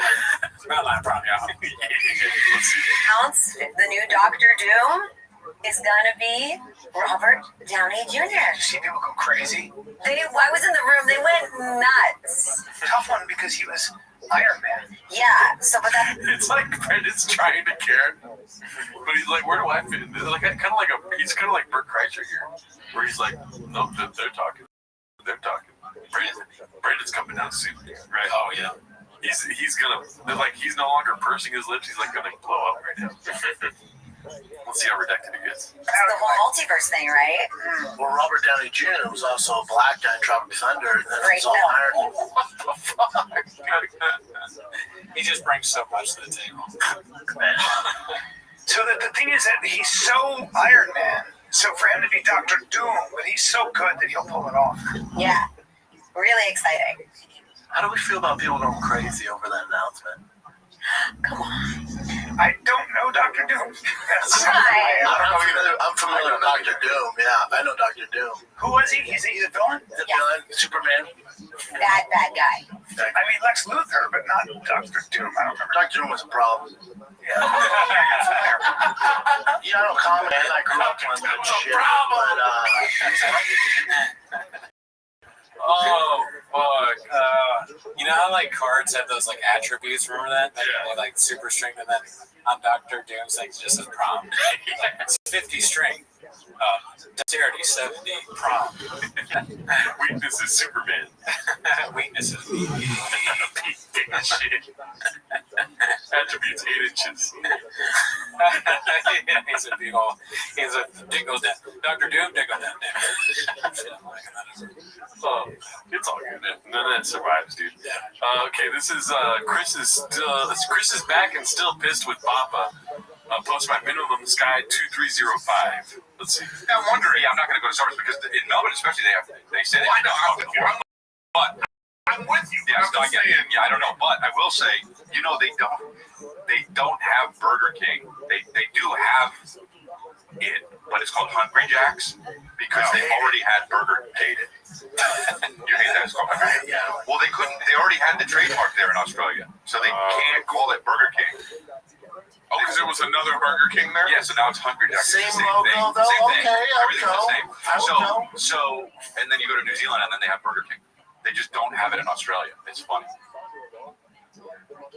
You know what this is all from? This is all from, we can thank, like, the Star Wars universe for all this kind of stuff, right? Like, they go, you build a universe, let's not ever leave it.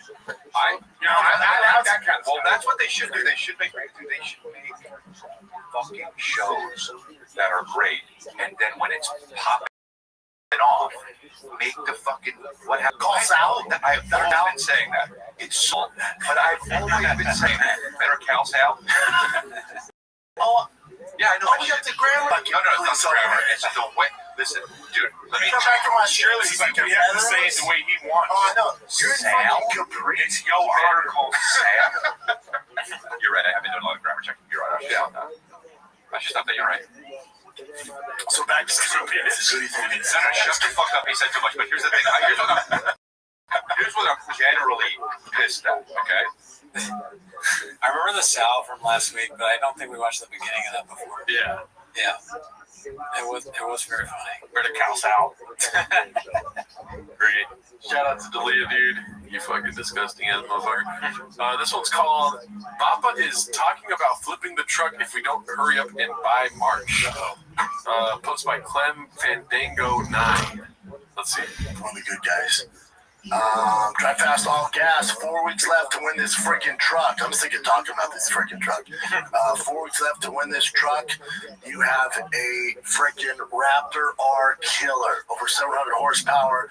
We beat the Raptor R in every single way. We have special merch dropping this Friday. Limited edition. Collab with King. Drive fast, all gas. Camel hats, shirts. That drops this freaking Friday. DriveFastAllGas.com. And I think when we drop the merch, it's only 3 days. So Friday, Saturday, Sunday. Sunday at midnight, it all goes away. You can never buy this hat or shirt again. And you get 30 times entries as well. And we're only doing that this Friday, Saturday, Sunday. So if you haven't jumped in and got a shot to win this ridiculous truck, also, we need to hurry up and give this thing away before I flip it. So go to DriveFastAllGas.com. Limited edition camo tees, camo hats. The hat I'm rocking right now, I don't have the shirt yet. It's coming. But yeah, with King Shocks and Drive Fast All Gas, limited edition. Only available for 3 days, and you get 30-time entry fees. All right. So you go to DriveFastAllGas.com. The new merch will drop this week. Kids, that's it. Love you. Cool story, bro. Yeah. I like that he said frickin' Friday. That sounds like a guys. Like Freaky Friday. Yeah. Who does he change places with? Who would you watch a freaking Friday movie show? It would be crazy if he changed places with Brian Campbell. Oh my God! Yeah. See that? Like, what are you, a movie guy? That's pretty good. Yeah, I mean, I thought, like, what's the most interesting storyline? Ariel Hawani, that would be more like a drama than a comedy. BC is going to be a comedy, dog. Yeah, he wakes up and he's BC. What would he do? And then what would BC do in shop? Like, more interesting. He would be BC and be like, oh shit, I got to work with Luke. Like, this is cool. Yeah. And then he'll be on the show, but every time BC talks, Luke will get more and more upset because he's like, dude, stop with the skits and bits, dude. Yeah, he'd be interrupting Luke all the time. Yeah. And Luke would be like, are you okay? Yeah. Because of something he kept, like, saying dumb stuff. I'm gonna let you finish. Like, you know. And then BC's gonna be shocked, dude. He's gonna have the best time of his life. Yeah, I wonder what BC would do at Shaw. And, like, would he be doing content specifically for James? Yeah. I'd be like, yeah. He's like, oh, I got a headache. He just realizes that what it's like to be shot all the time. Yeah, oh my God, my head hurts. Or he's like, I'm the smartest man. What's it like to be the smartest man? All right, so this next one's posted by Confidence Search 8648. It's called "Never Knew That You Did Your Boy Did Boxing for 15 Years." So this looks like an old clip. Let's see. I am joined today by Brandon Shaw. You know him from the Big Brown Breakdown, from The Fighter and the Kid, everything, comedy, sports, punch people in the face. Getting punched in the face a little bit, it happens, right? It's happened many times. Like I'm just trying to like honey dick people, like, give me views, give me the. I know what I'm talking about. No. I boxed for 15 years. I fought professionally for 10 years in mixed martial arts. I know boxing. I know mixed martial arts. And I know when I got in there with professional boxers, it took them about a round to feel me out. And I'm a traditional. The way I do stand up is traditional. You know, it's boxing. I don't have this real awkward style. Connor does. Connor has this weird. He does it with stand up. You made my standing up striking game. Do you hear him say honey dick? Yeah, I use this term a lot, so be careful what you say. Okay, what is honey dick? Honey dick. Wait. Give me a second. Honey dick. Honey dick. It's like there's honey on my dick. No, that's the punchline. It's like, oh, there's honey on my. Now there's just honey on my dick. Like honey dicking is like, oh, you want some honey? And then you put it on your dick, and then you're like, go ahead and get some honey. It's like, oh, I'm honey dicking you into like sucking my dick. That's funny, because I didn't think he's not the kind of guy to sugarcoat, right? Yeah. Sugar all over your dick until it's delicious. You'll put honey all over that bitch. Interesting. Now you choose honey over sugar. Spit on that bitch. I'm pretty sure that's what honey dicking is about, where you're bait and switching, basically. No, it's like, oh yeah, I want honey, dude, not on your penis. And I did not graduate college, so if you guys make fun of me, you know what? I'm laughing too, dude. 36 ACT score. Yep. All around, dude. 69 on my ACTs. Daddy, let's go. I scored a 420 on this. You got the score of 2 tests. Yeah. But yeah, I'm pretty sure that's what honey dicking is. And the more I say it, the less I feel like it actually is. So let's just move on. This is posted by EXPCAP2186 called Joe Rogan's sparring footage. Let's see.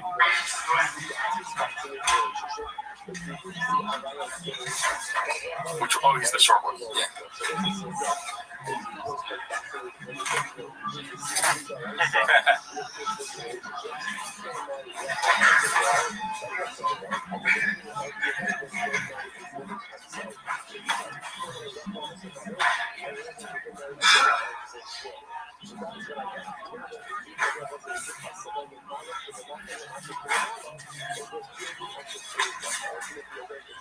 He's got a nice kick on him. Like, I'm watching this something and like just fighting someone who's good. You know how fast I get destroyed in this. Yeah, I mean, I'm not going to make fun of him at all because I do not fight. Yeah, the younger, stronger looking Joe Rogan's an old short man. Yeah, like if this was a dish at Chang's, what would it be? This is kind of like, like they offer string beans or green beans. This is like unsalted green beans. I mean, like I don't want those. Right? Definitely an appetizer. Yeah. Or this is like a Diet Coke. Right? Like, yeah, you got something, but it's only $3.50, right? Yeah. Or it's just one of those things they put out on the table. Like, do you want this? Yeah, like at a Roadhouse, they got peanuts. You're like, you can eat the peanuts if you want. You can throw it on the floor too because they're trash. There's just not a lot happening here. It's just literally footage of them sparring. What if the end has something insane? Like the Rogan's like, all right, time to fight. That's it. Interesting. It's never happened. Kick his ass. I was trying to think of like an interesting ending. Oh yeah, he has to like sign a NDA that Rogan won, or something, that he can't say that Rogan didn't win. Oh, dude, look at this. We got a Chief Wahoo hat, dude. What yeah. the hell? Love seeing that. This one's posted by Chip Chip Chow. It's back. Also, don't say love seeing that. I know. Because if people can confuse you. I'm not serious. Just he wears it all the time, but we don't know why. Yeah. Thank you. Yeah, you're good. I just want to make sure people know that you actually donate every week to Indigenous tribes. So, this is posted by Chip Chip Chow called Talks for a Living. On this week's Food Truck Diaries, and we booked him really short notice, so we couldn't get him a food truck. So I went and picked up chicken sandwiches, and we got him out of the trunk of my car. That's not fair. Obviously a bit, dude. He's a bit. Sure. So come on, dude. There's so many other fucking clips you can use. I mean, it's a good clip, too. Let's see. Oh. And did we get like how like it's not free side conversation on Facebook for delicious food. What was the I mean Super Bowl here inbound on the Super Bowl, inbound the Super Bowl gambling problem? Cool. And obviously you're how, I'm a positive person. Am I too positive? No, I don't know. There's a lot of, it's just a lot of, it's going to be good. Sakai, on this week's Food Truck Diaries. I mean, when he does these episodes, does anyone ever tell him that's bad? Because, we'll do a bad episode or something. It's never happened, but it could. Yeah. I'm sure he'd be like, hey, that episode, here's what we could improve. But it doesn't seem like they do that at all. Oh, they do that, dude. He just doesn't listen. Yeah, he's thinking about comic books, right? He's like, tracks. He's probably changing in his mind, like, which shoe is his favorite this week. You know what I mean? Right. There's just not enough space in there. No. It's like, it's happening. Somebody's like, oh, I think you do this better, that better, But he's just like, oh, and then walks out, goes home, hugs the kiddos, put his phone in his cubby, right? He has to go to the baseball field every day to get his stuff from the cubby, and he doesn't realize that he could just take it with him. Yeah. He's like, I fucking gotta go back to the cubby, get my wallet. And he gets mad at you. He's like, put my chargers in the cubby. Yeah, that's why my phone's in. Okay, so this one's called Chin is so fed up with Googling the wrong thing, he bought Papa and Rinks an LED pointer thing so they can show him what he should click on the monitor.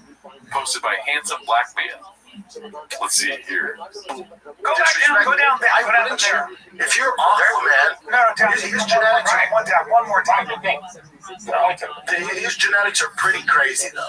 He's got great genetics. Yeah, but when you mix that, listen, he was on Baywatch Hawaii. When you mix that, that's a great idea, dude. What the hell? What? The pointer thing. Oh yeah, that's funny. We should do that, dude. I'm gonna get you a pointer. Okay, please do. Yeah, let's see what I do. Watch me mess it up, like I can't figure out how to turn on. Yeah.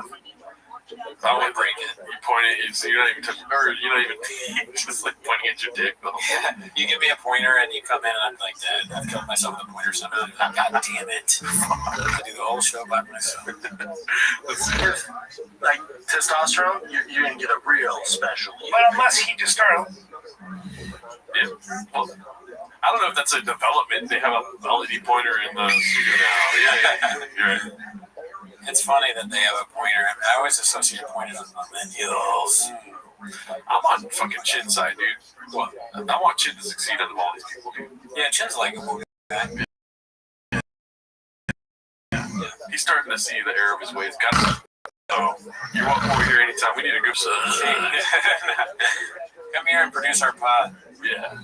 Yeah. This was posted by Chin's Second Balcony. It's called Papa Confirms the Chang's full menu is available again. The ending is kind of, it is NSFW. Oh, okay. But let's see. Good to be back. Guess who's back? Hello, friend. We're full swing here at Thick Boy Studios. Brian Kellen's back from his white privilege vacation on the yachts, doing his thing. So he's back. Friend Kid be back in full flow this week. All scheduled broadcast is back in action. So your boy's shooting a ton of podcasts this week as usual. The shop show, we don't stop. Can't stop, won't stop. My kid's got pneumonia. Do you want to see something right now before you keep talking that's going to change your life? That's going to lock into exactly what you're saying. I don't even know what I'm going to finish saying, but yes, I'm going to show you the way. Jamie, go to my Twitter page and watch this. Watch this. This is very important, my friend. Please, this is very important. Yes. Put it up on the screen. That's a golf screen. That was beautiful. Describe to the people what it was. It was the good video, which Rogan. Describe what. No, what it actually was. Yeah. Oh, my bad. Like in real, I was thinking you were saying explain what really happened, but they already know that. Wait, what? Well, like, it was Joe Rogan fucking Jocko, dude. Yeah, I know, but like in the real clip, it was like he played Jocko the Good. I mean, you don't know that story? So that's the guy. That's Everlast. Yeah. And his daughter had like cancer or something like that. And he told them good? Yeah, he was like, "This is gonna change your life." And then this guy, at least I think this is what happened. Oh, Everlast like, "I get that, but my daughter has cancer." Jesus Christ, dude, I can't that's just go good. Terrible. I did not know that. Sorry, but I should have just described. Classic. They missing something. All right, so this one's posted by Haphazard. It's called Bull Bull Bull. Super Bowl, maybe? Let's see. I don't think he's done some, but he hasn't wrote Dana's bull. And the money in bull riding, this is why Dana's smart, because Dana owns the bull. The money's not riding the bull. The money's in owning the bull, and then you basically rent that bull out, and they pay you. So you get a cut of everybody who's riding that bull. It's kind of like NASCAR. It's funny, he doesn't even say it wrong, really, but it still sounds funny because he says bull so many times.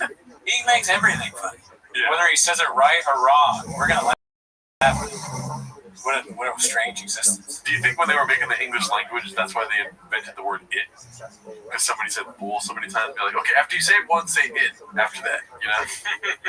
You mean there's a prehistoric shop, or not like an very old, like, the great, like, shop. But we're going to look back at shop as, like, Socrates, you know what I mean? People are going to be like, he was way ahead of his time, that's why we never. But now, later in life, like the philosopher of the Jedi past, what was it like to be around the shop? That is a really interesting idea. What shop will be like in the future? People think about what people think of presidents. Yeah.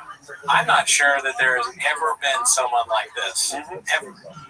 And he is stupid, but he's like, is he the dumbest person that's ever lived? I don't know. But is he the dumbest famous person in history? Yeah, because you can't really get fame off of being dumb.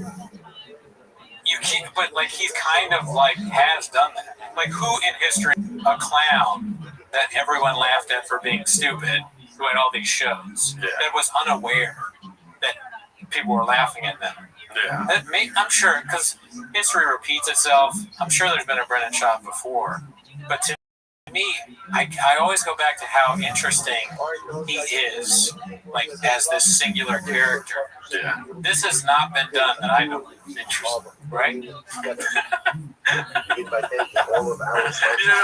flowing with you. I'm trying to think of how I can add to it, but that's true. I just think it's really cool, and also like people shit on him all the time as like this terrible guy, but also. I mean, who else is this? Who else has done this? Yeah. Who else has an entire subreddit that hates him? Is he the first subreddit that was completely about hate for a guy? But like, well, you think that like a subreddit that's hate, it's like someone who's obviously bad, right? Like evil. Whereas he's mainly an idiot.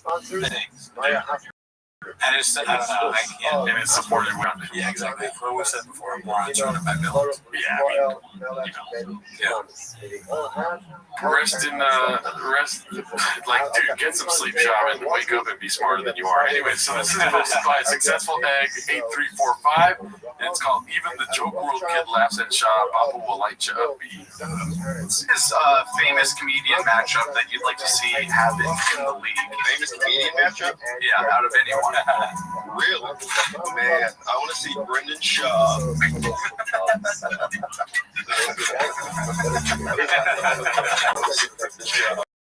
It turns into like an episode of it, dude. Yeah, they both say his name and they both can't help but laugh. God damn, dude. And Moses. Yeah, cool. Let me change your mind, bros. 0.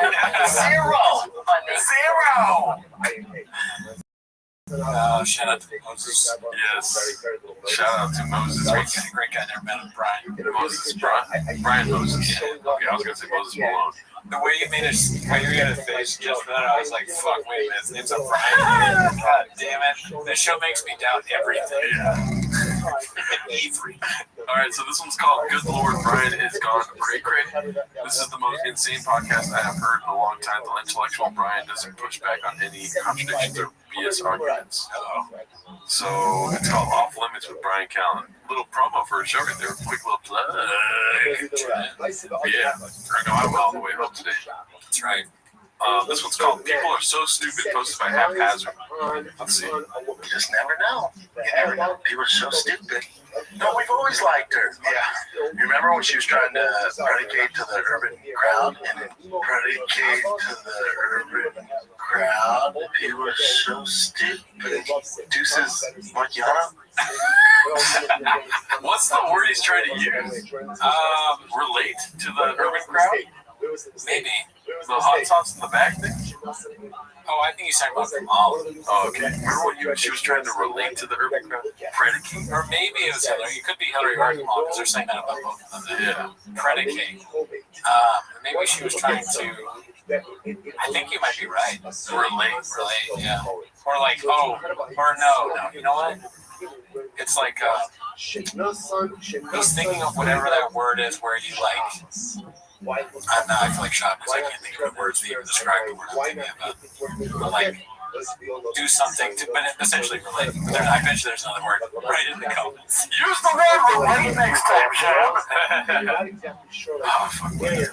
Let's see here. So, this one's called New Black Buffalo Ad Just Dropped, posted by Confident Search 8648. Let's see here. This studio represents if you build it, they will come. It's a modern day gym and playing field where honestly, a lot of my dreams have come true. It's where I constantly better. I have a lot of exciting plans for the future. We're going to continue to grow, keep building and striving to improve. That's the only way I know. That's the Black Buffalo way. I think that's out of it. So the doctor said, okay. Leave this, don't edit this out. Nuts! Placate. I think he was trying to say placate, even though that wouldn't work. I'm gonna put $1 million down on him not even knowing that word exists. You might be right, Nady. What's the over under on him knowing placate? Yeah, I mean that's a good point. Like if I bet $1 million, I only win $1 back because everyone knows he does not know that. Right? That's on DraftKings. Yeah. Promo code SHAB. SHAB. Not a chance he knows that. Yeah. Placate. I don't even know what the fuck it means, dude. Placate, I feel like you're making somebody feel like out of it. Well, it's not the right word to use in that situation, but it's almost like you're placating somebody. And before you introduce my good friend Brendan, keep in mind we're trying to make Brendan Chop make sense. You know, it's like because every story has he's going deeper. Two stories to it, right? Yeah. There's like the part that's true, and then there's like something in the middle. Couldn't have said it better myself, Jim. All right, so this one's posted by Big Remove 7530. Having a bad day, at least you don't have the deep state working around the clock to bring you down like Brian Callen does. They've done a very good job of controlling you by threatening your livelihood. You got kids, man, and somebody says something about you and you can't work anymore as an actor. It's really serious because you are done. In my home. I mean, he does it to himself. Yeah, no, there's no deep state bringing him down. I like this guy's face, though, dude. This guy's face is great. He's like, fuck. He's like, okay, so this is funny, but I can't laugh in front of him. You know? Right. All right, let's go to this last chin for the clip day. I feel like that guy would probably be like, oh man, in Australia they call Burger King. This one's called New Banger Just Dropped from Thick Boy Records, posted by Confident Search 8648. Nice. You said you have some stuff written. Yeah. And I think we want to hear that because that's where the bars come into play. You wrote this on the flight? Yeah, I wrote this straight on the flight. It took me like 3 hours. Okay. All right. Let's get it. Coming out the cold. Next person about to be Josh Posse. Yo, I don't really know who that guy was. Before I beat him, then I fucked him up. Got my shit stuck up at the top. All you other opponents are all you about to drop. Stop. Studios. It's the type of shit that we be on. Shit gave us some more freestyle. All of it, that QG. I don't really know what this is about. Well, I'm gone. Savage. One of the worst rap I've ever seen. Bars are not. My dick went flaccid during that bag dropped. C-clamps. You're supposed to pick up the bag. You're not supposed to fucking fumble it, you know? But that's freaking. You get the bag and fumble it. I pick it up and I flip it and tumble it. The Migos, very good. But I mean, Will Browse and whoever that comes to me, UFC fighter. Oh, shit. We're trying to get the shots. I'm gonna measure the chair real quick. You better Adam Sandler. I mean, I don't know what to tell you. You have your opinion on music, I have mine. That was god awful. Best thing ever. I beat him up, and then like ripped his skin off his body. I can't even do it because I'm not that talented. Well, too bad I'm not. Well, I think that's all the clips for this week, dude. See you next week. Shut it down. We don't hand it to it, and we don't pretend that it's okay. Society, in order to preserve a system of morality, must have a point of law. I like to go. My son, sleep on me. All of my good drugs I go tonight. And you go and that. You go, the girl. We I don't know what we're doing here. Why don't you fuck with me, little girl? Or let me to a private. I'm not friends with my baby. One of these things that really don't be good to set me free. What else you got, Jen? With the chin. Just as you go away. It's not my favorite time of the week when you can hear Papa try to speak. When he surprises with me, you better watch into the show. Welcome back to Tim S. the Shop. Thanks for tuning in. As always, join the Patreon. Last week we did our most controversial Patreon ever. So if you want to know the details of that, join. Also, we're trying to start streaming on Wednesdays if we can. You guys give us flack for not announcing it.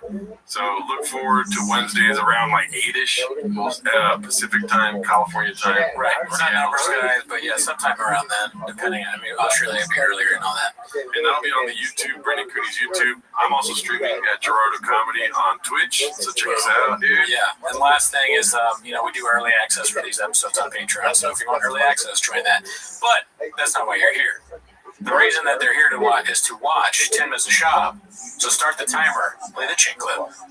So as everyone knows, it's going to be a light weekend. King Yeah, because everyone's on break. I'm assuming. I don't know. I don't keep up with. Well, Brian's in London, DA. Yeah. So we do have chins, but there are a lot of reheats, and I wanted to give a shout out to this guy, Petro Sky Dude. We've seen a lot of his clips on Chang's, and this one involves us. It's 11 minutes long. Do yourself a favor, check it out. Shopzilla 2, Part 1, Section B.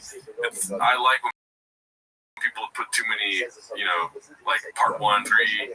That's very funny. So, that is funny, yeah. Shopzilla 1 we watched on the show. It's where he's just stomping out the Gringo Poppy set. And it blew us away. It was amazing. Shopzilla 2, even better, and we're little cameos in it. Part 1, Section B. We didn't make a Section A, which is fine. Yeah, we don't matter. We don't matter. We don't count. But you haven't seen this yet, so I'm excited for your reaction. No, I saw something posted in our show Reddit, but I didn't get a chance to see it yet. So I'm excited. And we're not going to watch the whole thing. It's 11 minutes long. Do yourself a favor. Go check it out on Reddit. We're going to just cut it off after our part. Yes.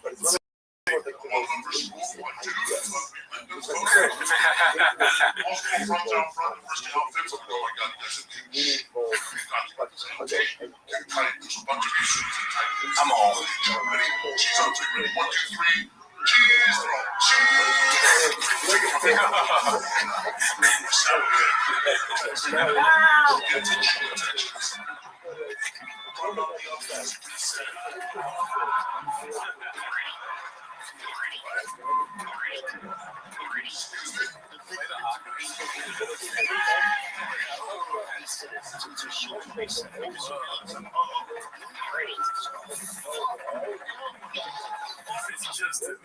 I don't know how much drugs he took to make this, but I'm so happy for it, dude. Yeah, you could, this is something you could watch on an acid trip or something. You'd put on the Shopzilla thing. Let's all get together. We can do a little bit, and then we'll watch it. And if you're wondering, is it 11 minutes of this? It is. I watched the whole thing yesterday. Best 11 minutes of your life, right? That's the one way of saying it. Let's see that.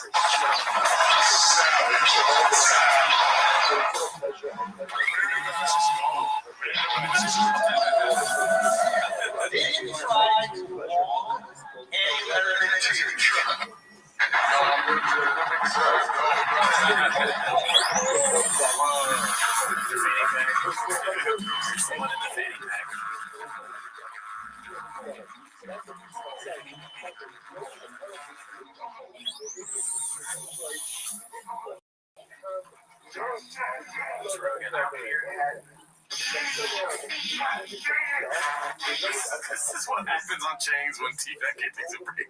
Yeah, creativity.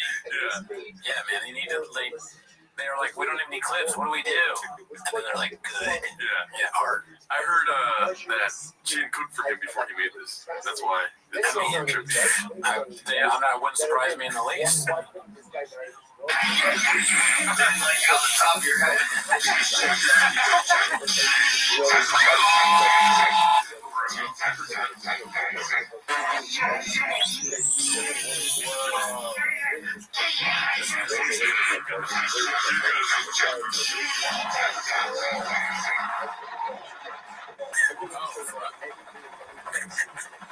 You can't even imagine what an 800-pound gorilla's strength is like. Because you would think of it as like an 800-pound man. But it was really more like a 3,000 pound. You can't take this. What the hell? That was way too real. It's fucking nuts.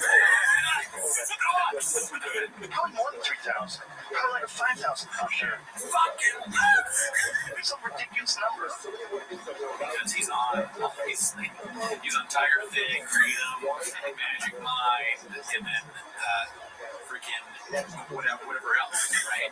So, nuts! Knock it out, Dee. Drives me fucking nuts! This is amazing. Oh my god. I got so happy when I saw that, dude. I know. It feels like we're in, we said, this is the Shopaverse. This feels like we're kind of, figuratively in the Shopaverse. Yeah. It feels like I was on JRE. Yes, or that too. Yeah. That's the closest we'll ever get. And I did terrible as a guest. I just kept saying it's nuts. I think that would have been a good episode. Yeah. That Too Lazy to Try thing. So I was doing an episode about the worst Jerry, I guess. So there's this one where a guy named Jared, he just went on there and he just kept saying nuts. So check out my Patreon if you want to see that. It was like Joe Rogan started talking about an 800-pound gorilla like he always does, and then Joe Rogan just kept saying nuts. You can tell he was like in a crazy mood because he kept saying nuts over and over again, and I think that's because it was nuts. But yeah, shout out to Petrov Sky, dude. He put out like 4 different kinds of Zillas, dude. We need more Shopzilla. Yeah, well, when you have a hit, you don't stop. You get Shopzilla 3, Part 1, 2, 3, Shopzilla 4, Part 2B section, all that, dude. I know we were lobbying it for a while, but we've never seen There'll Be Shop, dude. Oh, yeah. We love the movie There Will Be Blood. You know. And if we said we wanted to see a shop clip, you'd agree. But yeah, so let's move on to the other stuff. It's going to be all reheats with like 2 new shop show clips. So this one's from One Stumbler. It's called Never Had a Show Not Sell Out. And stroll down Memory Avenue. Hopefully these don't get cut out. I feel like this is like a production or like a produced show. Oh, okay, yeah. But let's see what's up. Now, Tom, I'm the main event. I've always wanted this, and the love I have with the high end. Like every show we've done, I've never had shows outside. They're buying it, taking justice. They're doing good stuff. You buy this car, and it's I don't know. Drives me nuts. It's like the love and affection. That's what always. Yeah, the love that you get from Mr. Whole Foods can't be really, that's the most important thing. I mean, the amount of Flappy Fries I sell is nuts. Yeah, do you think he's ever headlined Flappy? I know he's been there, yeah. His name has been on the marquee. I remember one of my friend husbands sent me a picture of Brendan Schaub as Flappers, and I was laughing. Country crushed him. Well, one good thing about a down week is that Guild Guitars has a lot of material to go back to, and he's got 3 hot clips this week. And this is the first of the 3 posted by Guild Guitars. All of your like go-tos are like hot woman over 40. This is the music guy, right? Yes. Yes. Okay. Good. I don't know what you keep saying music guy. I don't know what that means. Because he puts the songs on there. He puts the songs that are good on it. Yeah. Now I understand that part. Like he's like Mac DeMarco-ish, right? Yeah. I just feel like every time you see a name that you recognize, you're like, he makes me lyrics.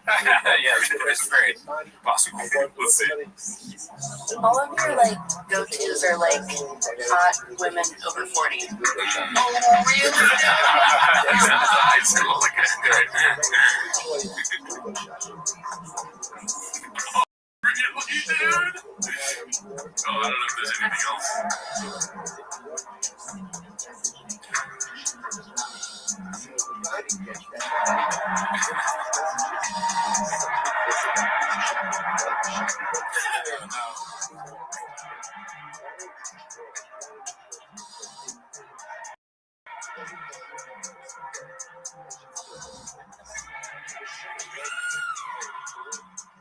Getting a tattoo like this right here is like, especially like, I don't know what if that's like a recent thing or you got it when I was young or whatever, but it is a little bit like of a red flag, right? This kind of all over this, it's like they could be a normal person, and they might be a nice guy. Dude, imagine this bad boy has a V-neck right here. Yeah. Oh my God. That's the next. That would be if I did that. That would be really committed to the bed. And I wouldn't. Yeah, you're just as committed to Harry, dude. Yeah, and you wouldn't even see it. That's Harry. It wouldn't even matter. But Harry is they count. Listen, we're friends, and it's cool. I mean, you're massively cool, but you're also 15, so you have to promise me you're not going to tell anybody that you were here alone with me, okay? Because it's kind of... The first situation is on Bill Cosby level in my opinion. You're a fucking monster. It's not as funny as the other one. Oh yeah, it's kind of sad. It's really sad. Also, the music's a little different, but it's so good. Yeah. I should really do music. But he's got other ones that are hilarious. I didn't really proof watch this one. Oh God, Jesus Christ. You know, when you go to Chang's, you eat a lot of food, you don't enjoy all of it, you know what I'm saying? That clip needs to hammer. Dude. Couldn't have said it better myself. All right, so this one's posted by Max Powerbike. It's called Bloated Neanderthal. My house got broken into, but I wasn't there. They did it when I left for stand-up. There's guns involved. I chased them. Oh, yeah, I remember this is so funny. This is when we talked about the show. Let's see. You know, my house got broken into. But I wasn't there. They did it when my wife and Tiger were in the house. Which got involved. I chased them. I remember we were like, what? You weren't there. How did you know? How did you chase them?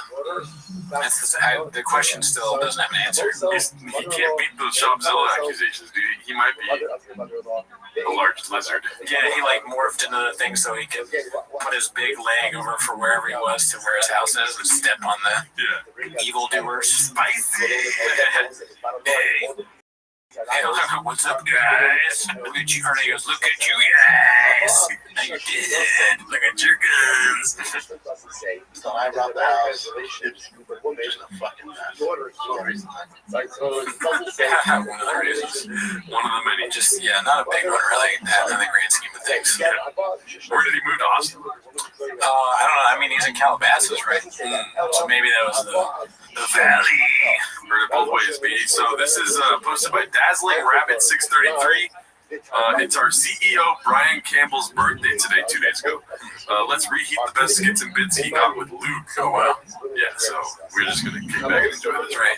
Job and East has become part of our lives. Everyone, it's what it is, Luke. Okay.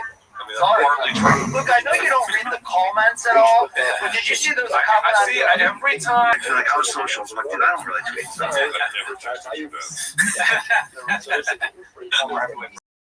Job too. A lot of back. All right, what are we doing here? Are you getting lip injections? Look like some comedians these days. One fan. I love Brendan Schaub. I'm just pointing out like this. Oh, let me finish it here. Turn over page for more instructions. I mean, just. Okay. What are you gonna see? I forgot the fella's name. He's like a real comic though. Okay, you'd be surprised, bro. I mean, seriously. Looking forward to that. He's walking in my truck. Where's he going? Like, why would you be walking you to your truck? I don't know. It was wild. Blow him. It's removed it all leading up to this. What does that mean? That's all. But no, I'm excited to be there. I'm on the floor for Columbus and had to rep the Stray Cats and PFJ. Much love. So I'd say you're at least 90 minutes away from the show. I had also my Charles, and it was just, carne asada, and it was great. Nacho rancheros. Yeah, you got it. I see you, motherfucker. Or a Mexican sweater. Heard it both ways. I may have made it. It's okay. Hey, look who stumbled into this. Look. Hey, check it out, guy. Eventually you name the one class. Yeah. Okay, there's not going to be any.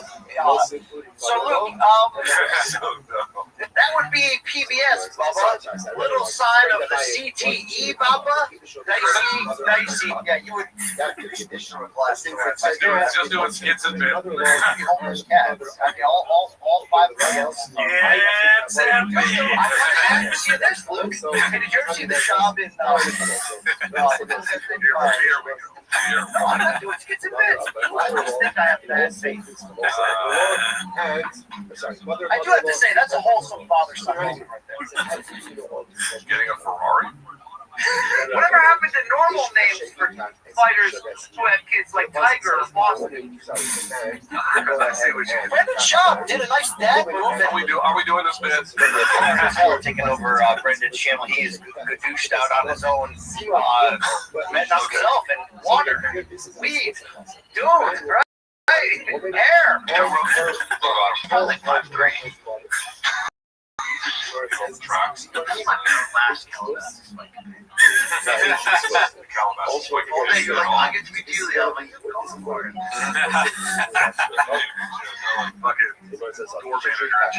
Great episode. Never heard it, right? Yeah, pretty much. I don't own it. I mean, what are we doing here? Yeah, he is a nice guy. Never met him. All right. I don't read the comments at all, Luke, so then You're blockbuster. not making like a bitch. How do I know?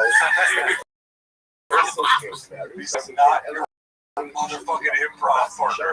Ruffles' daughter, Don, the daughter of Ruffles' Brendan, your bench is blockbuster. You need a trainer, guy. That's the worst bench press I've ever seen. Man, goddamn. So many, like, I wonder if you put a shock collar on me and it shocked me every time I did a shoppism, I'd be dead. So I get it.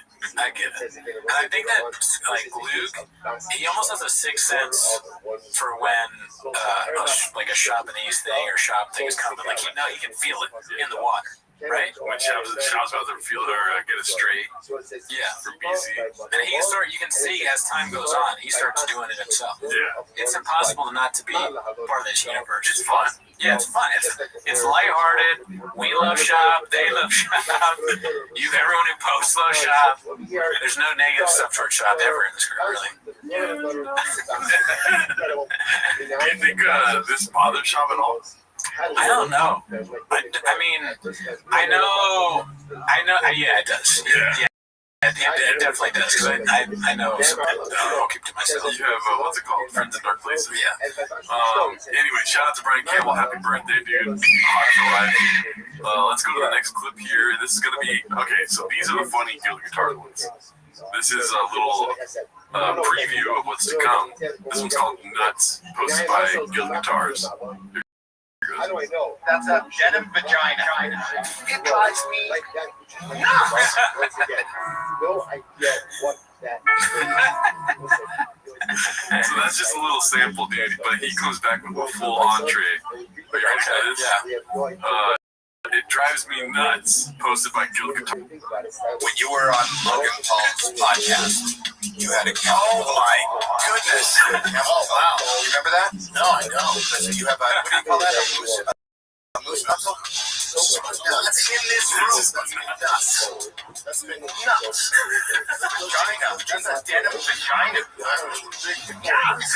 That's a denim vagina. That's what nuts. No, I didn't know the problem is Jesus didn't die. No, that's not the problem. I don't know this is how you nuts. That's not what it looks like. You know what that means? That means you have a giant vagina.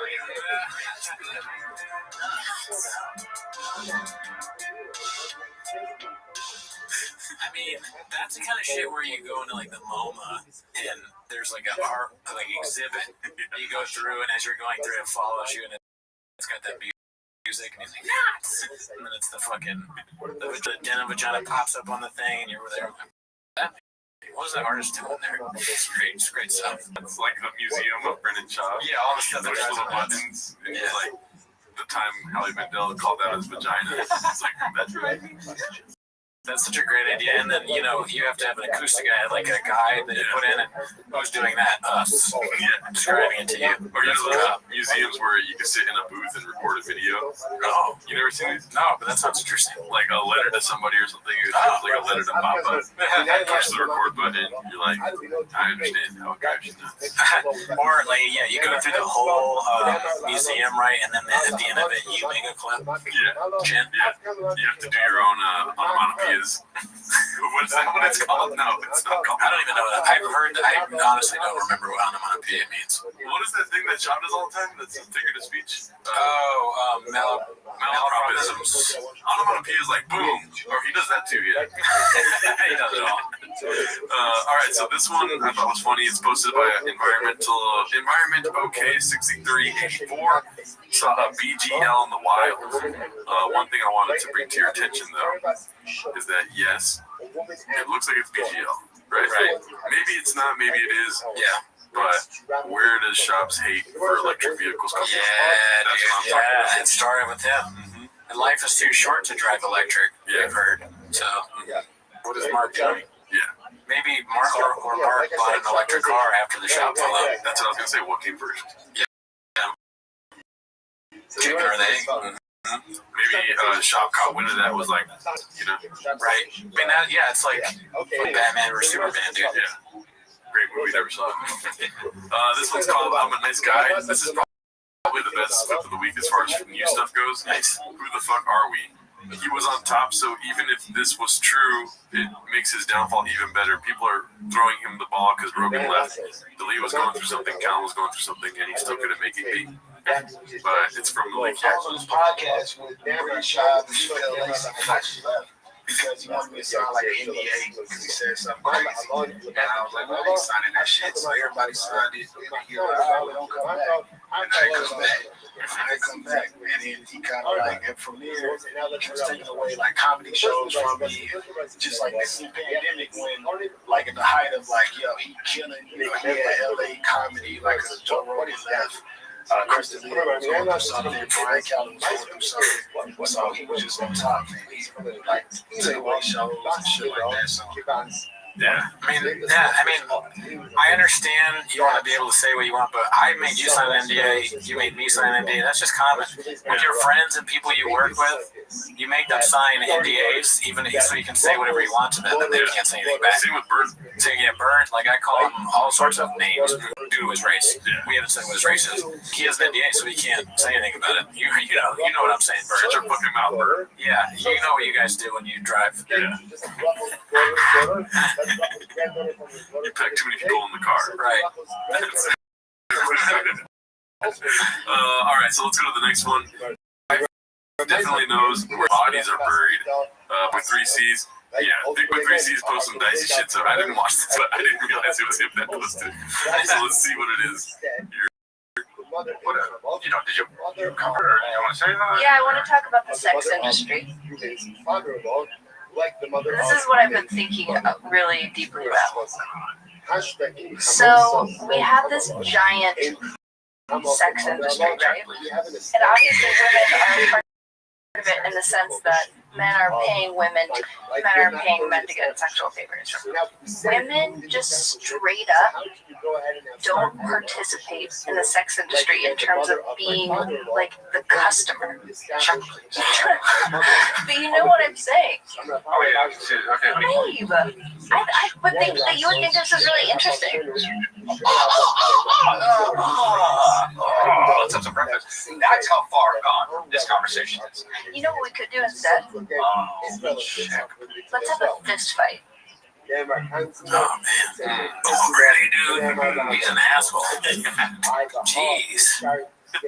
I feel bad for that woman. That looked like a clip that he posted. Did he post that? Maybe like the check please and bird noises thing. Crush when he was big. He was like, people think it's so funny that I just do this. I mean, let's be honest. That was a great bird noise. I was blown away by that. You know what? You are right. That sounded like a legit bird. Maybe you should go into like birding or something instead of comedy. Sometimes when I wake up in the morning, outside my apartment is an electrical wire, or like those electrical posts in Seattle. They have a lot of them. That's why. Oh yeah, that weird noise. It's so scary. Yeah, why do crows out here make that weird, crazy noise? I don't know, but it's fast. You can't even replicate it. Yeah, I know exactly what you're talking about. If you speed me up. You know who can do a really good crow thing? Delete. Yeah. What if you went outside, you heard that, and you looked up for the crow, and then you turn around, he's just standing right there. He stabs you in the back. Yeah, I mean, that's the last thing you ever hear. Finish my thought. Excellent bird noises. Why in the clip? I understand he's sleeping and it's morning time, but it's in your wife's time. Yeah, it's so fucked up.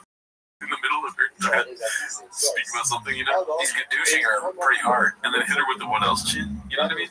Yeah, I mean, that is, in a way, that's kind of what he does on Golden Hour, but it's just more funny at Golden Hour. Yeah, we got a funny Golden Hour clip coming up. Should we go there now? Where's Diddler? Yeah, right here. Oh no, Diddler's back in hell. Not that one. I think it's this one. This one made me laugh, dude. Posted by Confidence Search 8648. Diddler getting some news during the pod. It's not good news. Oh goodness. It's actually pretty cool. Eric figured it out!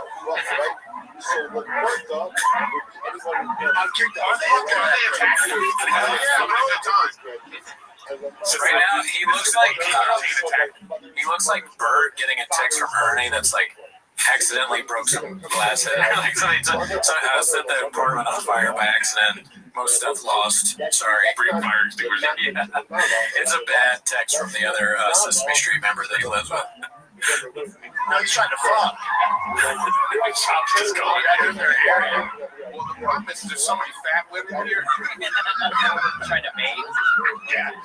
So many fat girls at this beach. Like, I'm really like, what beach is this? Chris, you would agree with me on that. He's probably watching the new Guild Guitars. Get mad. Dude, That's the thing of this podcast is like you can literally be on your phone for like 30 seconds or a minute, you know. Yeah. Everyone else does something until someone hits you. Hey, what do you think about this clip that we're watching? And then you gotta be like, pretty good. Yeah. Or if it's like a fan submission, it's like, yeah, you should leave her, dude. Yeah, they don't put a lot of effort into their advice. Yeah. Well, let's check out this, since we're on the topic of Diddler, this is Chin's Second Balcony, Diddler's Back in Hell. Let's see. That's what they should do. They should fucking shows that are great. And then when it's popping off, make the fucking, what happened to Cobra? Call Sal? I better call Sal. I'm saying that. It's Saul. But I'm saying that. Better call Sal. Yeah, I know that shit. The grammar? Fuck you. No, it's not the grammar. It's great. Wait, listen, dude, let me come back to my shit. He's like, we have to say it the way he wants. Caprice. If I were Dalia, I would be too worried to wear the shirt that he's wearing because he has like an H where the letterings can way too easily be turned into a scumbag chain. You know what I mean? Don't say that word, but yeah. Sorry. Okay. Ready to do shit. Drive fast, all gas, giving away a free truck, badass truck. Get your merch, drivefastallgas.com. I want to see the shirt. It's shady.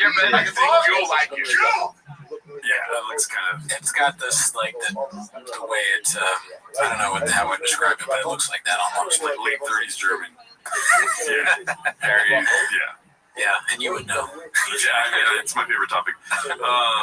Let's see. JK, not kidding. Okay, so this was posted today. Wonky Slush 23. It's called One Thing About Papa is that he's never touched his hand to his chest. This aired 2 days ago, so it's referencing the clip where he doesn't touch his chest, and then he does it like 2 days ago. Hilarious. As of now, 8 days ago. Let's see. You know, at 17 to now, I've never done this. $5 million a month he's giving to his thing.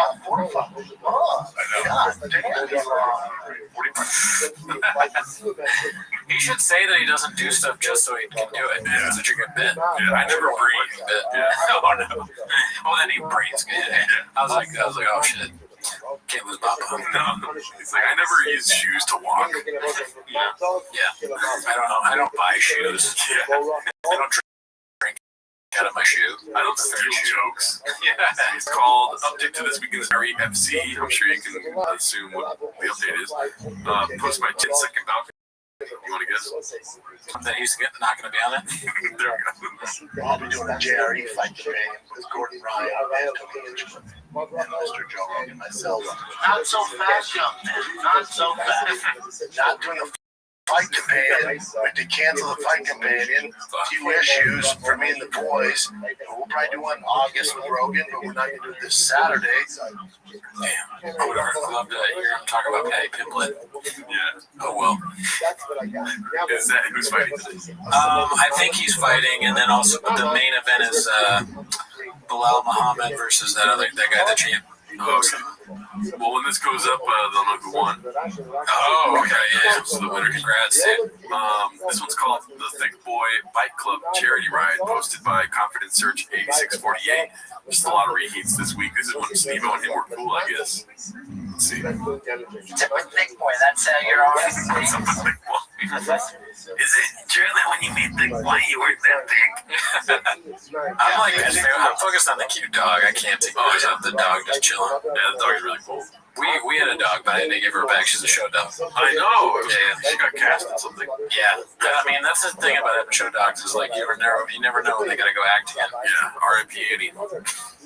Oh yeah, thickboy.com. It's the club. It's the Thick Boy Bike Club. Just Thick dudes on bikes. It's just thick dudes. Like you would train a skinny person. Yeah, if you're in shape, you can be in the bike club. You got a good show of nachos and dip your. It's actually one of the tests, like biker tests where they like make sure you're not a cop. You got to dip your finger in nacho cheese. Yeah. And then you're in. Mm-hmm. And then they go, my bad, Mr. Whole Foods. Come on in. Yeah, that's instead of jumping you in. I've been trying not to say, okay, Mr. Whole Foods, because he says, my bad, Mr. Whole Foods. Oh, right, yeah. I bastardized it. I had to stop myself. I'll never stop. Okay, Mr. Whole Foods. And then the Thick Boy Bike Club, and then we jumped on we're doing a collab with Specialized. So I decided to get a road bike because I work with Specialized. And then I was like, I want to do something cool, man. So I'm gonna ride from San Francisco to LA and then just give all the way to charity. So I'm gonna do December charity. It's like 470 miles. Yeah, it's probably taking me 5 days. So I had a road bike for 2 days and almost got hit by a few cars. Friends and family told me, realized it ain't for me. I want to die in spandex and bike helmet. I traded the road bike in for a mountain bike. I'll take my chances with the rattlesnakes see on the dirt trails. The dirt serpents. The dirt serpents. Yeah, man. There's always something, dude. Maybe you can't do the thing for charity, but at least you can get some more sayings out of it. Is there anything else?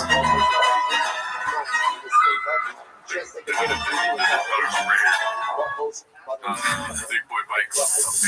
Fuck, Mr. Chance. I can't even ride a bike.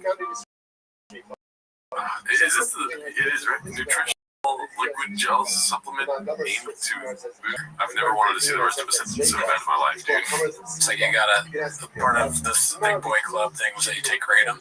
Yeah, that's part of it. It sounds like a nutritional liquid gel supplement. Possibly. Thick Boy Bike Club. I woke up this morning, took a lot of Thick Boy Bike Club. I was saying kratom. Kratom, yeah. Yeah, but Thick Boy Bike Club, that could be the name of a kratom, probably. Yeah. I mean, Happy Hippo. If my doctor prescribes me Thick Boy Bike Club, I'm just gonna die. Second opinion. Second opinion, yeah. All right, so this one's called Sunblock is a Scam, posted by Haphazard. What are your thoughts on Sunblock? I mean, I need it. I'm not a numbers guy. We're probably 70 to 100 proof, whatever, SPF. Yeah, I'm a proof. I'm a 30 myself. Yeah, good for you. Yeah. Let's see that team. I guess, man. Hey, dude, we have jobs for you. Yeah. The only problem you got is the shoulders. You got some lotion on those. I don't believe someone. Oh, God. You look into it and scan. I do it every day. I don't do sunscreen. You guys look younger than me. Look into it, dude. Look into sunscreen. Where it started. Skin cancer going on. Hey, dude, don't say that. Okay, I'm just saying. All I'm saying, are we vibing? Sure. I'll tell you, I'll be vibing on this Saturday. Look into it. It's like the stereotype of a dumb guy. Check it out. See for yourself. Yeah. They're just saying something that makes no sense. I mean, I'm just saying. Really, literally is all. You were just saying. He's got the info wars going on at Thick Boy. Information's all about us. We just gotta look into it. It's true. This one's posted by Dazzling Rabbit 633. Another little reheat of one of my favorite times. Throwback to the loneliest, most depressing shoey of all time. You remember this? Not this, but when he was in the studio doing a shoey. Watch.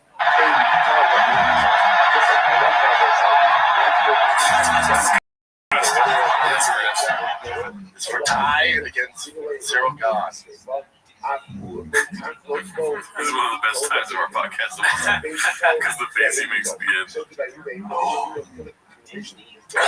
Oh, man. Oh, yeah, I remember that. Yeah, he's willing to do anything, man.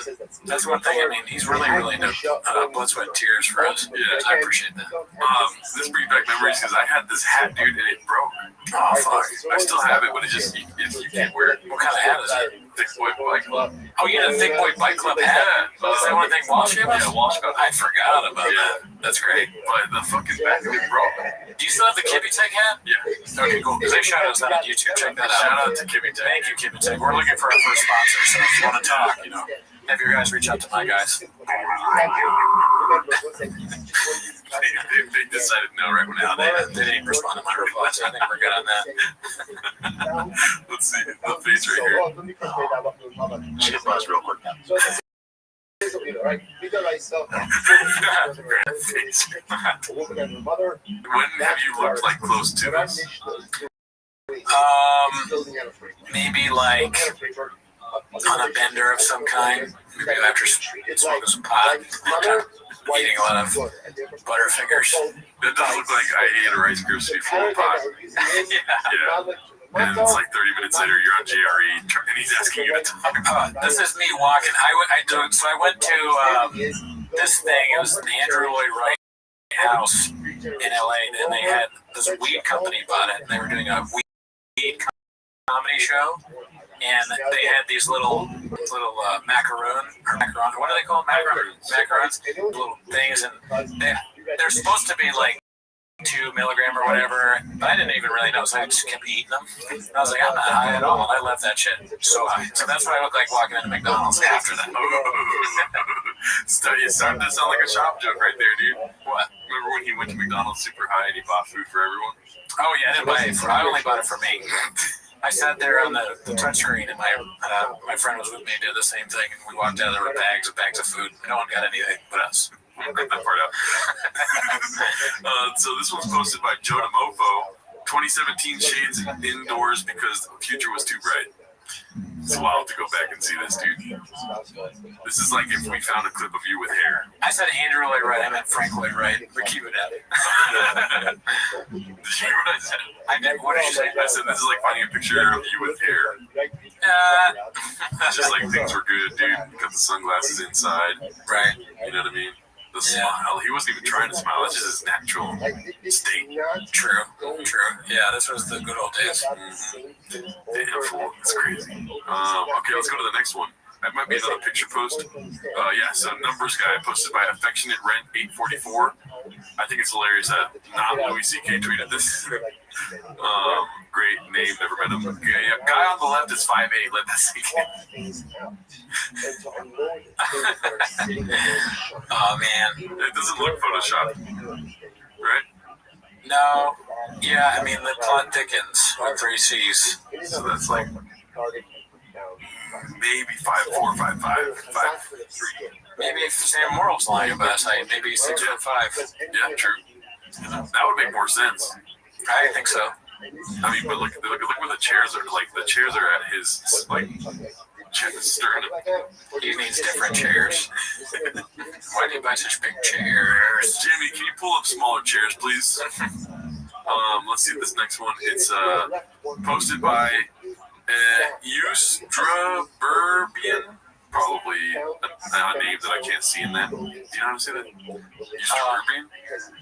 Ustra Airbian? Oh, okay. I don't know. Shout out to you. Cooked a dish for the first time and it's so bad it's almost good. I will say this is a really good dish, right? Oh shit. What's up, Dallas? Look at you guys. There's some ladies in the crowd tonight. Spicy. Married a Mexican. It's like a chocolate chip with sauce all over it. What are you talking about? Mexican. Dicey. At night we'd fuck each other. Savage, y'all. Savage. I love that. I married a goddamn rattlesnake. She's like a Taco Bell Mexican. Mexican. Spicy. What? Huevos rancheros. Parmesan. Pico de gallo. Chili, bean cheese. Sorry, man. Parmesan. Cabron. Pico de gallo. Cabron, Mexicans. No. My big dick's right there still. Still got the big dick. Not a big deal. World Star!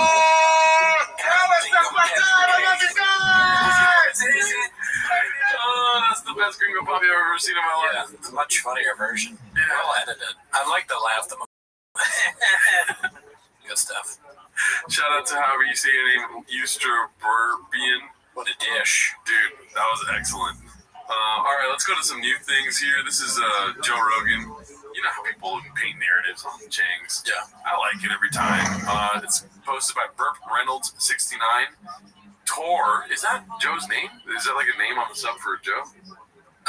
Like toe, but saying toe wrong. Oh, okay. Tor talking about his needy friends. Papa talks to his friend Joseph Rogan every day, though. Meanwhile, Rings hears this clip and looks sheepishly down at his 100K grand toe hold. So let's see. We'll just let it play out. You have a new phone? What year is that one? This one is like one of the rehabbed ones. Oh. Those are still good, though. Like, which number is it? 13, I think. Oh, those are still good. I have an 11 that's still good. Yeah. I keep an 11 for one of my numbers. Okay. One of my bullshit numbers. For what? There's certain people you can't give the real number to. Oh, yeah. Why would you even Automatically. Go ahead. Shop and Kellen. give them a number, though? You're like a straightforward guy. Because you have to sometimes. Sometimes you have to communicate with people. But you want a phone that you just stick in a fucking drawer somewhere. Yeah, and check like once a month. If that. Yeah. It just gets crazy where so many relationships become like completely transactional. And you know, like every time someone texts you, they want something. And it's just so frustrating. I can see it. Even being your friend, I can see it from a fucking mile away now. People will be like, hey, Bridge. I'm like, I'm not introducing you to Joe. Leave me alone. Yeah, all my friends have a story. Oh, somebody who has a business idea. No, I mean, I think I'm going to help them sell skateboards. If someone... Yeah, like big merch. What do you think the texts are that he gets when he opens up the drawer? Hey, what's up, Bubba? Something like that, you know? And then when he responds is when they're like, real quick, can you help me sell Tiger Thick Wigs key? I think that it is. I think that's what Callan's texts are like. They're you know, related to merch and stuff. I think Shop's texts are more like, hey, I'm locked out of my house. Yeah. Can he just they're like, hey, my light went out. Like, do I replace the light bulb? Or like, what do I do? How old are your blowers? You know? They're about trash. Yeah. I bought a Lightning. Do I put the key in the car or? Yeah.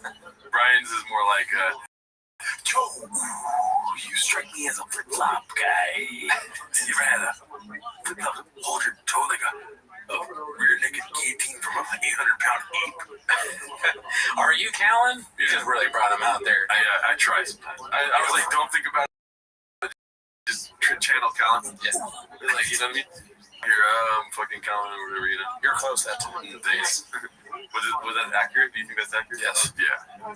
You strike me as a flip-flop guy. Fucking delete number, dude. Let's see. The next one is okay. So this is hilarious.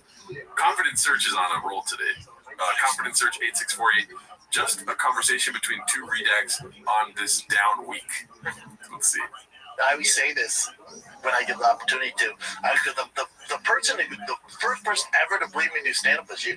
From the very I just remember you being so quick, and your brain being so quick, and you always having such a funny... You know, bitch! I don't think he makes comics laugh anymore, and I just was like, oh, he's gonna be a comic. Like, what is all this? Why are you... I think everyone in Hollywood, like, loves... Every female actress, like, has always had a crush on Callan. Yeah. Like, through the 90s. I'm the guy. Director hated me. I take full responsibility. Never figured out. I was like, I never figured out if you were dating or just friends, or dating or just friends. I don't think either of us knew, and whatever, it's crazy. I've apologized for all this before, though. Yeah. To me? Yes, I apologized. He came on my chest and licked it off. And then what is the thing that surprised you? This is wild. I can't. This bombs are going off. I feel like the Shopzilla thing is fucking in the room right now. All three of those things are out of control. Like a red bar. Yeah. He came on her chest and licked it. Yeah, where is that when you need it now? Like, at first I thought that Red Bar used the explosion thing as like a funny thing, but now I know it's actually needed. Yeah. You need some catharsis after bombs like this are dropped. Jesus Christ. I don't know which one is the craziest one. That he's funny? That might be it, yeah. But everyone in it. Yeah. That's crazy. All of Hollywood women like Callan. That's dark. Yeah, that's not true. Wow, they must not have known him that well. Yeah. Never seen him do stand-up. That you didn't expect. I would say how nice everybody is. Oh, well, yeah, I don't give a fuck. If it's the Comedy Store, you wear Zanies, wherever they're at, and you're telling me Brian's not better than 99% of those fucking comics. Yes, we are. It drives me nuts. Hey, Brandon, do you mind? Do you mind, dude? No, go ahead. Brian Callen is one of the best stand-up comics working. Oh, yeah? Yeah. Okay, tell me. If you're going to fucking degrade him, I'm going to burst, dude. Oh, yeah? What's going to happen? No, because it drives me nuts, dude. Oh, yeah? I wanted to scream nuts, but I'm telling you, it drives me nuts. I hit my tooth. I think you nailed it, though. I mean, sometimes you got to hit your tooth, though, when you fucking get really into it. I get it. Drink it right. Your roommate just woke up. Like, nah, he's gone. He's not up there with those guys. I find though that now that you do stand up, you enjoy watching stand up less. Other people. That's a good question. Because that's a great question. I watch it as much, and then I don't want to see something that it'll plant a seed in my head where I'm like, oh, dude, that person already does that. Fucking shop B for Sutherland. That's what I call him.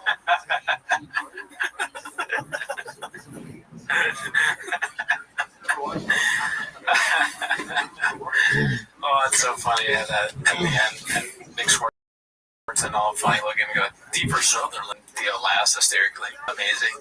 It's great. Hold on, yeah, that was a great. The comment search 6548. Whatever. Fucking great job. Yeah, this one.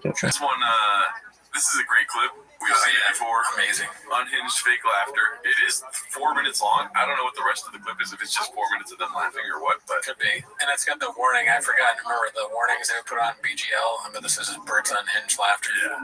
Good stuff. EXP Cap 2186 posted this. But I figured why not use this opportunity to try a bit of my stand-up out. Okay. When I was in 5th grade, my band teacher called me retarded.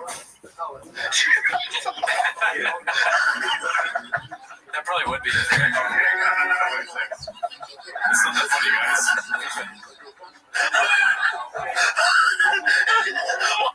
When I was like 8 years old, I put a Sharpie in my butt.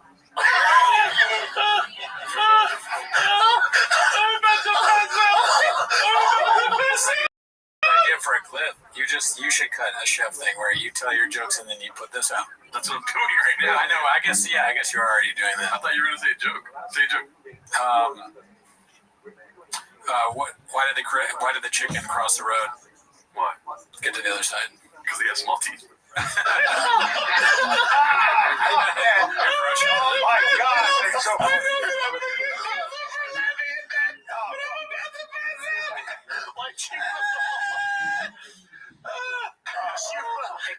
Maybe 4 minutes. Can it? I don't know, dude. I hope it's not. Maybe it's more different scenarios where they're laughing hard. This is already kind of long to be laughing, just like reaction laughing. Yeah. But it seems fake. She goes, oh shit! You couldn't do that. I can't breathe. I almost passed out. You can see it in my eyes. You couldn't do it now. You couldn't do it now. No, you can't do it now. You couldn't do it then. That's why it's funny. You couldn't do it then.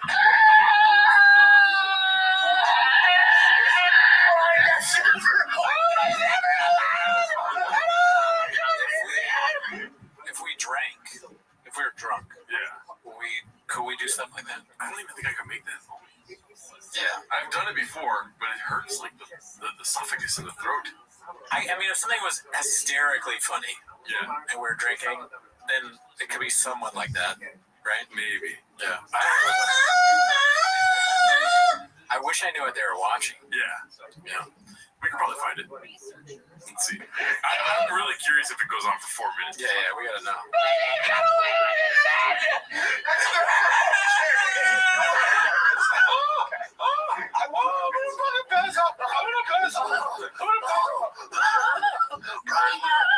Fuck, man. I laugh at it every time. Play it again. One more time. I don't care if it gets kicked off. It's too good. Nobody will know what it is. That's for him.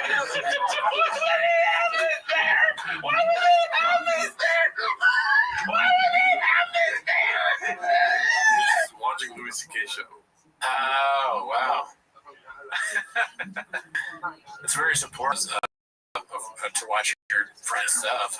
Man, this is so good. That's kind of what we're doing with Shop. Yeah, every week. We don't know. He doesn't know us. We don't matter, but we're kind of showing you how good it is. I mean, we could even do this for longer than 10 minutes. You know what I mean? It's funny because it is almost exactly what we're doing. I'm not realizing that. We laugh like that somewhat. Yeah. There's like the Cubby thing. That's kind of the reaction we had with the Cubby thing. Right. We really couldn't stop laughing. I almost did pass out. Just kidding. Yeah. I'm not going to even say that. That's. You ever had somebody tell you that after a show? You're like, oh my God, you're so funny. You made me almost be my bad. Yeah, it's like, I don't even know you. Just the sing. I believe when you say it was funny. Like, you don't have to, convince me. Use the sink. I'm happy.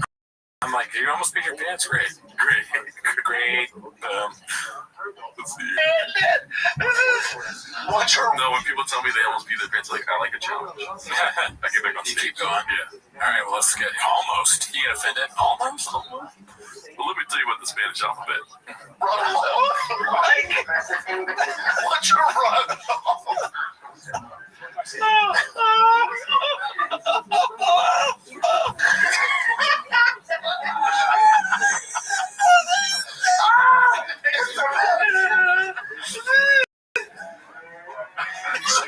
She's on her.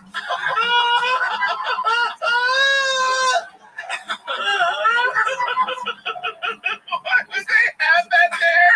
Why would they have that there? Why would they have that there? You follow orders. It's still going. It really is going to be 4 minutes. I can't believe this is going to be a 4-minute clip. Yeah, we've never watched the whole thing, I guess. Yeah. Watch this video of us watching this whole thing already.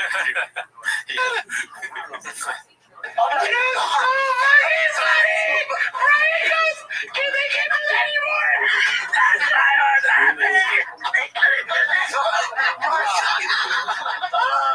I'm crying. I'm fucking crying out here. It just It's pretty cringe, yeah. It hurts, dude. I don't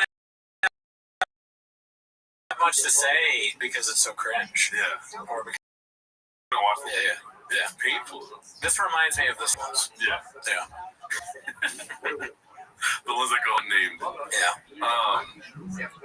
Yeah, and then it's funny to me because you cut from this to like him quitting stand-up. These were the good times. Yeah. He had a thick boy hoodie t-shirt on, and he was like still doing stand-up and stuff, chilling with Bird, laughing at Louis' show on Netflix. But this is also before the best times, before they got big red chairs. Oh shit, you're right. Yeah. Oh, that heart attack. Oh, fuck. Because they couldn't talk. I can't believe he beat up a woman. They couldn't do that today. Yeah, you're right. I can't. And the New York Times said the best show ever. And that was 2000. Fuck, I am proud to call Louis C.K. my friend. I am proud to call Louis C.K. my friend. That is a hard, look, man, hey, listen, if you're my daughter, Georgia, who's watching this right now in college, and you and your friends are not laughing. Shout out to them. If you're not laughing, first of all, number one, we need to have a conversation, but number two. How do you think Louis C.K. feels about this? He's probably like, another fucking thing that I gotta do. Another fucking thing. He's like, God, I made it over my cancellation, but this, I don't think I'll ever recover from this. He watches this and he gets mad, and then he remembers that the show doesn't on anything anymore. It's like hard to watch Louis. You have to like find it out of the dark web. You have to find it. I wonder if it's on Netflix. No. Is it on HBO? No. Okay. Well, I guess I can fucking Bitcoin and see if I can get ETH. If I have enough ETH. Ethereum. Chin had to download a torrent. Yeah. To watch this. Let's see. But that is the point of comedy, is the thing you don't expect. The most outrageous thing. The most outrageous fucking thing. I'm sweating. I'm crying.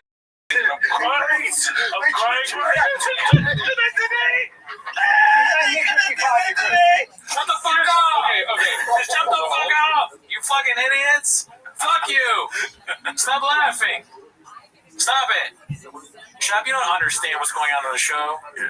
I think I want to interpret that they're making fun of Brian, though. Did you catch that? Yeah. Yeah. Right. Yeah, no, I know what's happening. Yeah, I don't. Well, obviously, I fully don't. understand what's happening. Listen, you know me. I'm Brendan Cooney. Nice to meet you. Good to meet you. You know I didn't understand it just now. I never see it coming, so I didn't even know that was happening over here. I didn't understand. I never see that coming. I'm like, oh, you did it. Like, it's so funny that I never see it coming and you never see me not coming. You see me as a smart guy. Yeah. I think I appreciate that. It's so hard to change. Like, you know how your brain stops developing at 25? Right. Yeah, I met you at 24, and it was like after 25, it was like, that's how he is forever. Yeah, it's like because I was older, and you're like, he must have wisdom. Wrong. Yeah, I have dementia. Oops. Yeah, I like that you raged right there. You kind of rage quit on the clip. I liked it. Yeah. What the fuck? Shut the fuck up. Shut the fuck up. You're fucking drives me nuts. Yeah. Sorry. No, let's keep watching. Local comedy. No, like, please make it. I don't know anything. I'm just saying this. I'm spitballing right now. Is when you can hear the thing that you said again in your head. You can hear you say it for the first time. Yeah. Or someone taps you and you start laughing again at the same level you were laughing. But like. Thank God. Oh my God! It probably could have gone longer. Yeah, I mean, maybe they laugh more after this. They probably do. God damn. But what I'm assuming, I don't know the full context of the clip, but what I'm assuming is that it had something to do with like domestic abuse, which we don't support here, right? No. And Callan's like, you couldn't make that. That's not okay today. And then it's like, it wasn't okay then either. Yeah. Oh, this is the funniest fucking thing. Right, because they roasted Callan for being a moron. And then Callan has to sit there and be like, it's so funny, guys. It's great. Okay, this is the funniest. This is the best show of all time. Can't wait to record Mixed Mental Arts. All right, let's go to the next clip. This is gonna be. Oh, I thought you would find this funny. It's posted by Exambler. Rock bottom has officially been hit. But I thought that was hilarious. Throwback days with Andrew Schultz and Andrew Santino. Shout out to this chef, dude. The rock bottom thing is so funny. What a choice. Yeah. That one of the two greatest episodes, probably. Two of the greatest that could do it. Let's see here. This is posted by Chin Second Balcony. As good as any of their ads. Let's see.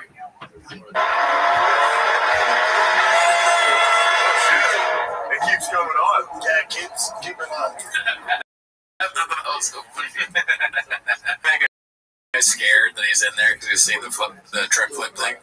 I think he's redacted. Okay. Because he said it keeps coming on. The fuck? I have no idea what that means, yeah. Yeah. Maybe he's scared, though. Right? If he's in a truck with shop. But when you say it keeps coming on, I'm like, he doesn't think like I do. You know? Right. I would be scared if I was, but I would be excited too. I would be like, if this is how it happens, I'm gonna, you know what I mean? You die with shop. Yeah. That's funny. Yeah. But no, if you say it keeps coming on, I'm not pausing whatever, that you can pause that all you want. Sure. But it's just something you would, like, think of a scenario where you would say it keeps coming on. The TV, I guess, of it, like, just turning on. See, like, I think I might have had an answer to your question. But like, and then you see Shop, he knows like the totem pole here. He's like, it keeps keeping on, yeah. Like, let's watch it again. Oh shit! It keeps going on. Yeah, it keeps keeping on. You're correct. Yeah. Don't say coming. Yeah. I got too many chefs in the kitchen. You know what I mean? This is not an electric car, dude. Don't say it keeps coming on. Yeah, never electric. Anyways, that was just my observation. Like, yeah, he looks terrified, but I'm just saying, keeps coming on makes no sense. Sure. That's like an old man that has a cubby in a baseball field.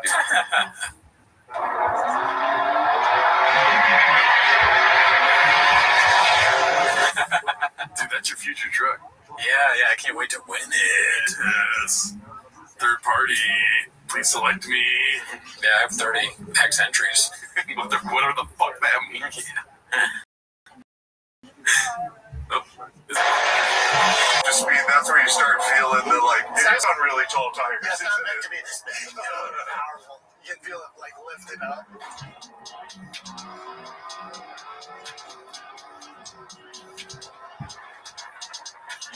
Dude, sometimes I feel like I do so bad at comedy that I should just be a truck. You know what I'm saying? Like I bomb so hard where I just want to be on the open road with a fucking lifted truck, dude. Do you think, well, take out the comedy part of it, Do you think you have what it takes to be like a truck guy, like fucking blowers and fucking modding and all that shit? It's hard work. I see what you're saying. Don't kill me. Sure. Yes. I think you do too. I just want to test you. Yeah. I just need outfits. Right. You need more hats. I need hats, shoes, onesies. You know how they have like the mechanic onesies? Yeah. I need some of that in my life. Yeah. Freddy Krueger's. Not real Jordans. I don't want to pay too much. Yeah. Overkill. Big.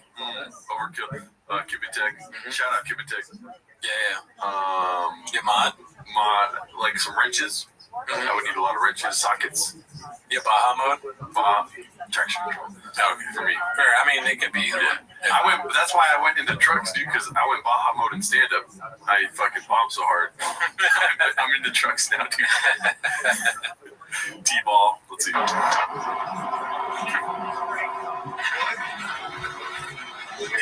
see, this guy. Is this Shop's truck still? I think it's probably edited. Yeah. That's the right experience to have when Shop's truck driving, dude. He's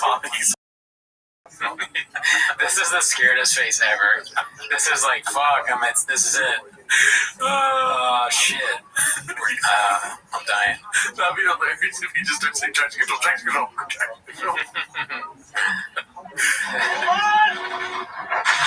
Oh, that was scary. So if you want to win this badass truck, it's pretty easy. Drive fast, I might have to cut that part out. That was too gnarly. That was pretty crazy. That was crazy. Check out the clip on Jenks, but I don't know if YouTube's gonna like that. Did that guy die? I hope not. That maybe it's like an older clip. That's happening way too often now, where I watch a clip on Twitter or something, it's only 30 seconds long at the end. I'm like, yeah, people just die out of nowhere. Did that guy just fucking die? Yeah, it's a lot. Yeah. Elon has let a lot through. Some of it I like, some of it not so much. All right, so let's get into some other picture posts here. This is Sim2Red posted this. Papa had Ozempic blindness before anyone else. He knows a beast of an ophthalmologist. So let's just get your thoughts. The study links Ozempic to higher risk of eye condition that can cause vision loss. It's funny because I'm squinting right now, and I'm not on Ozempic. You might be on Ozempic. This one says... Are you squinting still? A little bit. Does semaglutide make you blind? Here's the popular weight loss drug a picture. And then, oh god, that's gnarly. That's photo. I know, but it's still gnarly to me. I don't like it. And he doesn't look as skinny as like, he looks fucking old. Is this an old face filter? It might be, man. We're dealing with Changs. Yeah, we're dealing with Changs here. Changs will keep you busy, dude. Let's go to the next one here. Austin Bound with the Fan, posted by Caterpillar Hot 7529. Hilarious. That's pretty good. Just good old fashioned Changs here. Let's go to the next one. Things are rolling. I feel like it's Howard Stern, posted by One Stumbler. I've never seen this clip before, dude. Yeah, I don't know if I have either. It's fucking hilarious. Okay. Before, I obviously watched it earlier, but I'm saying like, before. We got a bunch of fun food truck days coming up, so things are freaking rolling, man. Things are rolling. I feel like Howard Stern right now, though. My contract's up in the year, baby. We got to figure things out. You know what I'm saying? I feel like Howard Stern. It's fun to talk about. They should add the fucking Curb Your Enthusiasm, I think, because this is like the end of his time with Showtime. Right. Yeah, when he bet on himself. Damn, he said that. Oh, that's so fucking funny, dude. Yeah. Dude. Little did he know he'd make the greatest show ever after that, though. True. I mean, he made Chang's pop right after that. Yeah. He started walking chicks to his truck. Like the up in the air thing, where it's like anyone who's ever started an empire is sitting where you're sitting right now. That's kind of what happened to him, dude. Yeah. Anyone, I was going to repeat what you said. Is there a way to mess it up? There probably is. I'm sure he's tried. Let's see, this is a Dicey Redact, great name, never seen it. Posted this Fight Companion Weekend Daddy. Miscarriages can wait. I don't know what that means. Does he say that? Let's see. trying to think. When I was at Showtime and I got COVID, they wanted to fire me because I had COVID. It was like, I was like, oh, it's a good luck. It's like the lawsuit. Like, was that in my contract? Shout out to. Why would they fire you if you got COVID? One of the lawyers just had it out for me at CBS Showtime. Oh yeah, I remember this one. So they got on the horn. They had this big meeting, and my boss Brian Davis was like, "Dude, it's not good. You got COVID." What does that have to do with anything? I feel great. You think that's a problem? And he lost his job for Showtime because he had COVID, which is another business self-help quote. It's opportunities don't happen, you create them.